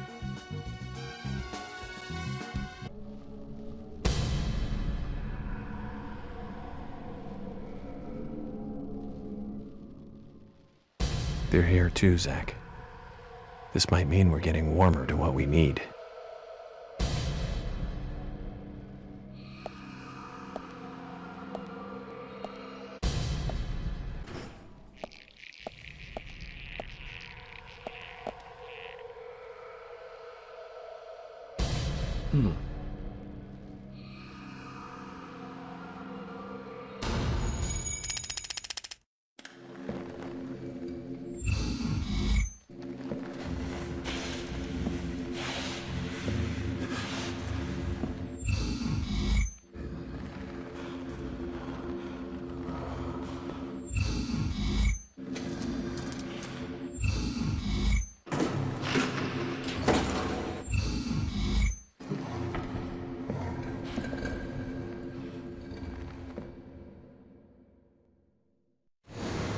Too much noise.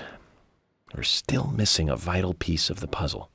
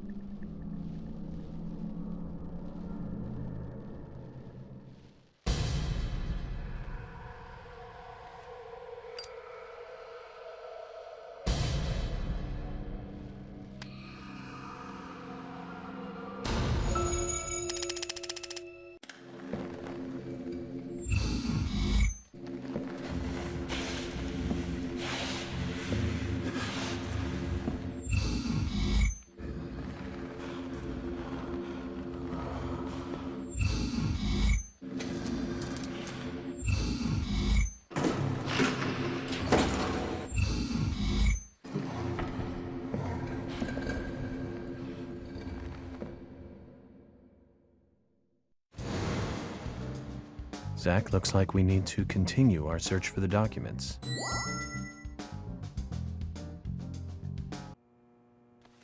George, I'll get right to the point. It looks like someone else has just removed the documents I'm looking for. Huh? Removed? The cabinet looks like it had been forced open. That's impossible. No one could break into there. No. Emily, there is one person that can access that room at any time. You don't mean Thomas? It's too early to speculate. And profiling is my job, remember? More importantly, Emily, could you get me a coffee? A fresh one if possible. Coffee? At a time like this? Why now? Emily, please. This is very important. Some coffee. And bring some milk on the side.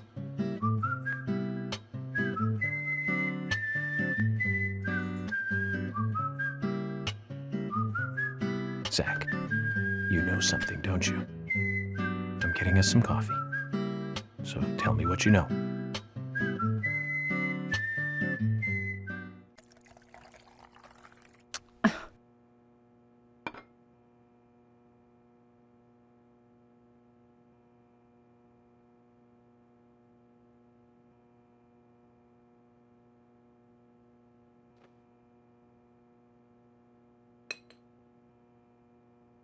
Ah, Zach, this is amazing. Even the taste of her coffee is thrilling, to say the least. What?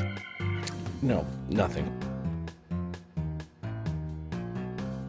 This isn't the cup that Thomas always uses for me, is it? I'm sorry about that too, then. I just used a cup that was nearby. You have a problem with that? Problem? Not at all, my dear Emily. The coffee is perfect. Well, okay, taste aside, this cup certainly is perfect.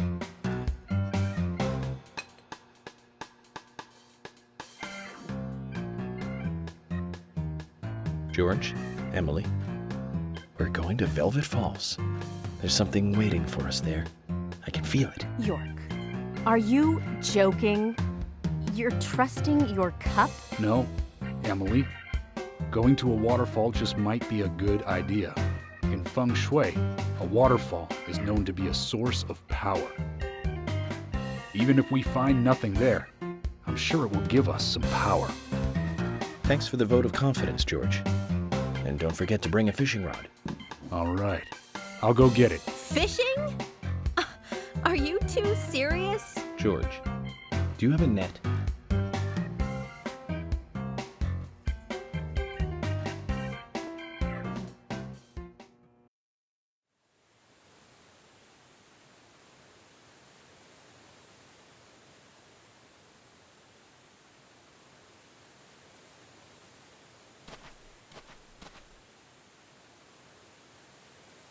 Zach, I hope we can catch a big one.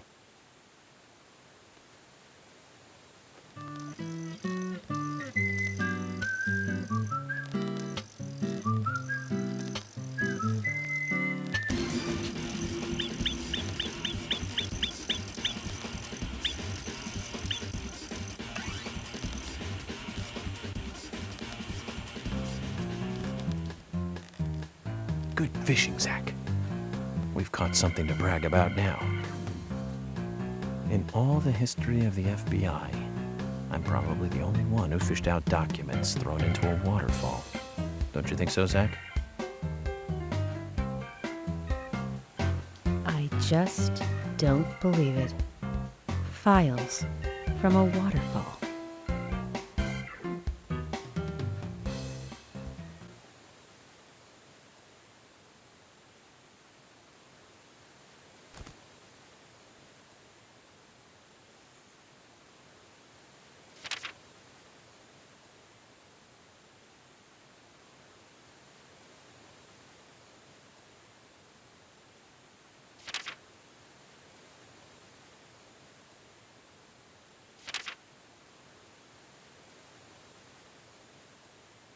What does that all mean?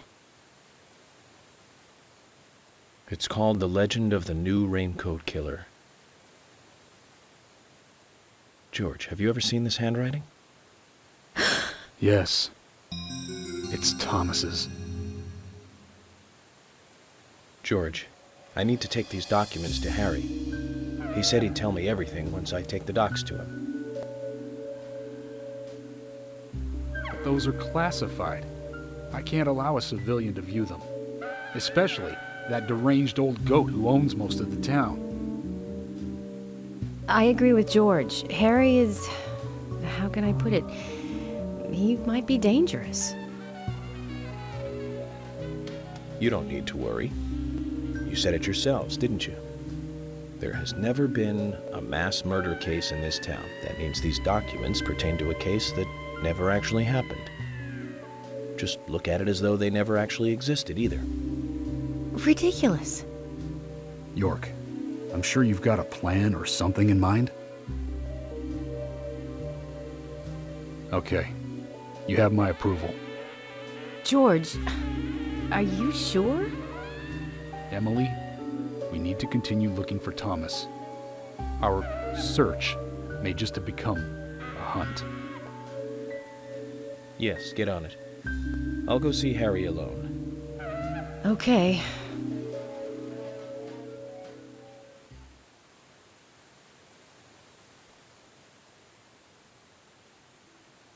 I wouldn't believe it if I hadn't seen it for myself.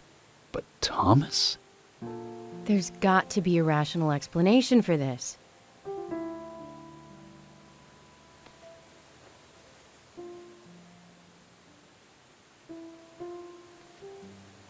Zach, George has started to change. I think the deaths of Becky and Diane had a deep effect on him.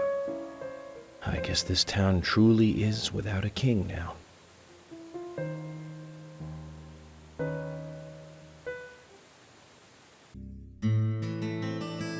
Okay then, Zach. Let's pay Harry another visit and get to the bottom of all this. I have to admit, I do like spending a bit of time investigating alone.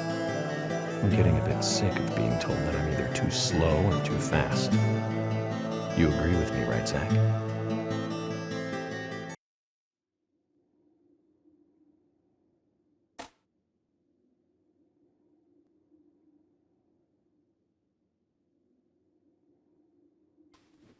Looks like the next game is hide and seek.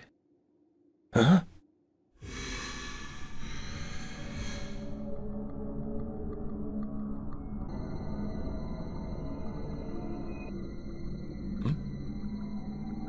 These girls, Zach. Do you see the resemblance? Anna, Becky. She looks like Diane. And Carol.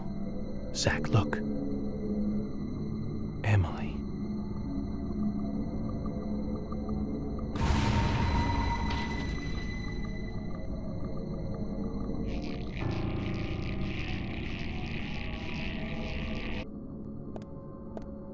Huh?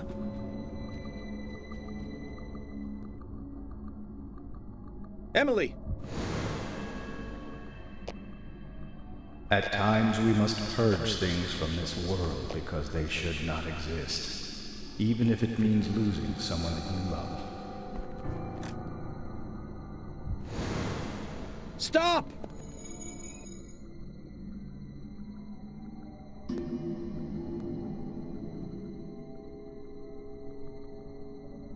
Zach, did you see that?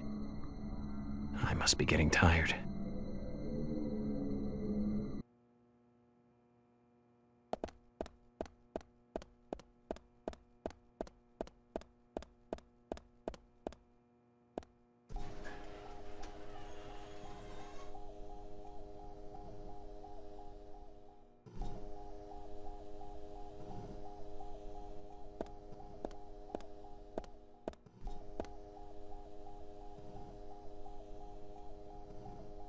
Zach, looks like we're out of the countryside and back in civilization.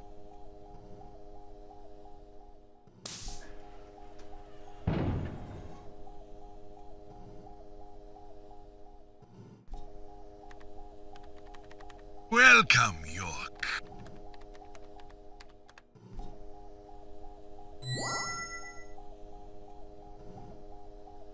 I brought the documents. Just what is going on in here? I warned you about haste. Take it slow. You'll lose sight of what's important if you just rush past it.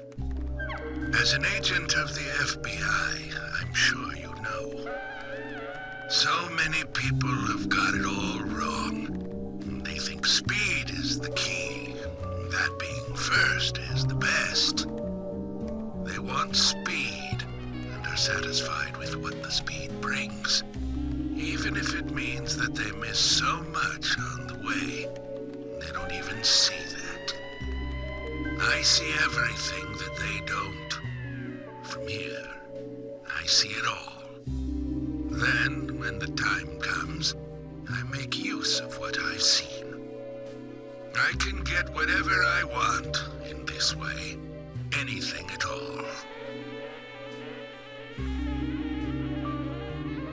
You're certainly talkative today, Harry. But I didn't come here for a business lecture. Tell me everything you know. Speed is not important. Timing is what is important. Timing. York, you have a natural gift for waiting for the correct timing. Just be careful that your haste does not ruin everything.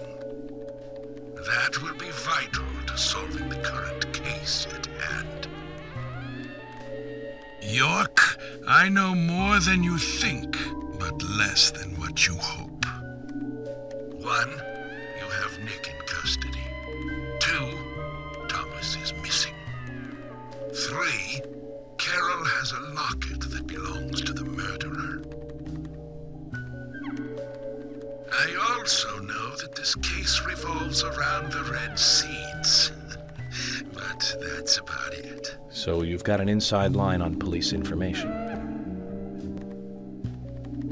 That reminds me, the victims' tongues were cut out, weren't they? But that's only a minor point. Don't let the shocks blind you to what's more important.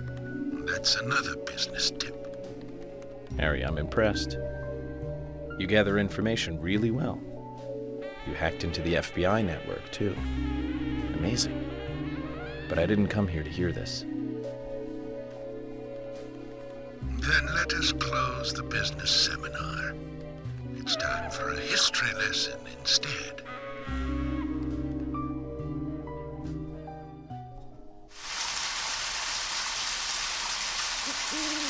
I remember it as though it were yesterday, if you'll pardon the cliché. It was dark, raining, a foggy night. My parents, who normally got along, were fighting over something. My father was blaming my mother, it seemed. So I left the house and headed for the clock tower. There was a party being held that day to celebrate the tower's completion. I wanted to see the town from above, and so I decided to climb the tower.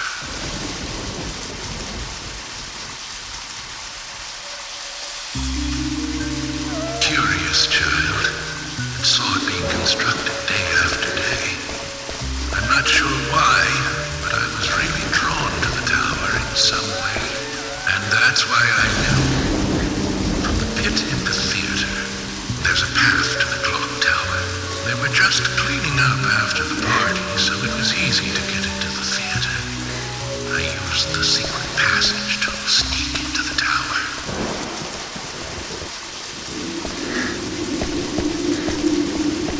But when I reached the top, I saw something very strange.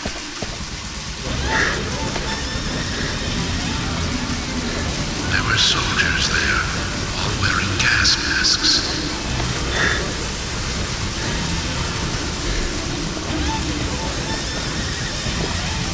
I moved closer and saw that they were fiddling with some kind of device. The device was emitting purple smoke outside. Just then, for the first time, the bell rang throughout the town. I reacted with fear and left the tower as fast as I could.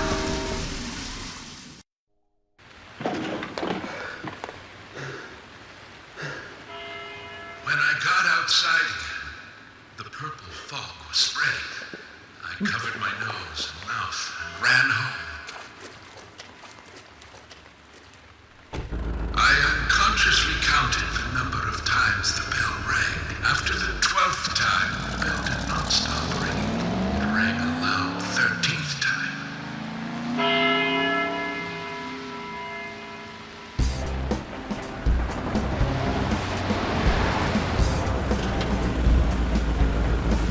I got back into town to see another, even more disturbing sight. The people were attacking and killing each other, rampaging as though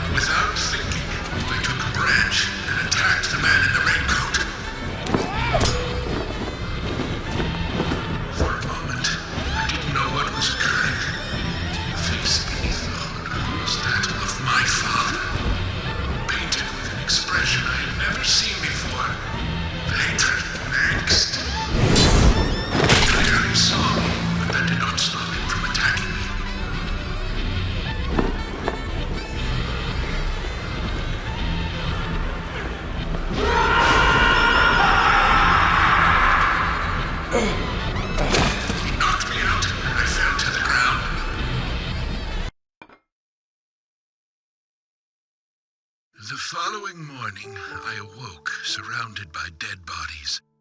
It wasn't raining anymore, and the purple fog was gone. I couldn't believe what I saw and what I myself had done.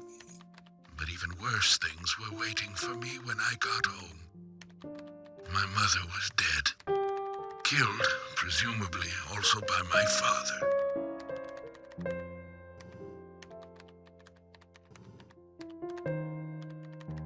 The next day, the town was overrun by military personnel.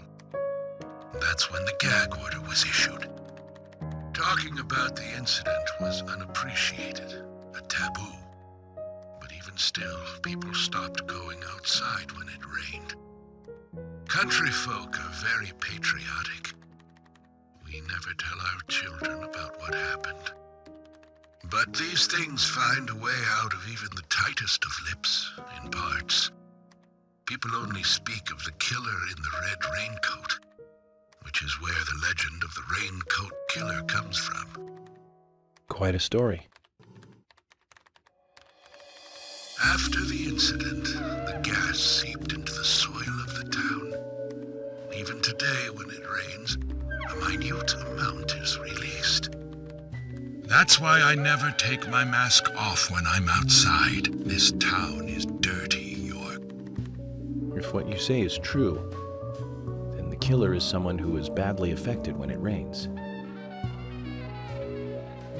You need to draw the conclusions, not I. I have no conclusions. Is there a connection between the red seeds and the gas, then?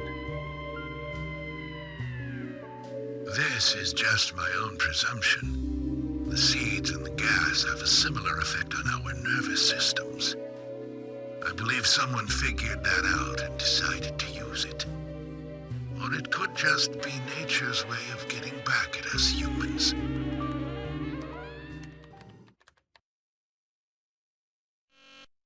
York! Good news! You'll hear from George soon. They have found Thomas.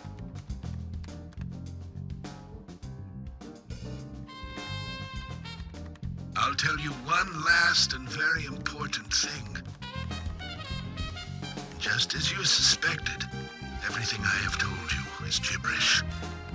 I never hacked into the FBI server, and I certainly know nothing about the red seeds. I shall thank you for listening to an old man babble on.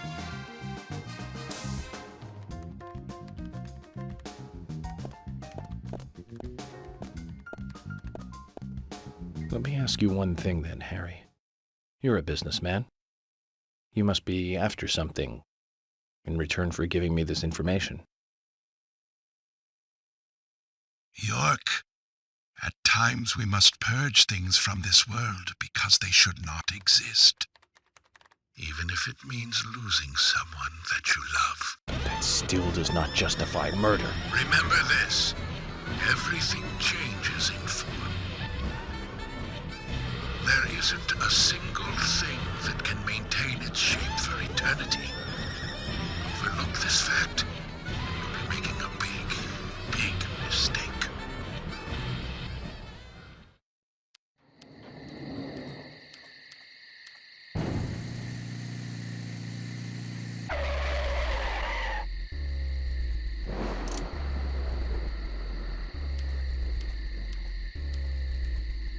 York, we found Thomas.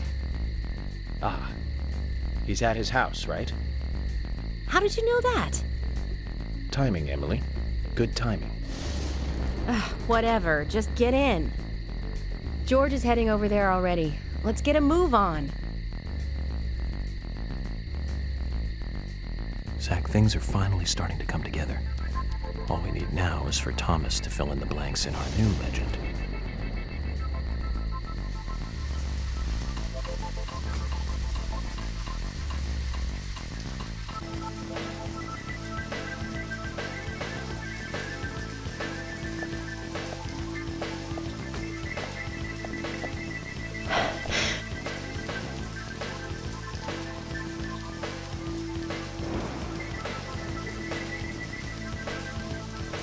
George, what's happening? We received an anonymous call informing us that Thomas returned home. I sent Emily to get you right away. No idea who made the call? No. That's why I came on ahead, to see if the information was correct. A light did come on, but only for a second. I saw a tall male silhouette in the window. It was Thomas. Okay. I'm going in then. You two wait here. We'll be ready to burst in at any moment. Just call out.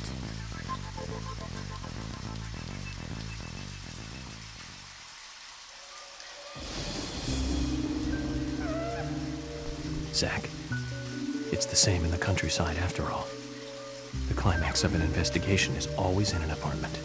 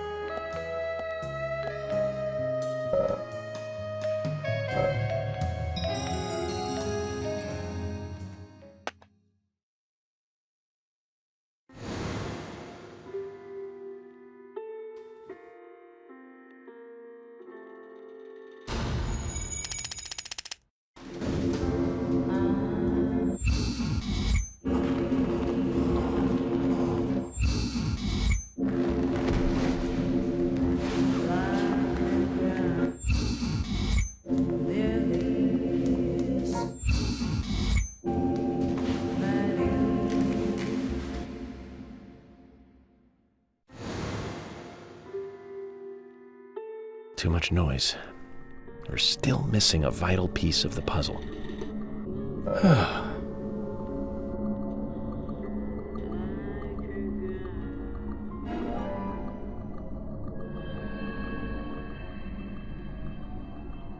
Huh?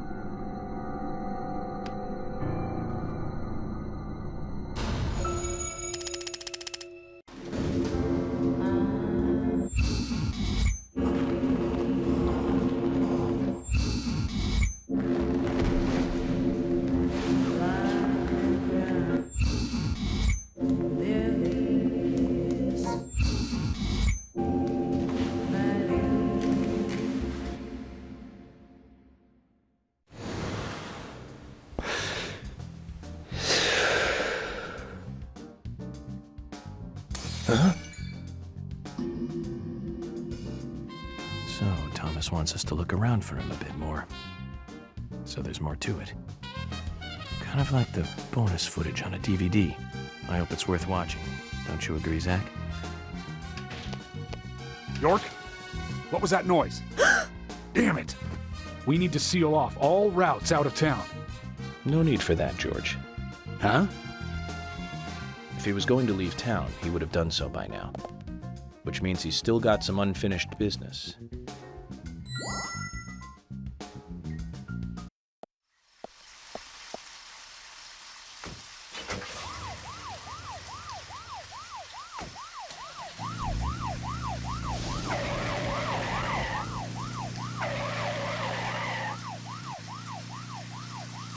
Zach, do you think they heard what I said?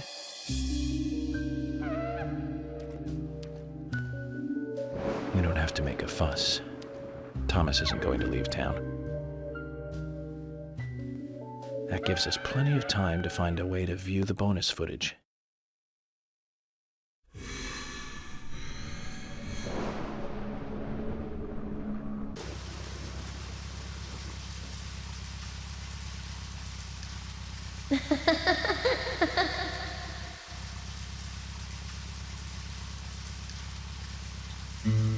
Is that Anna?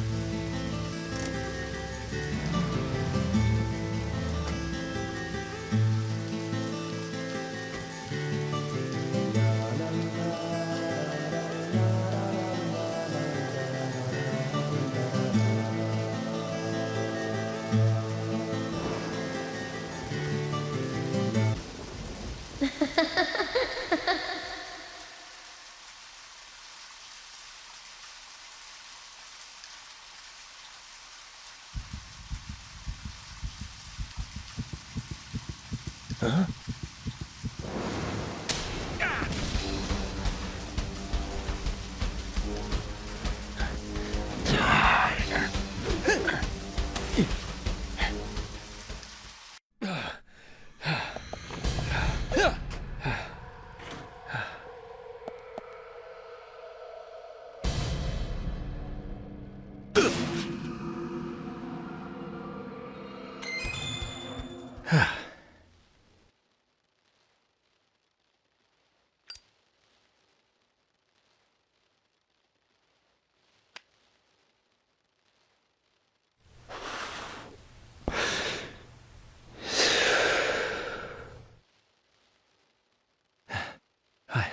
I almost became a goddess of the forest myself.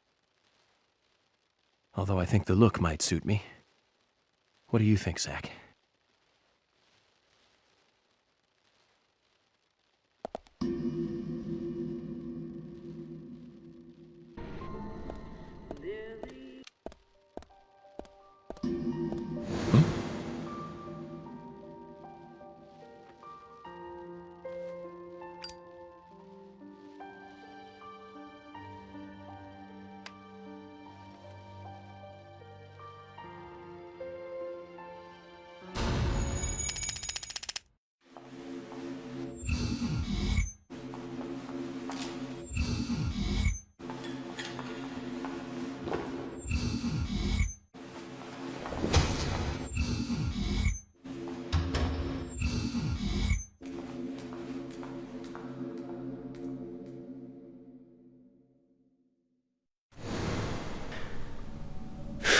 Too much noise. We're still missing a vital piece of the puzzle.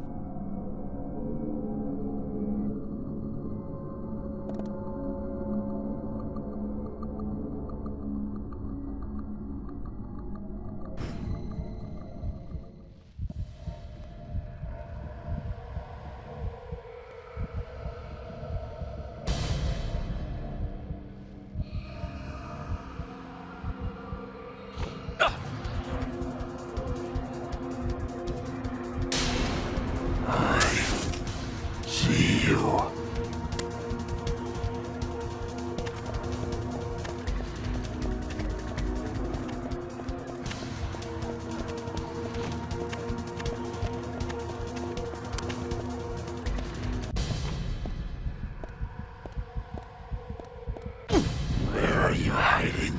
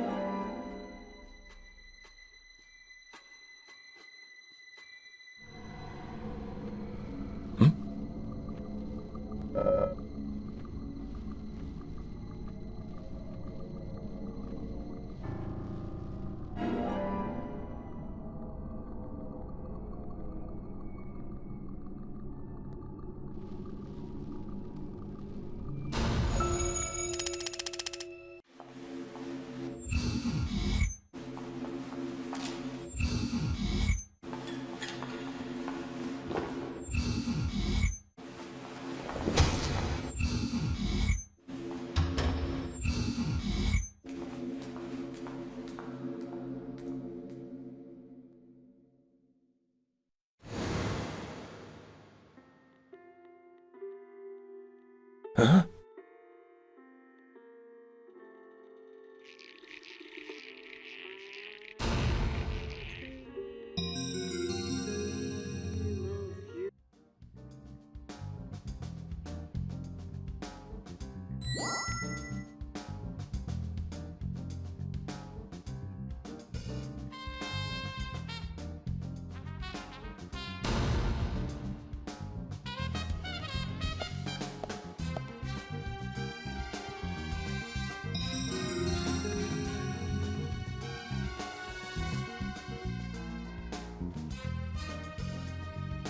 That's one bizarre setup.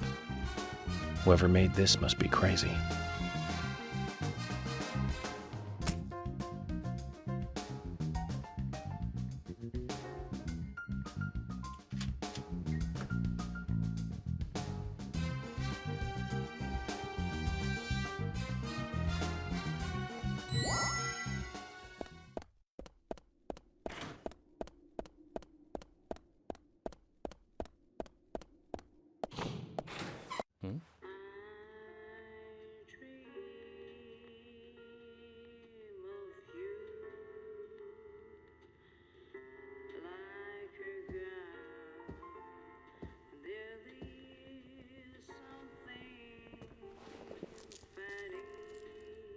Zach, okay, so it's not bonus footage. It's still part of the main feature. The perpetrator is exactly who I thought it was. First things first. We'd better let poor Nick go.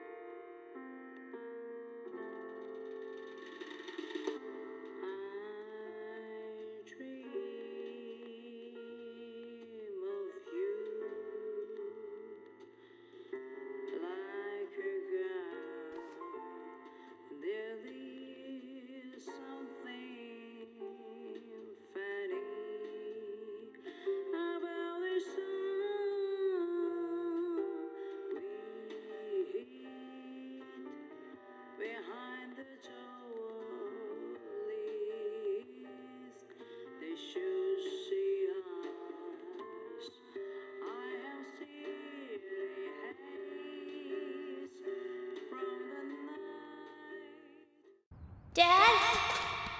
Dad? Come on, boy, or it'll be too late.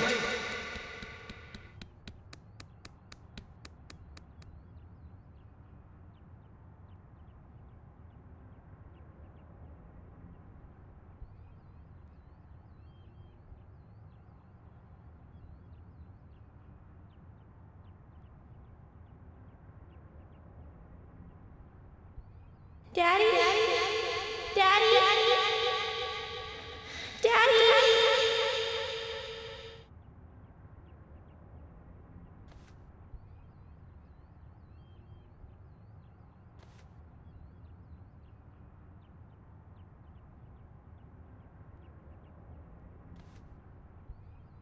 Are you okay?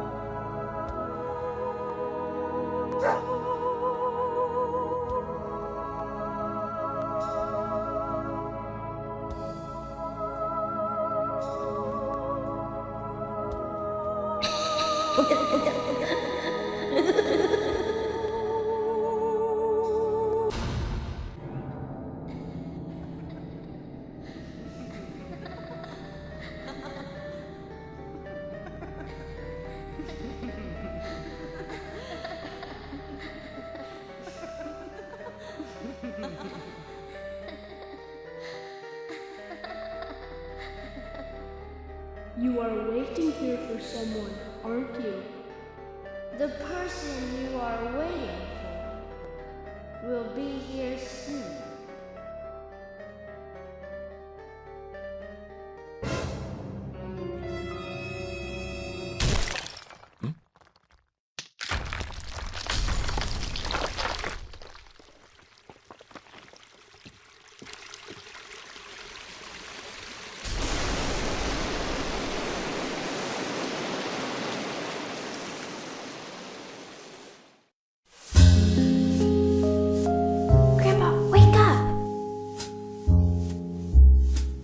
Grandpa, hey! Oh, Emily. Sorry, my dear, I must have fallen asleep. That's enough napping for today. Tell me the rest of the story. Yes, of course. That was our promise, wasn't it? Before I continue on, though, I've got a little gift I want to give you. Wow. It's pretty. Consider it a protective charm, like a signpost. It will help to lead you through your life. A signpost? One day, my dear, you will find out one of the truths of this world. That the world is filled with contradiction and inequality. When that day comes, how you respond, what you do, that will be the instant that determines the value of your life. This pendant will show you the way in that moment. The value of my life? Yes, dear. The value of your life. I have faith that you will grow up into a woman who can make the right choices. Do you understand, Emily?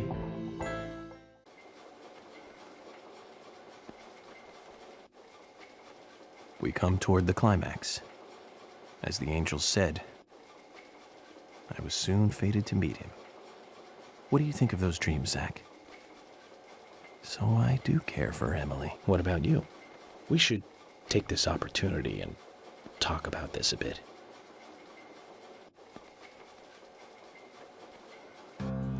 If I hadn't seen Yor come into the bar, well, you wouldn't have found this place, would you? Now, how about that? I guess I've always been lucky when luck was needed. That's why I've been able to stay in business, too. Although we have Willie to thank for finding this room, I suppose.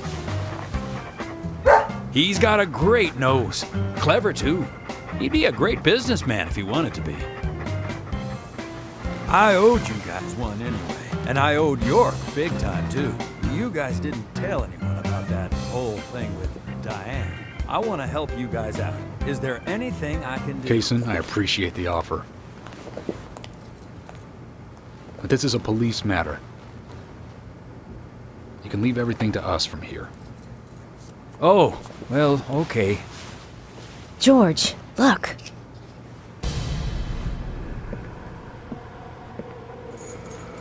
These cigarettes. They're the same brand that York smokes. He's definitely been here. Carol's been missing since the bar closed last night. This town will be deserted if this keeps up.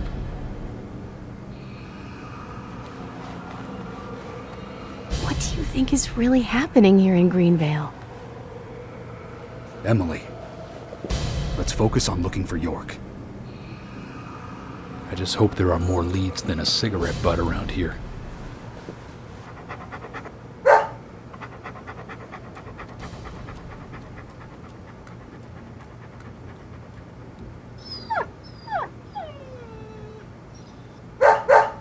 Hey, Willie, of course! You can track his scent, can't you, boy? What do you think, officers? Let him help you out, why don't you? Oh, he'd make a fine police dog. I told you we don't need... Sounds good, Kaysen. We need all the help we can get.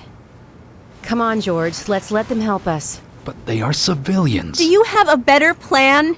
As we speak, York might be...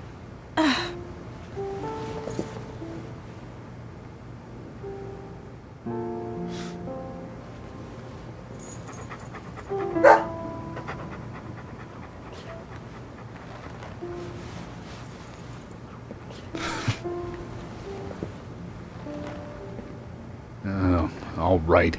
Let's have them help. Thank you, George. But one thing.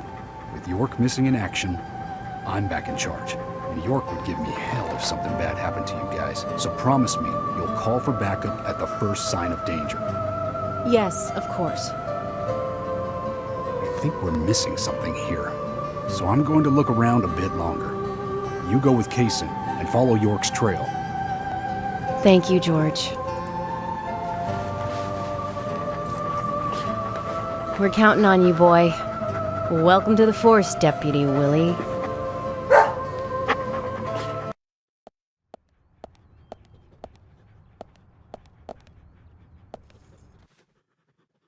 Let's get rolling then. Okay, I'm counting on you, Willie.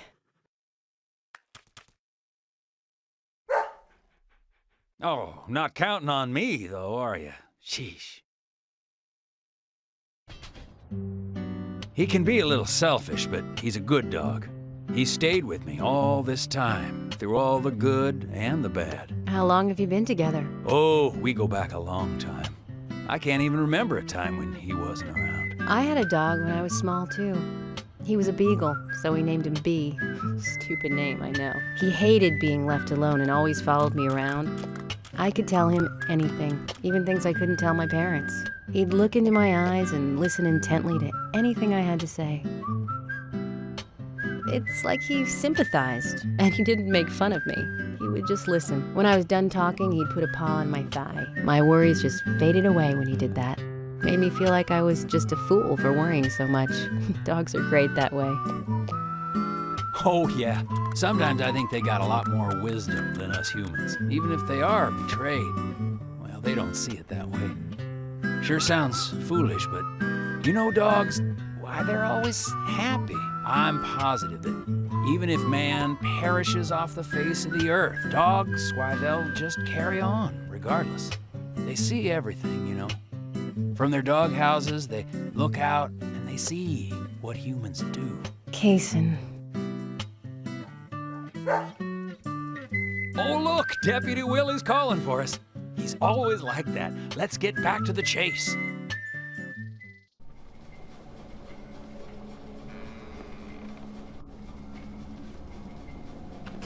Thomas, I know that you're there. Your disposition is not of my concern. But you do need to stop this. Untie me. Let me go. Right now. And you and Carol should take off. Go as far away as you can. Open a bar or a diner in a new town.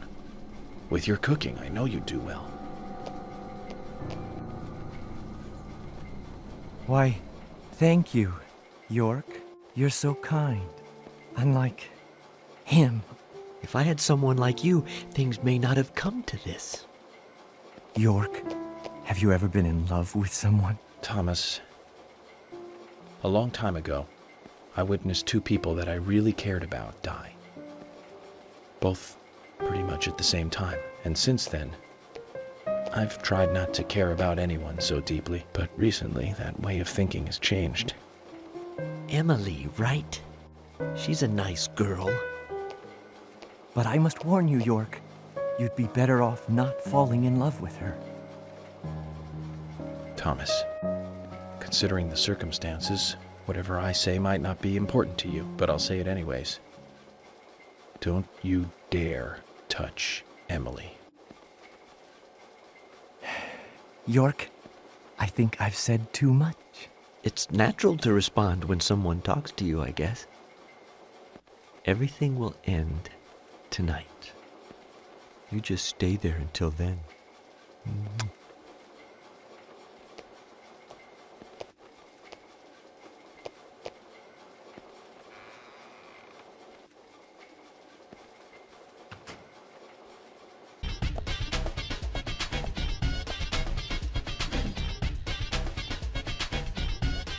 What's wrong? Something's bothering you. Oh no, it's just... I promised to have tea with Polly. I just remembered. What's that got to do with anything? Yep, you're right. This just isn't the time, I know. But it's... well, she reminds me of my mother who passed away. Kaysen. I've been a salesman for a long, long time. I never had time to talk with my mother, you know. Sales, they were the thing for me. No matter what happened, this was more important. So even when she was sick, I put more energy into my work, which I regret now. And you know, when I heard she died, I was on my way home, all happy. I closed a big deal in Jersey. Just when you want to give something back, you got no one to give it back to. Well, that's when I met her, Polly. I thought heaven had given me another chance. I really did. So I always stay in that hotel whenever I come up here. Oh, sure, the rooms are great, but in all honesty, I go there because I want to talk with Polly. Does Polly know all this? No way. I'd never say anything so embarrassing to her. She'd think I've got some crazy mother complex or something.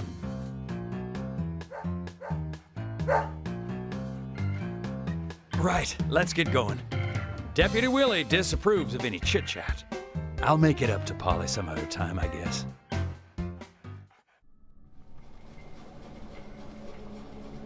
Zach, I'm hungry, but I can't do much about that at the moment. Thomas is certainly a great cook. It's a shame to keep his cooking hidden out here in the countryside. Don't you think so, Zach? Ugh. Which reminds me, there's another great cook in town. To fall in love with her would mean that I would need to love her cooking, too. Why does God test us so, I wonder? That coffee she made. Man, did that pack a punch. I wish you could have tasted it, Zach.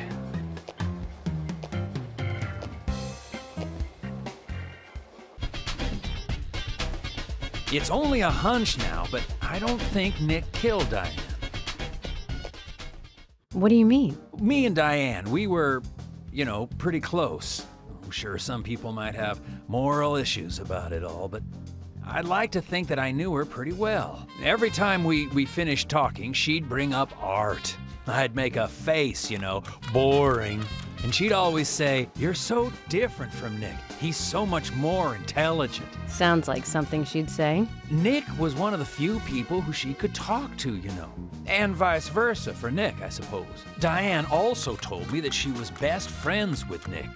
He'd have nothing at all to gain by killing her. I can't believe that one would try to kill the other. I just can't. But even the best of friends can end up in the worst fights. Still, the voices and footsteps I heard that night, they were something else. Much more violent, more horrifying. Diane's voice sounded different, too.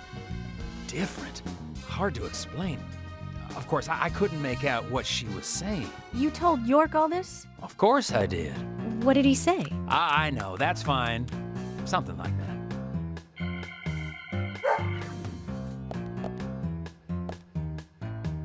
Let's go then, and catch Diane's killer. Zach, about Emily. Don't you feel almost nostalgic looking at her? I don't think I've ever felt that way looking at a woman before. No, I'm wrong. It's a long time ago now, though. Do you remember that incident, Zach? Anyways, I was very surprised when she came to my hotel room. Not in a funny way, don't get me wrong. It was really exciting, though. I thought I heard my heart thumping inside, It's inappropriate during an investigation, right, Zach?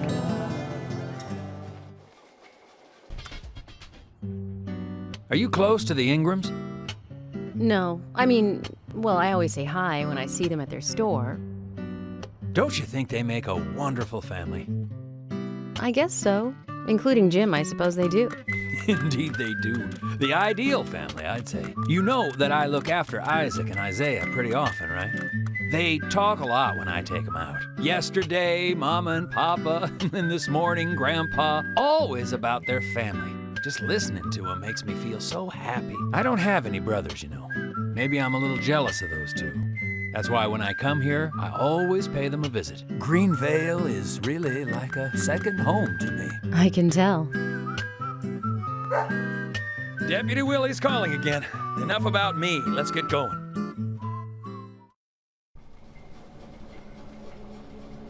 For some reason in the darkness, I see Emily's face. When I first met her on the bridge, she looked so dignified. And that glimmer in her eyes when she argues every word I say. Her blonde hair lit by the dawn. Eating steak at the diner. Giving me directions in the car. The horror on her face in the gallery. And that coffee she made. And it's like she's a goddess in a tight dress. Zach, let's pray that she doesn't become a real goddess.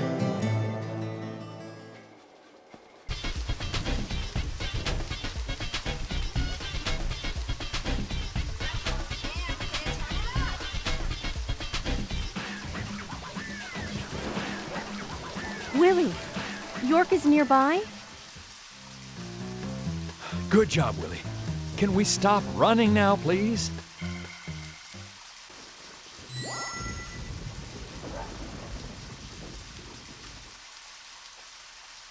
Hey, so we took the long route here. You weren't playing with us, were you?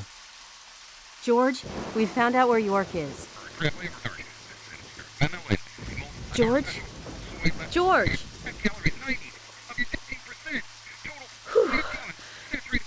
Kaysen, I'm going in alone. Hey, you didn't forget what George said. No, I haven't. And that's why you get to stay out here and keep trying to contact him. I'm just going to check things out. I'll stay out of danger. Trust me. Okay, if you say so. I'll take care of this here.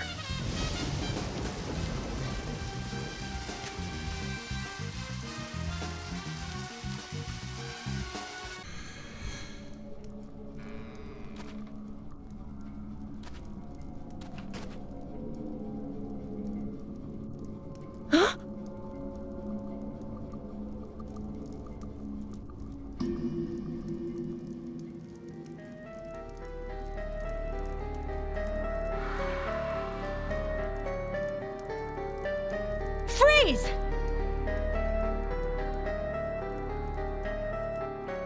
Stop right there! Stop!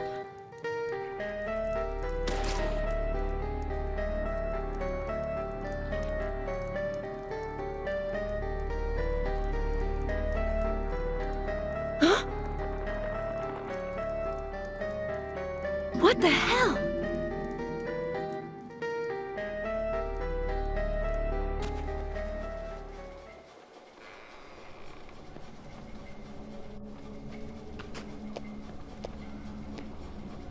York, Emily is here. Time to say goodbye then. Thomas, let me tell you one more time. It's not too late. I can help you. Just untie me and let me go. If you don't, the situation will be irreversible, unfixable. York, no situation is reversible. Didn't you know that? Everyone, everything proceeds along a path preordained by fate.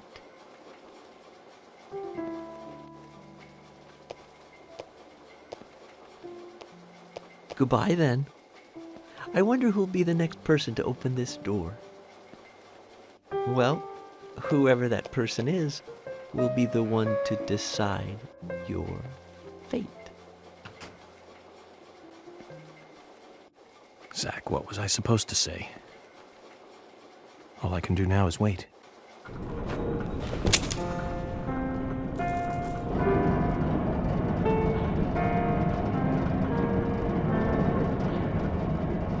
You sure took your time.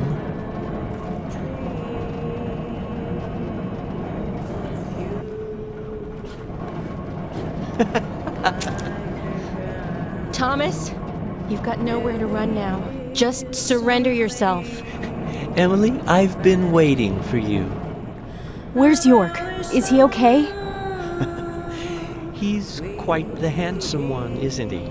I liked him the moment I saw him. He likes someone else, of course. Who do you think that is? I'm asking you if he is okay. Answer me. Oh, yes. He is handsome. But me and Carol, we love not him, but a different person. My lovely G. Cut the crap. Do you know what you're doing? Why, yes, I do. All too well. Far better than you do, I think. You know nothing about yourself, nor this town. Please don't make me shoot you. You're a silly, sad little woman. We're heading for devastation. All of us. And no one can stop it.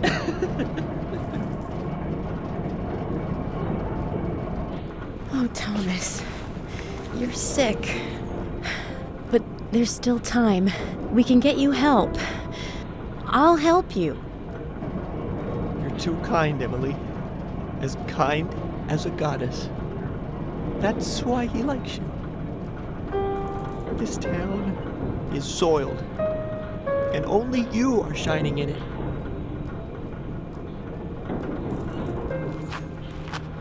That's right, Thomas. Let's just leave here together. It was so much better back then. We had so much fun. Emily, that was before you came. I won't let you have him!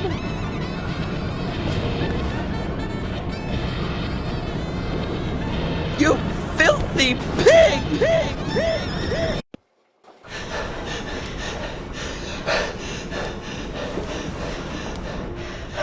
Thomas, don't make me shoot again. Surrender and turn yourself in. Emily,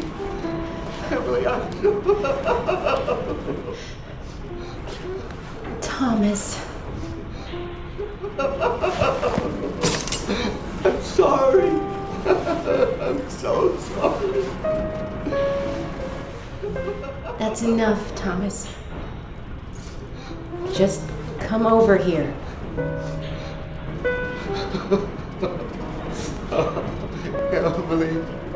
Emily, I just...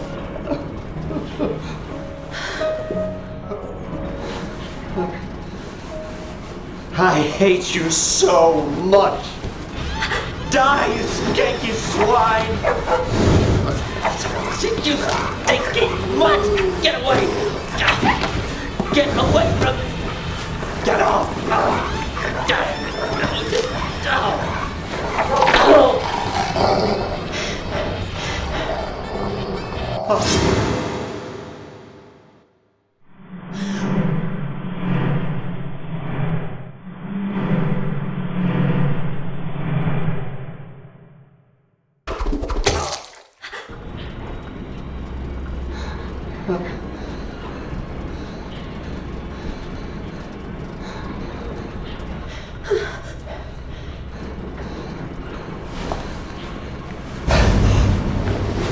Thomas!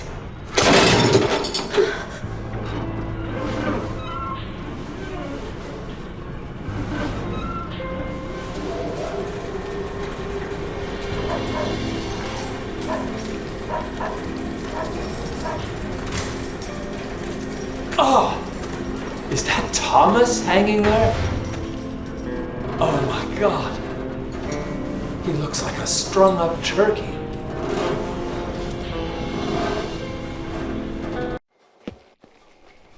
Zach, was that a gunshot? I hope nothing terrible has happened.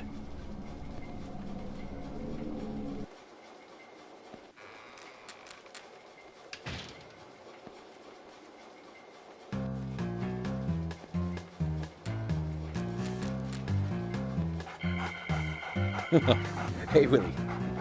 Are you here with your owner?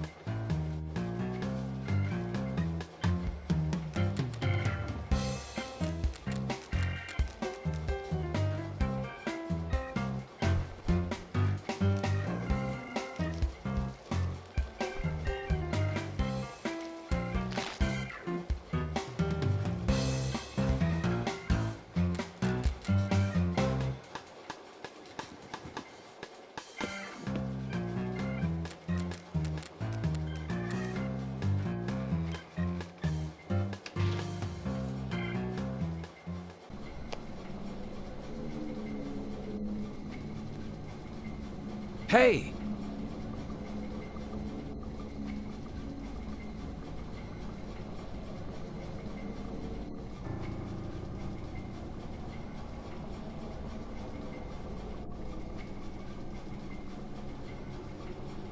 York! Are you okay? I'm fine. Got to spend some quality time with Zach. I heard gunshots. Did you get our man?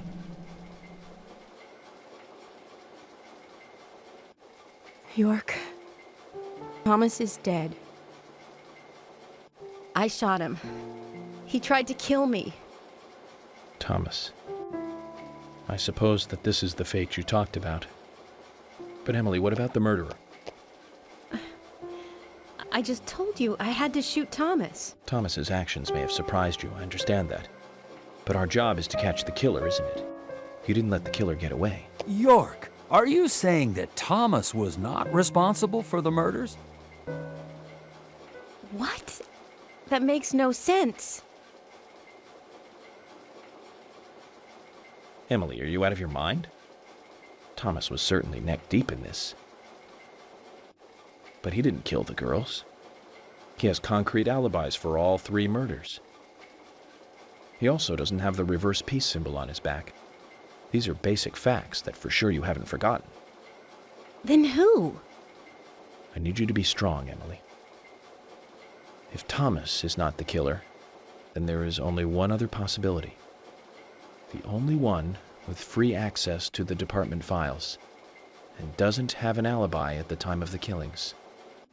Love G himself. George? George is the killer? And since when did you start thinking this? I wasn't sure to start with, but you saw the pictures, right? In that secret room in Carol's bar. That was when I became 100% positive. But George didn't have the tattoo on his back. Ah, right. He doesn't have a tattoo on his back. But there is a pattern there. What do you mean? Emily, I'm not saying that the pattern was the tattoo. Remember what Harry said. There isn't a single thing that can maintain its shape for eternity. And George's back is a perfect example. Hey, you two! Could you explain this so I can understand what's going on? Emily, come in. Emily here. I've rescued Agent York from the clock tower. Thomas is dead. I was forced to shoot him. I see. And you two are both all right? York is a little weak, but we're heading back to the department now. Okay. I'll do the same.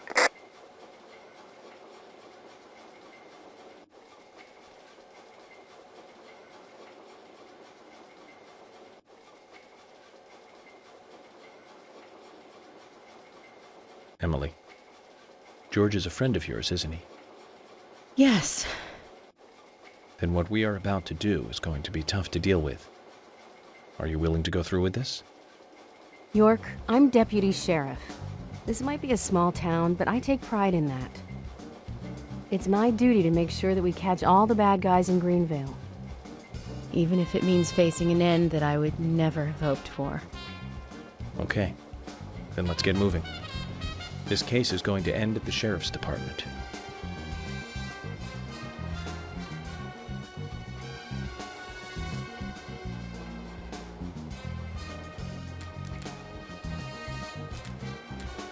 This is madness. Willie, come on. Let's go with him. Chickening out now would be like leaving after eating the appetizers.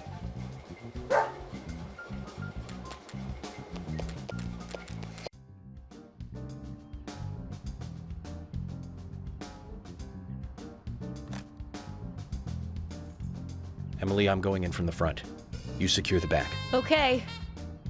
What should I do? Kaysen, stay at the entrance. No, don't cut me out now. If this was a movie, I'd be some minor nameless character. And I thought I was the cheerful sidekick that helps solve the case.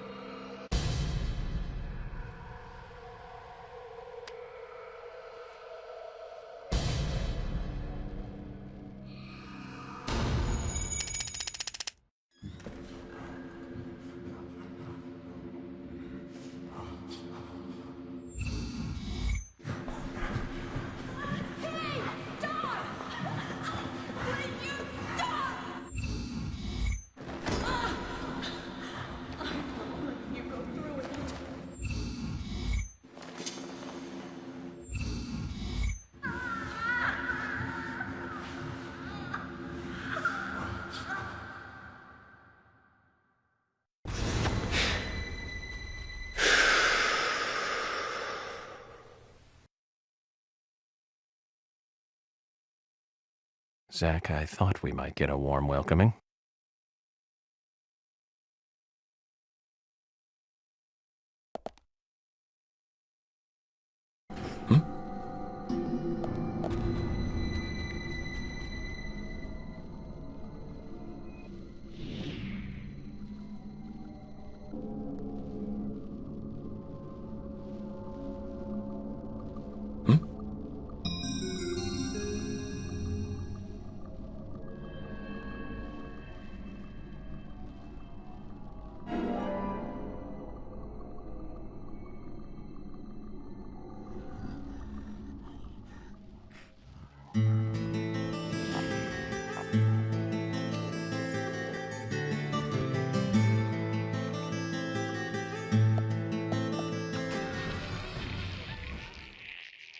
Huh?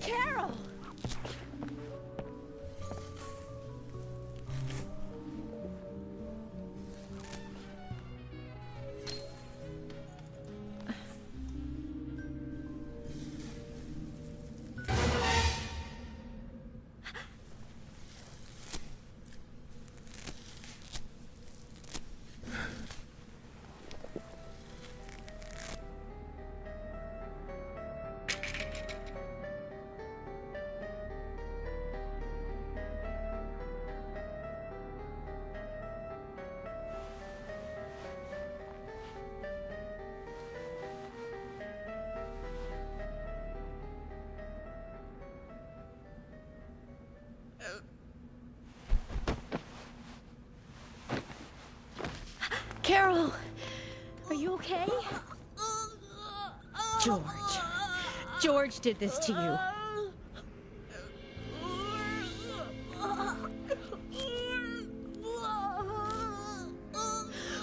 Thomas.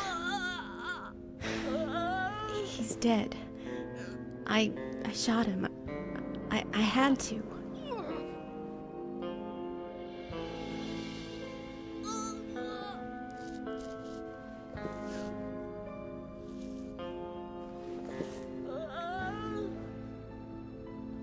Carol?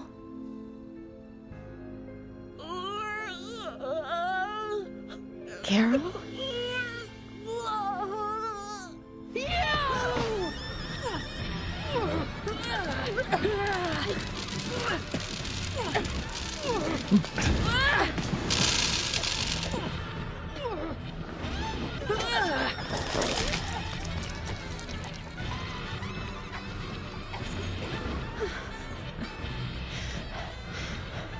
Kaysen! Kaysen, quick! Rush to the hospital. She needs a full stomach and liver cleansing. York, you need to come too. She needs... No, I have to take care of something here. But I can't take her alone. Please, Kaysen. Okay, I'll do it, fast. But if something happens, don't blame me, okay? Just go!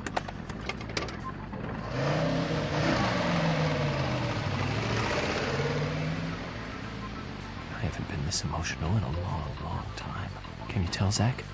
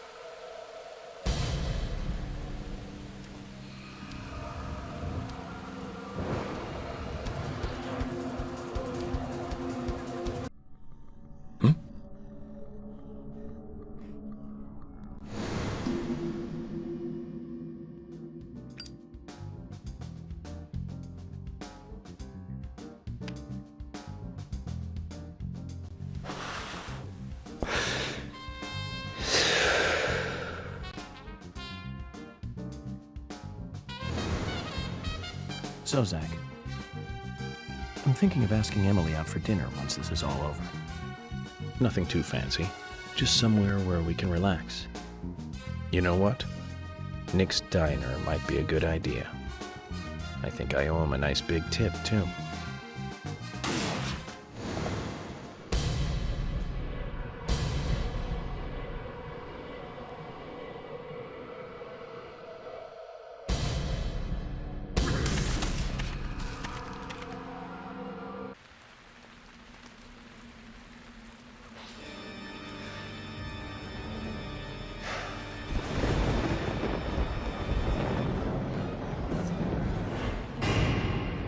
Welcome to Greenvale, Agent Francis York Morgan. Ah, I finally got to see the real Greenvale. I knew you country folk were shy. It took you long enough to show me who you really are. York, this is a wonderful and powerful town. Especially when it is raining. I always get depressed when it rains. Especially in this town. This town has two great treasures. Do you know what they are, York? Those seeds are one of them. But I don't think they deserve to be called a treasure. An ordinary man like you could never appreciate their true value. But you'll agree with my selection on the second treasure anyway. I don't disagree with treasure number 2. Emily sparkles like a precious gem. This town changed since she came here. the goddess from the city, gave us the fruit of knowledge, and gave us sin. When I first saw her, I realized I was such a fool. A fool for being satisfied by the petty girls from this countryside town. George, I agree you were a fool, and you are a fool, even now. Shut it, York! You're the fool here. Becky, Diane, and Carol. They all died right in front of you. You couldn't save even one of them. Not even one. You're the worthless fool here, and that's what proves it. But me, unlike you, I am strong. I have power. My mother taught me the strong, who can overpower others, is always correct and right. My mother stepped on my face with her stiletto heels because she had power. And when her heel pierced my cheek, I learned to respect her. Since then, I obtained power of my own and found my own disciples. I became divine. All I need now is that goddess of fate, and grab her with my hands. I want Emily in her stiletto heels. You're out of your mind. The goddess won't smile for you anymore, George.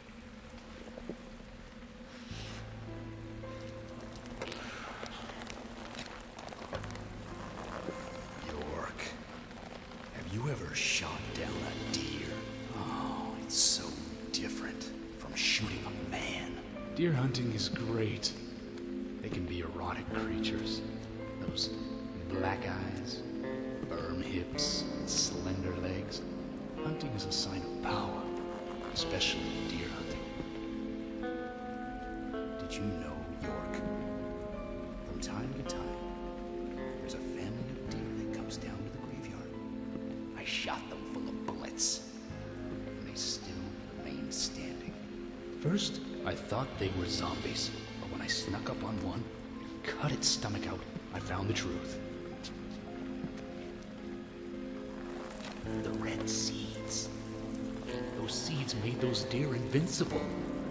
George, no Olympics for you. You'll fail the doping test. You'd be good food for wild animals, though. Shut your crap, York. I have these seeds because I chose them. They came to me, and that proves my divinity.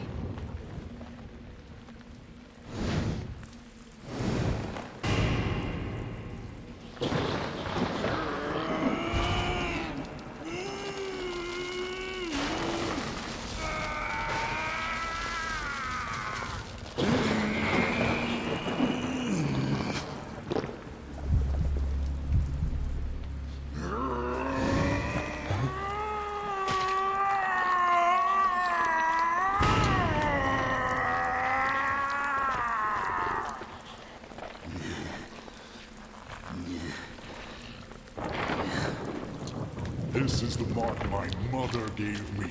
Proof of power. The red tree. The red tree? You've got that all wrong, George. That's the mark of child abuse.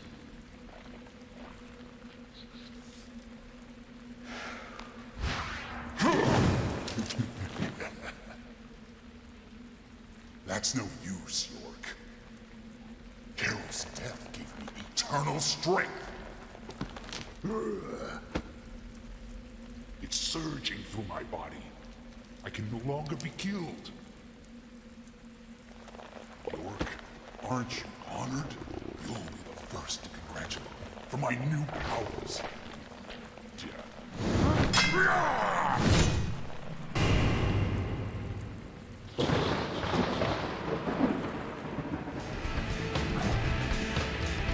We, York, we! You think you're so clever? I've got plenty more.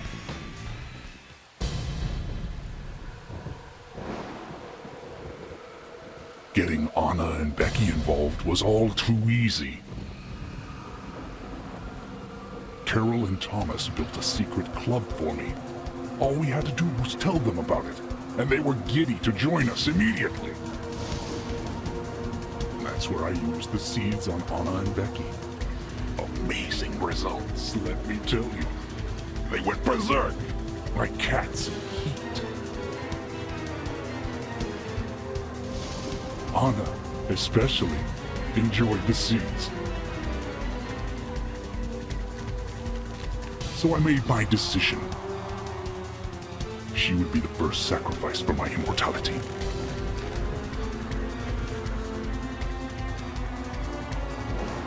George, your poetic prose is a bit confusing.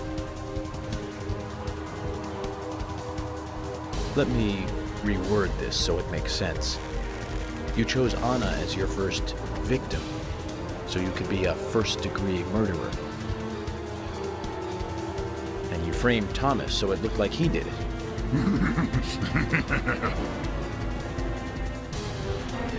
You saw him, didn't you? All made up. The poor fellow. He knew that he was only being treated as a substitute for Emily. He knew that.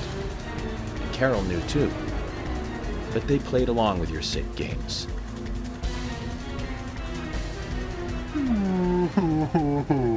Oh my, you're making me cry. He's the one who told me about the Raincoat Killer. About how to become divine, too. He didn't believe any of it, but when he told me, it all made sense.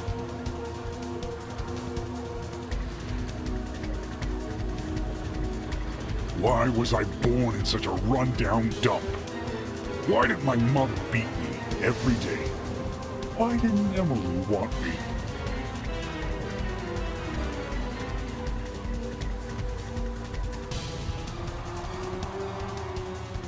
All these things were just preparing me for something more. Ultimate power!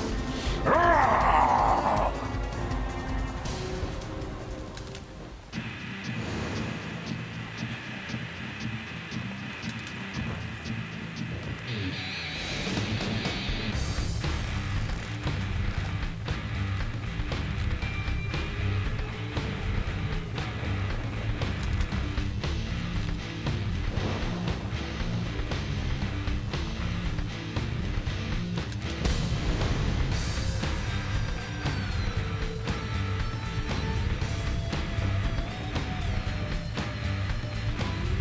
With an imagination like that, you belong in the zoo. The Hollywood Zoo.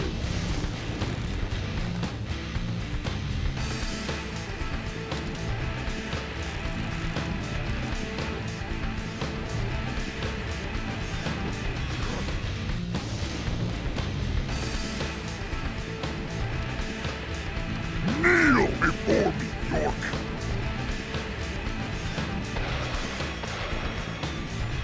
Why?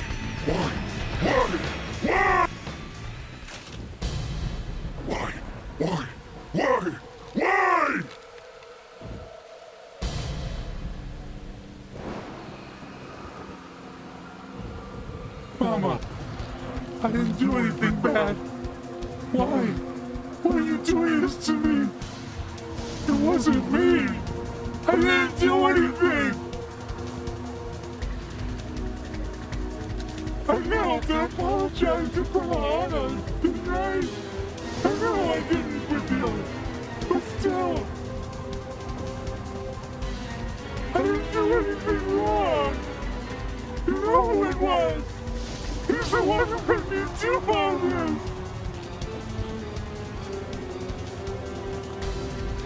He's the one that gave me the wonderful present.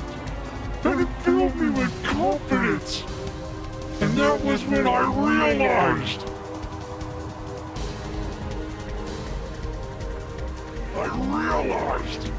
That I am blessed.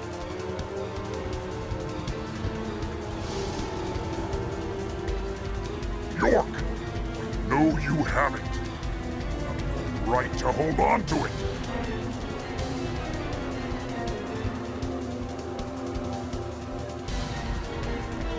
You mean this? Why are you so concerned about this locket? I told you I'm the Chosen One. Only the Chosen One can own that locket. That's what he told me! Haha! I am special! I am the Chosen One!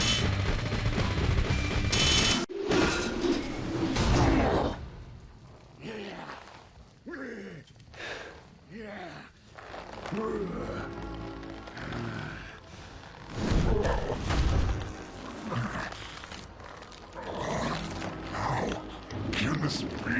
I'm divine! No. You're a first-degree murderer. And I'm a federal agent. George, of course you're going to lose.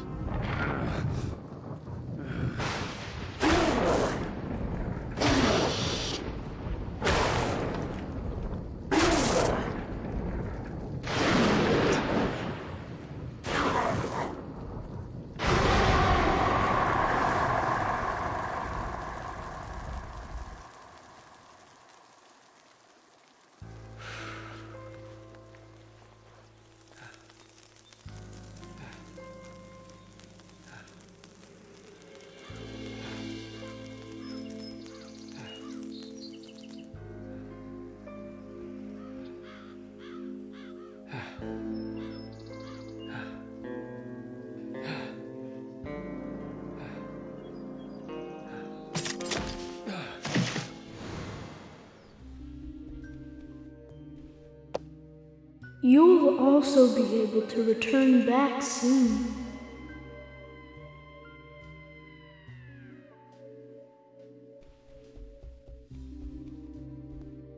Very soon, you'll be able to go back to where you came from.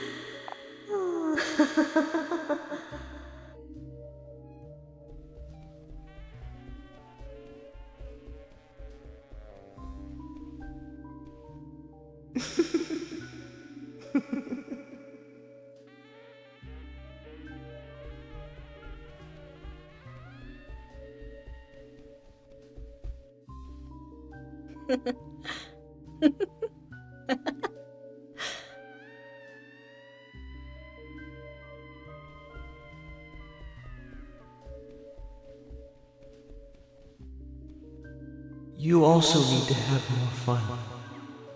I'll play with you a little if you like.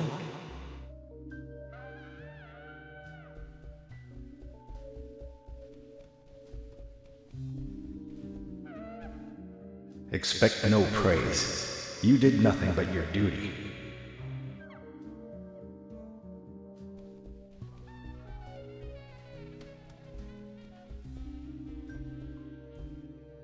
Francis, well done. I'm sure your father wants to congratulate you.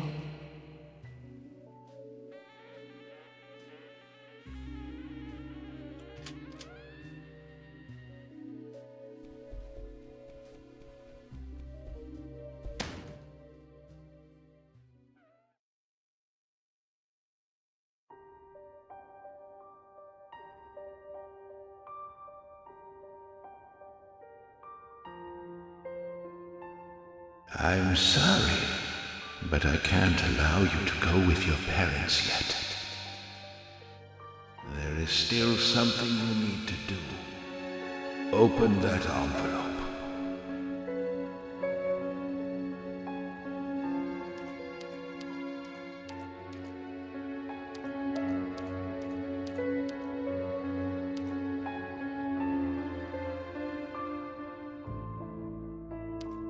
There is still something you need to do. Open that envelope.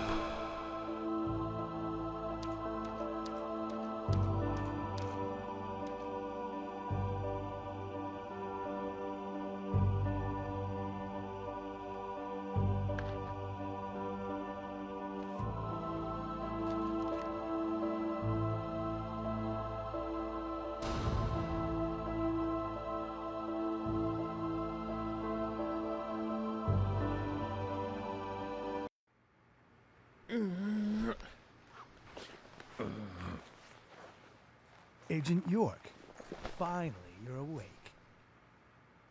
How long have I been out? A whole day, plus 10 hours or so. I wanted to challenge you to a game, but you were asleep. Emily. Which room is Emily in? Emily? What, she hurt too? She hasn't come into the hospital. What? I told Kaysen to bring her here. Kaysen? Well, Kaysen came. He's the one who brought you here. Which reminds me, he asked me to give you this.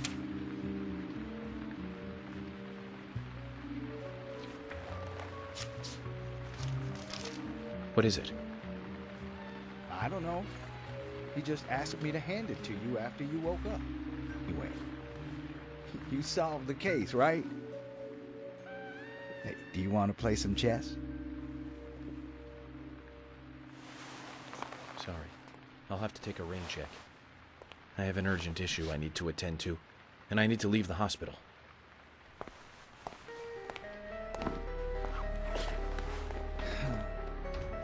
Zach, I have a bad feeling about this.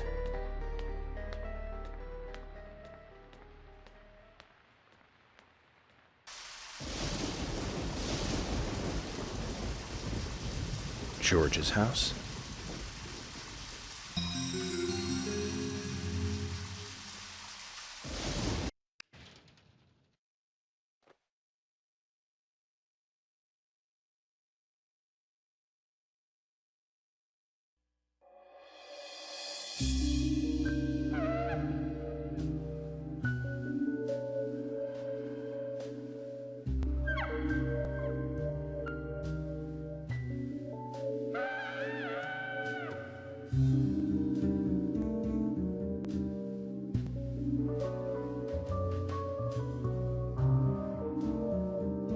This is most strange, Zach. I thought this story was all over. But it looks like there's something else before we get to see the ending.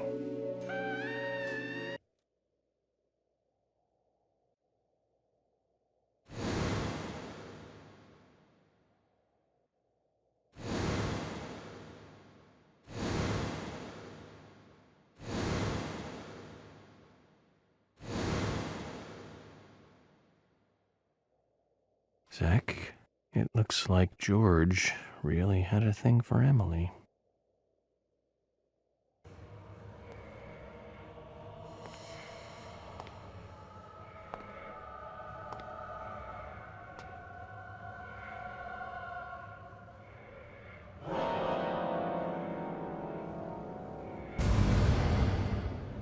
Meeting the mother is always a bad experience after killing the son.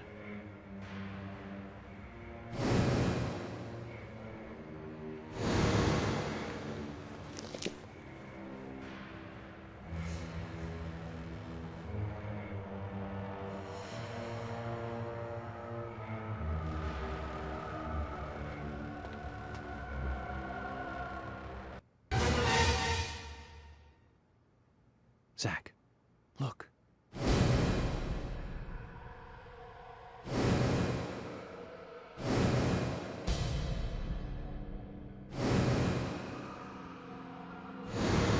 That wasn't a reversed peace mark.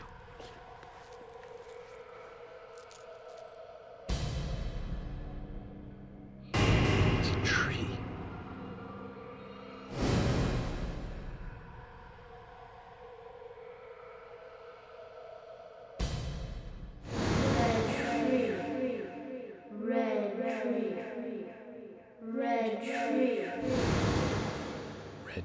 Tree.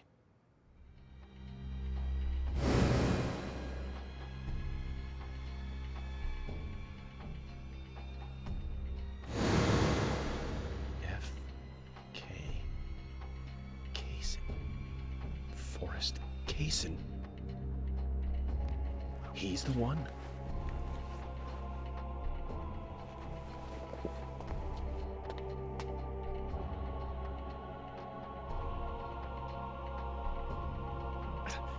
Emily.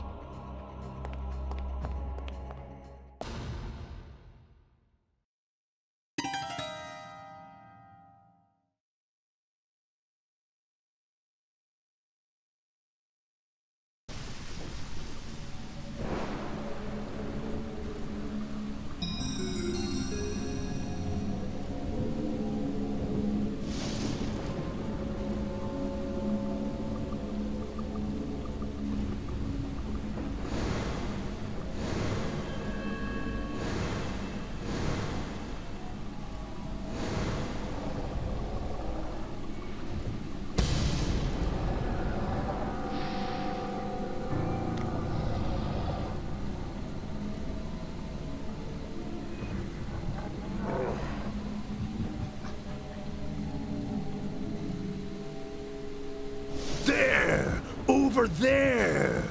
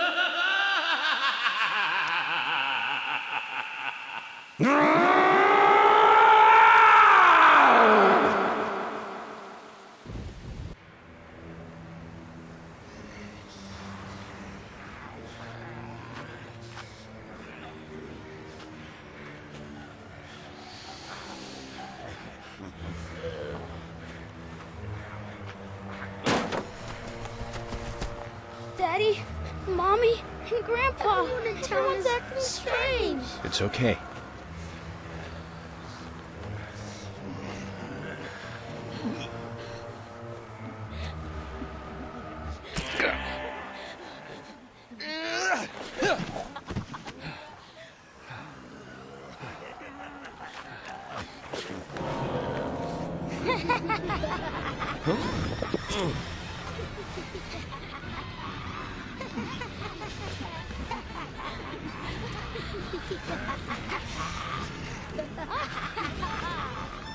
Zach, the situation has gone way out of control.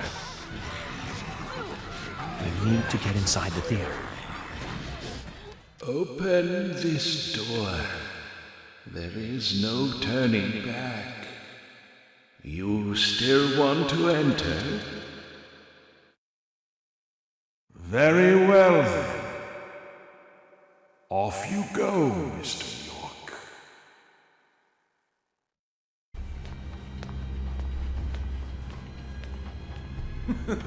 And finally you arrive, York. George is dead.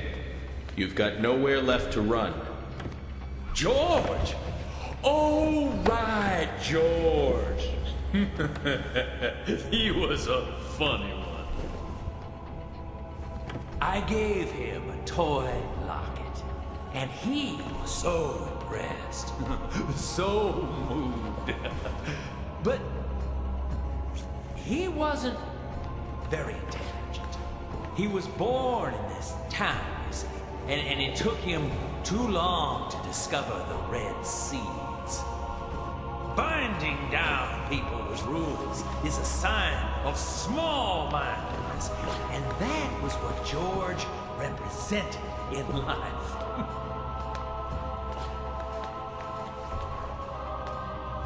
I'm taking Emily. Oh, but I can't allow that now, can I? York, you left her to me, in my care, remember? I told you to come with us, didn't I? Must remember that. But you didn't come. You chose your job over the woman that you love. Casey, this chit-chat is over. Over? Indeed it is. My fun with Emily ended just a moment ago. It was a fantastic moment.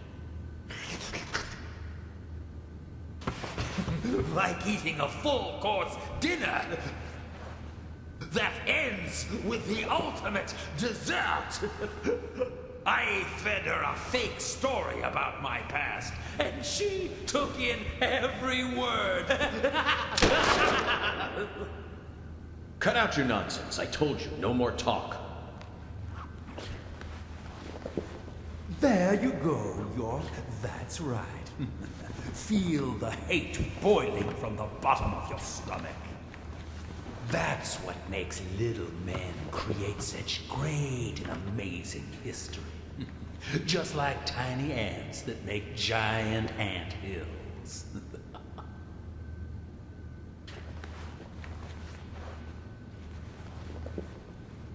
You know, I just had dessert, and yet I'm already hungry again. No wonder why I keep failing at keeping a diet. Kaysen, stop! The next one will pierce you between your eyes.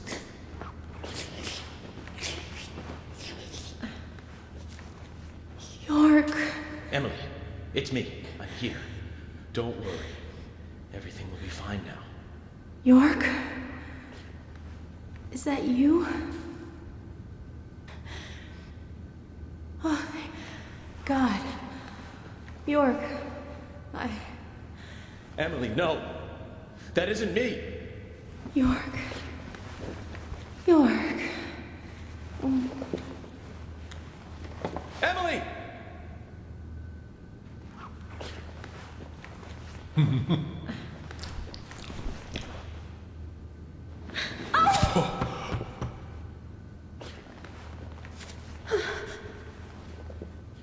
York, I'm sorry. It's okay, Emily. Hurry, come over here. We need to get you to the hospital. I can't. I can't go to you.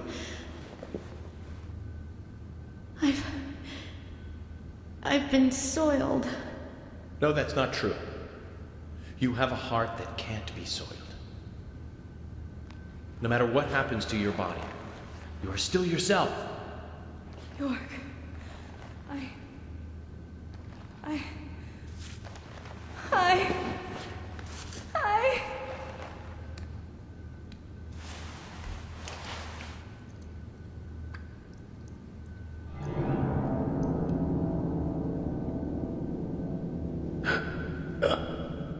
Oh, didn't I tell you?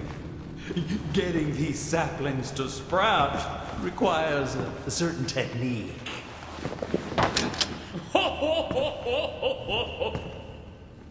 What do you think? Artistic, isn't it? It's like a surrealistic painting.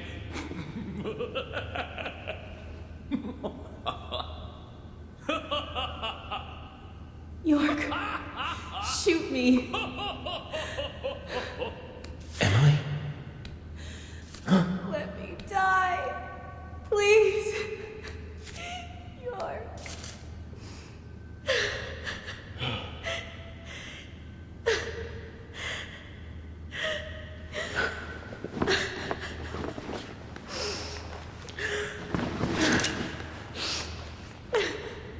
Zach, what should I do?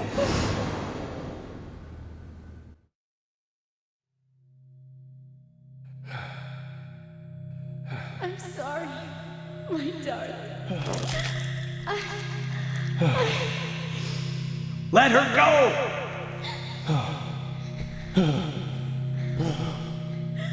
Remove that sapling from her body, Kaysen. Xander, it's too late. Once it's like this, I can't do anything to stop it. Please, darling. Shoot me. I'd rather die. If you love me, let me die.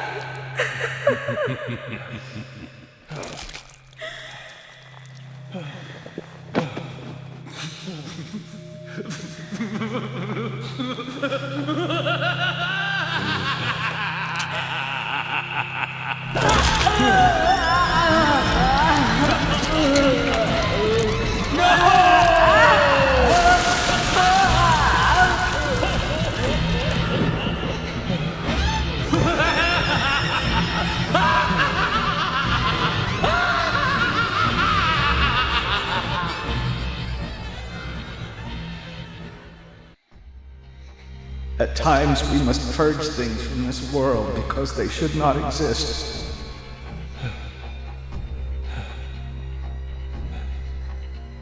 Even if it means losing someone that you love.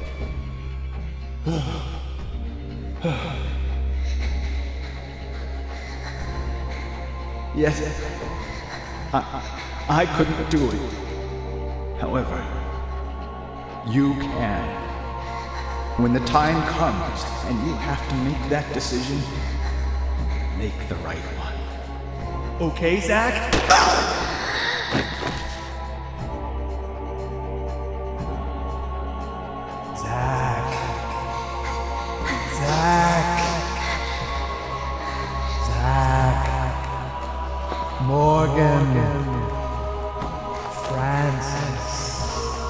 Zach Morgan. Francis Zach Morgan. I saw you, Zach.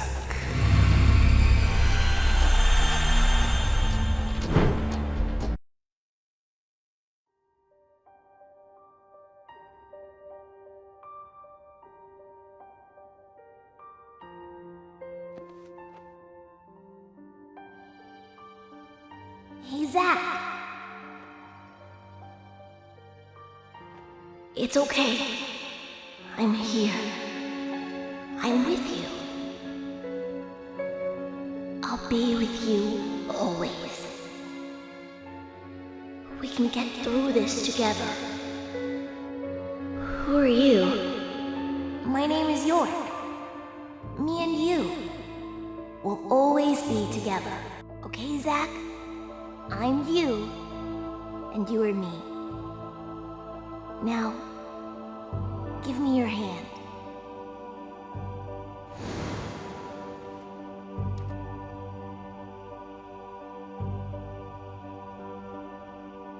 I remember. I traded places with York. York, the other me, my other personality. Zach, please shoot. Kill me.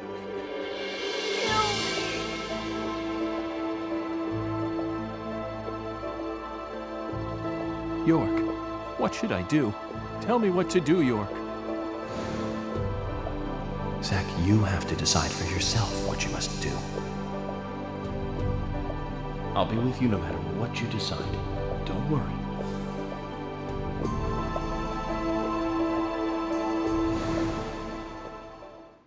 You don't deserve to live.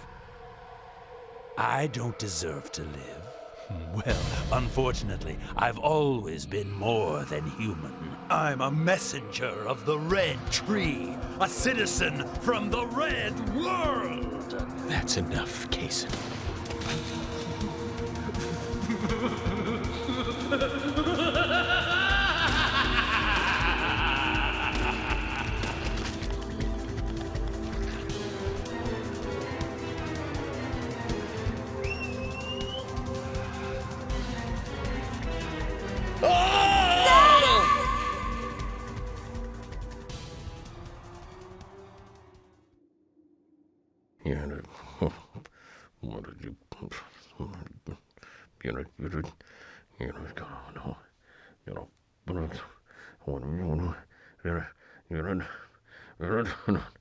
Zach, you made the wrong choice.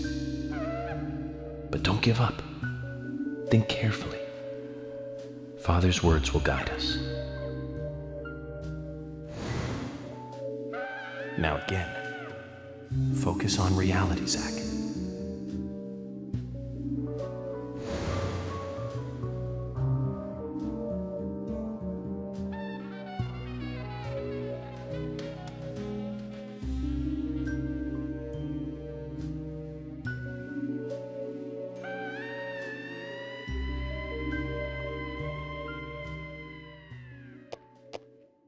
Zach, please shoot. Kill me.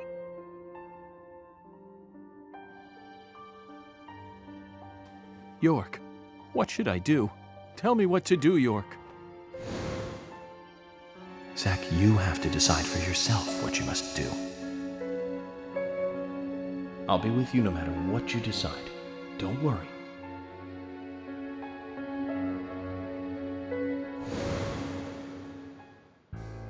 There are some things in this world that must be extracted, no matter what. Even if that means losing someone that you love.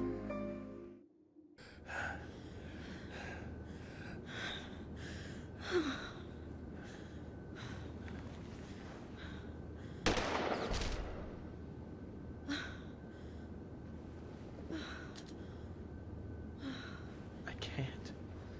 I can't do it. I can't kill Emily. I'm sorry, Zach. Stop.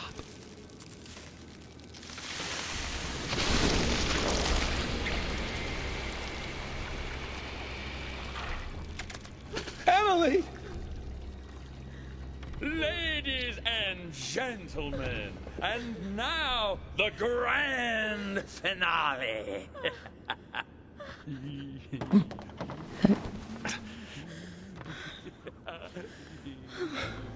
Emily, what have you done? Zach, I wasn't used as soil at all.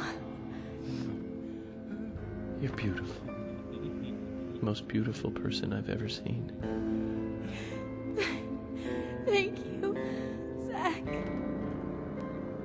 I wanted to be with you.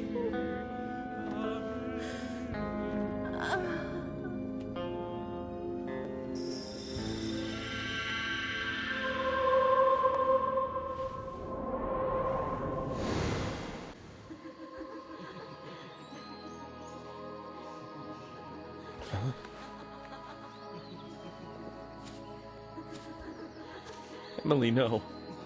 You aren't supposed to go over there. That's not the way. Come back, Emily.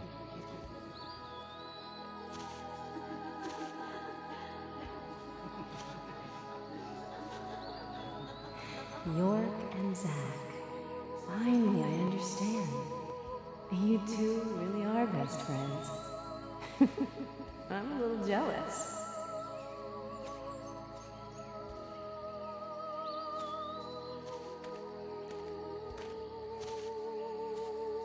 Hey, stand up, Zach. It's up to you now.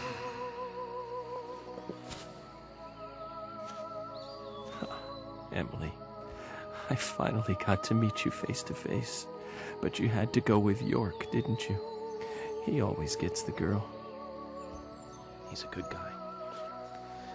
You see that too, right?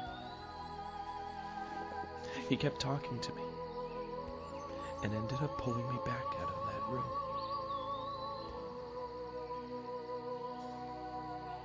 I'm sure he'll make you very happy.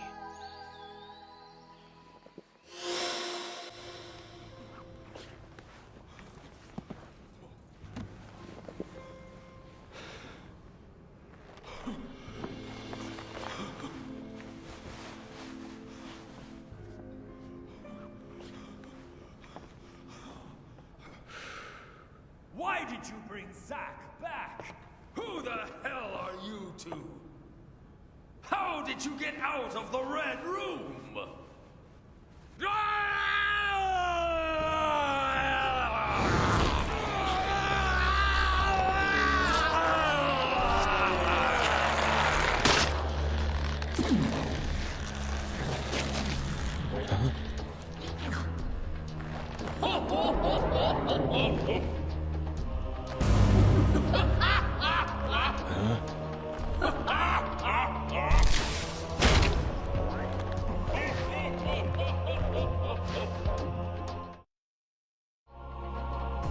Zach, go back to the Red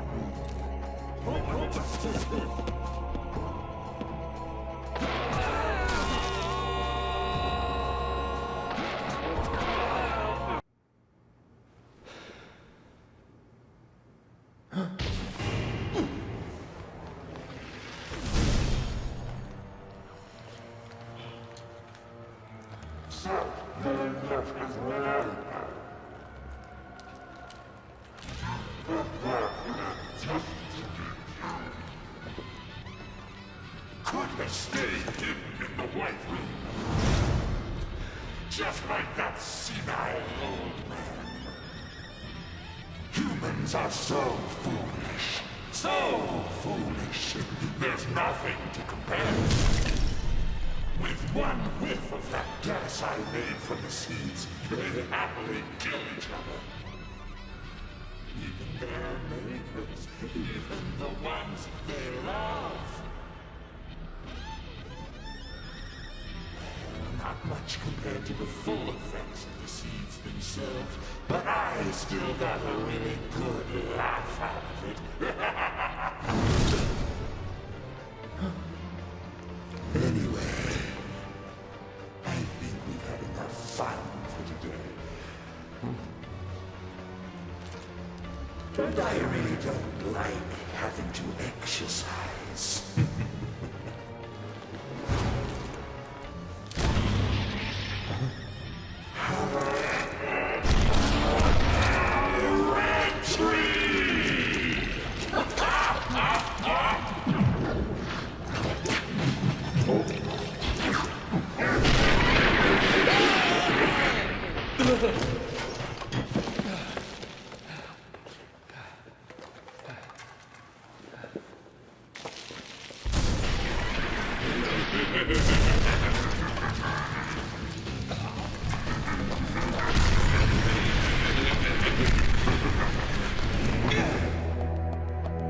I'll squash you like a frog.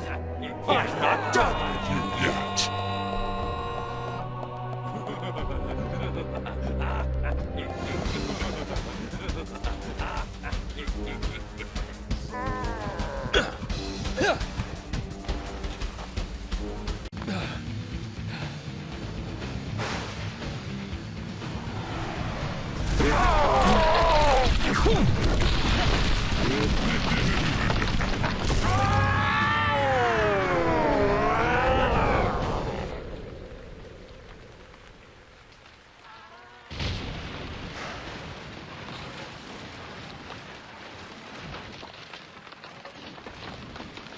Emily, I will avenge your death. Just a moment longer. I'll buy you a new dress to make up for all the pain I've caused you. The dress you wore when you came to my hotel room didn't seem to fit you right.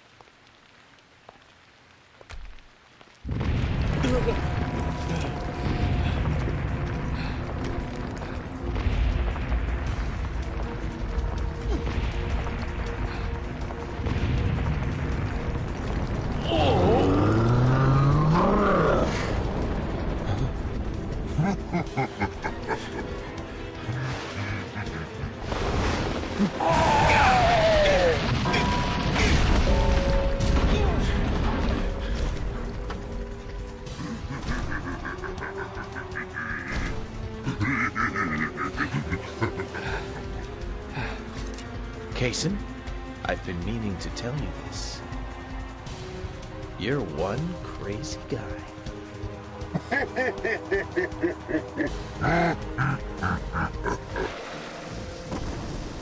Why, you...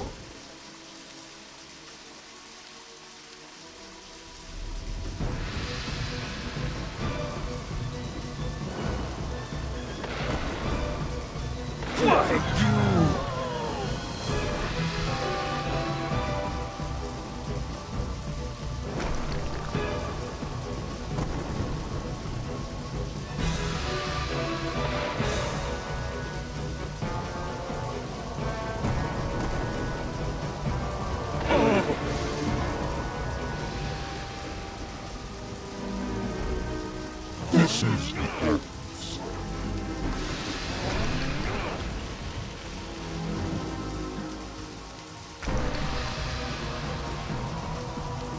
What do you think you're doing?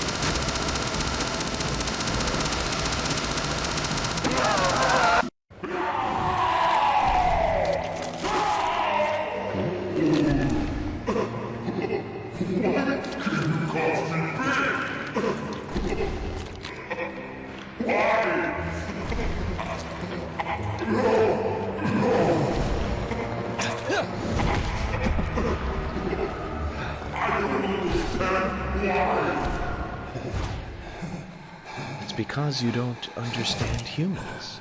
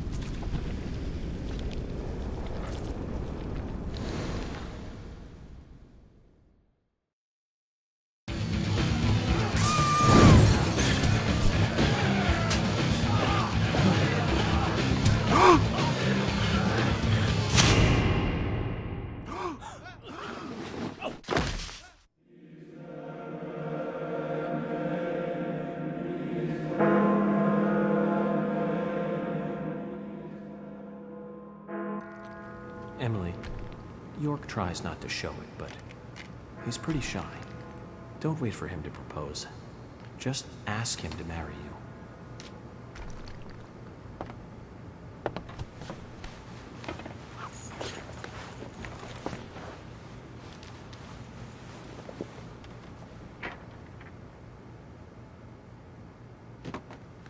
Hmm?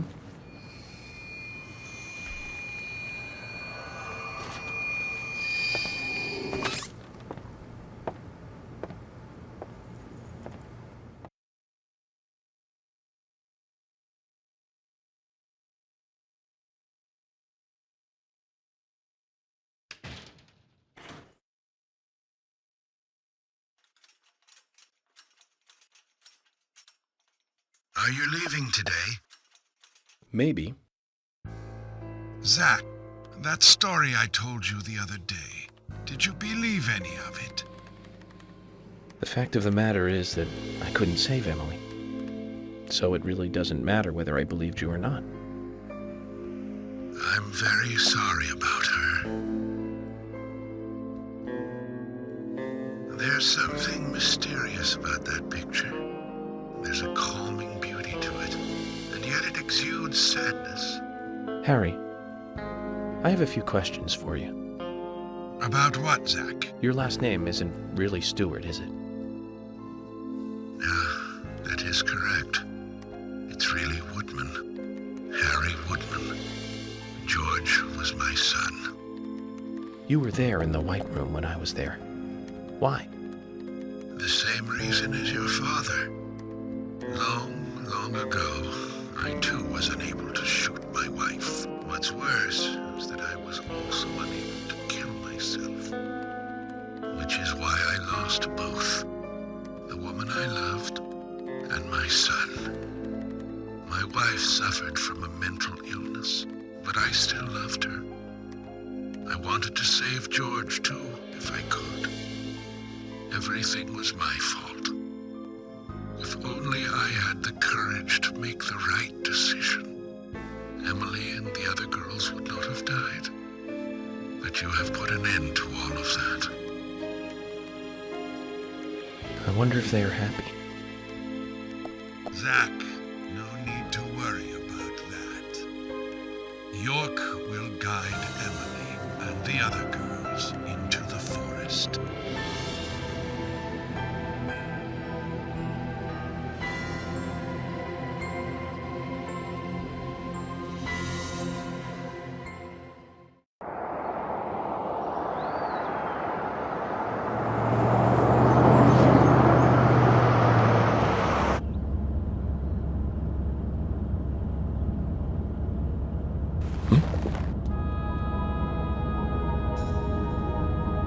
Hey, Michael.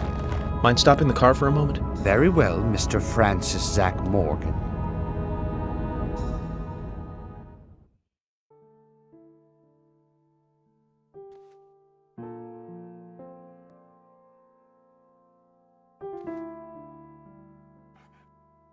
I heard you're leaving.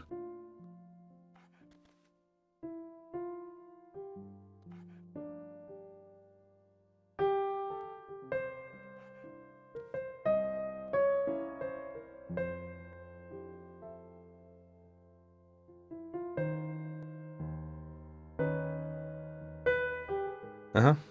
That's right.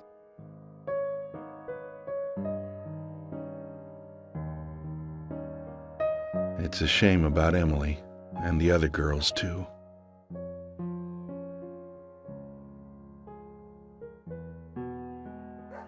How are Isaac and Isaiah?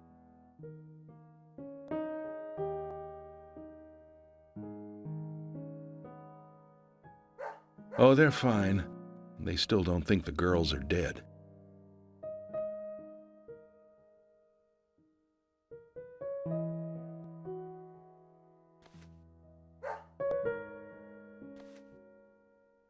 Give it to him yourself. He's right next to you.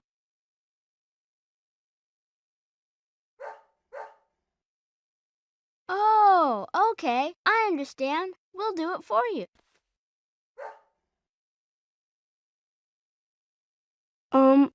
Emily kind of told us to give this to you. Emily said it's a present for Zach.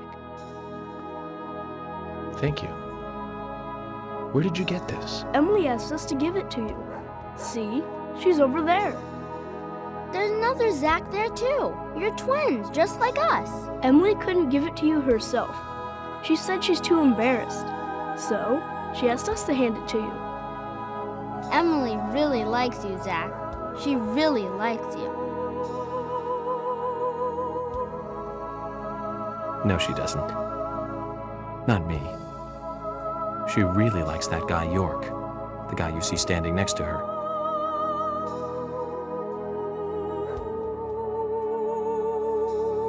Anyways, you two. Be nice to the girls, okay? And they'll be nice to you. We don't like girls. Girls are boring.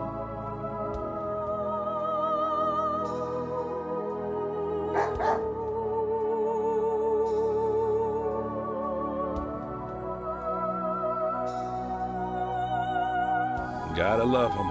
Just full of energy.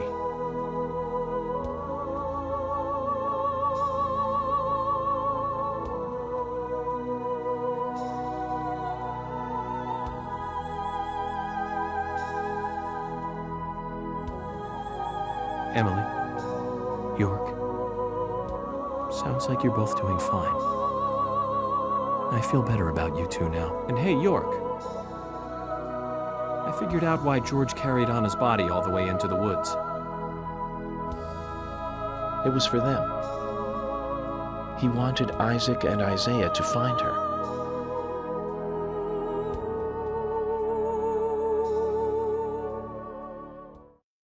Mr. Francis Zach Morgan, if you are finished, if you are, please, let us return to the car.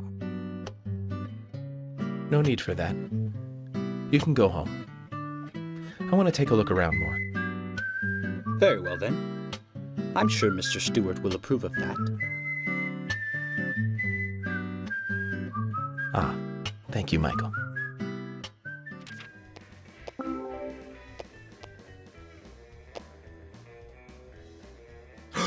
Oh, baby! Where did you find it? Lily gave it to me as a reward for cleaning up the storage room. Oh, I see. Well, I'm happy to see it with you. Treat it well. I'll just do the manly thing and forget about it. Come on now, Keith. I can't play it myself. Instruments exist to be played, not to become an ornament. What am I going to do with it? Use it as a weapon? That's not what it's for. You're the owner of this guitar.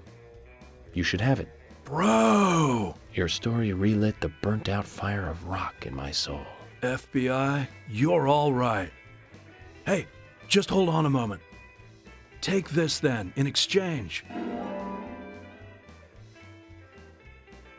It's a gold card, our super discount card. There's no markup on anything we sell you if you use this. This, in a way, means I'd work for no pay for you, man. Are you sure? Of course, we're buddies, man. Yeah.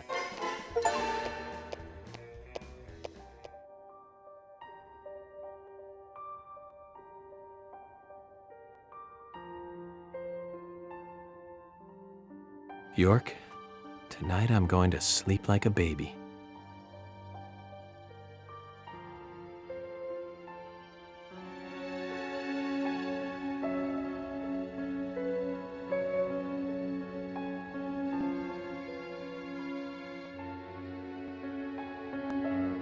Zach, it's over.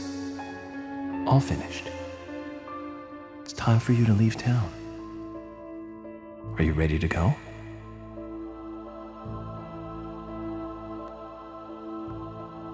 Then this is goodbye, Zach. Thank you for everything. Good night, Zach. And sleep tight.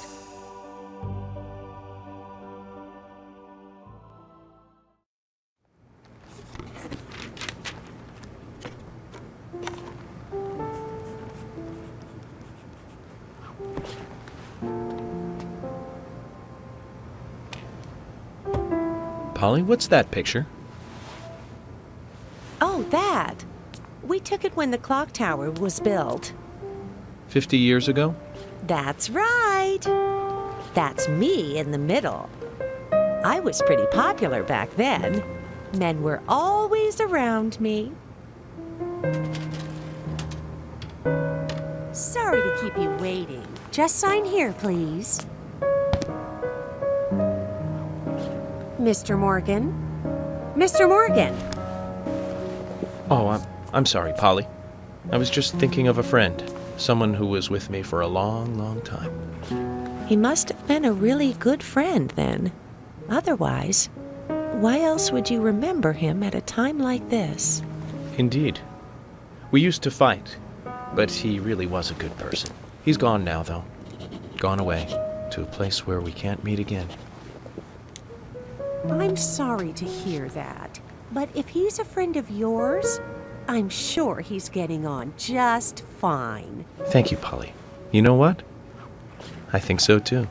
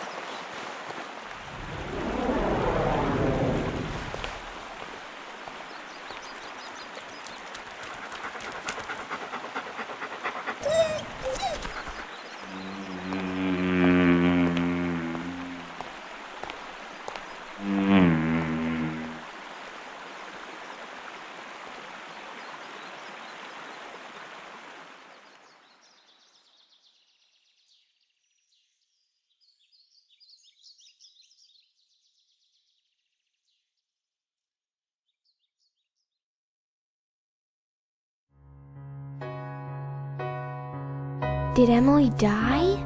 No. She became the goddess of the forest. Even now, she is still in the forest with York. She watches over the world from there. Emily became a goddess. That's right. Isn't that a lovely ending? Hey, Grandpa, can I ask you something? What kind of person is York? York is a real nice guy. He's been a good friend of mine since I was small. Like Mr. Teddy? Yes, just like Mr. Teddy. A very important friend.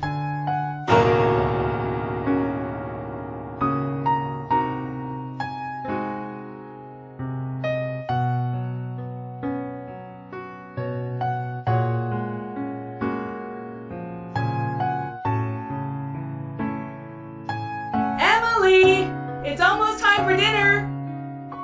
Take your grandfather's dinner up to him, will you? Yes, Mom.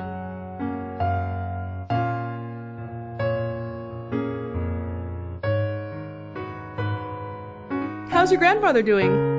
I don't know. He's calling me Emily again. Oh dear, he must be losing his memory. You are Louise, honey. Michelle Louise Morgan. Not Emily. You know that, right? I know my own name, Mom. I know you do, baby. You're just so lovely, Louise. I'm sure that's why your grandfather mixes you up with a goddess.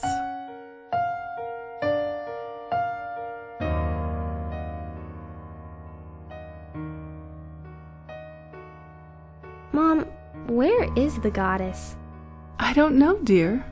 I'm not much like your grandfather. Is there even such a thing as a goddess? I believe so, but I've never met one. Mom, you're so pretty. You look like a goddess. Oh, thank you, honey. If I am a goddess, then you are an angel.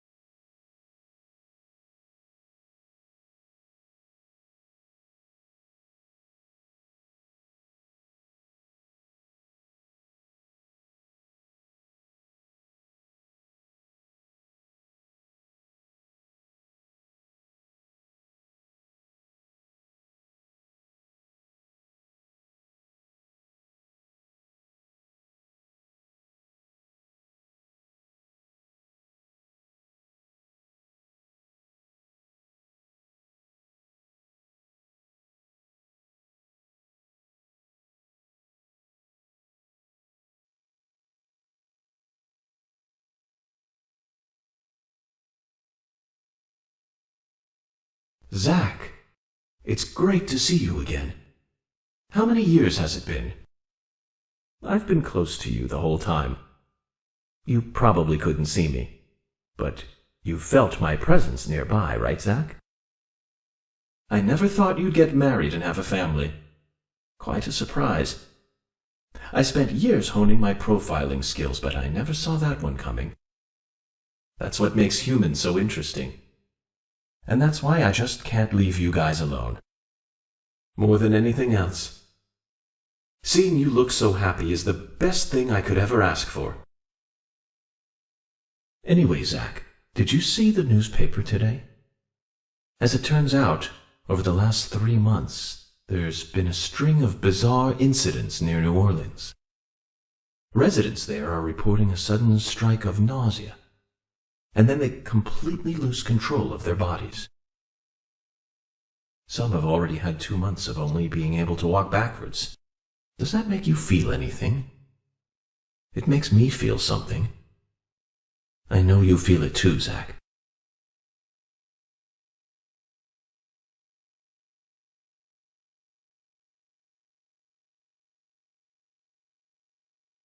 Okay, Zach. I thought that's what you'd say. Well then, it's time to wake up, Zach.